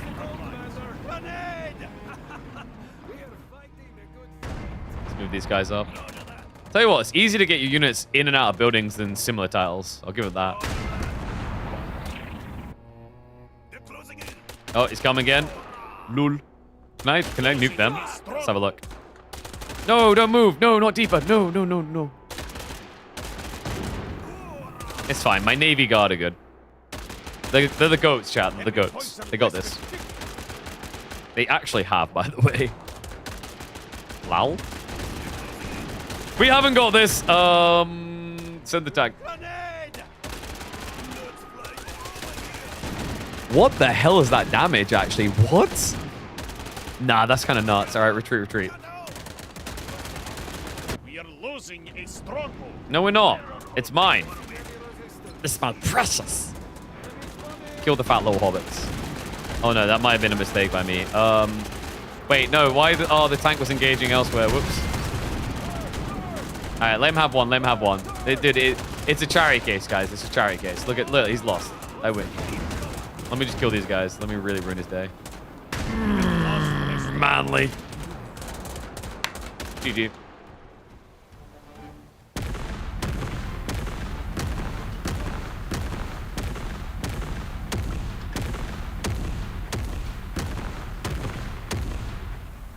Not bad, not bad. So he got destroyed. He had me rolling for a moment. I was like, oh, sacred sites. Oh, not sacred sites, you know, capture points. What do you guys think? Should we do 2v2s and other things? Let's have a look at... Oh, there's different commanders as well.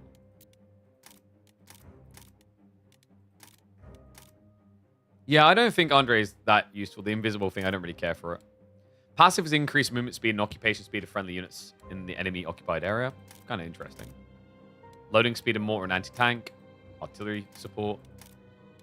Construction speed. I think maybe we go Joya. And then go to prep. Should probably alter this a little bit. Do I want part? I think the partisans are ratty but very useful. Like the mines are a big catch-off, off-guard type moment, right? Really tricks your opponents. So I didn't mind them.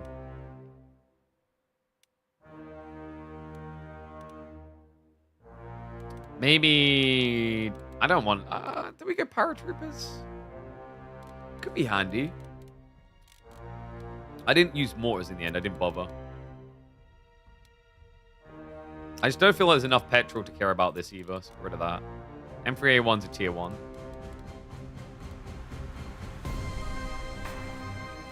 Tank hunters plus shock troopers. Sets you up nicely. Might be worth having an anti-tank gun. Alternatively, we go for the guards. Guards are pretty good. Let's try shock troopers. And then to round out in tier 3s. Problem is, I just feel like I didn't have enough oil to get much, to be honest. So I might add another tier 2. Yeah, let's go half track. Alright, looks pretty good to me. Game is still very loud on music like all times.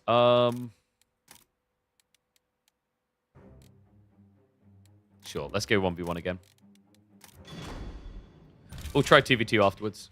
What do you guys think, though? It seems decent. I don't think it's trying to necessarily innovate on what's already been done, but that can be okay. Davai, boys. It's time. Do I have an opponent? I do. Ammo rack nap. With an ammo rack, actually. How do I get the fancier looking introduction thing like he has? Okay. Guerrilla detachment has arrived. So we got our basics. Drop bat and listen. Come. Oh, is this the same map? No, this is different. It's the one from the tutorial. So we want to rush for oil straight away, always. It's too important not to get on the opening. Roger that. Because that's how you get your tier up anyway.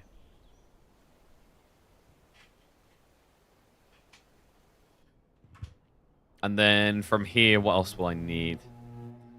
Early ammo might be worth it because of the mine strat we've been doing, which is handy. Got a level up ability here. We could go for the DPLMG. Yeah, go on then. I mean, it's good to have for the early infantry combats, as we saw before. Like, I think that was why the starting fight was a bit scary for us last time, because he had that advantage. Yeah, early on, you just want to get these partisans out and capture everything you can. Maybe I should have waited a few seconds, because I could have got a gulag instead. Not really something you often say, but sure. Pre-produce. What's pre-produce? Oh, so basically the moment you can afford it, right? I think so, yeah. Fall in. Securing the objective. Alright, push them wider. Strap Boom. bat There's and my listen. guys. Get them over for the ammo. Imagine if I'm playing someone actually on a mobile and just wrecking their world. Combat Like, I can't believe they've got the technology. It's like me when I moan about going up against people on console or controllers entering in the FPSs. I'm like, well, aim assist is just OP, man. Entering There's just no the fear. stronghold. Okay, so I think partisans are pretty crazy just for this every time. Just T35 mining is really strong. Because, like, who's getting mine detectors this early? You know, we had the option on, like, this stack, but you're 100% getting DP LMGs every time, right? They're too good not to get. Double time. Enemy points are less than 300. Maybe I can sneak back cap here. If I've got a human here... Okay, there we go. They are playing. I was like, if I've got a human here, they're not really doing anything. They are moving. But I've got a pincer. Closing in. Is that? Oh, that's an MG. Whoops. Not great. I'm kind of pinned, but I can backstab.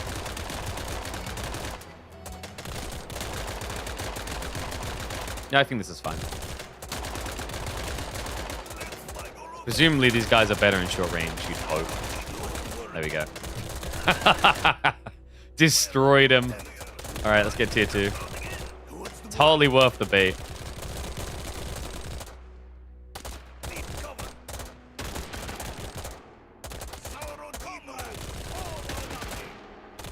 Alright, he just about gets away. I think that was always going to happen, though. Did he get B from me? I don't think he did. Oh, didn't pay attention to this, though. Whoops. That's fine, just pull away. Remember, we said it's not too bad to lose these early stacks anyway. I think you go for an M5, a half track. Now we have an M5 half track. Securing the objective. Alright, capture C, because I don't think he's looking. So half track's now on the way. That's going to be big for me. Just need to be careful on positioning. Yeah, he's trying to finish off there. Oh, but I can bait him. He'll go for the decap on A. I'll get the mine and then smash him. I think I just revealed myself. Maybe not. Nice.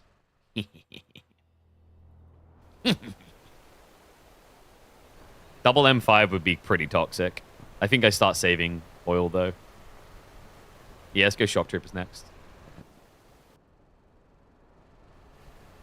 We are losing a strong. Oh. Need to be careful. Oh, D is reverse move. Whoops.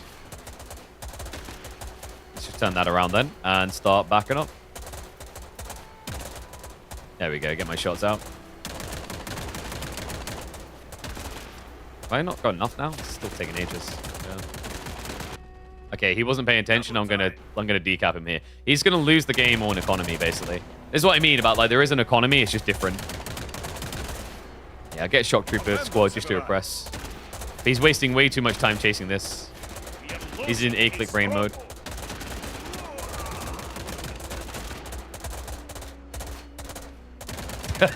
Just please stop. Like, this is getting silly now. Oh, he's got more. Interesting. Too close, buddy. Too close. All right, get him. Oh, wait. No, he brought the machine gun over here. Whoopsie. Dude. Yeah, but now I just clean up. I don't know, man. This is a weird obsession. It's an unhealthy obsession, mate. Losing a stronghold.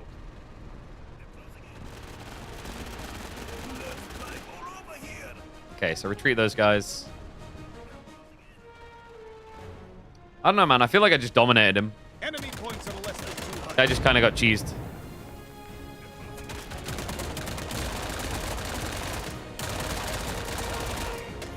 He might get me here, though.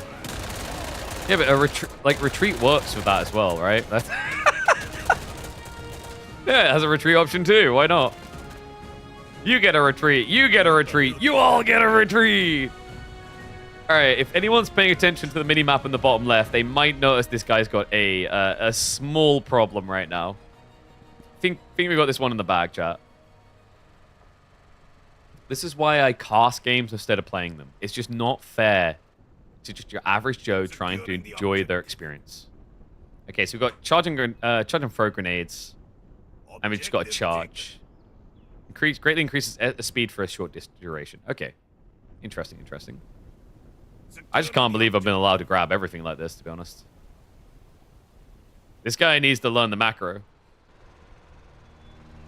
Because macro does win RTSs. Pretty much any RTS is designed that way to a certain extent. So we'll save up for Navy Infantry next, and then tank afterwards. Honestly, I just don't feel like the game's going to even last that long. We are losing a stronghold. Oh, nice. Anyone can repair. Oh, there we go. In garrison. Very good. Perfect. Half-track's even better. We are losing a stronghold. Yeah, I've got way too much map to now lose. Enemy points are less than 100. Can I? Yeah, I should definitely get Navy and then follow up. Navy and then follow up into tank. We have lost a stronghold. Oh no, not the stronghold. If only I had all the rest of the map. Wait a second. I do.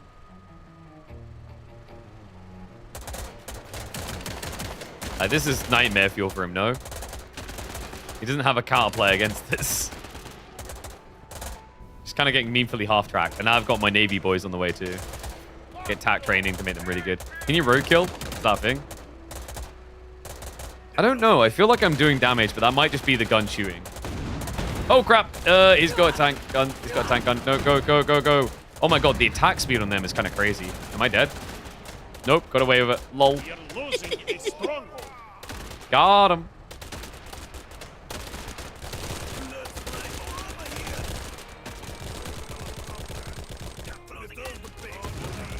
Oh, these are my shock troopers, right? Hell yeah, brother.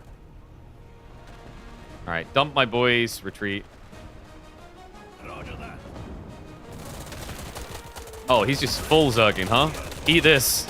Grenades! Oh my god. Not the best hit. He's in desperation mode, though. He's trying for a decap. Because he's about to lose. But he's just lost by doing this, man. It's already over. Gun's gone. Now I just need to get position and he's dead. Ape clicking. Booga booga. Yeah, have a mind. Lol. Oi!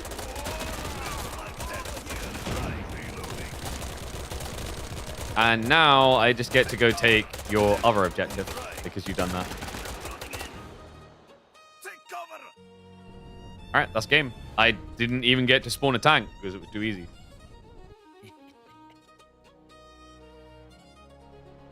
Subscribe to me tier 3 if you want me to teach you how to play the game. Crapper. We are losing a stronghold. This is pretty cool. I feel like I'm just rolling people right now. This is interesting. All right, frag grenade there. Is that the right place? Oh, he's just running straight through it, huh? I mean, I should have predicted he was that desperate.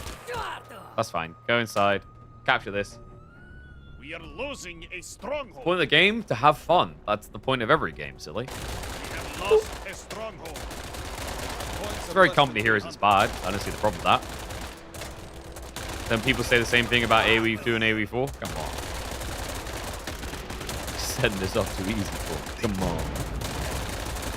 Alright, unload my boys. They takes a while. for a satchel in his face. Well, bye. That's gonna hurt. That's gonna hurt. He's gold. Oh no. Anyway. What was that? That was quicker, right? 11-minute victory? 10 minutes. Having fun playing Co4? Absolutely. You want to know what the funnest part is? Winning. Just winning, guys. When you just keep winnering like this, it just feels even better. It's recruitment. Oh, you can create a team. Join my team. Are there extra units to unlock?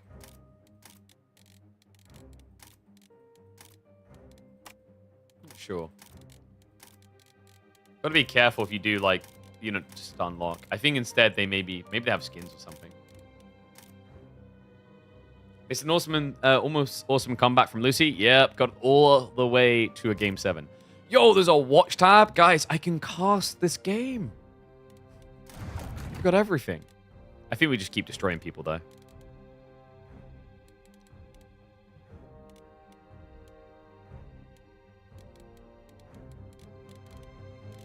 What to change? I don't care about the propel gun. Let's just go ahead and remove that. Let's add paratroopers in, I guess. Yeah, let's try some parry drops.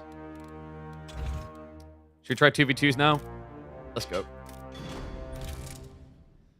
Whew. Oh my god, it's getting hot in here.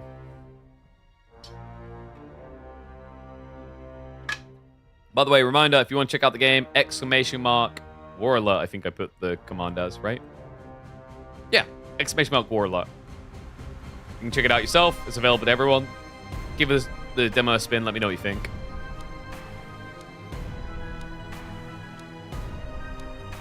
It's interesting. It's like, sorry, I wanted to bring this up, didn't I? It's like kind of code light. I don't think that's bad, though. This, to me, like, someone's like, oh, this looks a lot like Company Hero. To me, oh, sorry, I didn't realize I had to confirm. To me, this just feels like a faster-paced version of that, and that's not bad, right? Like, I can see why this worked as a mobile game very well, because, you know, you haven't got much time, you just want to spin up a game, 10, 15 minutes long, boom, gotcha. I feel like when you play games like Co3, you can't resolve a game that quick.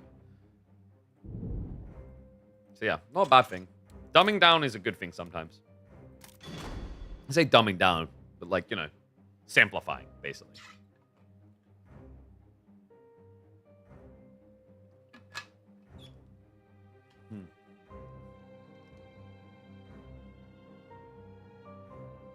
Sec. Just need to double check something. Setting in the background. We good? Yeah, we're good. All right, we got Bob Tank, my boy. And here is Killer Pigeon Bliet.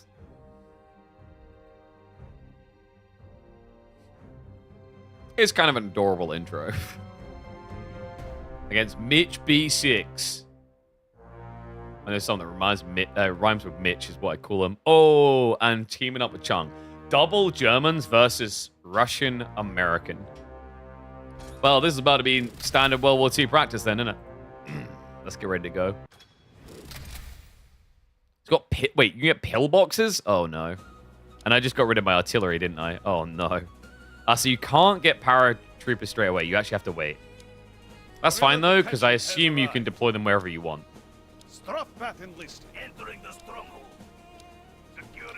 Oh, you both start from the same location. I thought, well, actually, no, it makes sense. I thought maybe they'd take each corner, though. Could have kind of been cool.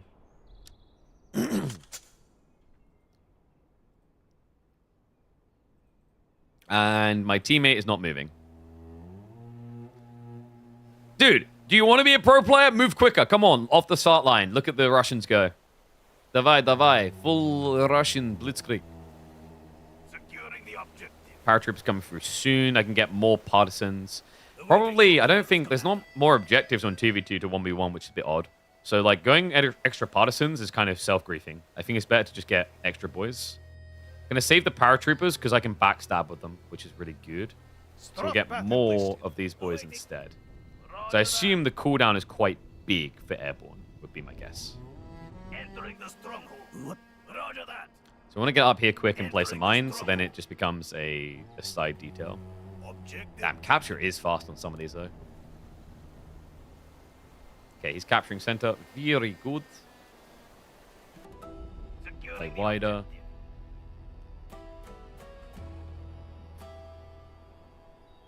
And then I'm almost got what I need for airborne. I'm going to hold that resource to ambush. Level up the Ford guys, get the BP guns. Yes, Horstons, this is multiplayer. We're playing 2v2 right now with teammate Bob Tank, whoever that is. Objective Wow. taken. Securing the objective. Did I get MG upgrade? I did. Nice. So presumably paratroopers have to be dropped where you have vision? What's the limitation? Pretty strong if you can just do whatever you want with them. Kind of seems like that's the case. Entering the stronghold. Uh-oh. It's getting cheesed. Very little cart. But we're getting lots of captures on the sides, which is good. Moves off the road. MG's there. I need to go assist.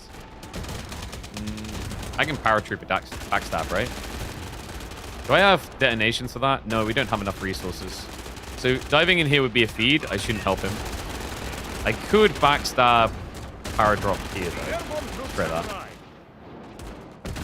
I don't know. They just seem to be ape-clicking the center, right? So paratrooper's about to be dropped behind them. Oh, the MG got across. What? What the hell? All right, back these guys up. Paratrooper backstab. What up? Yeah. Get off my lawn. Oh, woo. Oh, woo. Leonidas is here, boys. Fear me. Bite my shiny metal ass. All right, that's tier 2. I did just queue that, no? What the hell? I'm pretty sure I queued it, but then it stopped. Weird. I didn't build anything else, so I'm a bit confused on that. All right, so he's got MG nest there. I want to go wide and wrap round. Oh, crap. He brought these boys.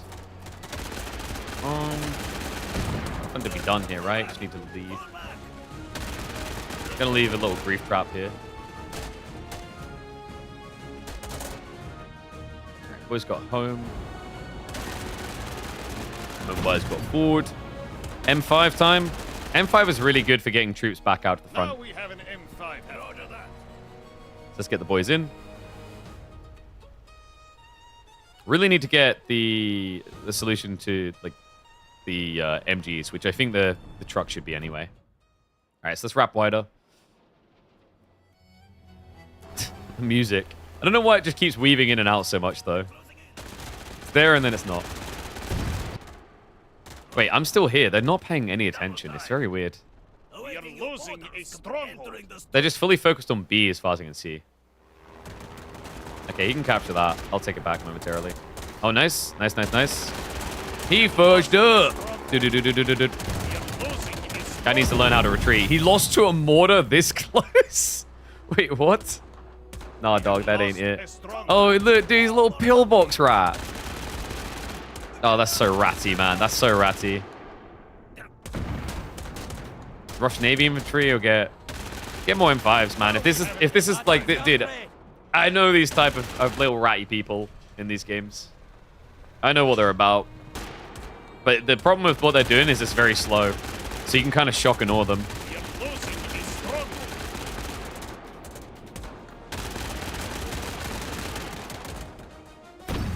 Like playing MG, pillbox, mortar, like you just don't, like look how I'm outmaneuvering them, right? They just don't have the ability to shift quickly. Nice. I can cut them off too, they're about to run to me. Lol.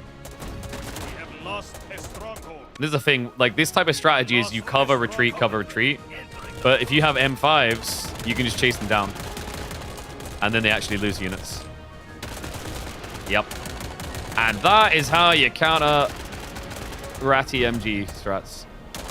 Can I get him before he gets in? It's going to be tight. You get to live this time, you filthy rat. Oh.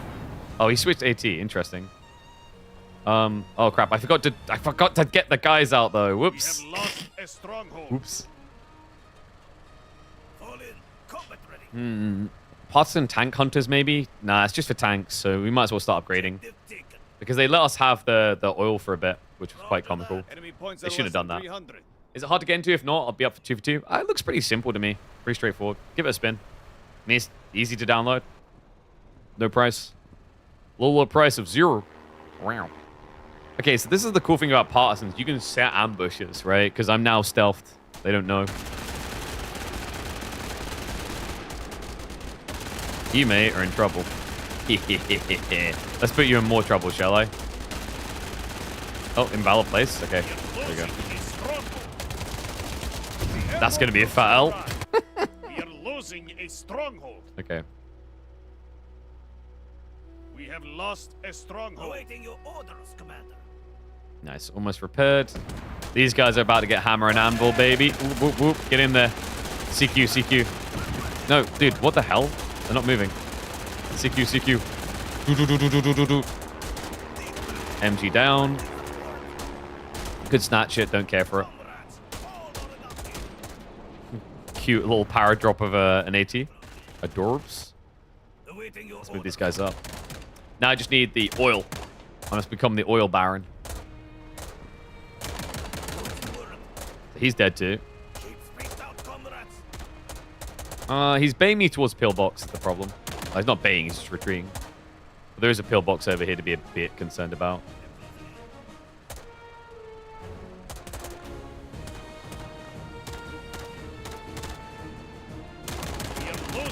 Pillbox doesn't have line of sight here though, comically. So I can just frag him, I guess. Or just shoot him down, I guess. Even easier. Alright, chat. I would call this an absolute discrimination. Yeesh. Oh, wait. Does the pillbox not work if no one's in it? I don't think so. Uh-oh.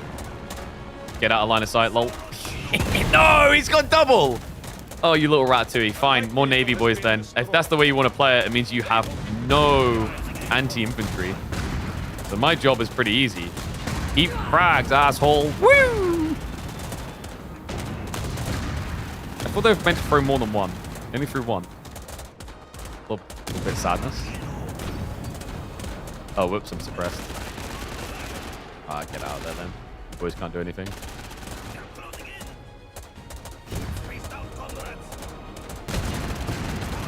Okay, they're getting some power. But I feel like they've waited too long.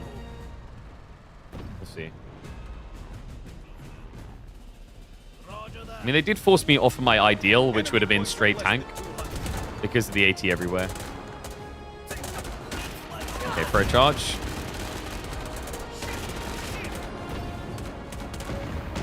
Nice, they're almost dead. He's going to retreat? Yeah, he's going to get out. I guess I could have hung around, but I don't know how long the suppression lasts, the problem. But with triple sacred sight, capture point, I keep saying sacred sight, triple capture point, pretty hard for them to deal with. Let's get training. I've got way too much ammunition and no way to spend it is the problem.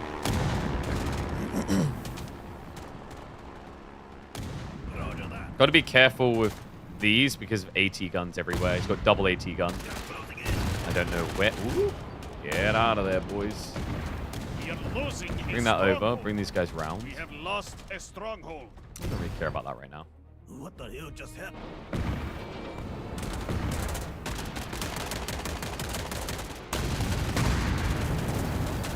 I've got explosive packs. I should be able to deal with baby tank.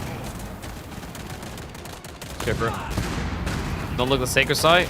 They're gonna have to pray to Jesus to not die. So, kinda. Unload my boys. I can try and frag them out. Nice, he's leaving anyway. Even better. Don't mind me, Sarge. You like freebies. Alright, boys are fully replenished. Let's bring them back up. But yeah, there's a lot of strategy around, like at high level in games like this, around the retreats. If you force... Oh, dude, I didn't see that. If you force the retreats, it's so pivotal. Because now you've got like dead weight, lock-in, running back across map, just not giving you anything, just wasting resources, wasting time. Okay, MG nest set up over there. Probably nuke now. Going for tank now. Got the cap. Bait him in for a decap. Interesting. Can I just build this right in front of him? Does that work? I think it does. No! Actually, in fairness, I shouldn't retreat. I want him to die because they cost me money, remember. As long as they're alive, it's like taking away from my income. We just lost an infantry squad. We have lost a stronghold. Okay. We have Let me lost get more a things. stronghold. Got tank now. Whoop, whoop. Big boy. Get more training. Goes forward. Still got double control point, so we're still winning. Nope. Scott is fancy infantry now, but they seem to have forgotten how fighting works. You have to fight back, cowards. Yeah, go on, dude. Yeah, please. Let's get closer. Let's go closer. Eat grenades!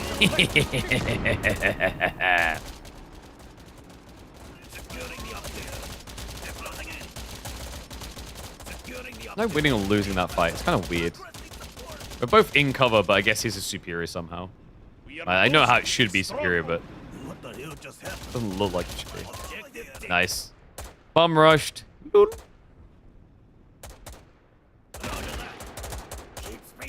Okay, it's going to be a unit lost there for him. If I can cut him off quick enough, maybe. Which I think I can. Yeah, I got him range again. Oh, is he getting away with that? He might be. Inaccuracy. Damn, he actually got away with that. That's crazy. Okay, where's my tank? My big boy is here. But they're not revealing where their AT is. They're being very weird. I get why they don't want to reveal AT, but they need to push is the problem. They aren't pushing. They're just losing. Oh, crap. There you go.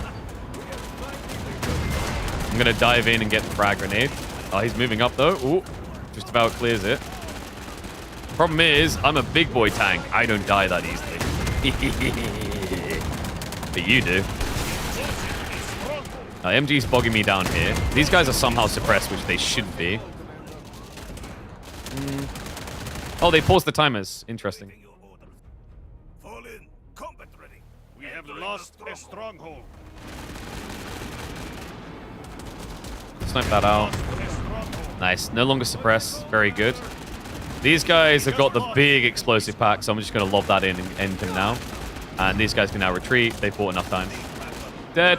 Bye-bye. Hey, you want to leave, mate? Wait, he didn't die straight away. That's weird. Whatever, he's gone now. Ah, he's going to go inside, isn't he? You little rat. That's okay, though, because I've got big gun. Bye-bye. Oh, yeah. That's the money shot.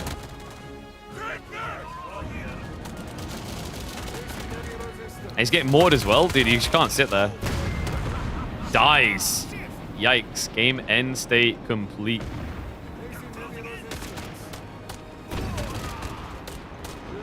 Can I blast him? Come, little tank. Come. GG.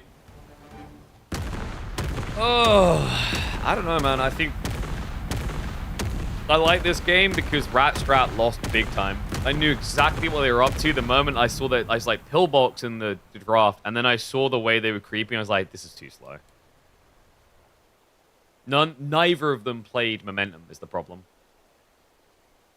Yeah, I absorbed. My guy just pushed, but in fairness, we captured like crazy. GG. You hopping in, Camin? You playing? Not expecting to play against Killer Pigeon? Oh, no, Mitch. Oh, you were ratatouilleing? GG, buddy. Your partner carried you? Dude, what are you on about? My partner was our anchor. Like, that's what I mean. You have the dynamic of fast and anchored. He went mortars, he played camp, and it worked very well. But, like, if you don't have me playing flank, you have no map control, right? Like, the problem with their game strat is they had double defensive. So what ends up happening is no one controls the flank. Like, they were moving around together, essentially, right? And I just blitzkrieged, ironically, against Germans. Thank you, Mitch. Appreciate the prime sub, buddy. GG's again. All right, let's go for another 2v2. Is there anything I want to change up about my deck before we go? What game is this? This is Warlock. So you can actually get your hands on it now. It's literally right here. Demo is available for anyone to try. Worth a spin. They've simplified kind of similar games like Co. It's nice for a quick drop in. That was like what, 14-minute game, which is really nice. Do I want to switch any of this out? The paratroop is really good. Obstacle breaking. Is that what I think that is? That is dangerous, mate. You gonna give me that? Guys, I can get a flamethrower. We have to flamethrower, right? I think we do. What do I get rid of?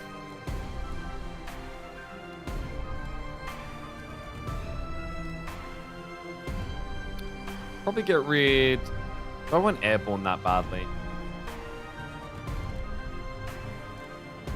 I think we get rid of Parsons. Let's flip Parsons out. Obstacle breakers instead.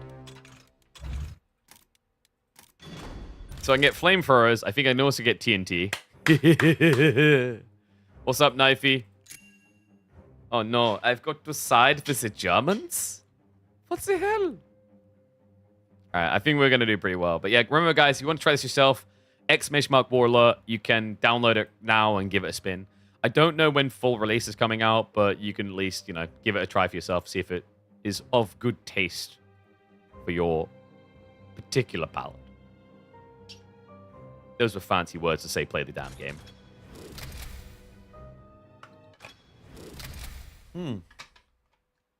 Double Yarman again. But not ratting or tanking, right? Our engineers have arrived. So you go effective against infantry at long range. Can upgrade to flamethrowers to count enemy inside structures. Can plant TNT charges or build fortifications. Has repair. And Gulag has repair too, but can get the MGs.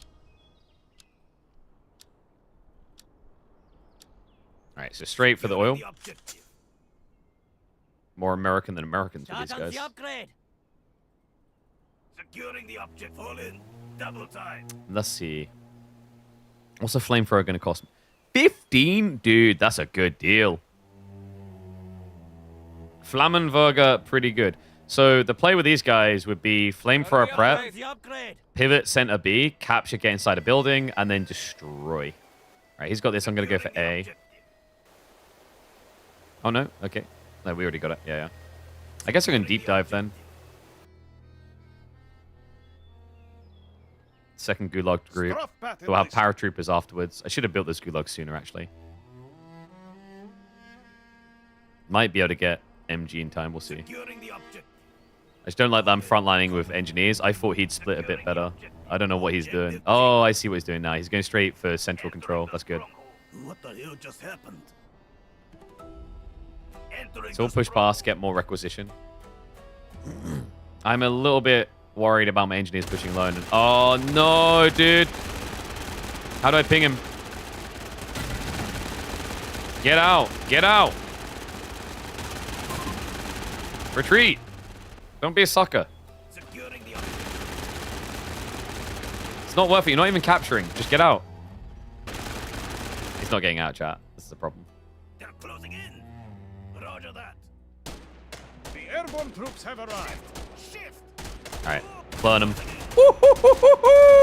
Please get into CQ range against me. That's a good idea. Engineers are showing up as well. I mean, he's just getting toasted right now. Oh, need to get around the back. No, dude. What? Why is the MG immediately deployed like that? That's crazy. Okay, guys. MG is kind of OP for that. I don't think you should be able to deploy MG that quick. What the f... Oh, it's an MG42. Okay, but that's even crazier. You get that firepower with no deploy? Apparently there is a deploy, but I didn't see it. He walked in and just done it. Like, instantly. Nuts. Okay, these guys are central focused again. Got another one of these type of groups. I'm gonna go back my guy up over here. Double force retreat is really bad for us, though. This one doesn't look as good.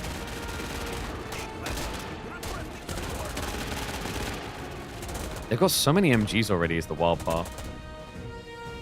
Is a lot. Gotta be careful getting in range there.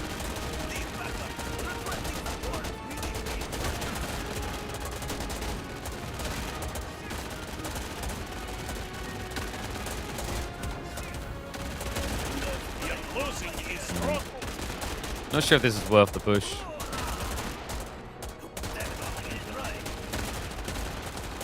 I can't get in, weird part. We have lost a stronghold.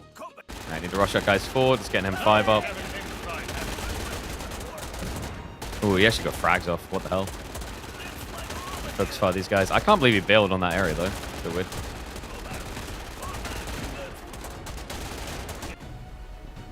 Need to pick these guys up. Flamethrower is going to be really strong to pump and dump. Awaiting your orders, Commander. Oh, wait. What? Dude, I don't like... I think they need to change garrison. Garrisoning shouldn't take this long. That's insane. But load up. All right, there we go. We have lost a stronghold. Gonna send an M5 center to control this for us. The mortar's also a problem.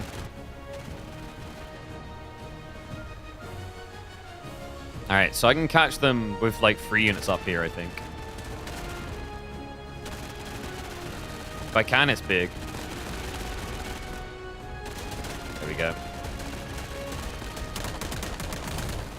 Oh my god, the flamethrower works from inside! The broken strat. Did they not learn from Company of Heroes 2? Guys, this is gigabusted. Oh, yes. And now I go over to this building and we just rinse and repeat. Guys, this was in Company of Heroes 2 and it broke the game. Like, Germany was OP. Russians on release couldn't do anything. And we're just mimicking strat. Yeah, move in. Yes! Yes! Oh my god, and he's not even retreating properly. Okay, yeah, he's got the little noob cannon out now. I gotta be a little bit concerned. Back up, back up, back up. So good. And now we can just repair with our boys here, which is great. That was clutch. Let's go. But yeah, I don't know. I think they forgot that design lesson. That is a dangerous combo to offer up, guys. Yeesh. Where are my engineers? Wait, why? They should be repairing. Why are they moving? These guys can repair too, so it's fine. I'm gonna snake their control. They're double German, so I imagine tanks are very good for them. So we just want to take that away.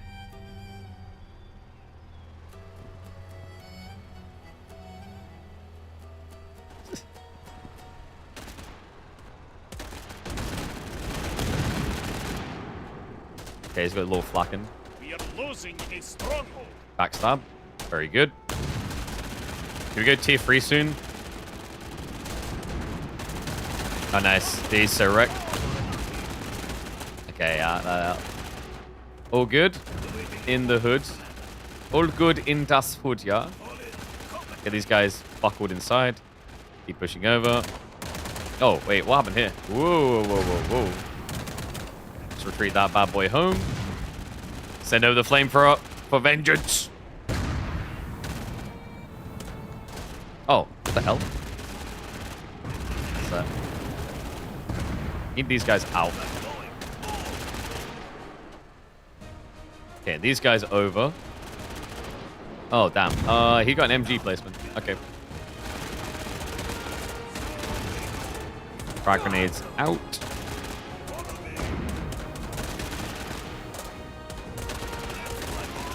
That guy's losing or winning?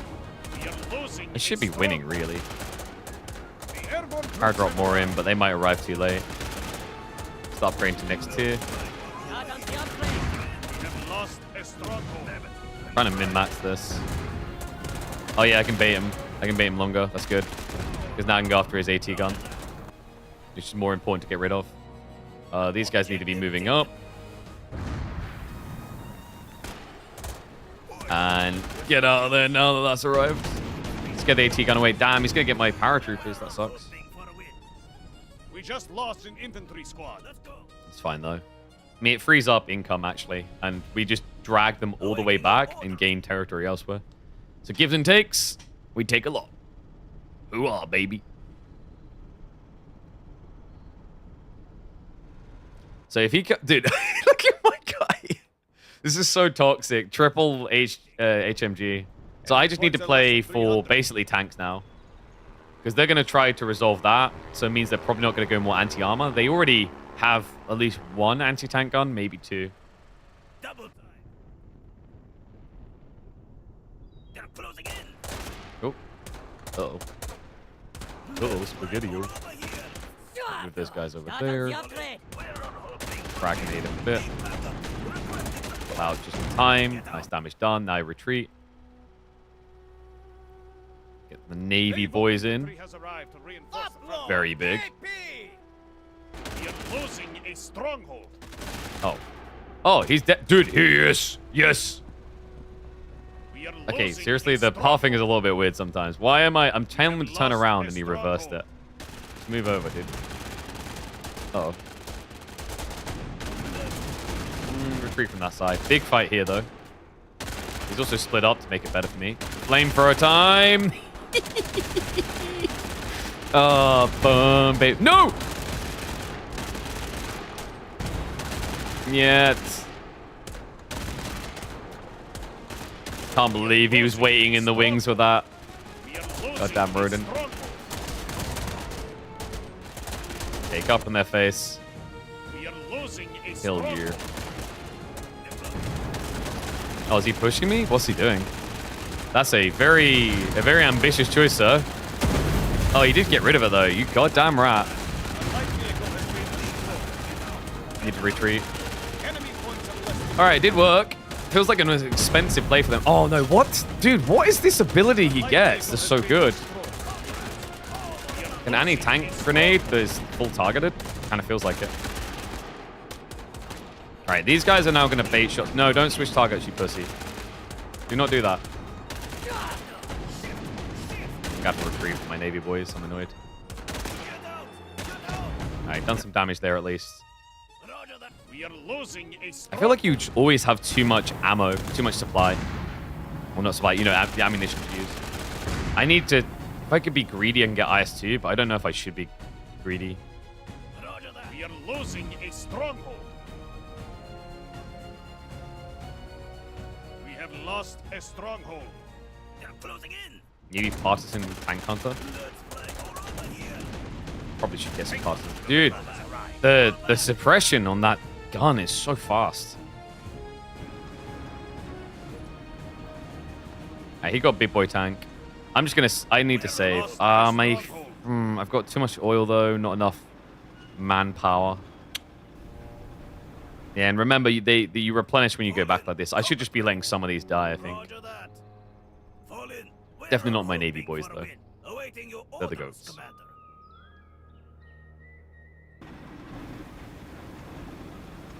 Okay, so I got my hunters now. That's good. Sadly, I lost my half tracks. I didn't realize the one on the north was being attacked. I don't think there was any notification, which is quite annoying. All right, fully replenished. Manpower just kind of needs some chill pill. A stronghold. Interesting, you can never see what is decapping, from what I can tell. Awaiting your orders, Commander. What the hell just... Roger that. Fall in. Combat ready. Yeah, they're looking kind of screwed, though. Break and send is hard for them. Really hard, I think. Whoa, bro. Wait, do I not have range for that? We have lost a stronghold. Cook him. Cook him. Cook him. Cook or be cooked, brother. All right, so I find this a bit ridiculous. What? It outranges him fully. We are losing That's a stupid. stronghold. What the... Maybe he's an idiot. Yeah, that's a bit mean, but still. Yeah, he kind of is. No, no. Hit, hit, hit. Ah, he backed up. These guys definitely need healing, though. Objective taken. Okay, good cap. Enemy points are less. They're trying to hard push this, man, but they're struggling. My guy's buying a lot of time. I just need to get the resources together now for the heavy tank. We're good. Use some of my supply to keep that scoured because I need to know its exact location. If I can get close, I can just frag it.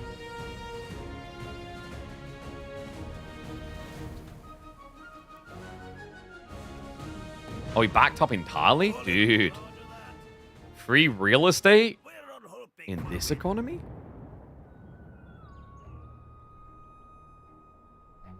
All right, we're about to have enough of the heavy tank. We are Oh, he's losing so a toast. stronghold. Good luck on that dive, brother.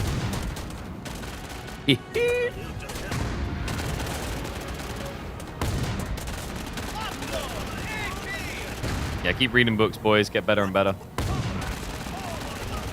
Now we have an ice. It's time. IS2, давай. Yo, what's up, Stopper? Thank you much for the raid, buddy. You tuned into the right situation. We are playing as the Russians. And we be Russian. Maybe I had to stream, mate. Ooh, crap, that hurt. It's fine. Oh, it's so fine. I mean, maybe not that much fine, but it's kind of fine. Yo, frag him, frag him, frag him. He's not gonna move, he's not gonna move, he's not gonna move. The moves!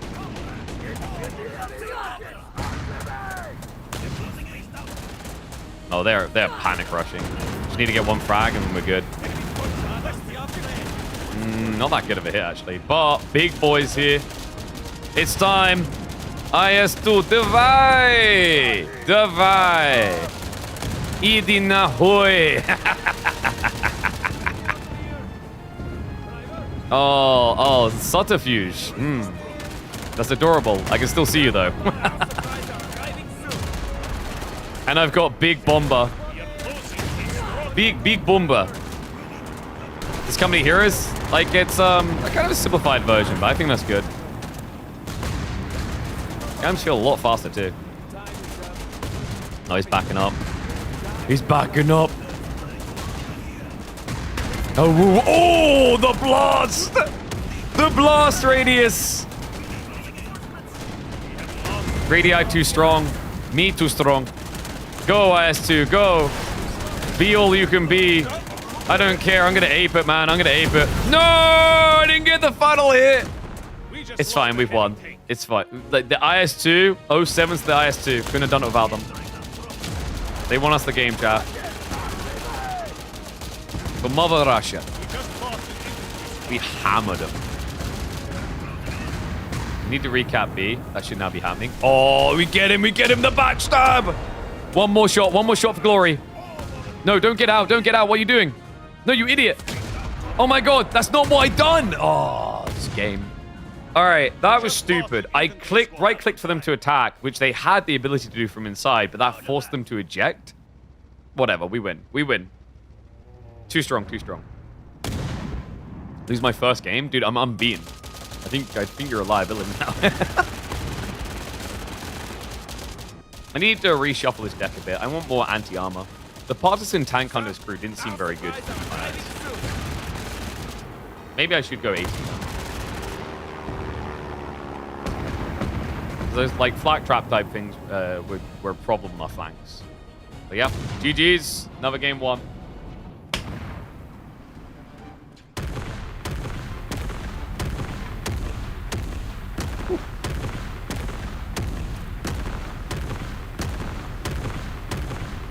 He took more damage, dealt more damage, damn. Was I getting carried this time? Maybe. I eliminated more teams, though. All right, I was gonna say. I may have fed a lot of teams, but we win. This is full Stalingrad strategy. More bodies until you win. Not one step back. Well, actually, we did retreat a lot. Obstacle breakers was a good call. Maybe we slot in the anti-tank gun instead of the tank hunters. Tank hunters just didn't really impress me very much. They felt a bit underwhelming. Let's try them again. We'll use the sneak this time. All right, let's get Camion in. I need to add you. What's your ID?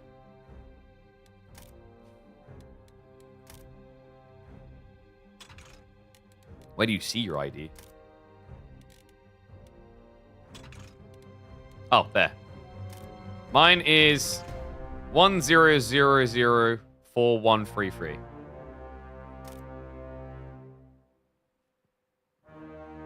One win, two win, three win. I just don't know how to lose.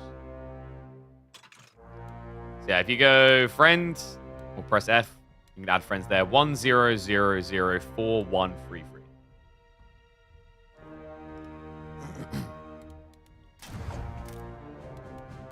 Did I not switch commander? But oh, I didn't. I forgot to click here. I never use his ability, so we're switching to her.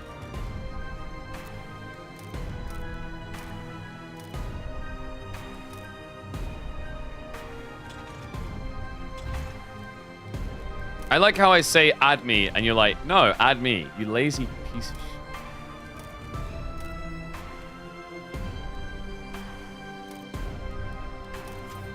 Oh, so I should have sent lazy in the message. All right, friends request sent. You got it? I'm looking a little bit friend-like right now. Can you make me look like I actually know people, please? Yeah, for Rwanda, guys, this is not Company Heroes. It's definitely inspired by it, I can tell. But War Alert. Go check it out now. It's openly available. The demo is available. It's got 1v1, 2v2, 4v4.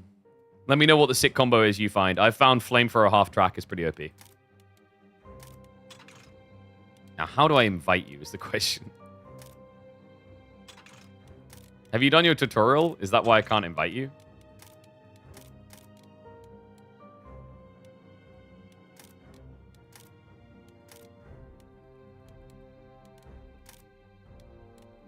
I can delete you, but that's about it. How the hell do I get you in lobby? Oh, create team maybe? There we go, found it. I got you, Haas. Who are? Are you Amerikansky? No, you're Russian too. You're like, I can't be asked to learn anything myself. I'm just going to copy and paste what KP does. Smart man, smart man.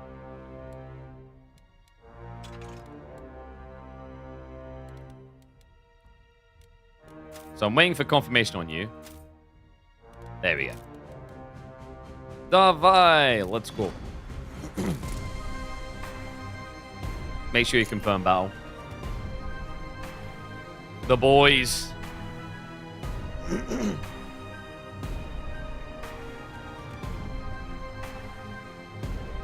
Confirm battle. You have to click it. There you go. Yeah, that trapped me the first time, and I got a penalty. Das ist German, ja? Oh, yeah. Wait, what? Whoa, no, dude. We got sweats. How do you change profile? Oh, no. Das ist double German, ja? It's fine, it's fine. I clap cheeks day and night, baby. We've been the German slayers so far. We beat double German, and now double German again. Everyone's just doing German. What is this? Jawohl. They're going to get a taste of my Flammenburger. Ooh, new map, Pog. Our engineers have arrived. This one looks very different. Strafbat enlisted. Entering the stronghold. I guess you can get left side ones, right? Securing the object. Yeah, so NG's head there. Securing the object. Frontliners head there. You can get the two on the left and then follow up cap. Because it started you on that side anyway. And away we go. Vamos, muchachos. I like it. He's like, oh, wait, no, he said to go their way. Yeah. You might want to send the MG more towards the center anyway, because like getting a building early is really good with MG. Awaiting your orders, Commander. Do I go obstacle breaking team again? Probably not. Gulags is better. And then prep for airborne afterwards. Yep, we got a strat.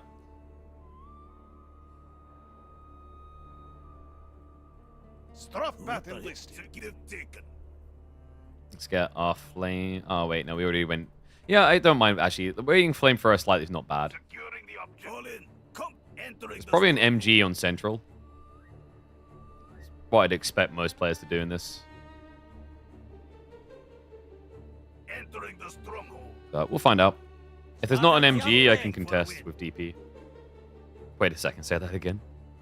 It's got the DP LMG, guys. It's DP. Just don't be weird about it. Entering the stronghold.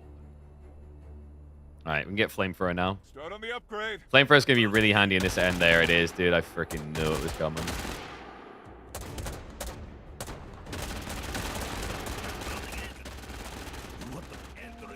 Can ratatouille their sides though. It's not too bad.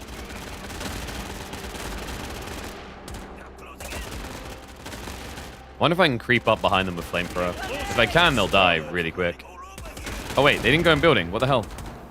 Get in building, you idiots. Why are you not in build? What the fuck? What? Guys, they're just not getting in building.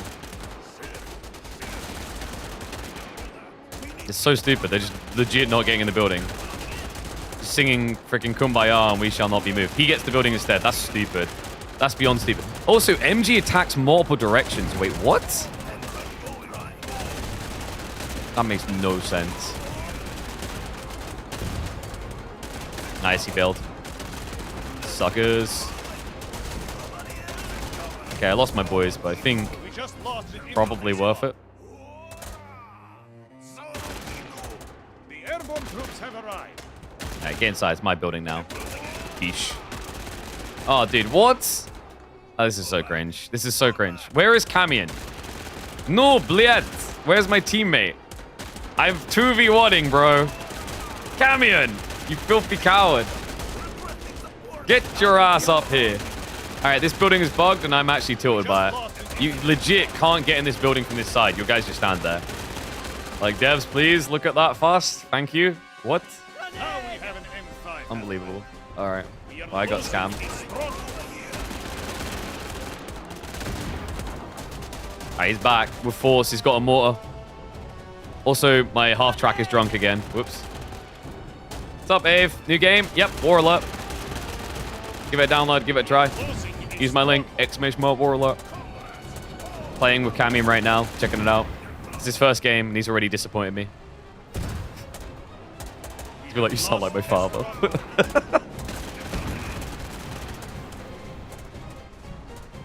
We're losing because of outskirts now, is the problem as well. It's pretty bad.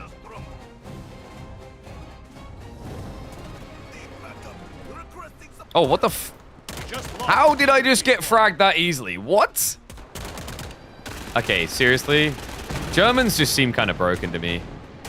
I think they've got too much utility from what I've experienced so far in this. That is nuts. You're not going to convince me that's balanced. Like, the grenades are way too good. Way too good. We are losing a stronghold.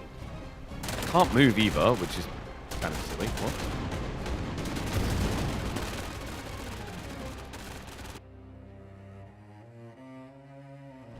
If crap on me, crap on them. Hey, Camion, please tell me you done the tutorial, dude. Retreat. You gotta retreat. You've got to retreat. Camion, you... We are losing a stronghold. Camion, retreat! Oh. GG, we've lost. My only loss. And I had someone in here like, oh man, it's so simple because it doesn't have like macro like AoE 4. Apparently AoE 4 players don't know how to use a retreat button. Is what we just learned from Camion. Oh no. Dude, I can't believe he didn't retreat. I mean, the good news is you get requisition quicker because of this. So like, there's kind of a clutch up maybe. But I'm a bit worried. Maybe if I take that petrol, I can make it better. Commandos have arrived. I can fix him, chat. I can fix him. I hope. Oh no. No, garrison, idiots. Garrison. Holy sh... Nah, dude. Sure.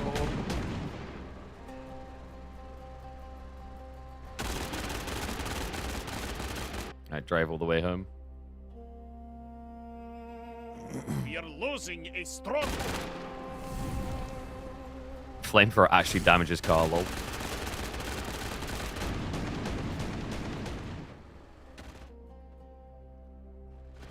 Alright, we gotta remember to report Camion after this. We are losing it's important, so he learns. Okay, that's a good fight for us. Frag him. Maybe he won't realize. Oh, he did. We are losing a stronghold. Lost a stronghold. Oh no. It's getting beat there too. Is there anywhere Camion is not getting beat? I feel bad for saying it like that, but also at the same time, yeah, that's pretty much what's happening. Let's get Parsons. We need him. I'm gonna drive by Parsons, not even flamethrower. Like we're gonna Parsons drive by. It's the only move we really have right now. Flamethrowers have to figure out their own crap.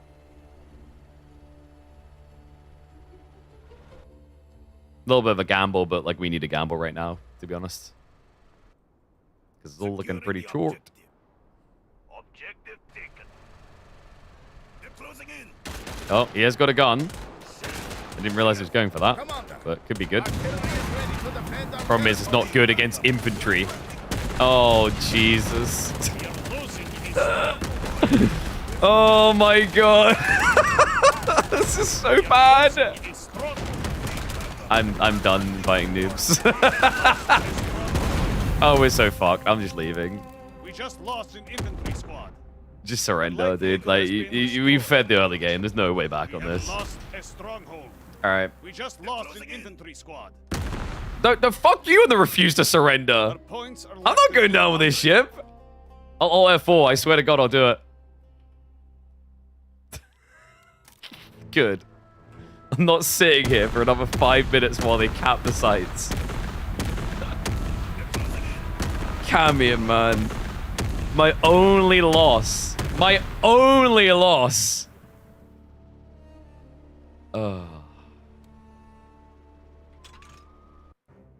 Also, let me just... Where's the report option?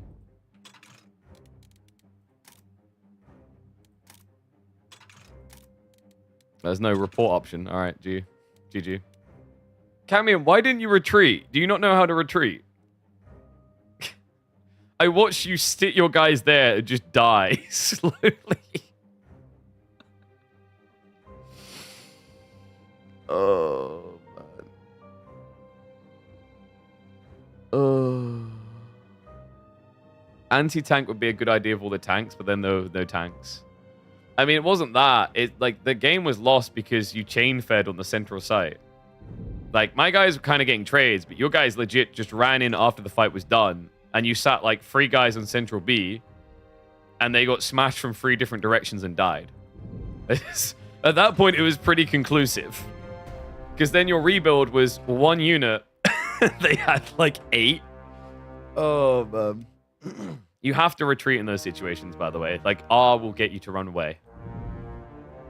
Because if you just stand there, you'll lose everything, and you won't be able to rebuild. All right, you ready? Are we going again? You torturing me more? I mean, playing with me more?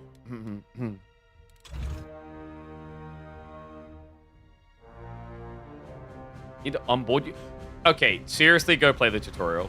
I thought you played the tutorial. Did you not play the tutorial? Dude, you should not be in this lobby if you're not playing the tutorial. You need the tutorial. You haven't even ever played Company of Heroes. You don't even have familiarity, right? I'm guessing. The tutorial was meant to be played, mate.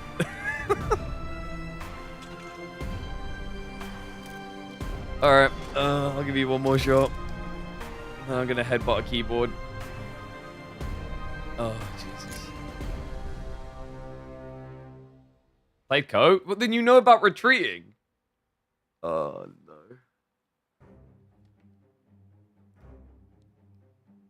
Just remember, when fight bad, leave. Building garrison's good. Honestly, actually, chat, you know what? We can blame losing that map on that bugged building. You remember the map, the building on the north side of the road that we literally stood out front of for 40 seconds unable to garrison? I blame that. That was weird. Like, that's bullcrap because north side could garrison, but south side could. Very, very weird. All right, we got more Germans. Let's pray it goes better. Your incompetence makes for good content? Nah, dude. Makes for depression. I'm gonna start playing Linkin Park soon at this rate. Oh, dude. Like, if I wasn't so good at the game, like, yeah. But now I'm annoyed. I want to win, damn it. I had a perfect win rate, and you ruined it. All right, wait. This way, this way. I wasn't paying attention that time. That was bad. bad me. Securing the objective. Goddamn enemies from within. Entering the stronghold. Okay, so DP coming in early. Oh, thank you. Heavy fastball. Objective Ooh. taken. I should think about using that in the future. Well, yeah, we just changed that, didn't we? Yeah. It's recent. Entering the stronghold. So I want ammo positioned real fast here. Let's bring in back second and crew. Securing the objective. Securing the objective. This looks like a fun map, though. Maybe a little bit biased one side versus the other. I feel like the bridges are going to be a bad thing for us, and they don't have bridges at all. Because you can get, like, funneled here, right? If they push you up. Oh, we'll see. All in. Combat ready. Securing the objective. Okay, so he's pushing up over here. I need to get flamethrower quick. These guys will cap this Entering one. the stronghold. Entering the stronghold. Come on, come on, come on, come on. Start on the upgrade. Doesn't take long, actually. 10 seconds is really good. Double time. So he should be pushing towards me. If he does, I backstab a paratroops. And we're good. Taken. Start on the upgrade. They've got All center in. as well. Combat ready. Not good. We got armor car. Goddamn Roger Ratatouille. Let's go. They're closing in. Yep, this is perfect. Because my engineers are more squishy, so I want to absorb like that. Burn them. Burn them. Yes, davai. Burn them. Like, it's so buggy when they retreat, though. Like, what was that? Like, it's running out. Like, it's just on fumes at that point. All right, we'll assist him. Paratroopers coming in. Entering the stronghold. Okay, so Objective taken. capture A, push across. Backstab coming through. Paratroopers arriving, big boy. Need backup. No, keep pushing. Keep pushing. Kami in.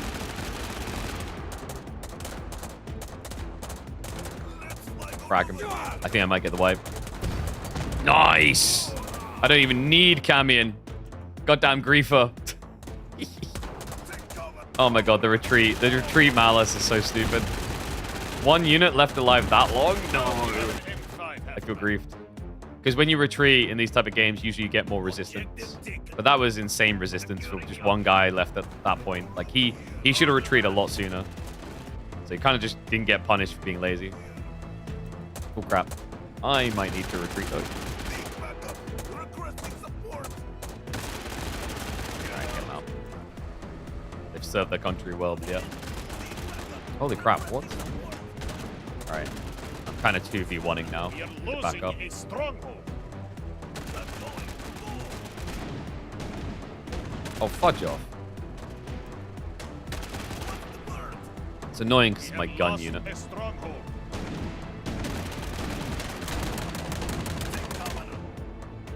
Start on the upgrade.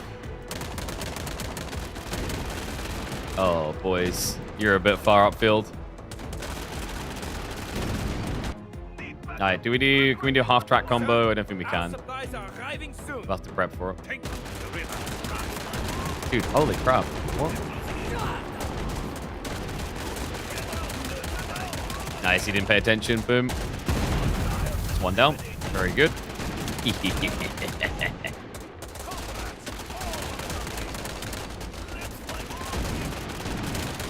are losing a stronghold. That's fine. That frees up some We requisition just lost to an upgrade. infantry squad. Double time. I might wait. What? Or We have lost a back. stronghold. What the hell just happened? Enemy points are less than 300. What the? Okay, dude. Seriously, anti-aircraft vehicle beating. A light vehicle has been This is destroyed. stupid.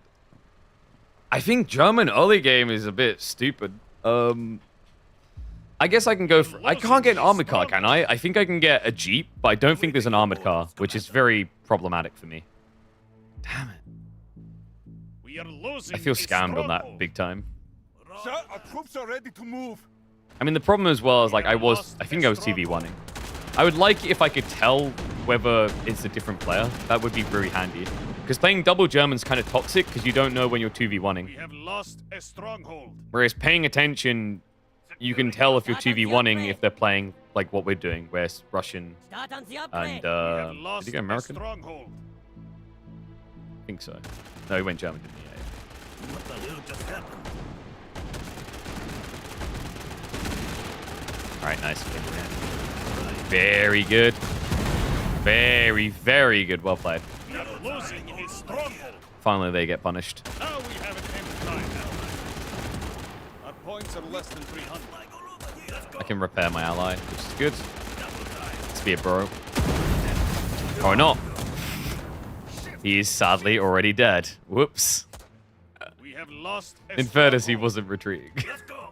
Follow me. Sure. Roger that. They're closing in. Damn it. Right. Start on the upgrade. Let's go again. All right. Depth charge on him. Not depth charge, but you know. He actually got out. Out, comrades. Rip. Roger that. Roger that. They're closing in. Uh-oh. That's fine. I can do this.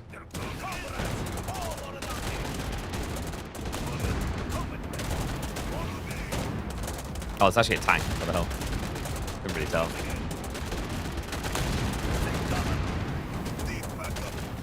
Burn him. Not really time to tech up. Let's get better infantry. Ah, bro. Can I reach him? No, I'm full pinned. What is he doing with the CT gun? That should not have worked. Oh my god. Oh, that was secretly brilliant. Got so much MG though, jeez. Every single one. MG, MG, MG, MG. And all these grenadiers. Wild.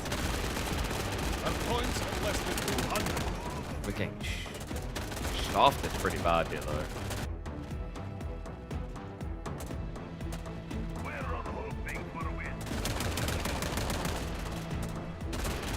Alright, let's wrap around on the MG now. Oh, these guys are holding. See how good this is. It's gonna move, right? Oh, bro, no! I'm done with hard tracks. What a pile of crap. Lost a stronghold. All they do is lose. A light vehicle has been And yeah, he got out of the way. Of course he did. All right, I think we're maybe kind of dead. Kamin's slightly improving, but I think this area here we lost tempo, and then I 2v1 without knowing.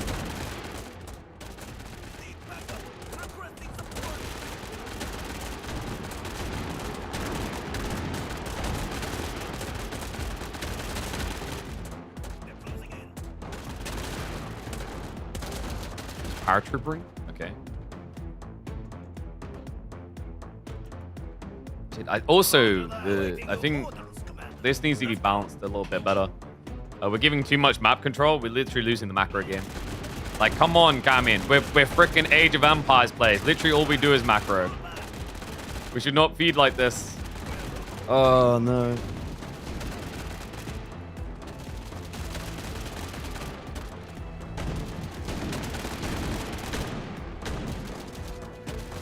Can I hammer him? Nah, infantry just feels so freaking slow like this. It'll take me a while to get there. If I can get rid of the car, it's really worth it for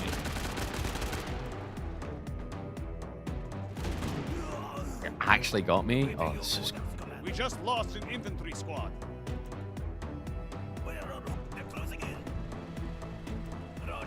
Oh, you actually get revealed that... Oh, dude, camo sucks. No. That's meant to allow you to sneak. It doesn't. See you before you even get in range. Losing Oh. a stronghold.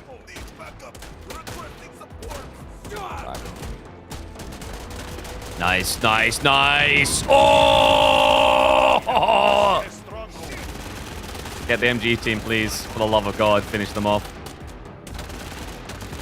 How's that one guy surviving so long? Come on. He actually got away, I'm a little enraged. Whatever, we held here though. That's good. They're closing in. Think of it. Hoorah! Camo. Yep, camo didn't work. GG. Still shy of what I need.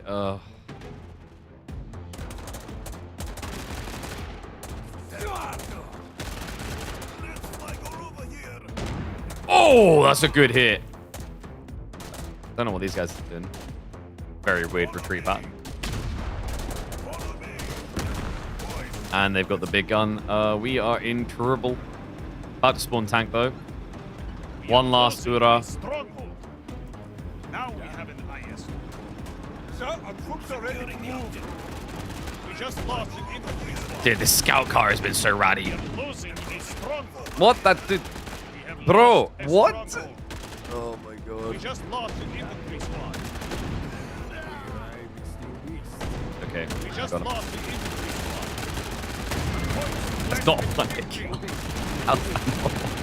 it's a stupid little car. It's a little car with some tinfoil on. Give me my respect. We are losing a stronghold. We have lost a stronghold. Problem is we need infantry to capture things The with. airborne troops have arrived. Because we're about to lose on capture sites. I don't know. I might just switch German because to me German just seems broken. The mass MG and how simple it is, plus the armored cars, it just seems too good. Like, what's the counterplay to that? Maybe we just have to play slower and tighter? I don't know. That's game over. Sir, your apartment is ready. Alright, so Kamin combo is 0-2. Saj. I mean, that was better. It's just map awareness, right? Like, you got to fight and you've got to control. And if you're not doing both, you're just going to lose. That's just the way these style like RTSs work. And his focus was there on the fights. Map control wasn't so good. I then didn't realize he was losing right side, so I failed to pad. And then I obviously in center had that 2v1, which I can't tell is a 2v1 because I don't like that you literally can't tell the difference between the two. Is there a way of switching that? I want to know which player is which, right? It's kind of important. Because if I see that it's like, red and yellow, then I'm going to back away from the fight because it's a bad fight. But if I think it's a one-on-one, I'm like, okay, it's an equal bog down. I don't mind that.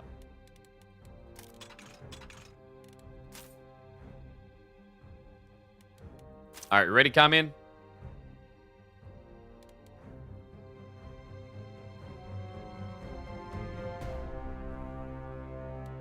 All right, ready. Yeah, reminder, guys, you can check this out yourself. !Warlord if you want to give it a spin. I tried slowly. Yeah, you're getting the hang of it. I think I was just saying, I don't know if you heard me, you need to just, basically you got to balance paying attention to the control points with the push as well. And then try and sync up on moves in between. Because like our problem is we got stuck in 2v1s. Which kind of sucks.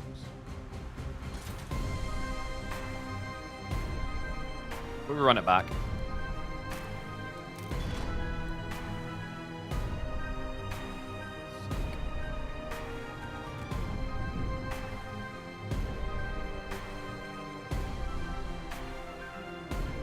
This will be the one.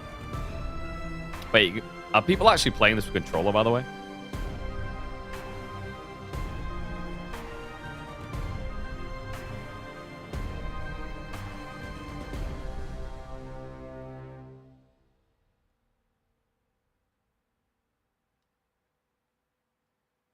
Probably should have modified my kit more now that I think about it. Suddenly taking ages.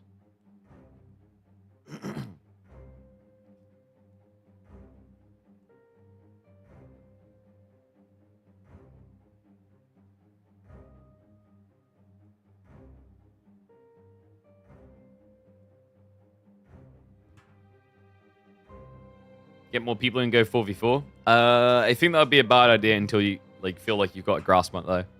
4v4 is gonna get more stompy if you have someone who doesn't No, I would personally say. At least that's how Co used to work. Because map control is even more important. Like, if the thing with 4v4 is the map gets much bigger.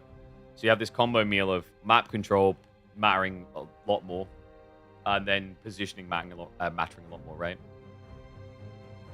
So we'll see. Let's see how the next one goes. It's taken ages for 2v2 though, which means I wouldn't trust 4v4 to find quicker. Don't know why it's all of a sudden very slow.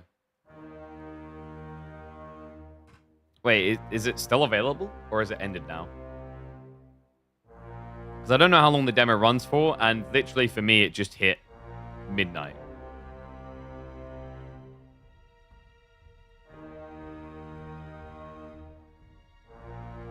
I think it's still available.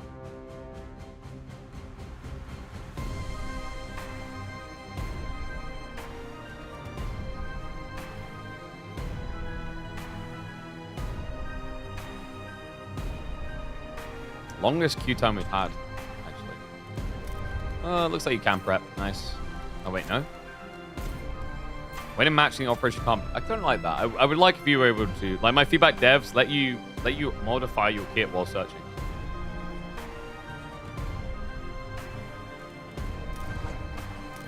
Feels like an obvious win in my eyes.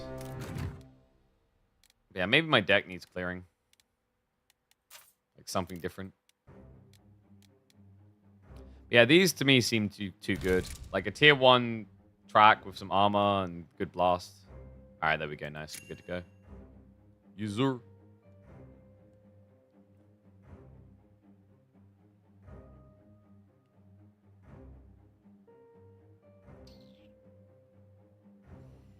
So opening went better last time. It's just the connect after our opening needs to be cleaner. There's two approaches, right? You either take flanks and you get double sight, or you lock in center, depending on your formation. There's always one that's got to ruin it. Okay, it better priority queue us, or I'm going to be in Mage. A few different people playing. Yeah, I don't see any 4v4s though, so probably good that we don't go for 4v4.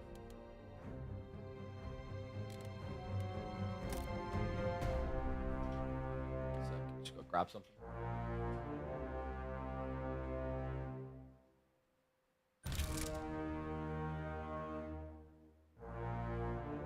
Oh, nice. That was quick.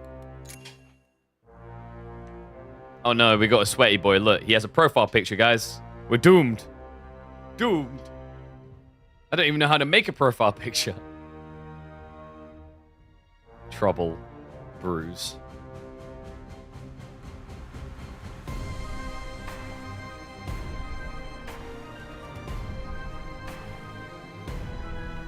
It's an adorable little tank. I think that's... Is that American? No, yeah, no. So we got American and Russian versus us, I think it was. Our engineers have arrived. Strafbat enlisted. Okay, so I'll take this into this. Second group follows up center. Yeah. Last time, did I send engineers wide? I think I did, and they weren't in position to flamethrower.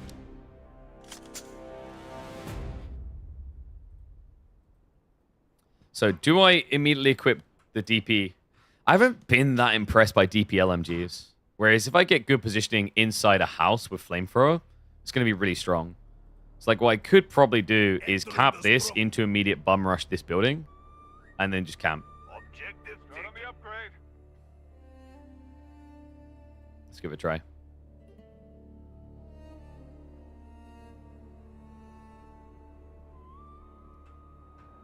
All right, let's get the second Gulag team. Strafbat Awaiting your enlisted. orders, Commander. Roll those boys forward. Entering the Camion, stronghold. Camion, why are you... Camion!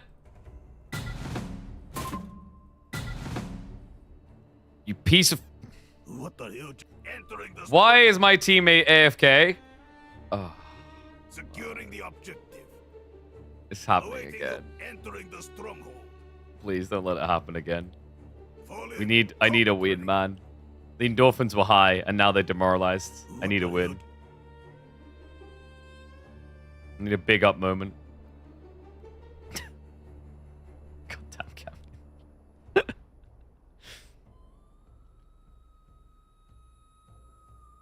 Nice, you can finish capturing that. Range.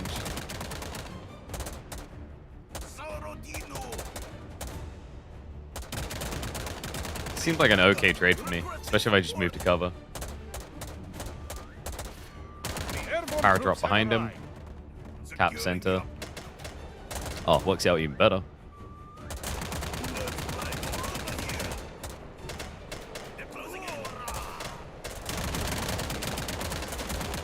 Oh my god, 2 of them? Bro, they're aping one side.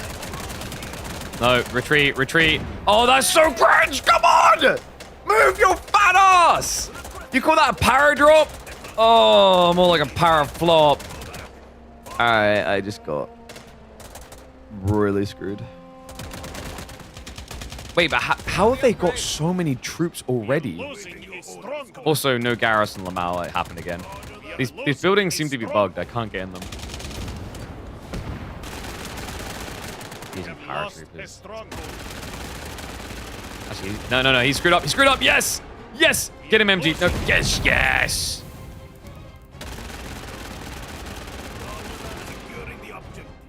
Good. Exactly what he deserves. Oh, he done flamethrower too, rip.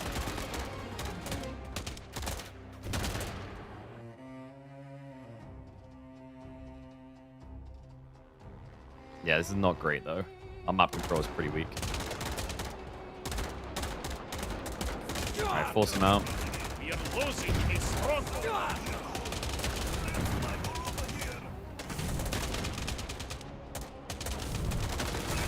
Nice reaction speed of goldfish. Cooked him. That's the comeback material we're looking for. Oh, yes. Very strong position now, chat. Very strong. Alright, capture that. Half track to come over here so we can fast mobilize our flamers. What's up, Bobby? This is Warlock. It's available to play right now. You can just download the demo and give it a spin. Fun little game, actually. Those guys are fast.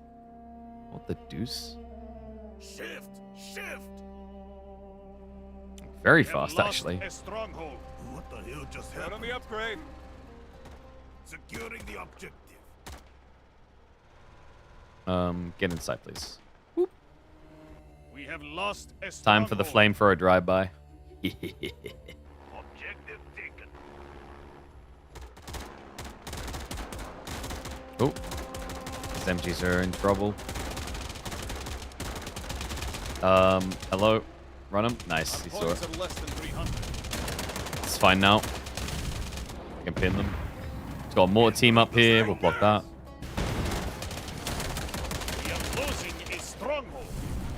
Yeah. Yes. Exactly what you tried to do to me, you filth. No, don't go engineers. Go for the others. It's higher value to kill the others. We have lost a stronghold. Nice. Go for them too. Oh, crap. Did I lose those? Oh, I lost those guys. What? No ping, no warning, nothing.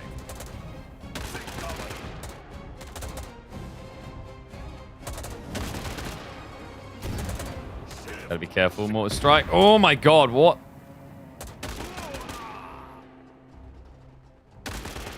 Yeah, gun down some of them. Let them know how it feels.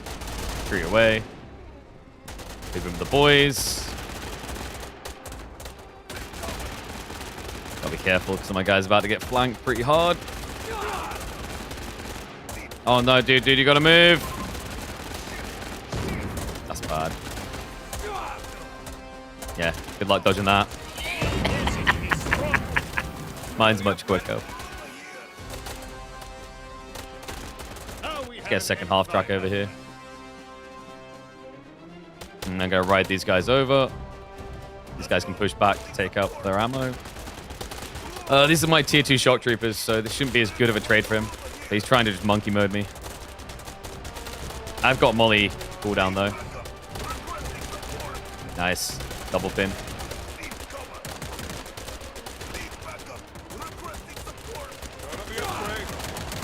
Oh, he wasted the shot on the worst half track.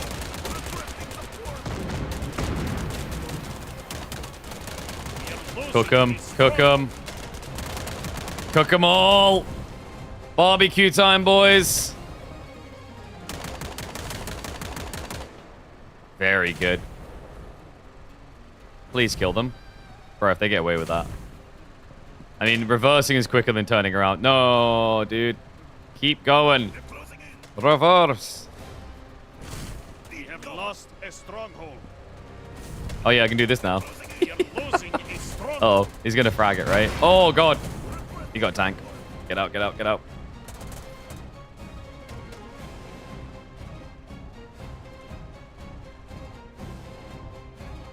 Okay, so these guys need to be repaired. These guys can camp here and repair.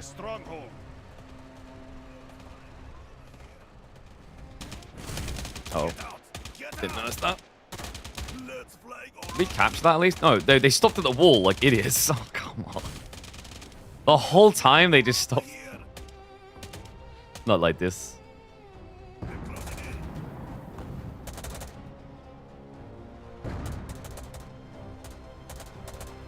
Gun them down. Get in position to assist there.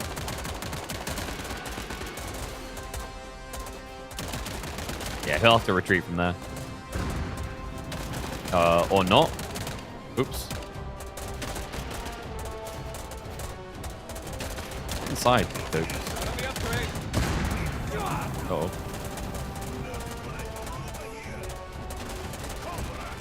He's gonna drive too fast, isn't he? Alright, so I get the partisans now. Do you need a repair squad on this? Are these the partisans? No, these shock troopers. Partisans are here. I can do a drive-by next. We are losing a stronghold. Okay, very good. Entering the stronghold. We are losing a stronghold. We have lost a stronghold. Things are looking a little bit rough, actually. What the? They're closing in. Get inside over here. Comrades. Got more flamethrowers? Guys, you're stealing my ideas, man. We have lost a stronghold. Right, let's sprint these guys. I should be using sprint more, actually. A stronghold. We have lost a stronghold. We have lost a stronghold. What's going on? I don't know where he put the tank. It's so weird. Like, you know when someone's playing very dented, but it works because it doesn't make sense? Oh, bro, no, don't do the stupid pathfinding. Go, go, just go, go. Don't get jammed. Chase that down. That needs to die. Like, dude, we still don't have this back? Oh, come on. We are losing No wonder we have no fuel. We are losing a stronghold. We have lost a stronghold. Not worth diving and losing a lot of health now.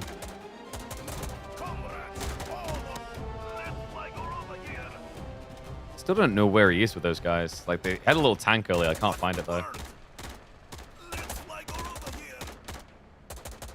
Yeah, he's going to go for the garrison, but that's perfect because I can pin him. Finish him.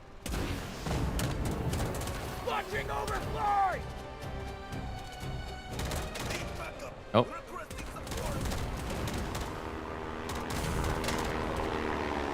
Dead. Easy that.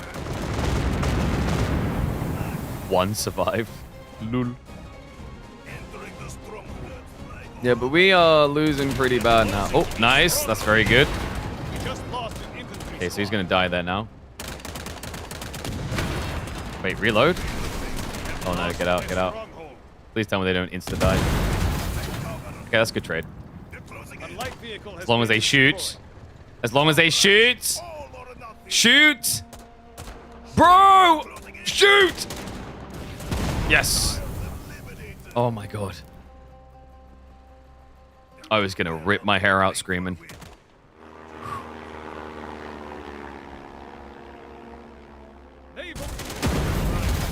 I'm dead. We're dead. I don't know. Kamin's got literally an MG gun and he lost like everything here from what I can remember and see. We're dead. Roger that. Entering the stronghold. I'm kind of annoyed with this loss. I don't feel like we've done anything half the time.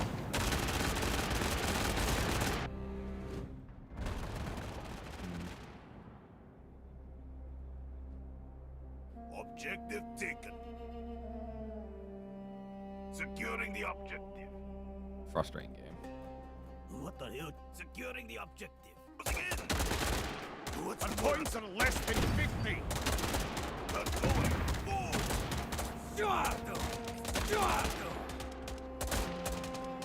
Yeah, I can't stop this now. I literally can't stop the bleeding. Entering the stronghold. They've got too much upfield, so I can't get on the sacred sites in time. Or capture points, rather. We are losing a stronghold. Eat crap and die. We have lost a stronghold. I tried, chat.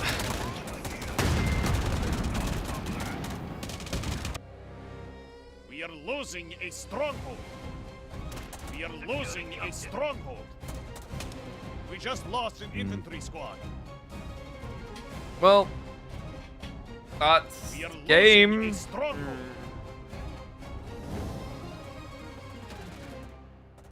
We have lost a stronghold. We have Overtime. lost a Okay, that's kind of stronghold. cool. Company Heroes doesn't have that. That's intriguing. I don't think we have can win lost from here, a though. stronghold. Sorry to be the negative Nancy, but yeah, we're joked. Annoying. Cool game, but I don't like these teams aren't balanced.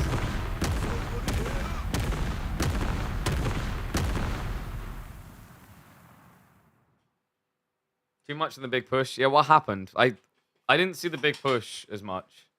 I remember watching you on the left flank. You seemed to just struggle to get the ammo under control, right? It felt like every time I was looking there, you were losing units to the engineers, which is pretty rough. Like, you need something different at that point, I think. I don't know. That game kind of sucked. I went anti-tank, and then the tank never appeared again for, like, the rest of the game. It was, like, a one-and-done, worthless. Taking that all was huge by me? Yeah, I think it's just, like, the counterplay wasn't there. Because I think whenever I looked over, there's infantry being sent. You want, like, an... If you just send a gunner, he's dead. I'm really mad about the power drop, though. The power drop, they literally just dropped in, and it takes so long that I genuinely am convinced that paratroopers are worthless. Like, I actually don't want them anymore after that play. They take so long to deploy that they just die. I think you have so much... So I would understand if it was like an instant play, but those guys... The guy on that side who threw the satchel didn't even react that that fast, rather. He literally, like, took a good 5 seconds and then just died. Power dropper commander? Is that another German thing? I was just saying earlier, I feel like my take from this so far, when I saw that this faction had flamethrower, I was like, flamethrower half-track, that's OP. But the more I play against all these Germans... Oh, it's American, okay. Okay. Yeah, my experience so far has been Germans have been OP, but... I don't know, I'm trying to figure out what the real advantage is that Soviets have so far, and... It's not entirely apparent.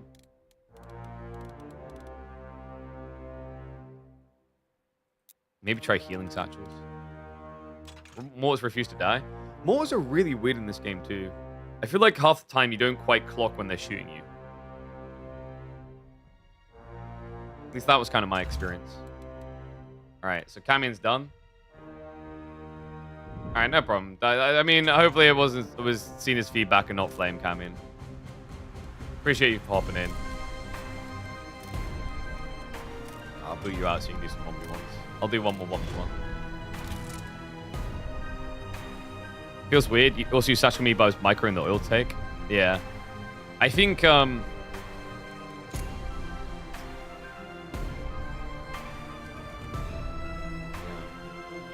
trying to think of what could have been done different in there.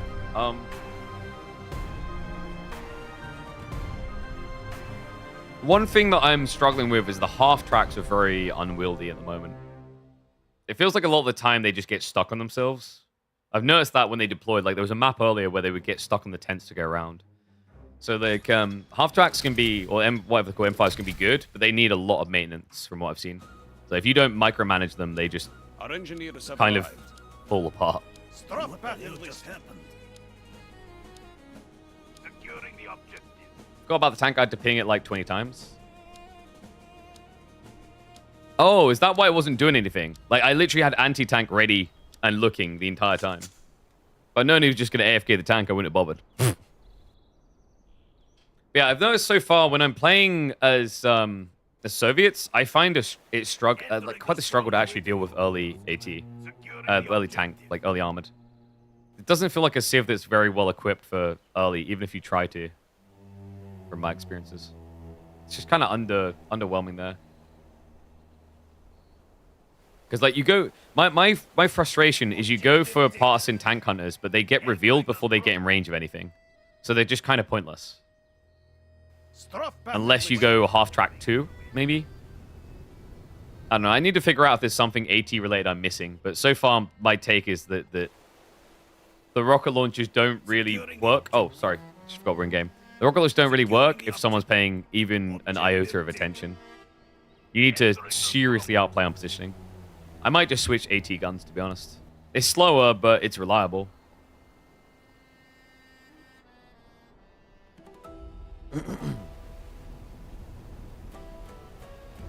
Alright, so do we go for... Let's go for a little Jeep. We're going to try the M3. Can hit with disable and break engines with it? What, my tank hunters? Sure, but I'm talking about like on approach. I've had it before. I've activated the stealth, and you get revealed before you even get in range of enemy guns. And I've been gunned down by vehicles because of that, which is very odd. Securing the objective.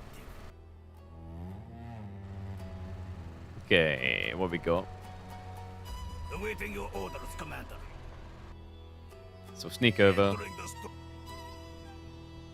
Like it's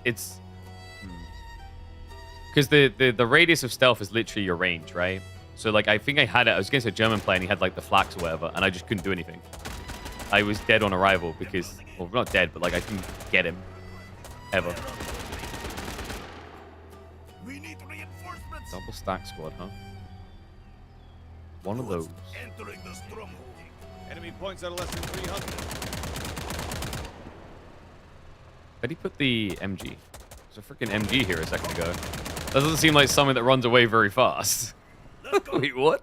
Awaiting. He's gone. Entering the stronghold. Flat out gone. Disappearo. Houdini'd me. Roger that. Oh, maybe I got baited. I think it might have just been the thingy sign. Maybe he didn't have an MG.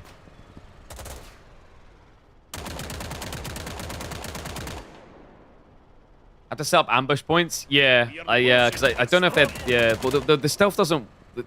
I think maybe if you stay in cover, do you stay stealth? I'll have to test that. You might be right. I'd have to test it. What the hell just happened? Hello? Turn around. We are losing a Good. stronghold. Objective taken. We have lost a Awaiting your stronghold. orders, Commander. Now we have an M5. Alright, nice. Points are less than 300. So I can do the flamethrower We have strat lost now. a stronghold. Pretty strong. Flying all over here. This is like, this backstab is big. Getting this building is huge. Roger that. It's just wasting a lot of the time. I think I go for shock troopers next. Oh, whoopsie, satchel. No, bro. I should have drove forward. That was The bad. light vehicle has been destroyed. Whatever. I wanted to lose that kappa. I was too busy looking at UI because I'm trying to figure things out. Am I gonna lose these guys? Really? All right, it's okay. Flamethrower recovery arc. Burn them! Yes, good, Anatan, good. My map control is kind of poop on a stick though, so I need to bounce back from that fast.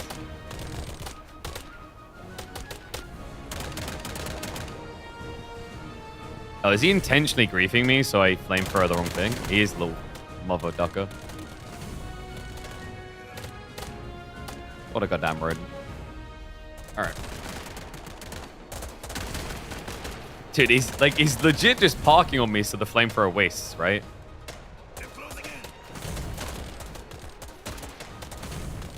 What is the clownery of this? Like what? Oh my god. Oh nice, even better. So silly what I'm watching right now. Yeah, but he keeps creeping close. He's actually griefing himself now, which is great for me. Bit of a muppet maneuver. Let's get more shock troopers. I think I can bait him in, chat. Ready? He thinks he's being very smart. Wait, what's he doing? What the f— That made no sense as a move. Are you kidding me? This guy is 12 different kinds of weird. I also forgot I had this, but I've been getting lots of oil because of it. What a weird person. We have lost a stronghold. 12 different kinds of odds in this game, chat. 12 different kinds of odds.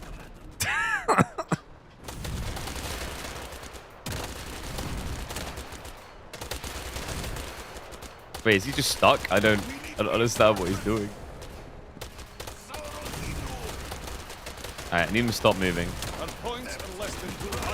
Please stop moving. Okay, stop moving. Let's do this then. Nice. Got him. Got him good. What the— Wait, what killed me? Chat, what killed me? What just killed me? What? Did you guys see anything? I saw nothing. I'm pretty confused right now. What? I have no clue whatsoever what just killed me. What? Now we have an M5 half-track. Kind of cringing right now. What? There was no indicator. There has to be AT, right? Because there was no sign on the ground at all. And we just spontaneously combusted. What?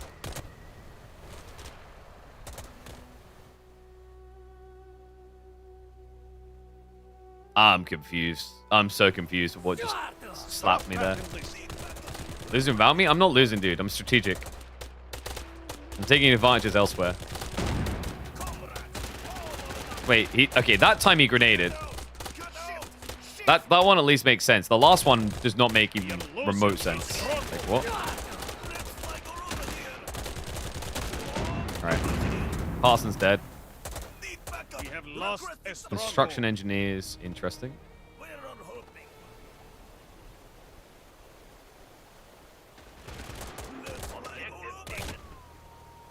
Need to reinforce, so I've got to get my boys garrisoned. We'll move over now. Is it because he's placing mines? Surely that's not the way that works. I mean, it seems like that's what he's doing.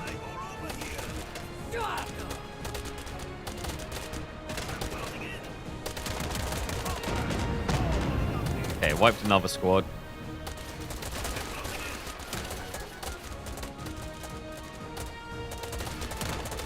Oh, weird game. There's a game with the clownery of this. What? We are losing a stronghold. I think we can frag him out of this building. Get in this one. We have lost a stronghold. Try and frag him out. Nice. Very good. I'll take that. Thank you very much. All right, a lot better now. Very weird game.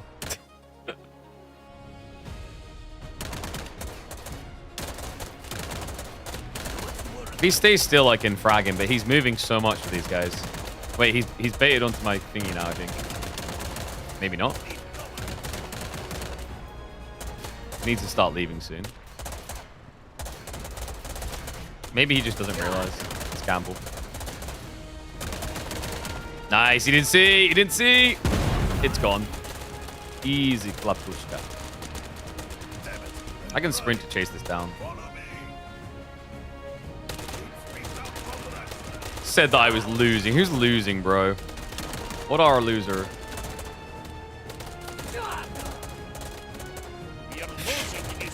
I'm losing. You're losing. But you're losing right now. You're like, how does he know? The serpentine maneuvers, chat. Okay, this guy's chain feeding. Navy infantry are good. They're not that good. Get out of here. Second Navy. Wait, dude, he is 100% chain feeding. What? Nah, dog. That's not how those work. Oh, crap. Oh, go, go, go, go. Nope. Yeah. Now I can sprint. Just retreat, dude. Why are you allergic to winning?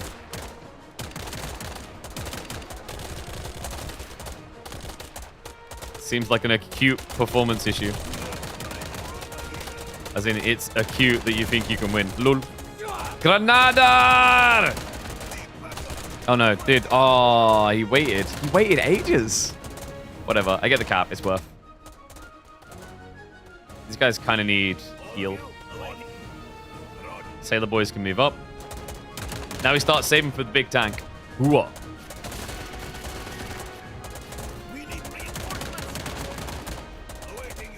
I got grenades again. You get grenades very often with these guys. It's making me feel efficient about the use of my stuff, really.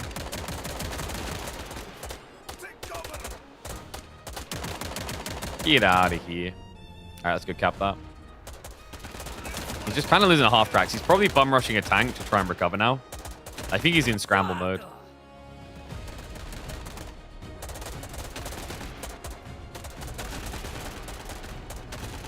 Lol.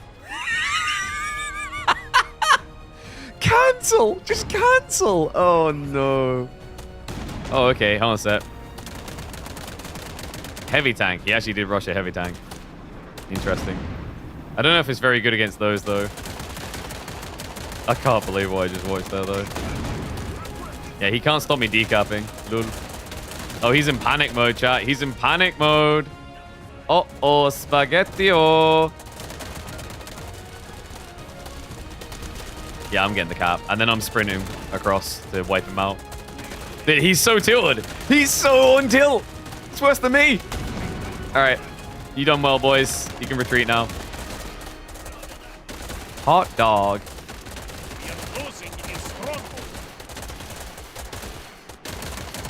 And now this. Sir, the bombardment is ready. Let them feel the fire. Buddy, you might want to run. You might want to run. Oh, no. Oh, no. Oh, yeah. Oh, no. Oh, that's game ending. That's devastating. Hook, line, sinker, clip it, ship it, salute it, pop it. What was that about? Cameron, what was that about losing? Hold up. Hold up. Pause, rewind, pause, rewind. I don't see a loss here, man. I see victory. I hear the Soviet Union national anthem. It's all going well. Oh, that was cinema. He's finished. Let's go. Could not have done it better. You're simply the best. Dear, dear, dear. Like, dude, look at the map control as well. Let me just... Oh, that's big. That's beefy. For him, non-existent. For me, top of the world. Didn't even get to use the tank in combat. Let's fix that. Let's bum rush him. He's in desperation mode. Oh, careful. Just gotta outrun him.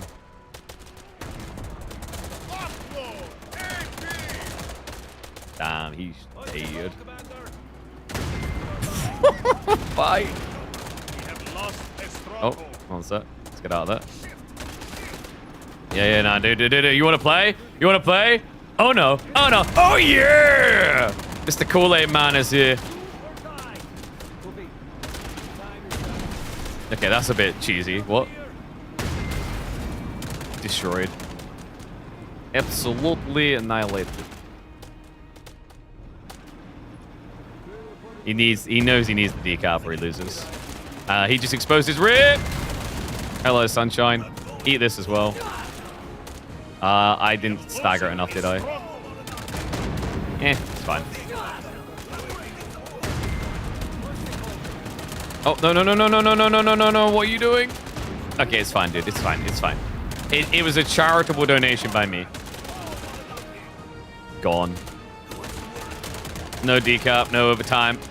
That ends now. And that is how you keep a perfect win streak. Never lost a single game, chat. Never happened. Never happened. 1v1 unbeaten king. Do miss having someone to blame for the losses, though. Support maybe should have been in 2v2s. Alright, guys. That was fun, though. I think, like, ideally, I probably should have had Cammy in like, comms. I probably could have, like, guided and then it's better. I think, like, these are the type of games where when you get in comms in team, works a lot better. But